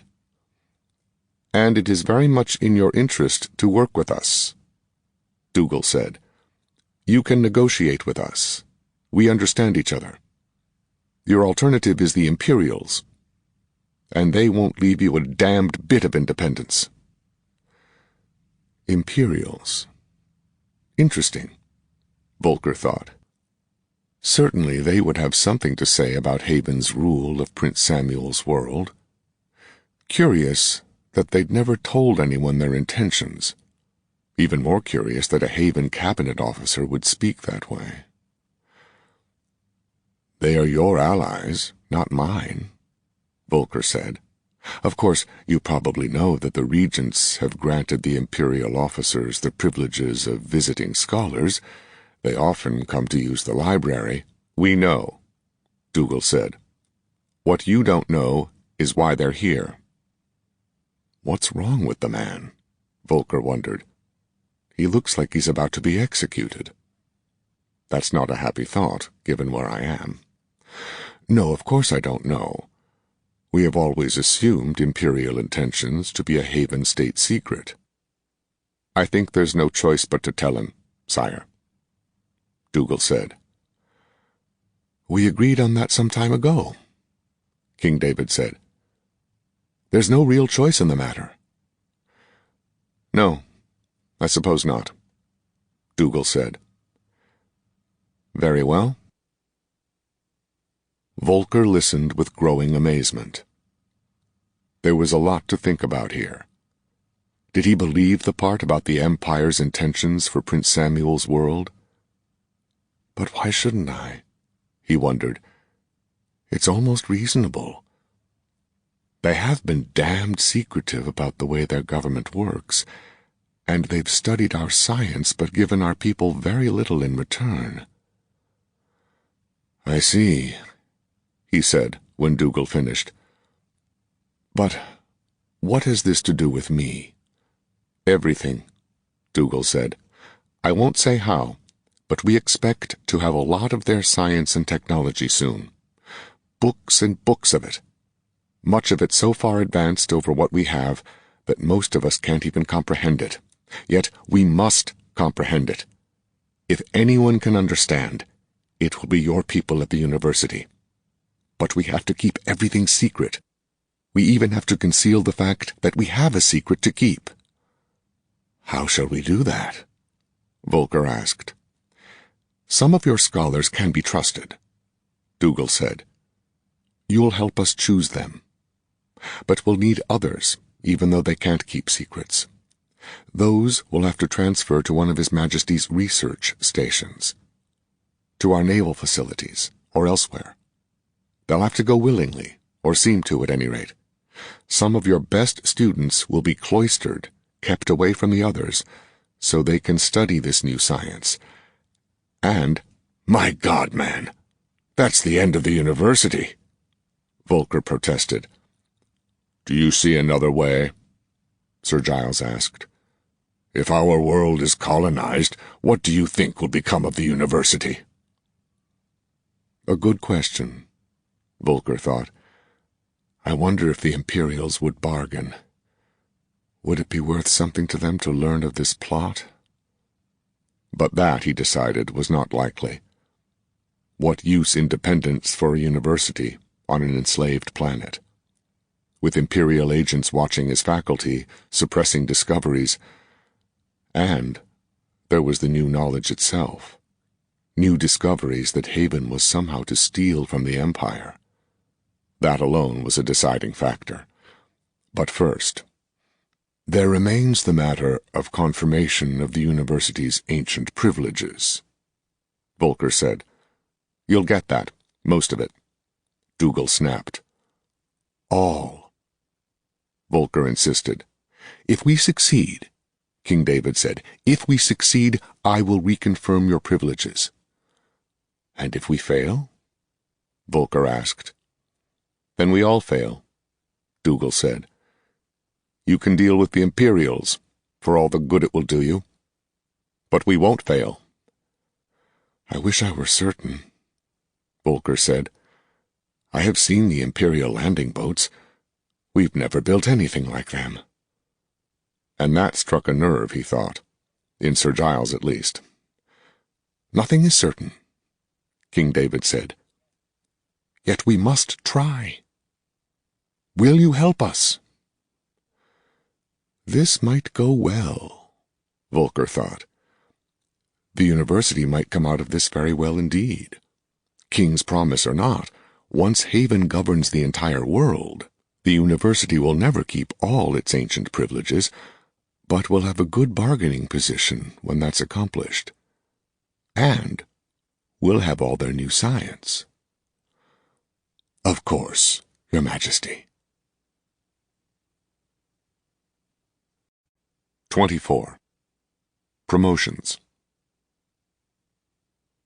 There was a large map of Prince Samuel's world on Malcolm Dougal's office wall. It had to be changed at frequent intervals. Too frequent, Dougal thought. The Unification War, if you could call desultory mop-up actions a war, was going all too well. There was very little fighting now. There hadn't been a lot since the fall of Orleans.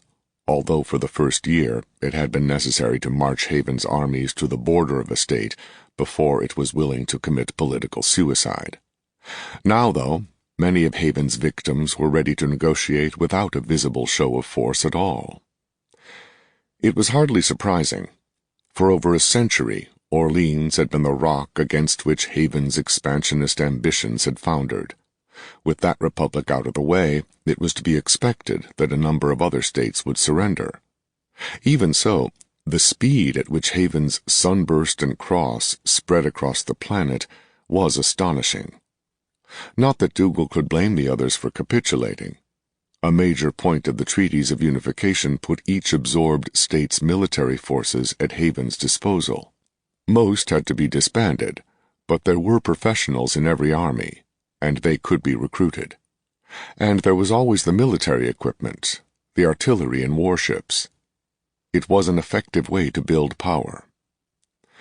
The treaties were drafted by the Imperial High Commissioner's staff. Of course, they were only being helpful, but their help was impossible to refuse. Malcolm's plan to buy time by delaying the final unification of Prince Samuel's world simply wasn't going to work. Haven's forces were now so large that no one could resist. If that weren't enough, the Imperial Marines stood ready to break any major center of opposition. Lechfeld had its effect. In the years since then, the Imperials had seldom fired their space weapons. The example of Lechfeld was more than sufficient. Pacification of the barbaric South Continent would probably take a generation more, but within 2 or 3 years, Prince Samuel's world would be effectively unified under King David. And thus under the Empire. Dougal looked again at the map and cursed. It was all happening too fast. There were advantages, he thought. There was plenty of money now. The secret research center in the Corliss Grant Hills, and the others, the shipyards and magnate Vermuelle's foundries, got plenty of support. There was also money for the university, and that institution was invaluable. Dougal nodded in satisfaction. In the months since they'd recruited him, Angus Volker had kept his bargain. Haven's research centers were well staffed. They didn't dare launch big rockets, but they'd fired several models. Static tests of larger motors continued satisfactorily. The shipyard facilities had developed airtight compartments and now worked to make them lighter. They could almost build a ship which would keep men alive in space. Almost.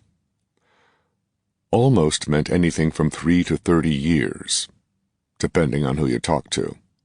3 might just be enough, but Malcolm had had too much experience with eager engineers to believe that estimate, and more than 5 years would certainly be too late.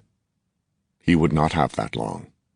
When the Imperials first arrived, they seemed in no hurry. Lately, though, they were anxious to finish unifying the planet. At the same time, there were fewer Imperial civil servants at Government House. Sir Alexei Akov was as affable as ever, but he seemed distracted, as if Prince Samuel's world had lessened in importance, but he was also in a greater hurry than ever. We need either time or help, Dougal thought, and we can't get time, so it's got to be help, and that's McKinney. It had been a year since they heard that McKinney and all his people had set out to cross Macassar in a small ship. They'd gone against the Navy's advice, and despite plentiful warnings. The Imperial High Commissioner had been emphatic about that. It wasn't the Empire's fault that the expedition had been lost. Malcolm didn't believe the expedition was lost, but it was difficult to wait. Difficult or not, there was nothing else to do. Weeks passed. The large, square metal box in Malcolm Dougal's office squawked unintelligibly. Irritated, Dougal got up to adjust the small dial set on its front. He didn't really know what he was doing, but they'd shown him how to operate the thing, and, as he turned the dial slightly, the words became clearer. "Calling Citizen Dougal, answer, please." He leaned close to the wire grill on the front of the thing and shouted, "Dougal here." Nothing happened. He cursed and pushed the button on top. "Dougal here. Navy reports Macassar expedition returning. Will land in 20 days. The box said. This time Malcolm remembered to push the button. "Thank you. Send details by messenger. Anything more?" "That's all, sir." "Thank you." He returned to his desk. Probably the communications man knew more details, but Malcolm didn't want them discussed on the wireless. The Imperials might not be listening, but certainly they could if they wanted to. Dougal laughed mockingly at himself. The only way anyone could learn that the expedition was returning would be from the Imperials. They'd know anything Malcolm could learn from a messenger. It was wise to be cautious, but it could be carried too far. Not that it mattered. He'd learn nothing really important until McKinney's people were down and safely hidden. Details. McKinney's crew would be a sensation. Everyone would want to see them. Parliament, the newspapers, the university, hundreds of opportunities for one of them to let something slip, the merest hint that would warn the Imperials and end their chances. Something would have to be done about that. But first, there were other preparations. He took a speaking tube from the wall behind his desk and whistled into it. "Sir?" "Send Captain Gregory to me." "Sir." Dougal waited impatiently for the knock on the door. It was only a few minutes, but it seemed hours, and Dougal cursed himself for his impatience. Hans Gregory was a middle-aged officer, nondescript and harmless in appearance, a man much like Malcolm Dougal. He stood in front of Malcolm's desk. "Yes, sir?"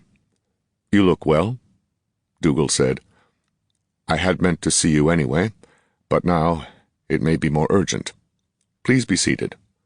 "Thank you, sir." "I take it that all is well, and there is no difficulty in your friendship with Citizen Liddell?" "None, sir.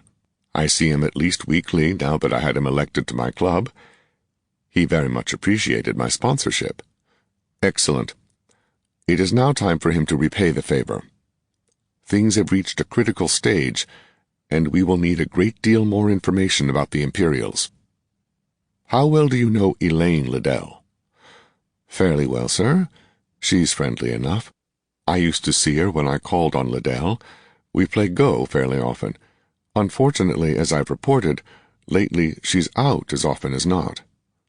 "So you don't know if she would work with us?" "No, sir." Gregory shrugged. "She certainly fancies herself in love with that young Imperial. If it came to a choice of loyalties, I wouldn't bet either way." "Even if the king himself asked her to help?" "I just don't know, sir. They're pretty thick, those two." He gave Dougal a knowing look. "You've seen the reports." Dougal nodded. "If she's not in love with Lieutenant Jefferson, she ought to be. I do not understand how her father tolerates the situation." "He has very little choice, sir," Captain Gregory said. "He could hardly challenge an Imperial officer, and of course Free Lady Elaine does speak, privately, of Lieutenant Jefferson as her fiancé. But not publicly. Does Jefferson acknowledge the relationship?" "That's more complicated than you would suppose," Gregory said.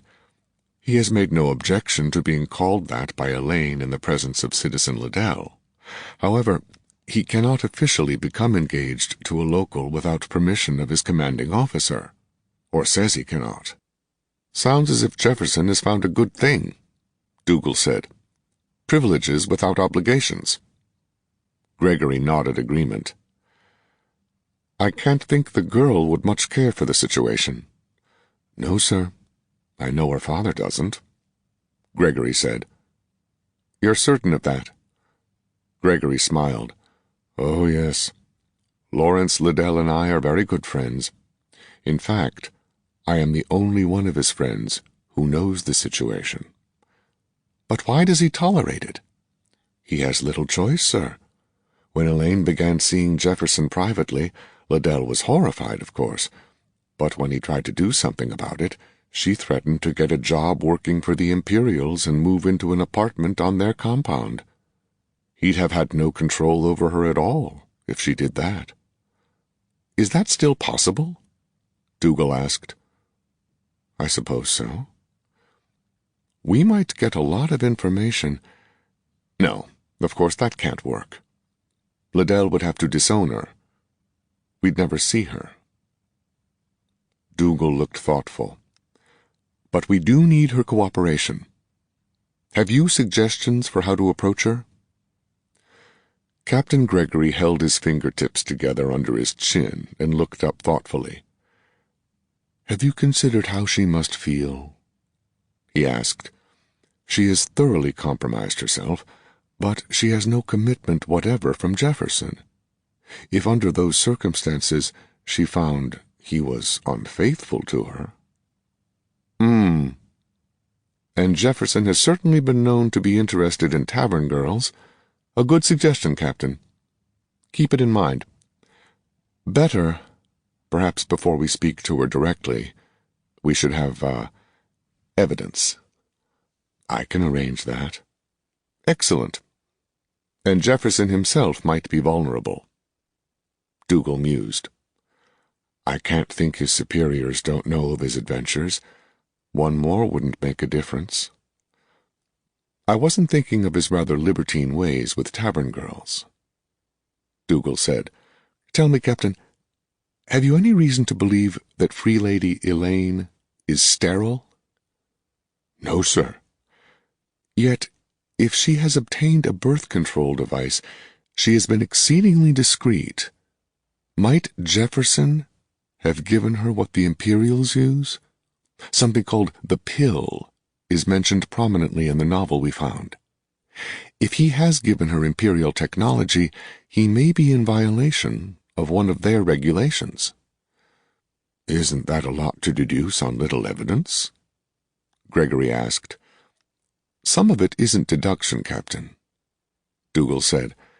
I have a number of agents watching those two. One is the concierge at the apartment Jefferson keeps in the suburbs.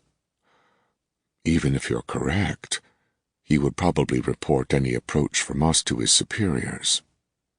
Gregory said, From what I've seen of him, he is rather admirably loyal to the Empire. Yes, unfortunately. I suppose you're right. It was only a thought. Now, to return to the matter of Citizen Liddell. Will he cooperate? Yes, he's very loyal. Favors the unification wars and all that. And this business with Jefferson hasn't made him love the Empire. Dougal looked thoughtfully at the dossier on his desk.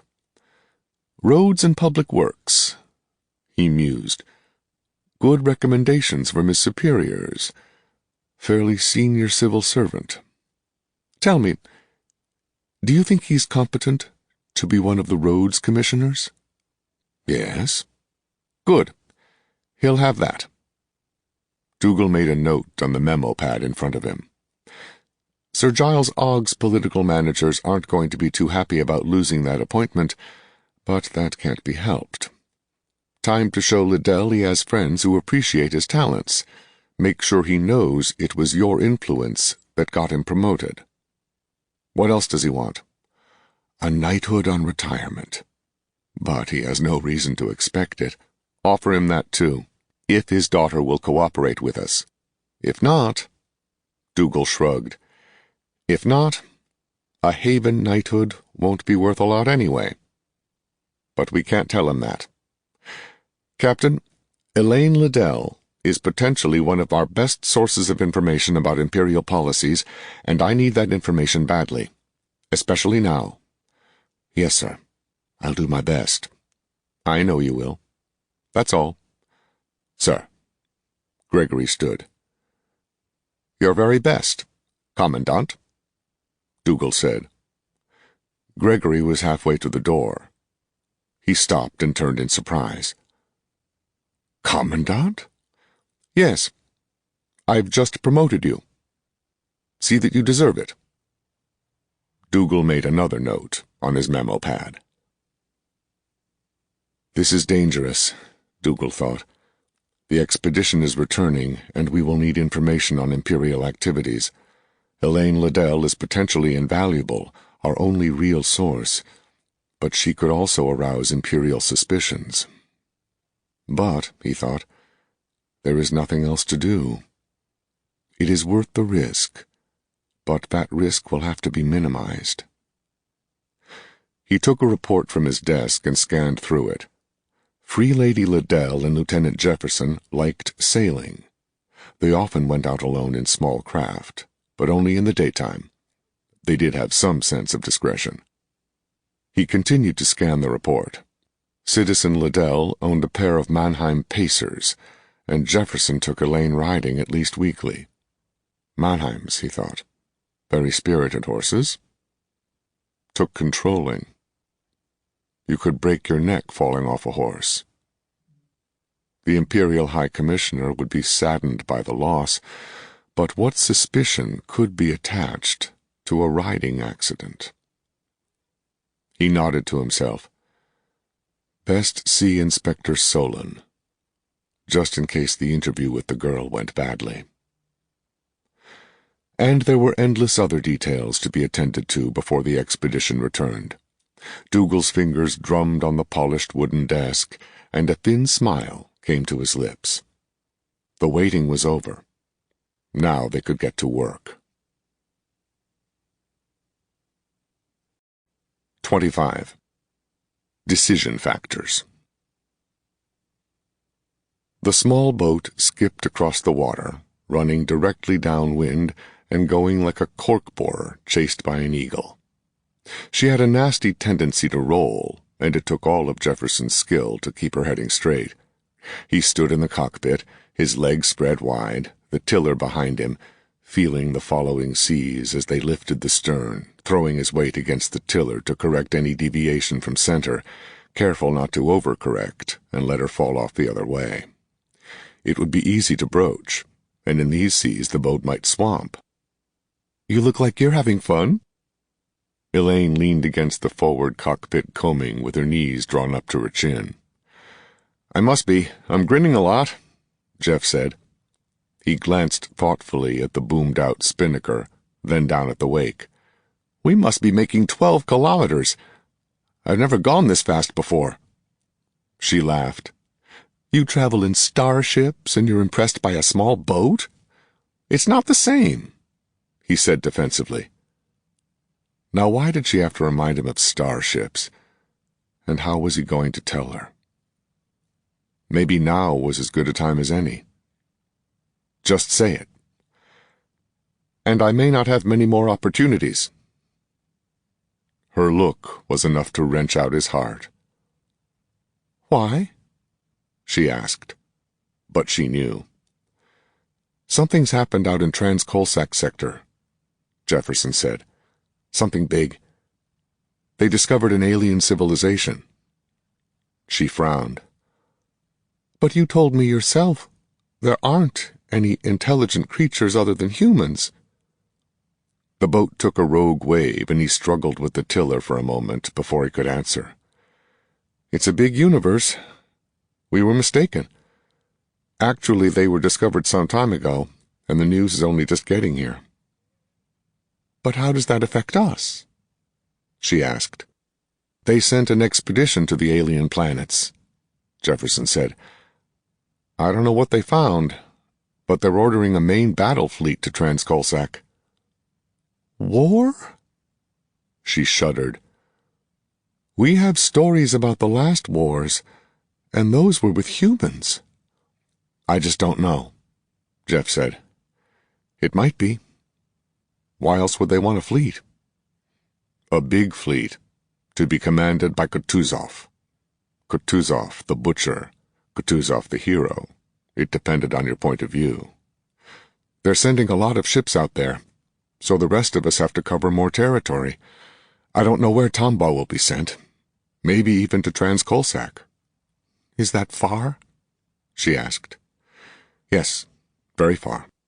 And behind the Colsack, That's a mass of interstellar dust so thick it hides the stars behind it. You can't see the sector capital from here." "I knew it would happen," she said. "My father told me not to fall in love with a Navy man. So now you're leaving me." "Hey, I haven't left yet," he said. "Can you stay?" "I don't know. Possibly," he thought. "I'd have to resign from the Navy and go into civil government. Do I want that? Oh, damn." He thought of Tombaugh ordered away, his shipmates leaving without him. Would that be harder than leaving Elaine? He'd been planet-bound for 2 years, except for brief tours aboard the orbiting Tombaugh. It was a pleasant relief from ship duty, but if he resigned to stay here, he'd never go to space again, except as a passenger. He'd known he'd have to face this decision one day, but not so soon. Not so soon. He tried to imagine his life as a civil administrator building an industrial civilization. He'd have honors enough, possibly a barony, almost certainly a barony on retirement, another title in the family. His father would be proud of him. And he'd have Elaine. Would that be enough? Certainly he'd thought so when he first met her. But now he wasn't sure. That frantic need to be with her was gone, and while he didn't go looking for other women, he no longer felt repelled by them. Like that tavern girl he'd met the other night, the really friendly one. He pushed that thought away. Jeff didn't believe in telepathy, but Elaine had surprised him before. She was at her loveliest today. The wind brought a bloom to her cheeks, and her hair, tied with bright ribbons, blew wantonly in the gusts. His eyes met hers and he smiled, and her answering smile was warm and trusting. Trusting. Certainly she was that. Far too much so by the standards of this world. You owe her, Jefferson thought to himself. Not really. Happens all the time.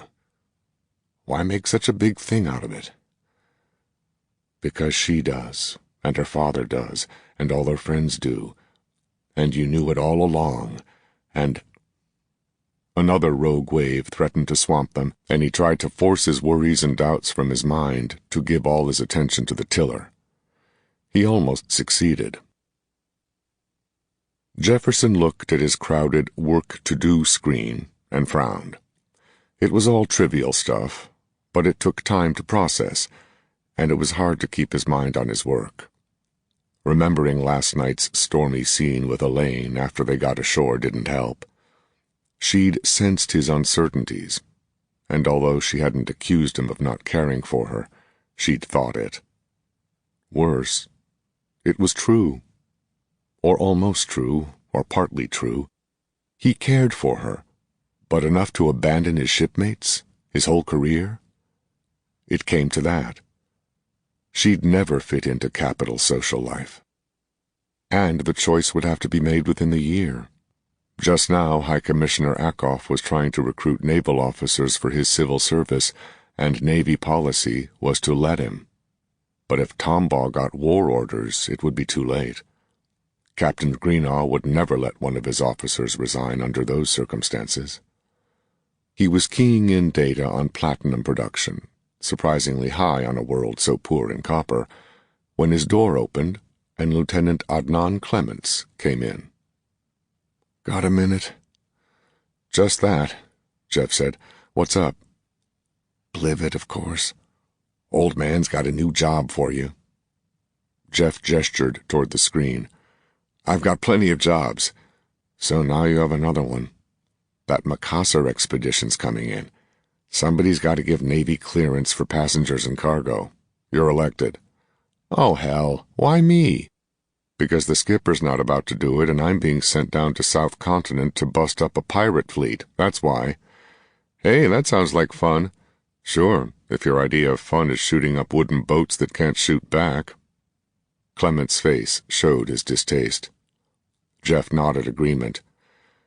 Guess I'd rather look for contraband at that. He turned to the keyboard and punched in the assignment. The schedule screen looked more cluttered than ever. Get me a coffee? He asked. Sure, Clement said. Back in a minute. Might as well see what the job involves, Jeff thought. He went back to the keyboard. Let's see, he mused. Keywords Macassar and export contraband. Now the library search function. Macassar export contraband. No items listed. Appeared on the main working screen. Aha, Jefferson said. Coffee time. Clemens came in carrying 2 plastic cups and set one on Jeff's desk. I just remembered. You've been to Macassar. Job's a natural for you. He glanced at the screen. Looks like you drew an easy one. Maybe. It's for sure there's not much there. He typed in, Continue detailed trade travel policy, and waited.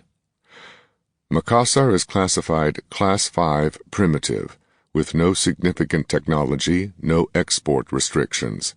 Sufficient samplings indicate no epidemic diseases, full-spectrum immunizations required for landing or exit from planet. 3 addicting drugs are known to be prepared on Macassar, but they are unattractive, and there is no market for them. For further details, see Macassar General. Import restrictions. Severe The flow of words was cut off as Jeff touched more keys. See? Clement said. An easy job. Still takes time I don't have. Poor you. How's your romance going? Jefferson shrugged. I told her about the Modis, he said, and the possible alert. I gather she wasn't pleased. Jeff snorted. You could say it that way. So what are you going to do? Hell, Adnan, I don't know. I like the Navy. 500 hours ago you couldn't talk about anything but resigning. Get married and become a colonist. Found a new dynasty, to hear you talk. Jeff nodded. Yeah, but now we really have to decide. Clements laughed.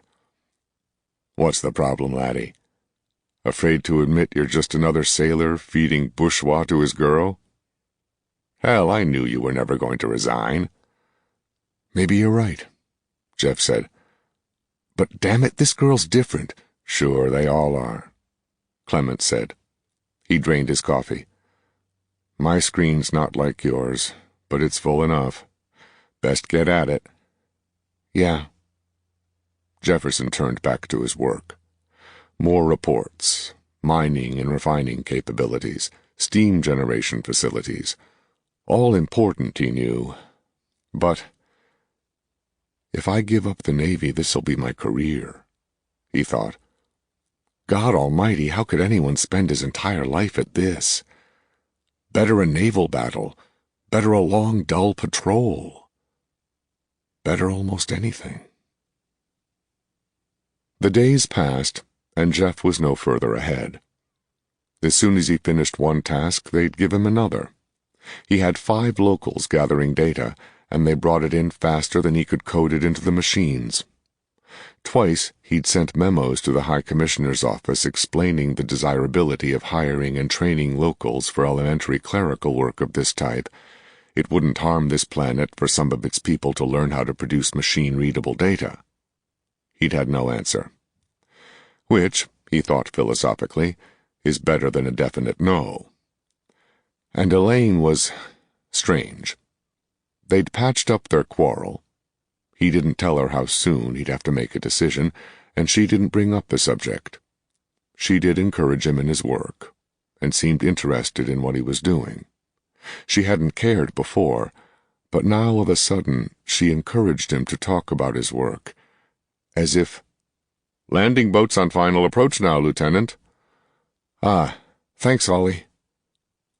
He went out onto the pier to wait.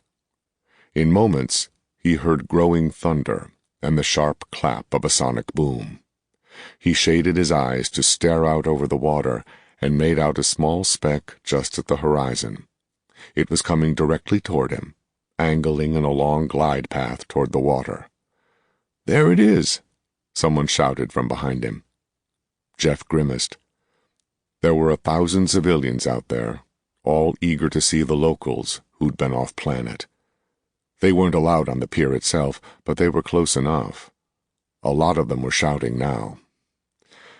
The landing boat settled onto the water. Jeff nodded approval. It was a smooth landing. 2 small local steam tugs went out to tow it to the pier. They'd be a while doing that. Jeff wondered whose idea it was. The landing boats were hard to maneuver, but they weren't so difficult to handle as to need local assistance. Some boondoggle to employ locals? Maybe the local harbor master was worried about the big landing craft losing control and smashing up the docks. He tapped his foot impatiently as he waited. Finally, the craft was alongside and the gangway lowered. 3 naval officers got off first. Junior lieutenants, very young. Just up from MIDI, Jefferson thought, proud as peacocks. He remembered when he'd sewn that stripe on his sleeve. It had been a good feeling. They looked around uncertainly, and Jeff went over to them. Although they were nominally the same rank as Jeff, 2 of the newcomers saluted him. Jeff grinned. "Assigned here?" he asked. "Yes, sir. Yes, thank you. Were you sent to meet us?" Jeff laughed. "Hardly. But wait around and I'll see you get to headquarters. Know anything of what you're supposed to do?" "Not really," the spokesman said. "What's this place like?" "Takes a bit of getting used to, but not bad," Jeff said. "Oops, excuse me, that's my crew." He left them and went to the gangway. The group getting off had to be native to Prince Samuel's world. Jeff wasn't sure how he knew that, but they had the look about them. They were led by a tall, broad-shouldered man with straw-colored hair going to steel gray. Distinguished, Jefferson thought. The files said trader, but that man had obviously been a soldier. He examined the others. The girl was all right, but no raving beauty. There were plenty of prettier ones in Haven. She looked self-possessed, though, more poised than Elaine, and that made her attractive. There wasn't much to notice about the others. "Trader McKinney?" he said to the leader. "Yes, sir." "Sir," a word that man doesn't mean. Not to me. "I'm Lieutenant Jefferson, sir. I've been assigned to conduct your landing interviews and inspection." "Will this take long?" "I shouldn't think so," Jefferson said. "Just formalities. Shall we go inside?" He led the way into the building, to the interview room, and ushered McKinney inside. "Have a seat, please." He turned on his recorder and put his pocket computer on the desk. "Here. I've got your records on here somewhere. Jameson McKinney, trader, citizen of Haven, expedition leader. Successful trip?" McKinney shrugged. "Moderately. I expect the cargo we brought will cover the expedition costs, but there won't be a lot of profit." Jefferson nodded. "I don't recall seeing much there I'd want to buy," he said. "Where did you go on Macassar?" "Well, we landed at the Navy base at Chakar and went on from there," McKinney said. "Man's nervous," Jefferson thought. Is there a special reason? Or does he just dislike Imperial officers? "The report from the Macassar garrison says you went to Batave." McKinney nodded. "I was there once. Did you see the temple?" "Certainly. Most prominent building on the whole planet." "It is, isn't it? Get inside?" "Not beyond the courtyard," McKinney answered. "It's a holy place, and the unconsecrated don't get into the inner buildings." Jefferson grinned to himself. "Right. It had been that way when Jefferson visited. Of course, other Navy people had been inside, all the way to the crypt where they kept the remains of the old library. What might this chap have done if he'd known what was in there? Or did he? "Why is the place holy?" Jefferson asked. "I didn't stay long enough to find out." "Relics, they say," McKinney answered. "The building's very old. We ran into a party of Imperial missionaries in Batav, and they said something about stuff left over from the First Empire." Jefferson glanced down at his computer. There it was, a note from the commander at Jakar. Archbishop Castellano found this group helpful and sent a note of commendation. So, they had friends in the church. Might as well get this over with. "Any injuries or diseases?" he asked. "And I'll need your cargo manifests." 26. Homecoming. When McKinney saw Lieutenant Jefferson waiting for him at the gangway, his first reaction was panic. Somehow they must have found out. But the only armed Marines in evidence were a pair of sentries looking very bored, and there was no evidence of suspicion at all. Jefferson acted as if he'd never seen McKinney before. Given his condition the only time they'd been in the same room together, that was hardly a surprise. And his greeting was polite. Everything seemed routine. For all that, it was unnerving. Nathan followed the Imperial officer into the stone warehouse the Imperials had converted into their customs office and tried to act relaxed about the interview. It seemed to go well enough, and Jefferson's interest in the temple was natural. The real test would come when they inspected the cargo. The carefully copied library records were concealed inside handcrafted statuary. It wouldn't take a lot of ingenuity to find them, but Nathan could think of no other place to conceal them. He'd almost left them behind, but Kleinstad said he couldn't rely on his memory, and that left few choices. McKinney found he needn't have worried. The cargo inspection was cursory. Jefferson had a couple of the crates opened, but mostly seemed curious to see what they'd brought. "Copper statues," Jefferson commented. "I didn't see anything like this on Macassar." McKinney laughed. "Nor did we. But copper is cheap enough there, so we had artists copy their work in it." "Clever of you," Jefferson said. "Should fetch a good price here." He continued to look through boxes. "Ah, I should have picked up one of these myself," he said. He held up a tusked sea creature carved in one of Macassar's ultra-hard woods. "What's your price for it?" McKinney shrugged. "We'll have to hold auctions. How else can you establish prices on rare artworks? But that's yours if you'd like." "I should pay for it." McKinney shrugged. "Set a price then." "I don't suppose I could afford what you can get for it here." "Probably not. It's still yours if you want it." "I'd better not. Thank you for the offer." He made notes on his pocket computer. "You're cleared," he said.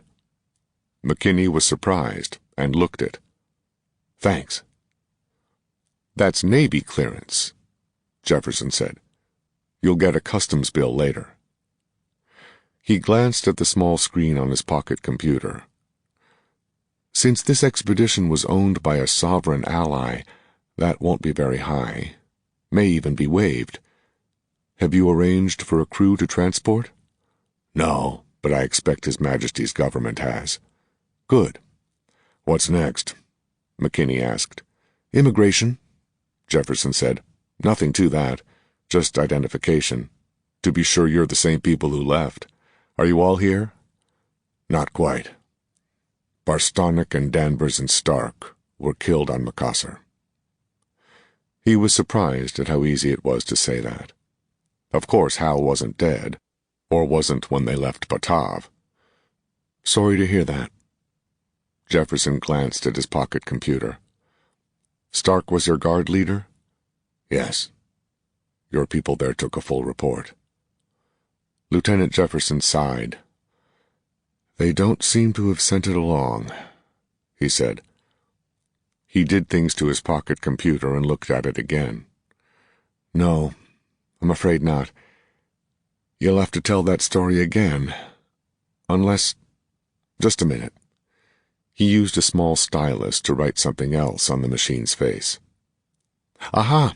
They did send it after all. Illustrated with satellite photos." He read for a moment, then looked up at McKinney. "You seem to have fought a proper little war at Batav." "There were a few barbarians," Nathan said. "Yes." He read more. "No superior weapons." "Of course not. Look, we were inspected when we landed on Macassar." "I know." "What else do you know?" McKinney wondered. "What's the problem?"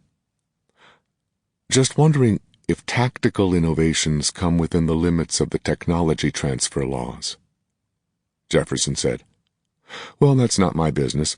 If the Macassar garrison didn't have a complaint, there's no reason for me to raise the question." The frown faded, and he smiled at McKinney. "Forgot to say it. Welcome home." There was a large crowd outside, with a dozen reporters in front. They all shouted questions at once. Then suddenly they fell silent. Inspector Solon came through the crowd. His black uniform opened a way, as if by magic. "Welcome back, trader, free lady, gentlemen." His voice was cold, even though his smile was broad. He turned to the crowd. "His Majesty requests that he be given the first interview." Solon said, "Surely that is reasonable. You will all have your opportunities, but I am commanded to bring the members of the expedition to the palace." There were murmurs from the reporters, but no one actually protested. Solon led them across the broad avenue to waiting steam cars. "We will go directly to the palace," he said. It was as if Stark had come up behind him. Nathan heard him as clearly as if he'd been there. "Bets on our ever getting out of there alive, Colonel? That guy gives me the creeps. So does his boss." There were 3 cars. "Trader, you and Free Lady Graham and our scholars will ride in the first car with me," Solon said. He held open the door. Nathan and Mary climbed into the vehicle. It was new, a model he hadn't seen before, and the interior was luxurious. When they were inside, Solon handed each a sheet of paper. "Speak only pleasantries. Do not discuss the expedition until you are told it is safe." McKinney read it and nodded. Solon waited until each one acknowledged the message, then collected the papers and put them in his pouch. "Was it a pleasant journey?" he asked conversationally. "Return trip was dull," McKinney said. "Yes," Mary said. "There were no other passengers, just 3 young naval officers, and they stayed forward in the crew area. We were left to our own devices." "Not like the trip out," Longway said. "The Navy craft we returned on had few luxuries, not even windows to look out of." Kleinst had been silent. Now he said wistfully, "I saw Prince Samuel's world from space when we left. Magnificent. And Macassar when we arrived there. Worlds so different. I think of what we could learn about weather and climate by observing different worlds from space. It is no wonder the Imperials are able to predict weather accurately. They know so much." Solon gestured with an upraised palm. "I'm certain they do," he said. "Well, you will have much to tell His Majesty." McKinney glanced back through the rear window. The other cars were following. "The Navy released our cargo," he said. "Arrangements must be made to move it." "At once," Solon said. "When we reach the palace, I will go myself. Thank you." The palace was hidden in a maze of scaffolding. That, too, was new. They were taken inside and quickly led to the living quarters in the rear of the building. "I am sure you will wish to wash and change your clothing," Solon said. He gave them more papers with instructions. McKinney nodded agreement. The clothes were his own, but they felt too large. As he had expected, there were no weapons. He dressed quickly and followed the guide upstairs to a small sitting room. Malcolm Dougal was alone in the room. He stood when McKinney entered, and his smile of welcome seemed genuine. "So, you returned," Dougal said. "Were you successful?" "You'll pardon my suspicions, but where are the others?" McKinney asked. Dougal frowned and looked genuinely puzzled. "Changing their clothing, of course." "Ah, you are concerned because I had Inspector Solon bring you here. How else could I have extracted you from that crowd?" "We were told we would be meeting King David." "As you will, when all are ready," Dougal said. "Your guardsmen will not be needed. They will be entertained by some of my men." "Entertained how?" "With whatever they want," Dougal said. "Why are you so suspicious? Are you expecting punishment? Did the mission fail?" "Not exactly. But I've been wondering what you had in mind for us. You had a dozen people killed to protect your secret, and you don't need me and my troopers any longer." "That was then," Dougal said. "Since you left, there are many who know our plans. We've had no choice but to tell them. As a matter of fact, 2 of your former officers are now part of the security force at our research station, which is what I had in mind for you and the guardsmen. You disappoint me, Colonel. I am neither bloodthirsty nor evil, simply determined not to fail. Now, what success have you brought me?" McKinney spread his hands. "I honestly don't know. We secured the library, and Kleinst read a number of the old books. We made copies of many of them, but Kleinst wasn't sure we could make them readable with anything we have on Prince Samuel's world. And once we left Batav, that's the city the old library was in, we couldn't discuss any of this among ourselves. Too many locals aboard our ship. It was worse when we got to the Navy's base at Jakar, and on that spaceship. I thought Kleinst was going to burst for lack of someone to talk to." "I see. And you don't know if we can build a ship?" "I know damned well we can't build anything like their ships," McKinney said. "Dougal, you can't imagine what their equipment is like. Even the library, a box no larger than that sideboard there. We were told that could contain every book on Prince Samuel's world with room to spare.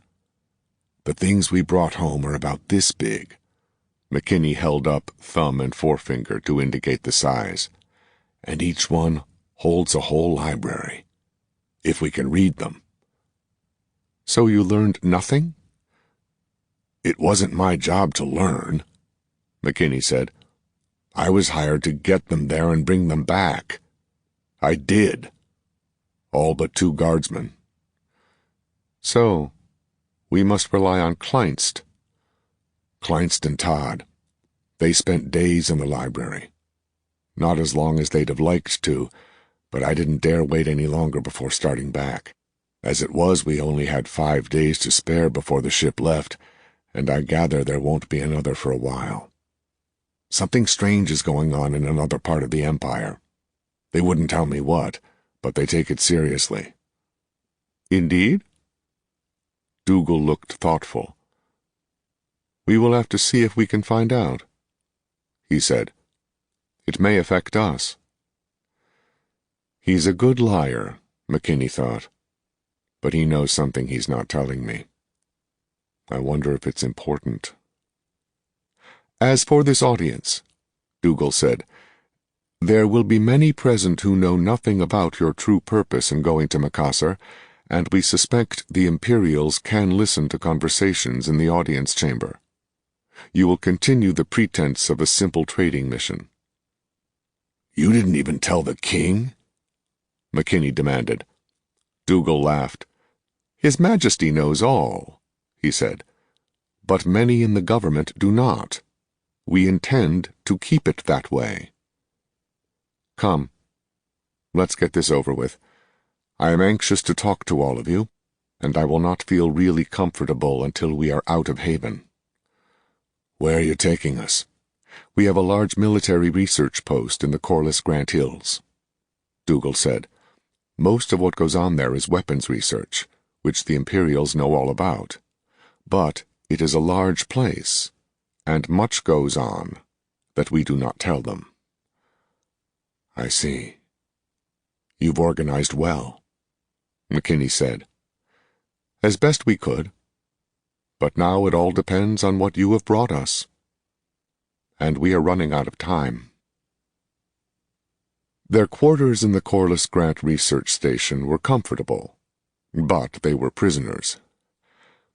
I prefer you do not think that way, Dougal told McKinney. You have weapons. You are all housed in the same building. All of you, including your soldiers. From time to time, one of you, I prefer Academician Longway, he has a knack for talking, will go to Haven to be seen and speak to the press.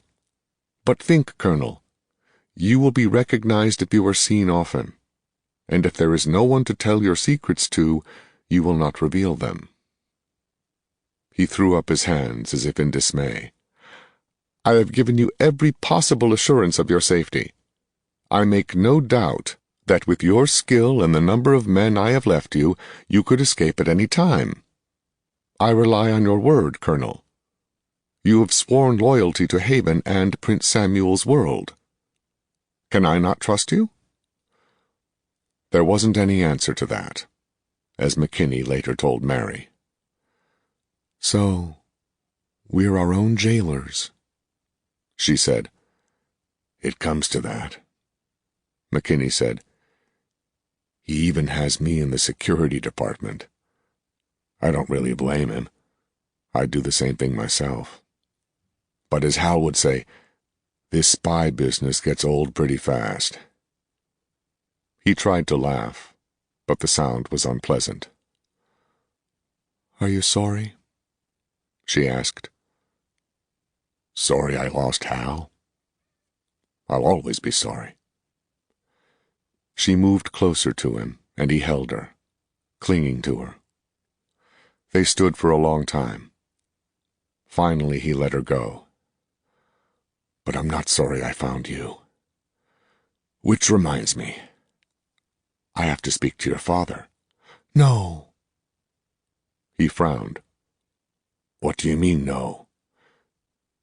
You don't have to do anything, she said. That's not what either of us wants. Haven is ruled by customs and duties. We don't need them with each other. He was silent for a moment. All right. Let's say I want to speak to your father. It's time I made an honest woman of you. Or an honest man of yourself. They lived in luxury, but there was nothing to do. The research station was isolated, far from any town, sealed from the rest of Prince Samuel's world, and keeping it secure required no effort at all. Since no one objected, Nathan went to technical conferences. Much of the discussion involved forces and specific impulse and other meaningless terms. He did understand that Kleinst had no way of reading the cubes they had brought back. It's enough to drive me mad, Kleinst said. A dozen older engineers seated around the conference table nodded sympathy. It's all right here. He held up one of the small plasticine cubes. And if I had nothing else to do, I might in 10 years be able to read this. I know the theory. We're working on it, Academician Taylor said. Taylor headed a group who worked on long-distance communicators and other electrical matters. They thought they had a method of reading the Macassar data, but so far it had not worked. But I have to spend time on the ship also, Kleinst said, and I fear that is hopeless. We've got your liquid oxygen, Todd said. He looked pleased with himself, and McKinney thought he had a right to be.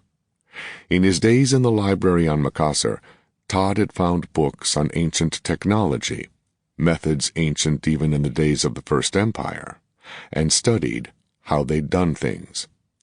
McKinney had never thought of air as something that could be made liquid, but Todd had done it by putting oxygen under high pressure, then rapidly letting it expand and cool. It all seemed simple once it was done. "Yes," Kleinst said, "but we can't build pumps and the stabilizing mechanisms." He shook his head sadly. "We have large gyroscopes, but every attempt to make small ones with electrical connections to guide the ship has failed. Everything we can make is large, too large." "In time, we can make it smaller," Douglas Starr said. "Time is what we don't have," McKinney said. Starr glared at him. "My mechanics are working themselves to death now. I can get no more from them. There are no more hours in the day." "I know. I meant no disrespect," McKinney said. "And I shouldn't even be here. But what else do I have to do?" Every day he examined the political maps. Haven's reach extended far to the east, all the way to the Eastern Ocean. In one memorable 4-day period, 7 city-states capitulated to King David. One large kingdom on the eastern coast of the continent was holding out, and even though it looked as if it would take only a short campaign to conquer it, McKinney had asked for a command in Haven's army. Of course, Dougal refused to consider his request. "Go back to first principles," Todd said. "We can't build true spacecraft. We can't even build anything like the Empire's landing boats. So, we must build rockets," Kleinst said. "And large, liquid rockets are very complex." "Why rockets?" Todd asked. Kleinst frowned. "What else is there?" "It largely depends on what you mean by a spaceship," the midshipman said. "Or rather, what the Empire will accept as a spaceship." "If it will take us to space, it is a spaceship," Kleinst muttered. "We have no time for senseless debate on definitions. What have you in mind?" "There was an ancient document," Todd said. "I hesitate to say how ancient." He saw the intense interest of the others and laughed self-consciously. "Before the second millennium of the Christian era," he said, "in the time of the first spacecraft on Earth." There was a long silence. Earth, McKinney thought. Before the Empire, before the Codominium, before space travel. Those times were no more than legends, yet Todd had seen copies of works written then. "The first spacecraft used rockets," Kleinst said firmly. "Yes, but they had another concept," Todd said. "It was not used, but it might have been. And it is something we can build." 27. Witness. Lieutenant Jefferson tapped nervously at the door to High Commissioner Ackoff's office. Jeff could think of no reason why the Imperial Governor would want to see him. In the past few months, he'd worked on a dozen assignments, all routine and all dull, and as far as Jefferson knew, he'd done them all satisfactorily. Ackoff couldn't be unhappy with him. On the other hand, he'd done nothing outstanding either. Jeff didn't like economic intelligence work and longed for a space assignment. "Come." Commissioner Ackoff's office might have been used as a textbook example. Office, one each, governors, minor colonial planet. There was the large wooden desk and leather chairs, conference table and more chairs, conversation group with couch and soft chairs off to one side, computer screens and input console discreetly hidden in the desk, portrait of the Emperor, draped with the flags of empire, shelves of curios including models of ships Akov had served in, large sideboard filled with liquor. Akov was seated at his conference table. So was Captain Greenough. "Come in, Jefferson," Akov said. "Have a seat." "Thank you, Your Excellency." "Haven't seen you for a while," Sir Alexei said. "I miss those government seminars. Really ought to start them up again. Only time I get to meet my officers." The commissioner shook his head slowly. "Too much work. No one to do it. I'm afraid we've an additional job for you." "Sir?" Jeff looked to Greenough for some hint of what was happening. "Not in space," Greenough said. He laughed at Jefferson's expression. "Tired of this place already? I'm told you're practically engaged to a local girl." "Not yet, sir." Jeff was emphatic. "But you still see her?" Greenough said. It wasn't a question. "Yes, sir." "Quite often?" "Yes, sir," Jeff said. Often, and the relationship was certainly one that Elaine might take as practically engaged. Certainly her father had a right to think so. The less said about that, the better. "Not trying to pry into your private affairs," Greenough said, "but I take it you do not intend to apply for transfer to the civil service." "No, sir," Jeff said. "I'm ready for space duty whenever there's an assignment." Greenough chuckled. "And you'd like to know when that will be. So would we all, Lieutenant. So would we all. But I'm afraid not even Sir Alexei knows that. Meanwhile, we've a job to do here. Know anything about Haven's military research establishment?" "Well, a little." "A lot, I'd say," Akov interrupted. "It was your economic analysis that got us interested. Haven has a big research station in the Corliss Grant Hills. From what we can see, it siphons off a good part of their budget and a lot of their technical talent. We can't think why." "Any ideas?" Greenough asked. "Not really, sir," Jefferson said. "Frankly, I can't see any need for a big military research effort. Haven has just finished the consolidation of this continent, which effectively means the whole planet.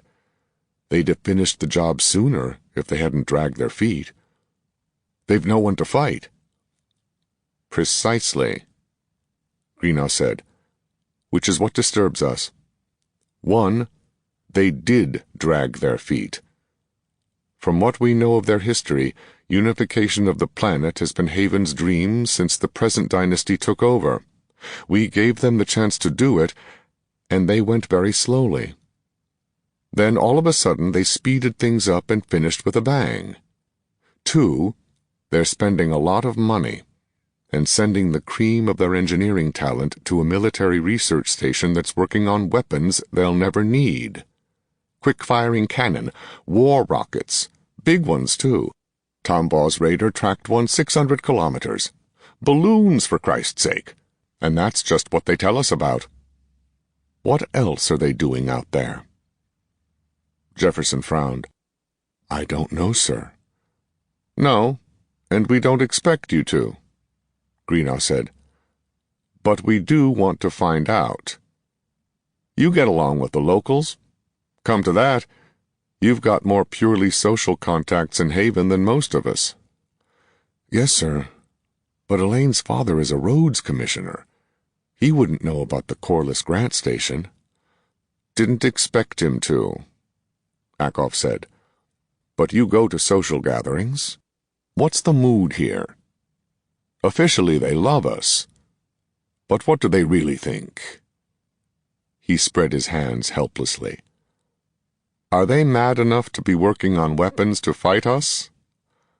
"I've heard no hint of that," Jefferson protested. "Nor would you," Akov said gently. Christ, Greenaw snorted. Aliens and trans-Coalsack. Half the fleet sucked off to that godforsaken corner of the Empire. Audi's not 20 parsecs from here, and nowhere near enough ships to deal with them. All we'd bloody need is some kind of abortive revolt just when we're ready to report this place pacified.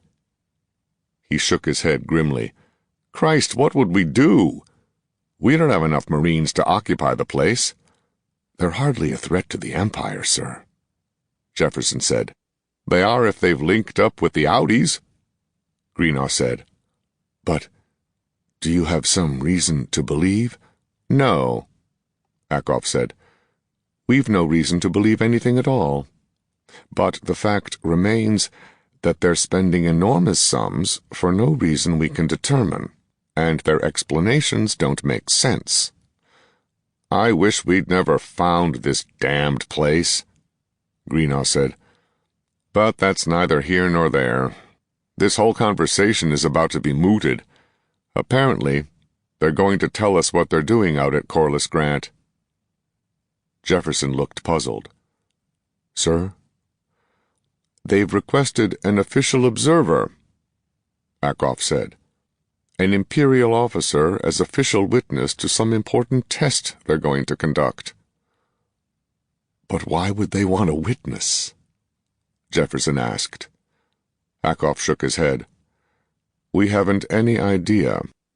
Of course, colonials do strange things. I admit enough curiosity to consider going myself, Greenaw said, but the governor won't let me. Not without sufficient escort, Akoff said. And since our best guess is that what they're doing is harmless, it would be impolitic for the captain to arrive with a company of fleet marines. Whereas, Jeff thought, lieutenants are more expendable than captains. Surely they know the Empire's policy on negotiating with kidnappers, he said. They ought to. We told them often enough, Greenaw said. Imperial policy on the subject was simple. The hostages were counted as dead from the moment they were kidnapped. Imperial forces might storm the place the hostages were kept in, or they might bomb it. The one thing they wouldn't do was negotiate for their safety. The policy was supposed to take away any incentive for kidnapping Imperial officials, and Jeff had always approved of it. Now he wasn't so sure. It's possible they don't believe us, of course, Greenaw continued, but I don't think so. It's too raw. Invite an Imperial officer out to their most secret place just to kidnap him? Easier to grab one of you chuckleheads in a local bar after a long night. Also, there's the matter of the weather. Weather? Jeff asked. Yes, Greenaw said. They want an observer as soon as possible, but only on a day that we can guarantee will have clear weather, no storms or high winds in the Corliss Grant area. The captain shrugged. No difficulty this time of year, of course. But no explanation given? Jeff asked. None. Whatever they intend, Akoff said, this is an opportunity to find out what they're doing out there. I will give you credentials, meaningless, of course, certifying you as an official witness, and you'll be sent an answer to this request. The computer says the weather down there ought to be fine for at least another 5 or 6 days, so you can leave tomorrow. Take a couple of Marines, lad, Greenaw said, and keep an open communication line to headquarters. I'll have someone listening in just in case. We'll get you out if we possibly can. The Corliss Grant Hills were located on a long peninsula jutting southward nearly 1,000 kilometers from Haven City, the most southerly portion of the Kingdom of Haven.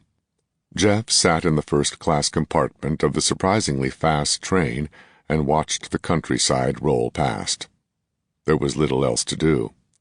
The palace equerry assigned to escort him was not talkative. Unfortunately, there wasn't much to see either. This part of Haven was mostly farmland, dotted with patches of swamp. Once something large and dangerous appearing reared out of the swamp, but it didn't challenge the train itself, and they were moving too fast for Jeff to see what the beast really was. After a while, the rail line cut inward through rolling brown hills cluttered with low brush. Jeff shook his head in perplexity. The compartment grew hotter with each kilometer they traveled southward. Now it was downright uncomfortable. As a location for a secret research station, the Corliss Grant Hills had nothing to recommend them except isolation. Why, he wondered, why would the government of Haven choose to send a large part of their budget and increasing numbers of their all-too-scarce trained personnel to this godforsaken area? The train slowed with screeching of brakes and hiss of steam. Jefferson collected the 2 Marines Greenough had sent with him and allowed himself to be led off the train. There was a small group led by an officer of the Haven Royal Army waiting on the platform. The officer, a colonel by his insignia, seemed vaguely familiar. Jefferson frowned, trying to recall him. "McKinney," Jefferson said. "Trader McKinney. I hadn't known you were in the Haven Army." Although, he thought, I might have guessed. Does this mysterious event you want us to observe have something to do with the expedition to Macassar? McKinney's smile was noncommittal. "Less than we'd like," he said. "But I suppose you could say so. Welcome to Corliss Grant, Lieutenant. Our transport is just over here." The steam car was luxurious. Jefferson declined a drink from the built-in bar and tried to question McKinney, but the Haven officer wasn't answering questions. "All in due time," Jeff was told. "All in due time. Fortunately, the weather is perfect." "As you knew it would be," Jefferson said. "Yes, thank you." 4 times they passed through guarded gates. The soldiers on duty seemed quite alert and were highly deferential to McKinney. Curiouser and curiouser, Jeff thought. "I take it you're not in charge of this show?" McKinney shook his head. "No. You'll be meeting some of His Majesty's ministers shortly. I'm just supposed to get you on post and feed you lunch." "Skip the lunch," Jeff said. "Let's get to why I'm here." "Can't skip the lunch," McKinney said.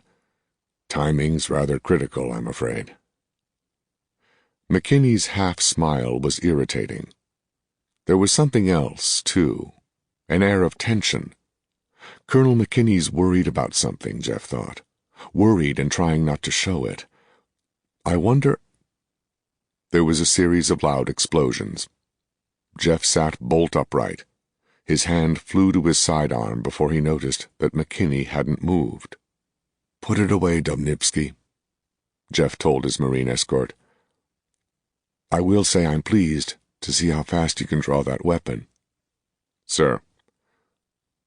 "Colonel, what the devil was that?" "Experimental cannon. Fires several hundred rounds a minute," McKinney said. "They're testing it. You'll see it soon enough."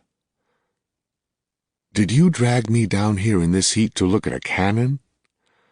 "Not exactly. Ah, here we are." The car pulled up in front of a large wooden building. There were armed sentries on duty outside it, and more soldiers waiting to open the car doors for them. Again, Jeff had the impression of tension, of something about to happen, but there was nothing definite, and certainly nothing threatening. He was led inside to an ornate dining room, where white-uniformed mess stewards served an excellent meal. Jeff declined wine, but was persuaded to have a small glass of gruel after he ate. Conversation was minimal, and once again McKinney avoided answering his questions. When they finished, McKinney stood. "And now it is time to meet my Lord Dougal, His Majesty's cabinet officer in charge of this establishment. If you'll come with me." They didn't have to go far. Jeff was privately amused. It wasn't unknown for colonials to show their importance by insisting on elaborate rules of precedence. Obviously, a mere lieutenant wasn't important enough for a cabinet officer to have lunch with. There could have been a scene at the office door. Jeff's Marines didn't want to be separated from him. "My apologies, Colonel," Jeff said. "The sergeant has been ordered to protect me." "Surely not from us," McKinney said.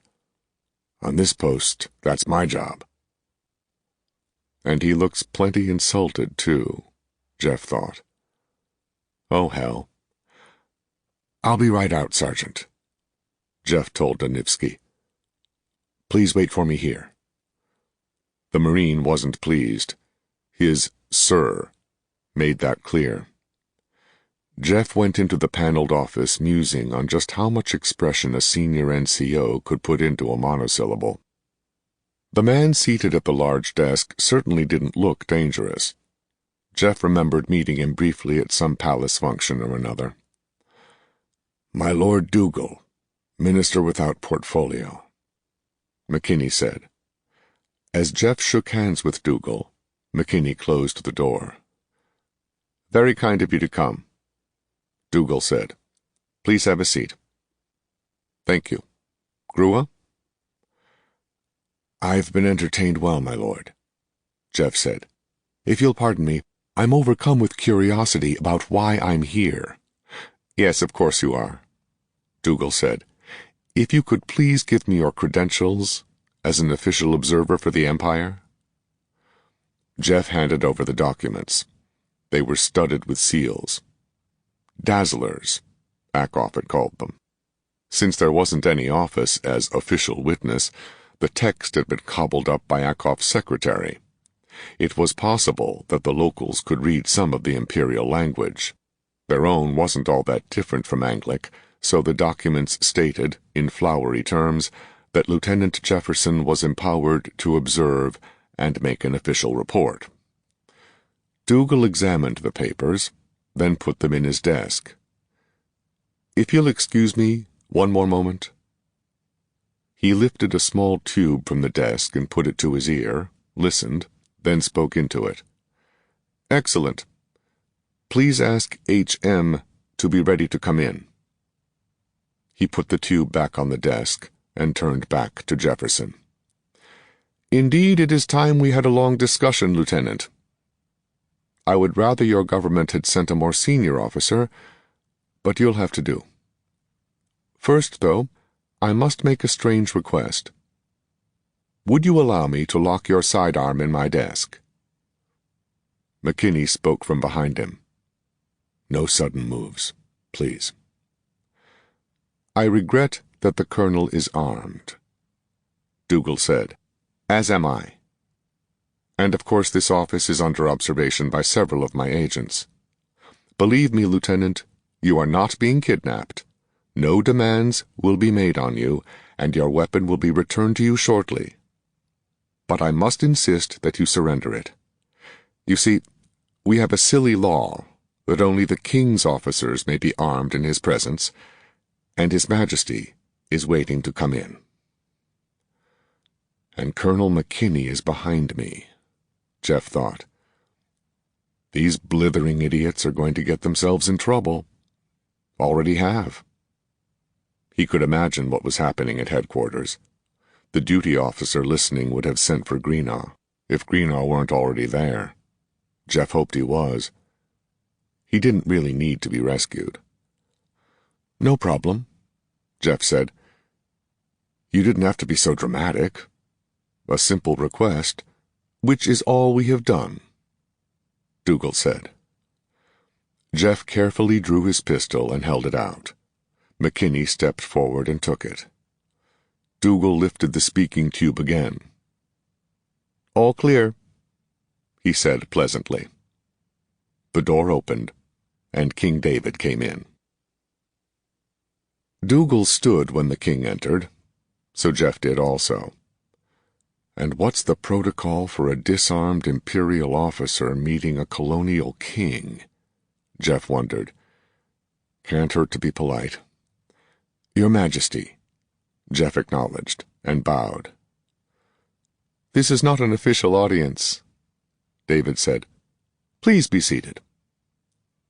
Jeff waited until both the king and Dougal were seated before he resumed his chair.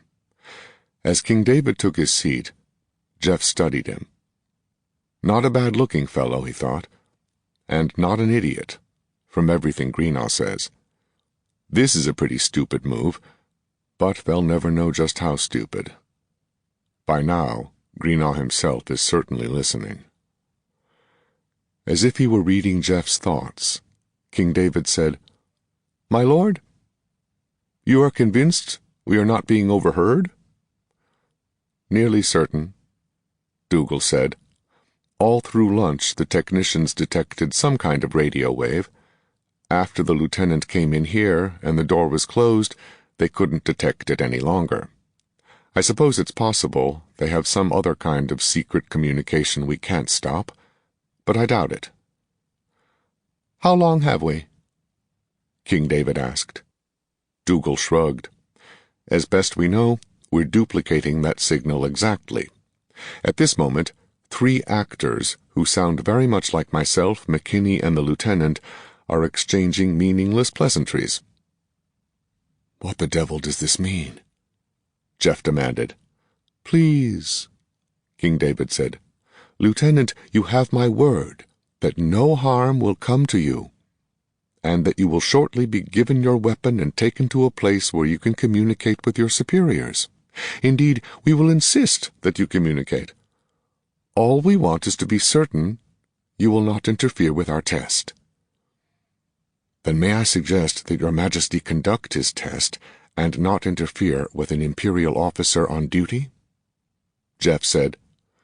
"Please," Dougal said.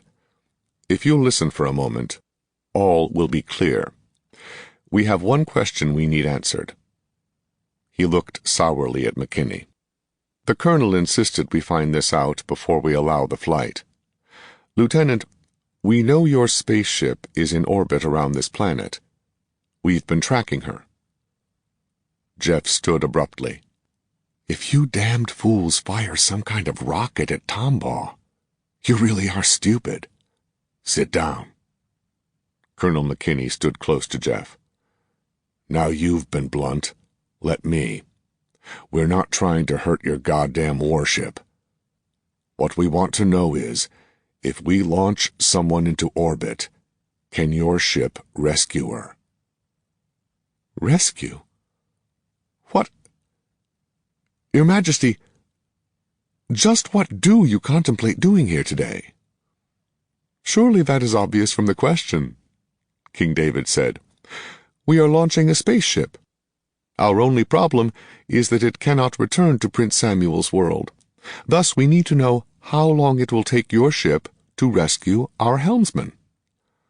"Helmswoman," McKinney said. "The colonel's fiancée," King David said. "He is understandably worried about her." "I see." Jeff sat down. "May I take out my computer?" "Please do," Dougal said. Jeff scrawled numbers across the screen. "You're launching due east?" Dougal nodded.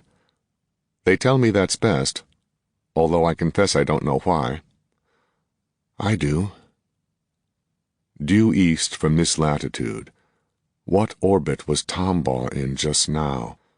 Not true polar, but highly inclined. No problem to intercept a ship coming up from Prince Samuel's world, but to match orbits. "Your Majesty, you must not do this. Tombaugh's defenses will be on automatic, and they might shoot down your ship." "We've timed our launch pretty carefully," Dougal said. "Your ship will be on the other side of Prince Samuel's world precisely because we supposed something like that. Once our ship is up, you can warn your people." "I see." Jeff scrawled more numbers.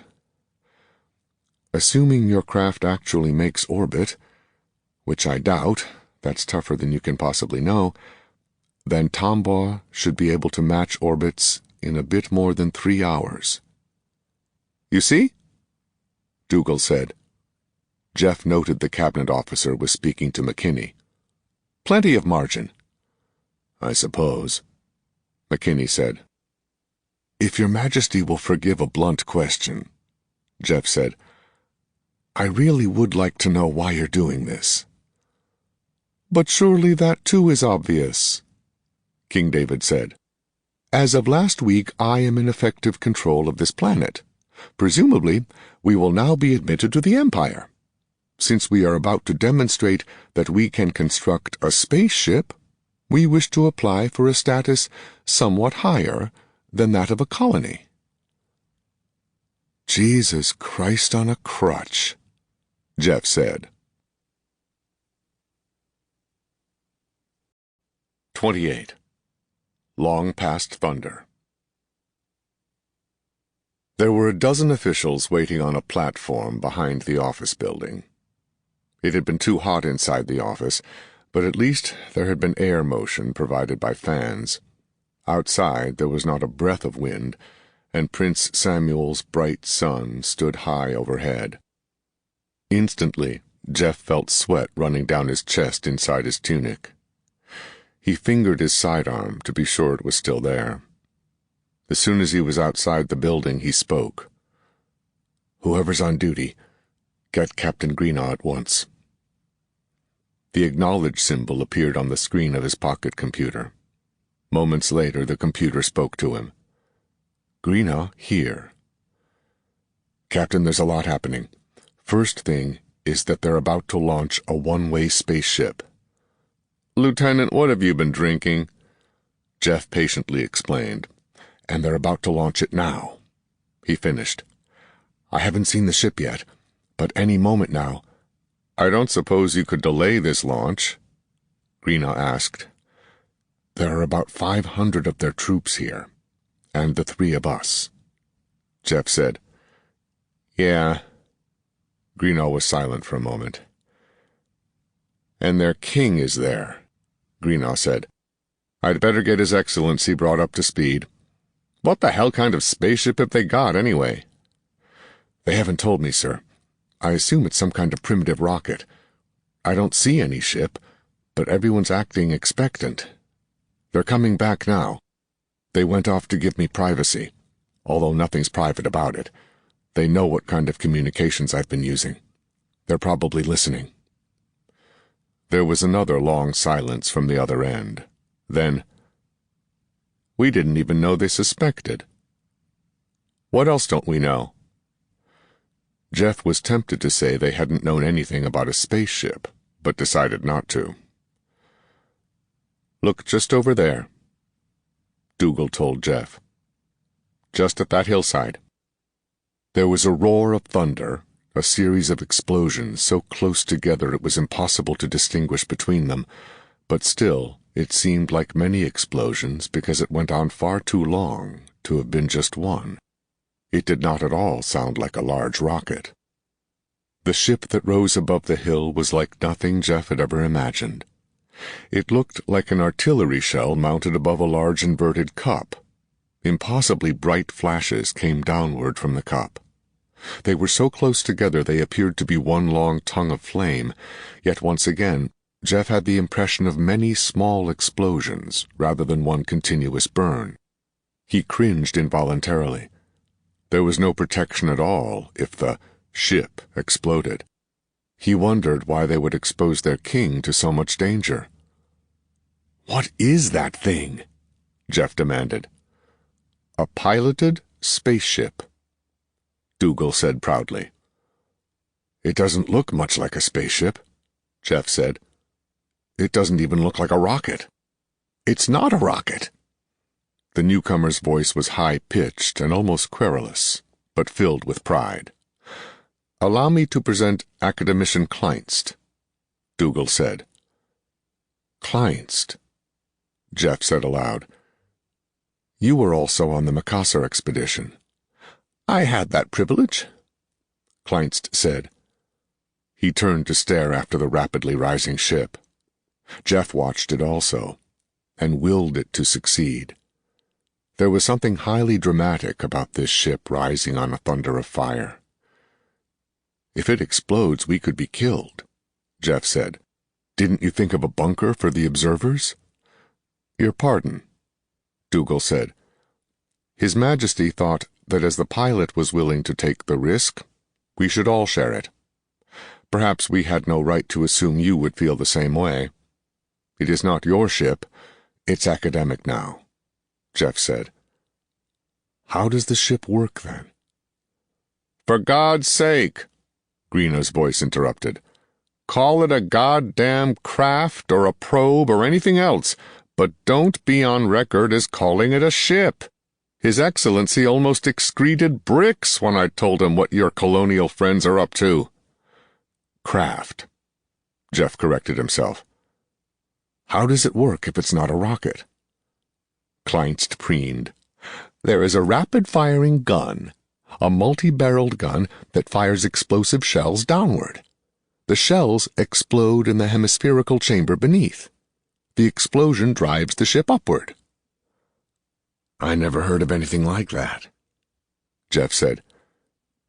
"Captain, I'm looking it up," Greena's voice said. "Primitive spacecraft propulsion by explosive—" "Jesus Christ!" "Sir, the earliest known reference is 1899. "Sir, did you say 1899? "I did. We don't have the text, but the reference is here. And in 1957, Goddard applied for some kind of license to build such a ship. Dyson experimented with them, too." Goddard, Dyson. Names from ancient history. People who'd lived in legendary times. Jefferson had been aboard a luxury liner named Goddard, and thought he recalled a scout survey ship named Freeman Dyson as well. The ship was almost out of sight now. Its thunder was muted as it plunged eastward and rose into the ultra-deep blue of Prince Samuel's skies. "How are you stabilizing it?" Jefferson demanded. "It's largely self-stabilizing," Kleinst said. "From the geometry of the explosion chamber. We also have peroxide rockets to correct the heading." "And your pilot's a girl, a free lady," Colonel McKinney said coldly. "The gyroscopes do most of the steering," Kleinst added. McKinney was staring toward the east at the spot where the oddball ship was now almost invisible. Jeff didn't care much for the expression on the colonel's face. "Captain, you'd better alert Tombaugh not to shoot it down," he said. "Already done," Greeno said. "Colonel," Jeff said, "am I being too personal in asking why you sent your fiancée as pilot?" "Wait," McKinney said through clenched teeth. "Mass," Kleinst corrected. "We needed a pilot who had experience in no gravity. Of those few available, Free Lady Graham and I mass the least. I was needed on other duties." "And what's your plan now?" Jefferson demanded. "There is a transmitter aboard," Kleinst said. "When the ship achieves orbit, it will be turned on to provide a signal so that Prince Samuel's Hope can be located in space. We had hoped your ship would be able to assist." "No re-entry capability," Jefferson said. Kleinst looked puzzled for a moment, then nodded. "Correct. We were unable to provide for a return from orbit within the time limits available." "And you call that a spaceship?" Jefferson demanded. King David had been listening quietly. "That, I think, is a matter to be discussed between your superiors and my advisers. Is it not, Lieutenant? Prince Samuel's Hope has carried one of my officers to space. Does that not make it a spaceship?" "Don't answer," Greena's voice said. "Don't even discuss the matter with them." "Yes, sir," Jeff said. He tried to remember Mary Graham's face, but he couldn't. It had been too long ago that he inspected the Macassar party. "She's one hell of a lady," Jeff thought. I wouldn't have got in that gun-powered coffin for an earl's coronet. Hope she makes it." He turned, and like the others, stared at the empty indigo skies. 29. SOS. The ship rose in fire and thunder. Mary Graham lay on the leather-strip couch, unable to move, her face drawn into a rictus grin by the acceleration. Despite the couch and its shock mountings, the vibration was fierce. She felt sharp, stabbing pains in her abdomen. For all that, she felt better than she had while she was waiting for the launch. That had been a time of real terror, an hour stretched into years of waiting and wondering and remembering. "You wanted to be important," she told herself. "Well, lassie, you've managed that, if you haven't got yourself killed. But I wish it didn't hurt so." The noise gradually died away as the ship rose above the atmosphere. The vibration was no better, and the acceleration continued to increase. With the cannon's roar muted, she heard other sounds. The clatter of the feed mechanism pushing an endless stream of heavy shells into the rotary feed hopper. The steady whir of the big gyros. Clicking sounds as punched steel ribbons fed through the clockwork mechanism. The ribbons controlled the gear mechanism that controlled the gyros. They might call her a pilot, but she knew better. Those steel ribbons were the actual pilot, and she was no more than a passenger. "How long does this go on? I can't stand a lot more of it. What am I doing here? Finishing a job. Maybe. And maybe not. Even if I live through this, there's no guarantee the Empire will accept this thing as a real spaceship. But it's all we have. And they certainly wouldn't accept it if there were no passengers at all. Somebody had to ride Prince Samuel's Hope, and she was the most logical choice. Young, strong, with experience in space. It had made a lot of sense at the time she proposed the idea, first to Kleinst, then to Malcolm Dougal. She hadn't convinced Nathan, but there hadn't been much he could do to stop her. She wasn't married to him yet. Would she ever be? Did he want her? He'd been furious. And could he live with someone he couldn't control? That's silly. He's known since Macassar, and he's always wanted me as much as I want him. And oh God, do I want him now. She felt dizzy, and the acceleration and vibration increased constantly. She couldn't open her eyes. Oh God, make it stop. She woke to silence, and the sensation of falling. The silence wasn't complete. The gyros continued to whir, but the cannon was silent. She unbuckled the straps holding her to the couch. Her body ached. Not just the dull ache she'd expected from the acceleration. This was stabbing pain. Pain so intense it was like a bright red veil across her eyes. Pain all through her lower abdominal region. Pain made worse when she touched herself or moved her legs. I've got to get up. I've got to turn on that transmitter, or what Kleinst called a transmitter. Nothing like the box Lieutenant Farr kept at Navy House in Jakar. But first I've got to know, are we in orbit, or... She floated to the viewport. A river of stars swung past, then Prince Samuel's world. The ship was rolling, not fast enough to create artificial gravity, but definitely rolling. Once each minute, her world was below. Not a whole world, only a large disk. She wedged her head against the port and waited, cautiously experimenting with her legs to see if she could find a position that might alleviate the pain even a little. Gradually, she detected motion. She was moving across the major sea, and if anything, she was drawing away from Prince Samuel's world.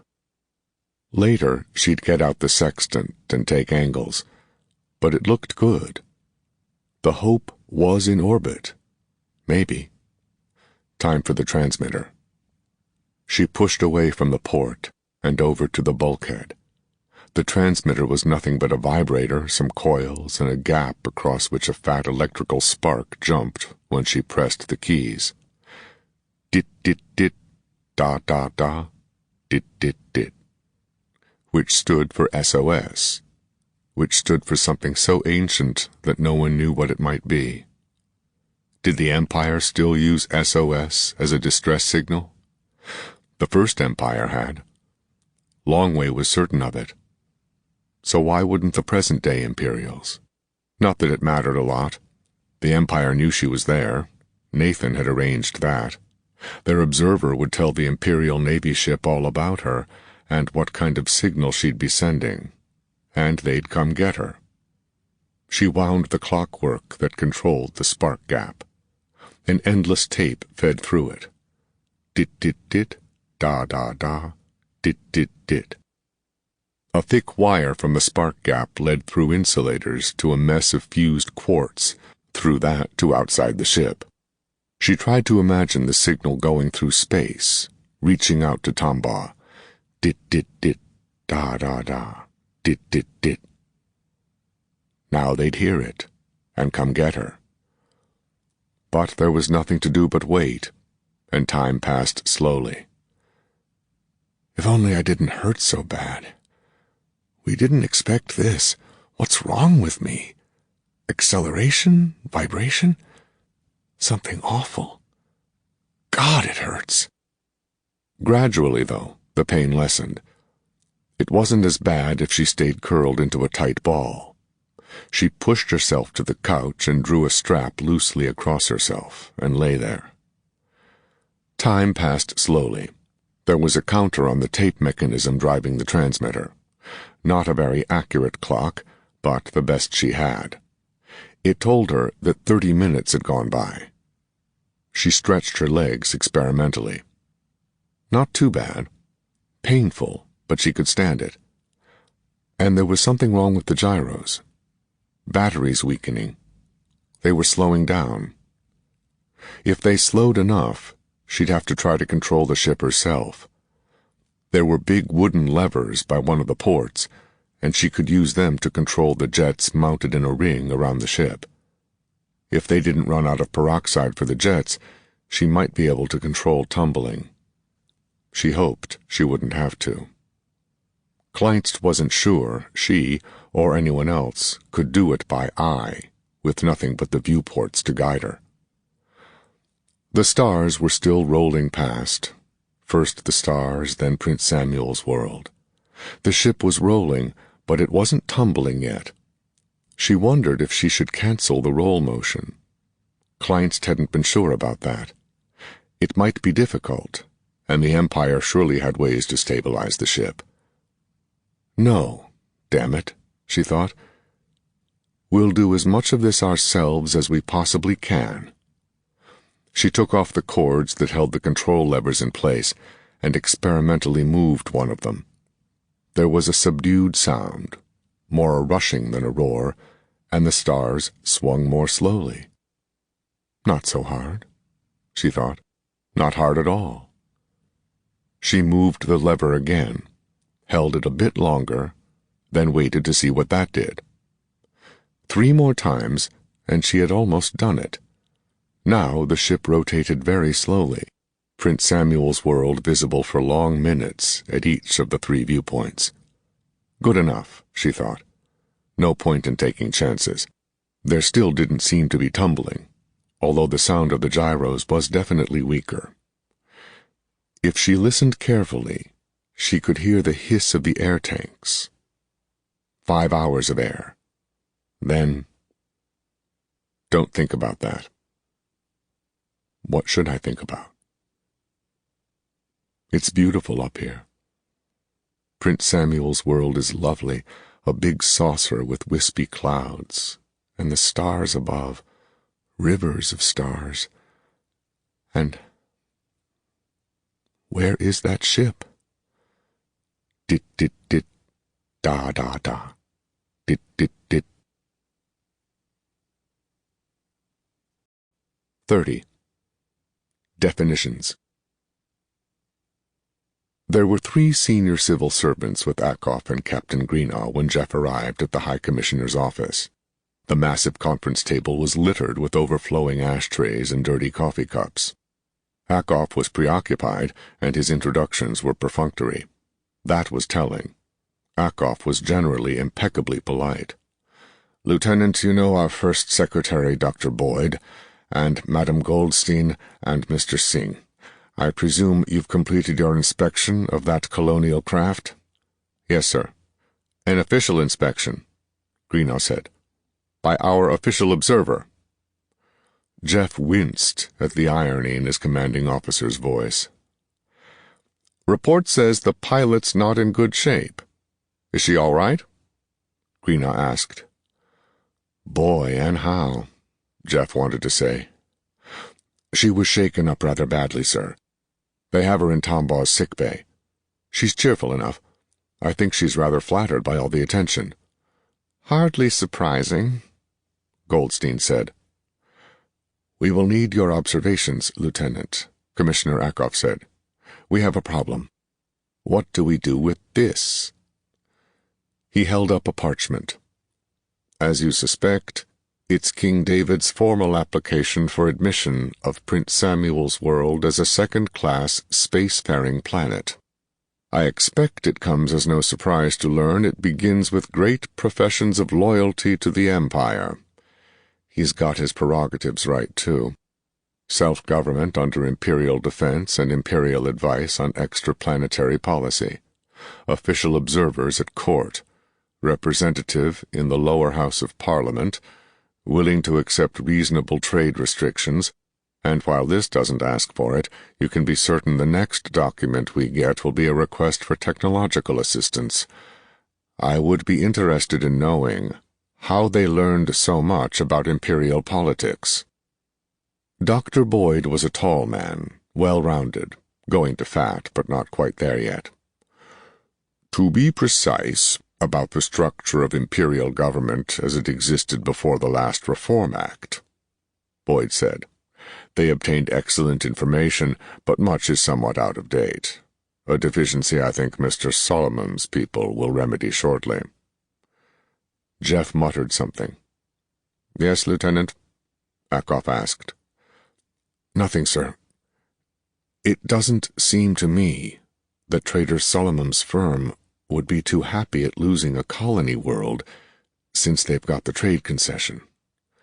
"On the contrary," Dr. Boyd said, "Trader Solomon's on-planet factor has already attached a letter recommending that this application be approved." "I don't understand," Jeff said. Akoff smiled grimly. "The situation is rather delicate. Tell me, Lieutenant, how much of that craft represents imported technology?" "It's hard to say, sir," Jeff answered. He spoke carefully, knowing his career was at stake in this meeting. And not just mine, he thought. All of us. We let them do this right under our noses, and someone's going to pay. The, craft is unbelievably primitive. I wondered why they were so mass-conscious, but it's obvious as soon as you board the thing. Take the gyros, for instance. They're huge. They have to be, because they're mechanically coupled to the attitude jets. "Mechanically coupled?" Rosa Goldstein said. Her voice was incredulous. "Mechanically?" "Yes. They didn't know how to do it electronically. The whole craft is that way. Good ideas, but very primitive in implementation. Some of the workmanship is splendid, but it was all done by handcraft." "It was implemented well enough to get to space," Akoff said. "It's ridiculous on the face of it," Third Secretary Singh said. "A tiny handmade capsule able to put one person in orbit is not a spaceship." "Have you found a technical definition of a spaceship?" Akoff asked. Singh looked chagrined. No, Your Excellency. Nor have I. I suspect there is none, Dr. Boyd said. Therefore we may accept their definition or not as we choose. If we do not, they will certainly appeal. He paused thoughtfully. I wonder just how we'd look pleading this case before a high tribunal. Fairly silly, Goldstein said. Some of the Lord's judges have a sense of humor, and of course we would have to explain how we let it happen. Not to mention the time and trouble involved in preparing the case, Boyd continued. Transportation of witnesses, investigations, depositions. The cost would not be trivial. Returning to my previous question, Akoff said, Lieutenant, would you swear that ship was locally designed without benefit of knowledge obtained on Macassar? No, sir. I'm certain it's not. Do they say it is? No, Greenough said. Which is why this is no small matter, Akoff said, and why Trader Solomon's firm will provide them with the best possible legal assistance if it comes to trial. He smiled thinly. Very clever, that Lord Dougal of theirs. He pointed out to Solomon's factor that if Prince Samuel's world is admitted as a classified member, then their importation of spaceflight technology is quite legal. If not, then we've all failed in our duties, especially Solomon. And the Navy, Greenough said. We inspected their cargo on return. Jeff nodded. He'd been ready for that one. To be exact, I did. Not that you'll be the only one with his arse in a crack, Greenough said. I'll have to stand up with you. Dr. Boyd cleared his throat. I really see little to discuss, he said. If we accept their application, we will look slightly ridiculous, but it's not likely to become a notorious decision. Few families have been selected as colonists, and no important ones. The ITA won't be troublesome. Quite the opposite. It's very much in Solomon's interest to keep things quiet. The Church has never approved of colonization, and I understand King David is preparing the documents submitting his state church to New Rome, which cannot displease His Holiness. He ticked off points on his fingers. Thus, if we accept, there is little opposition to our decision. If we reject their application, we will be subject to well-financed appeals, including, I should fancy, a personal appeal from King David to the royal family itself. He spread his hands wide and brought them together.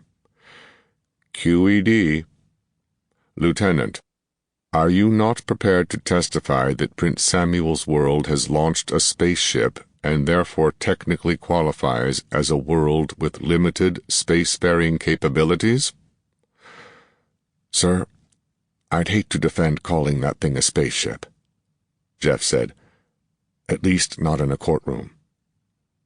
With any luck, you won't be in court, Akoff reminded him. And it's obvious what answer they want, Jeff thought. How the devil did I get in this mess? But there sure as hell doesn't look like but one way out. I just don't know.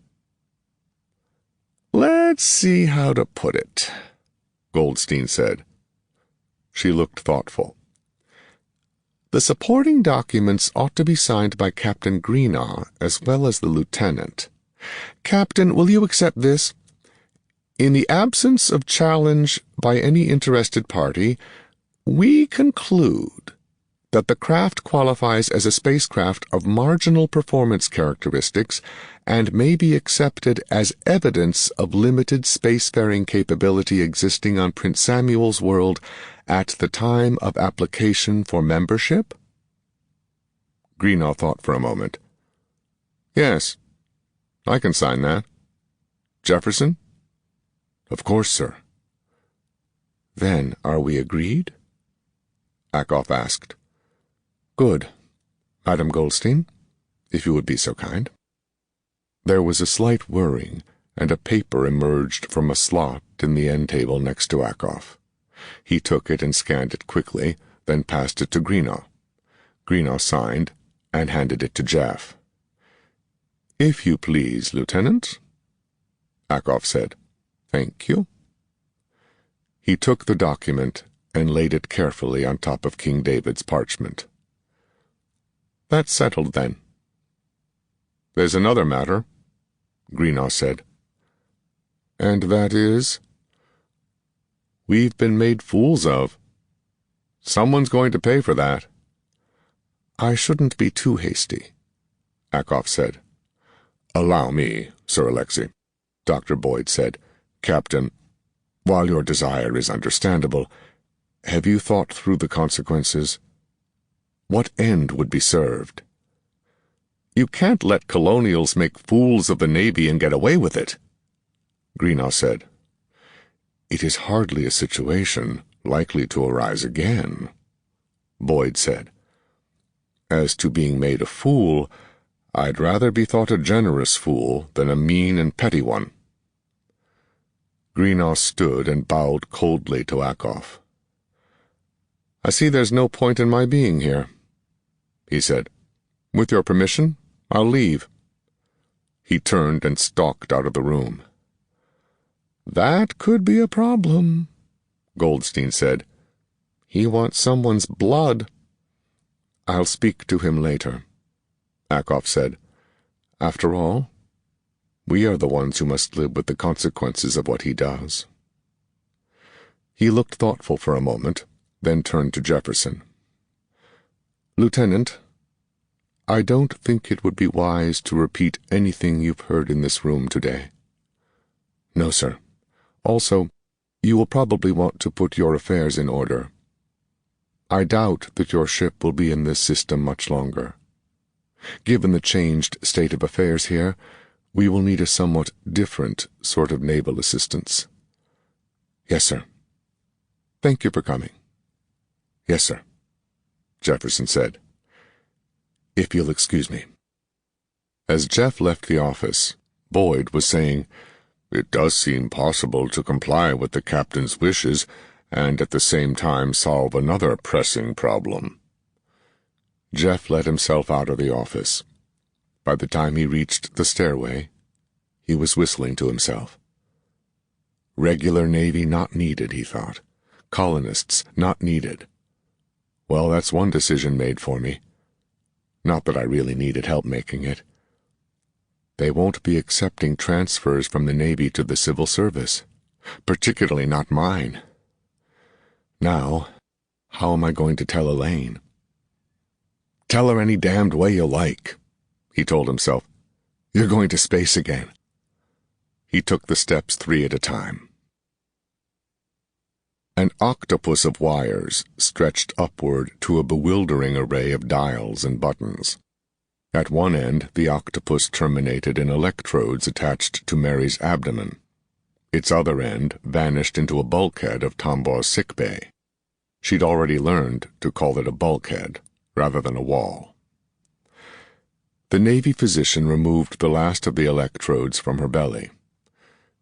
"You can put your clothes on now," he said.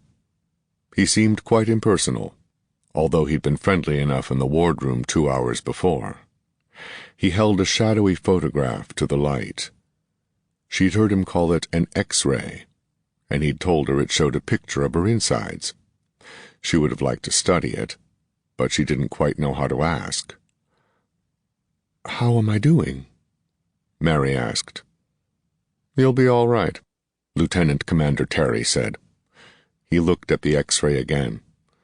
"That treatment should do it. If it doesn't, we'll need to do some slicing." He saw her look of dismay. "Didn't mean to scare you. Routine, actually.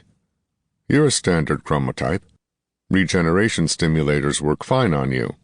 Problem is, sometimes it's easier to remove something and get it to grow back than to fix the original parts. Either way, you'll be fine." "But what was wrong?" "Vibration. Enough to tear some intestinal mesenteries. They'll grow back, but I'm worried about adhesions. That sounds serious. Not really. You'll have to take it easy for a bit, that's all. Nothing strenuous.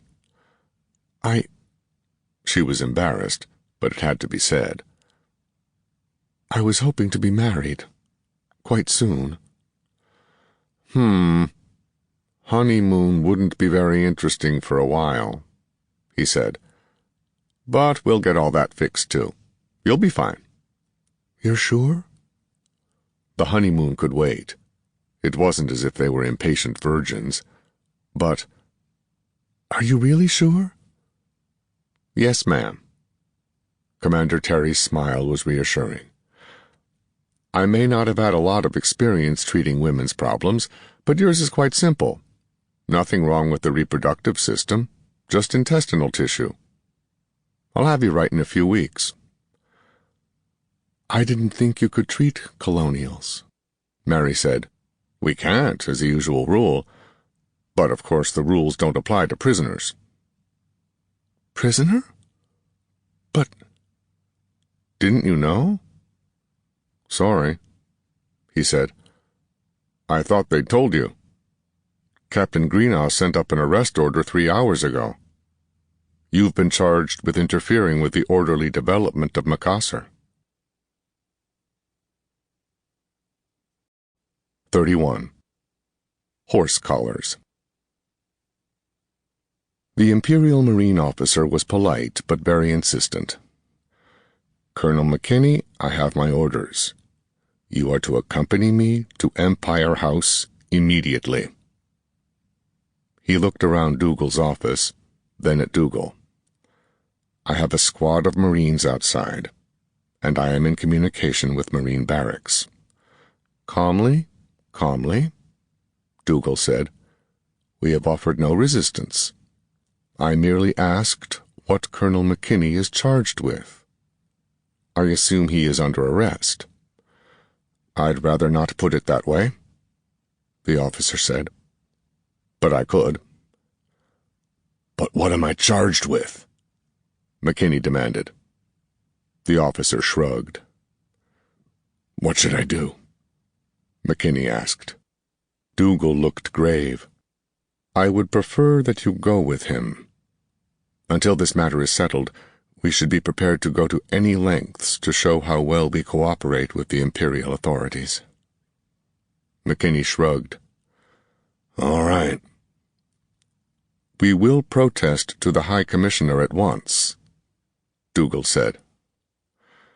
While you're doing that, get them to set Free Lady Graham free, McKinney said.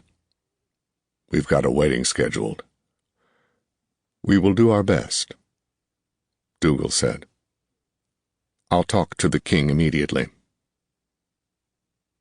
Nathan sat in an ornate chair in the study at Government House. A cheerful fire burned on the hearth, but he hardly noticed it. Where is Mary?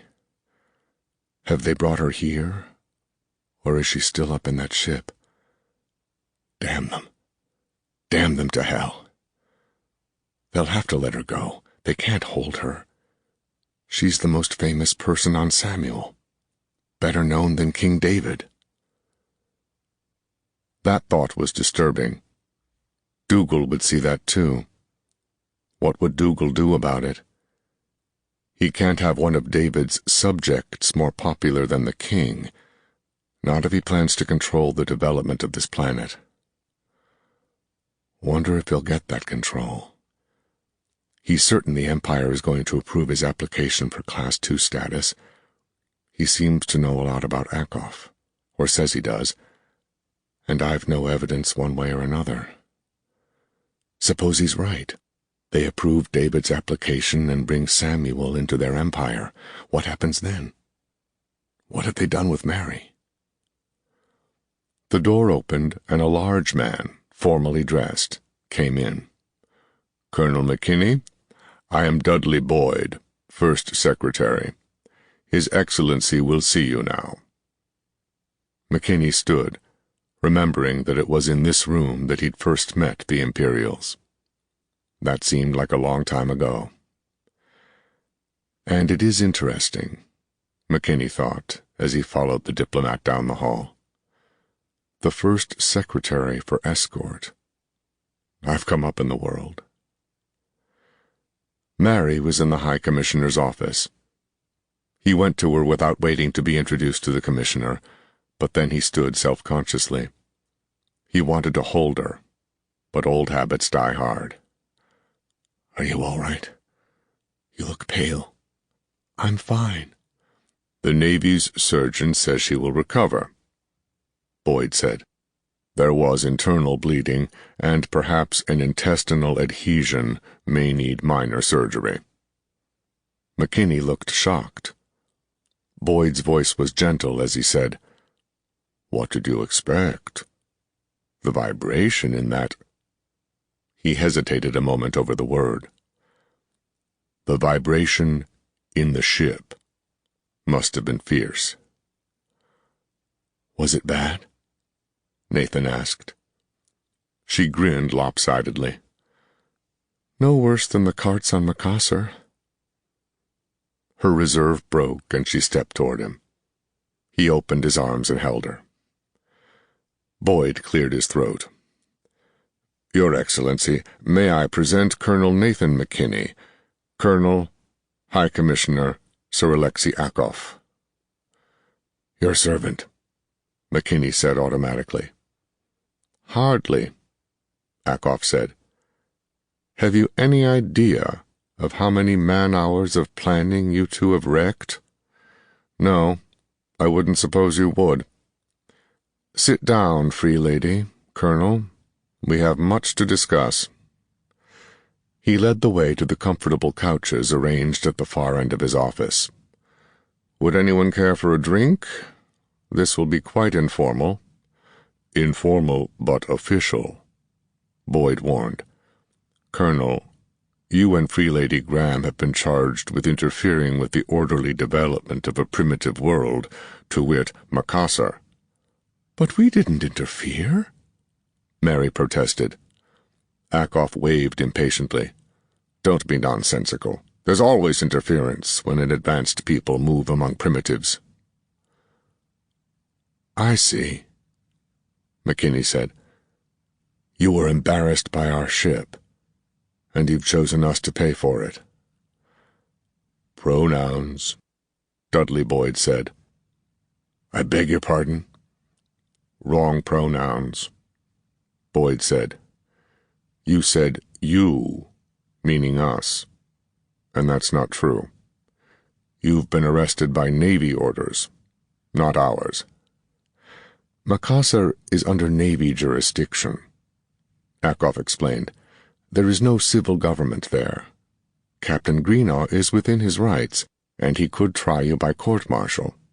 You would then have the right to appeal to civil authority, which is to say, to me. We're trying to save time by dealing directly with you. But what did we do? Mary asked. Captain Greenaw is still building his case, Akov said, but as it happens, I can put one precise specification to his charge. Horse collars. Horse collars? McKinney frowned. I hadn't thought the Empire concerned itself with trivia. Akov laughed. Trivia? Colonel. The horse collar effectively ended slavery on Earth in pre-atomic times. I see you don't understand. Consider that if you harness a horse by fastening a strap around its neck, the poor beast can't pull very hard, because when it pulls, it strangles itself. Improperly hitched horses can do about 5 times as much work as a man. But a horse eats 5 times as much as a man. Given the choice between a horse and a slave, there isn't much in it. But add the rigid horse collar, so the load goes on the shoulders, and the horse can do 10 times as much work as a man, and it still eats only 5 times as much. Horses are then clearly preferable to humans for heavy work. Prior to the invention of horse collars, there were as many slaves as free people on Earth. Afterwards, slavery became fairly rare, and only imposed on people thought inferior. And I see I am indulging my tendency to lecture. My point is simple.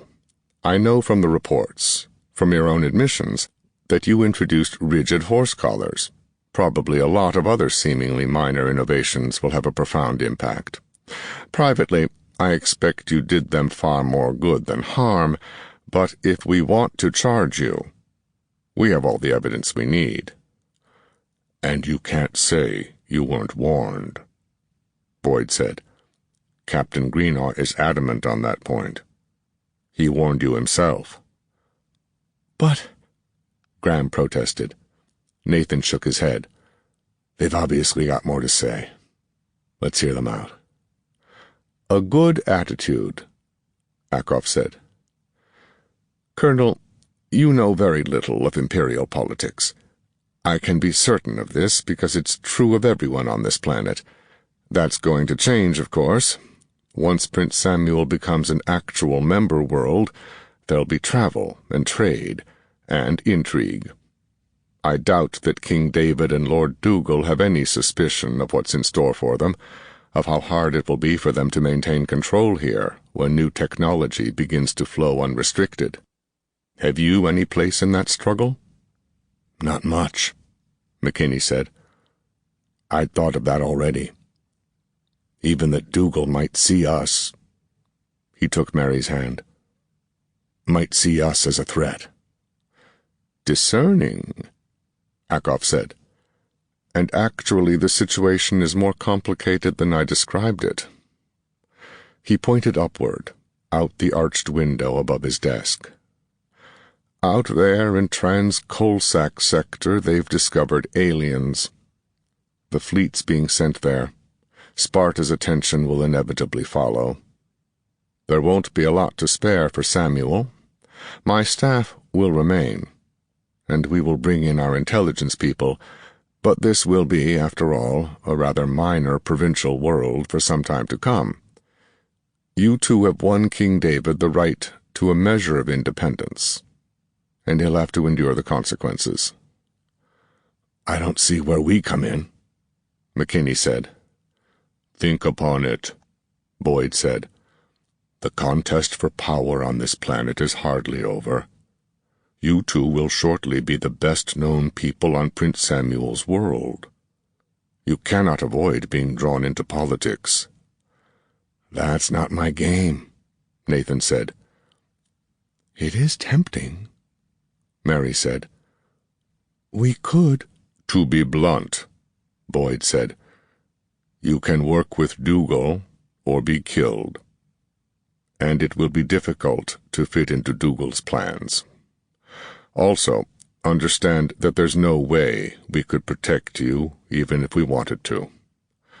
Pardon the interruption, but were I you, I would think of few less tempting alternatives.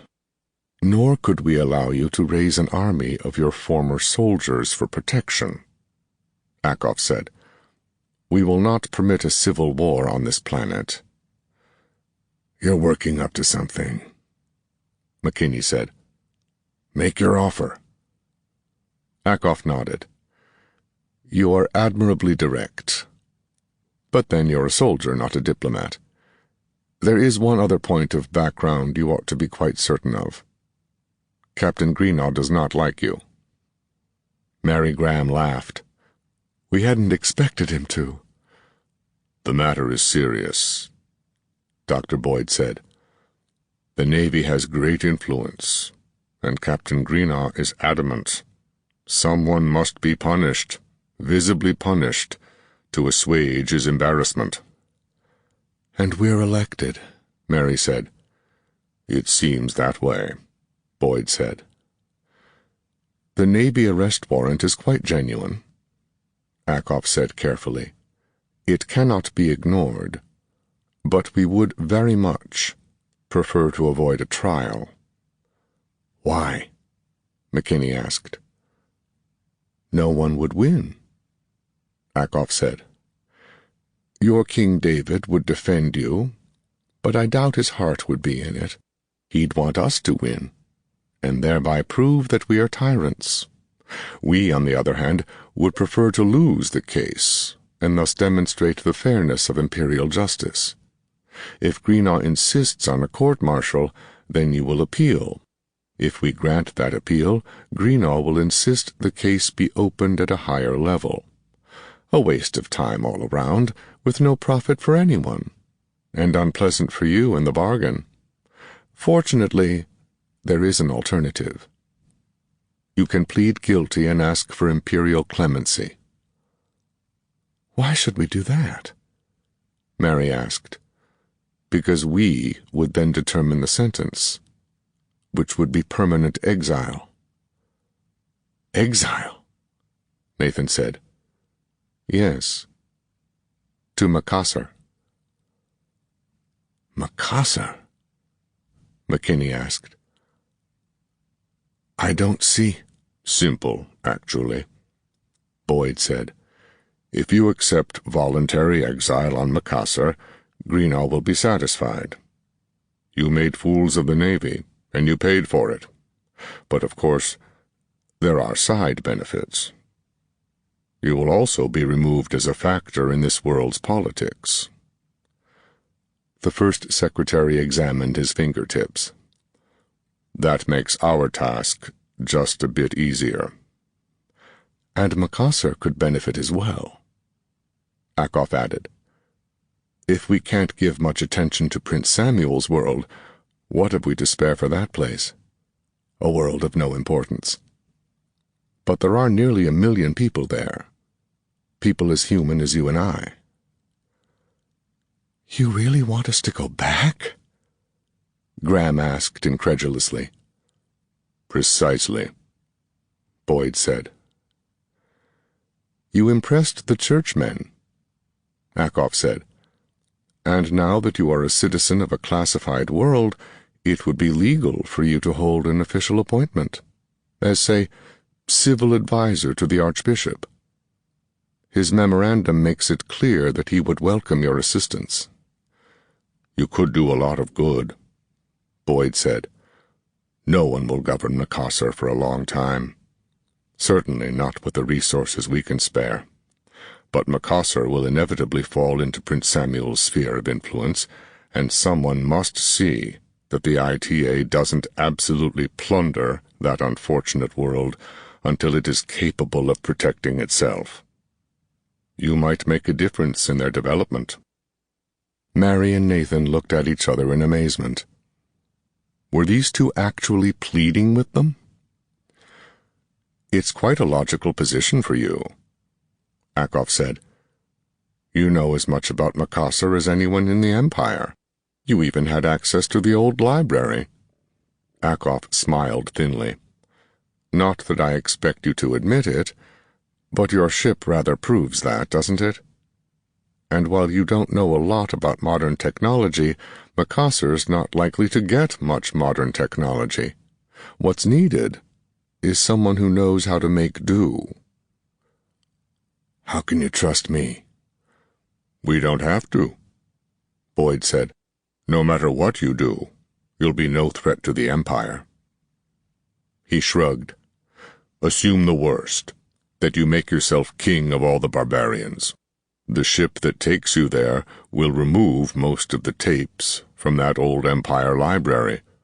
What can you do to us? And Macassar is unlikely to be worse off with you than without you. And if I refuse? Nathan asked. Akoff shrugged. We'd have to consider our other alternatives. The threat isn't needed, Mary said. We want to go back. Nathan never wanted to leave. McKinney nodded agreement. I left some obligations back there. But, Mary, are you certain you want this? What makes you think you're the only one who wants to be needed? She demanded. For a moment I was mad enough to suppose that because I was a passenger in Dougal's ship I could be a match for Dougal, but that won't work. And I was needed on Macassar too, Nathan McKinney, not just by you, We'll give you time to think about it, Akoff said. We won't need it, Mary said. She turned to McKinney. Will we, Your Excellency? She made no attempt to hide her laughter. Akoff nodded. If it were done, 'twere best done quickly. We'll arrange transportation in a ship with proper medical facilities. You should be as good as new when you arrive on Macassar. He cleared his throat. I can see there's a chaplain aboard also. I understand congratulations are in order. That's settled, then. Akoff smiled warmly, then turned to his computer screen. That was one problem solved. There would be others. There always were. This has been an Audible Inc. production of King David's Spaceship, written by Jerry Pournelle, narrated by Robertson Dean. Producer, Mike Charzik. Copyright 1980 by Jerry Pournelle. Production copyright 2012 by Audible Inc.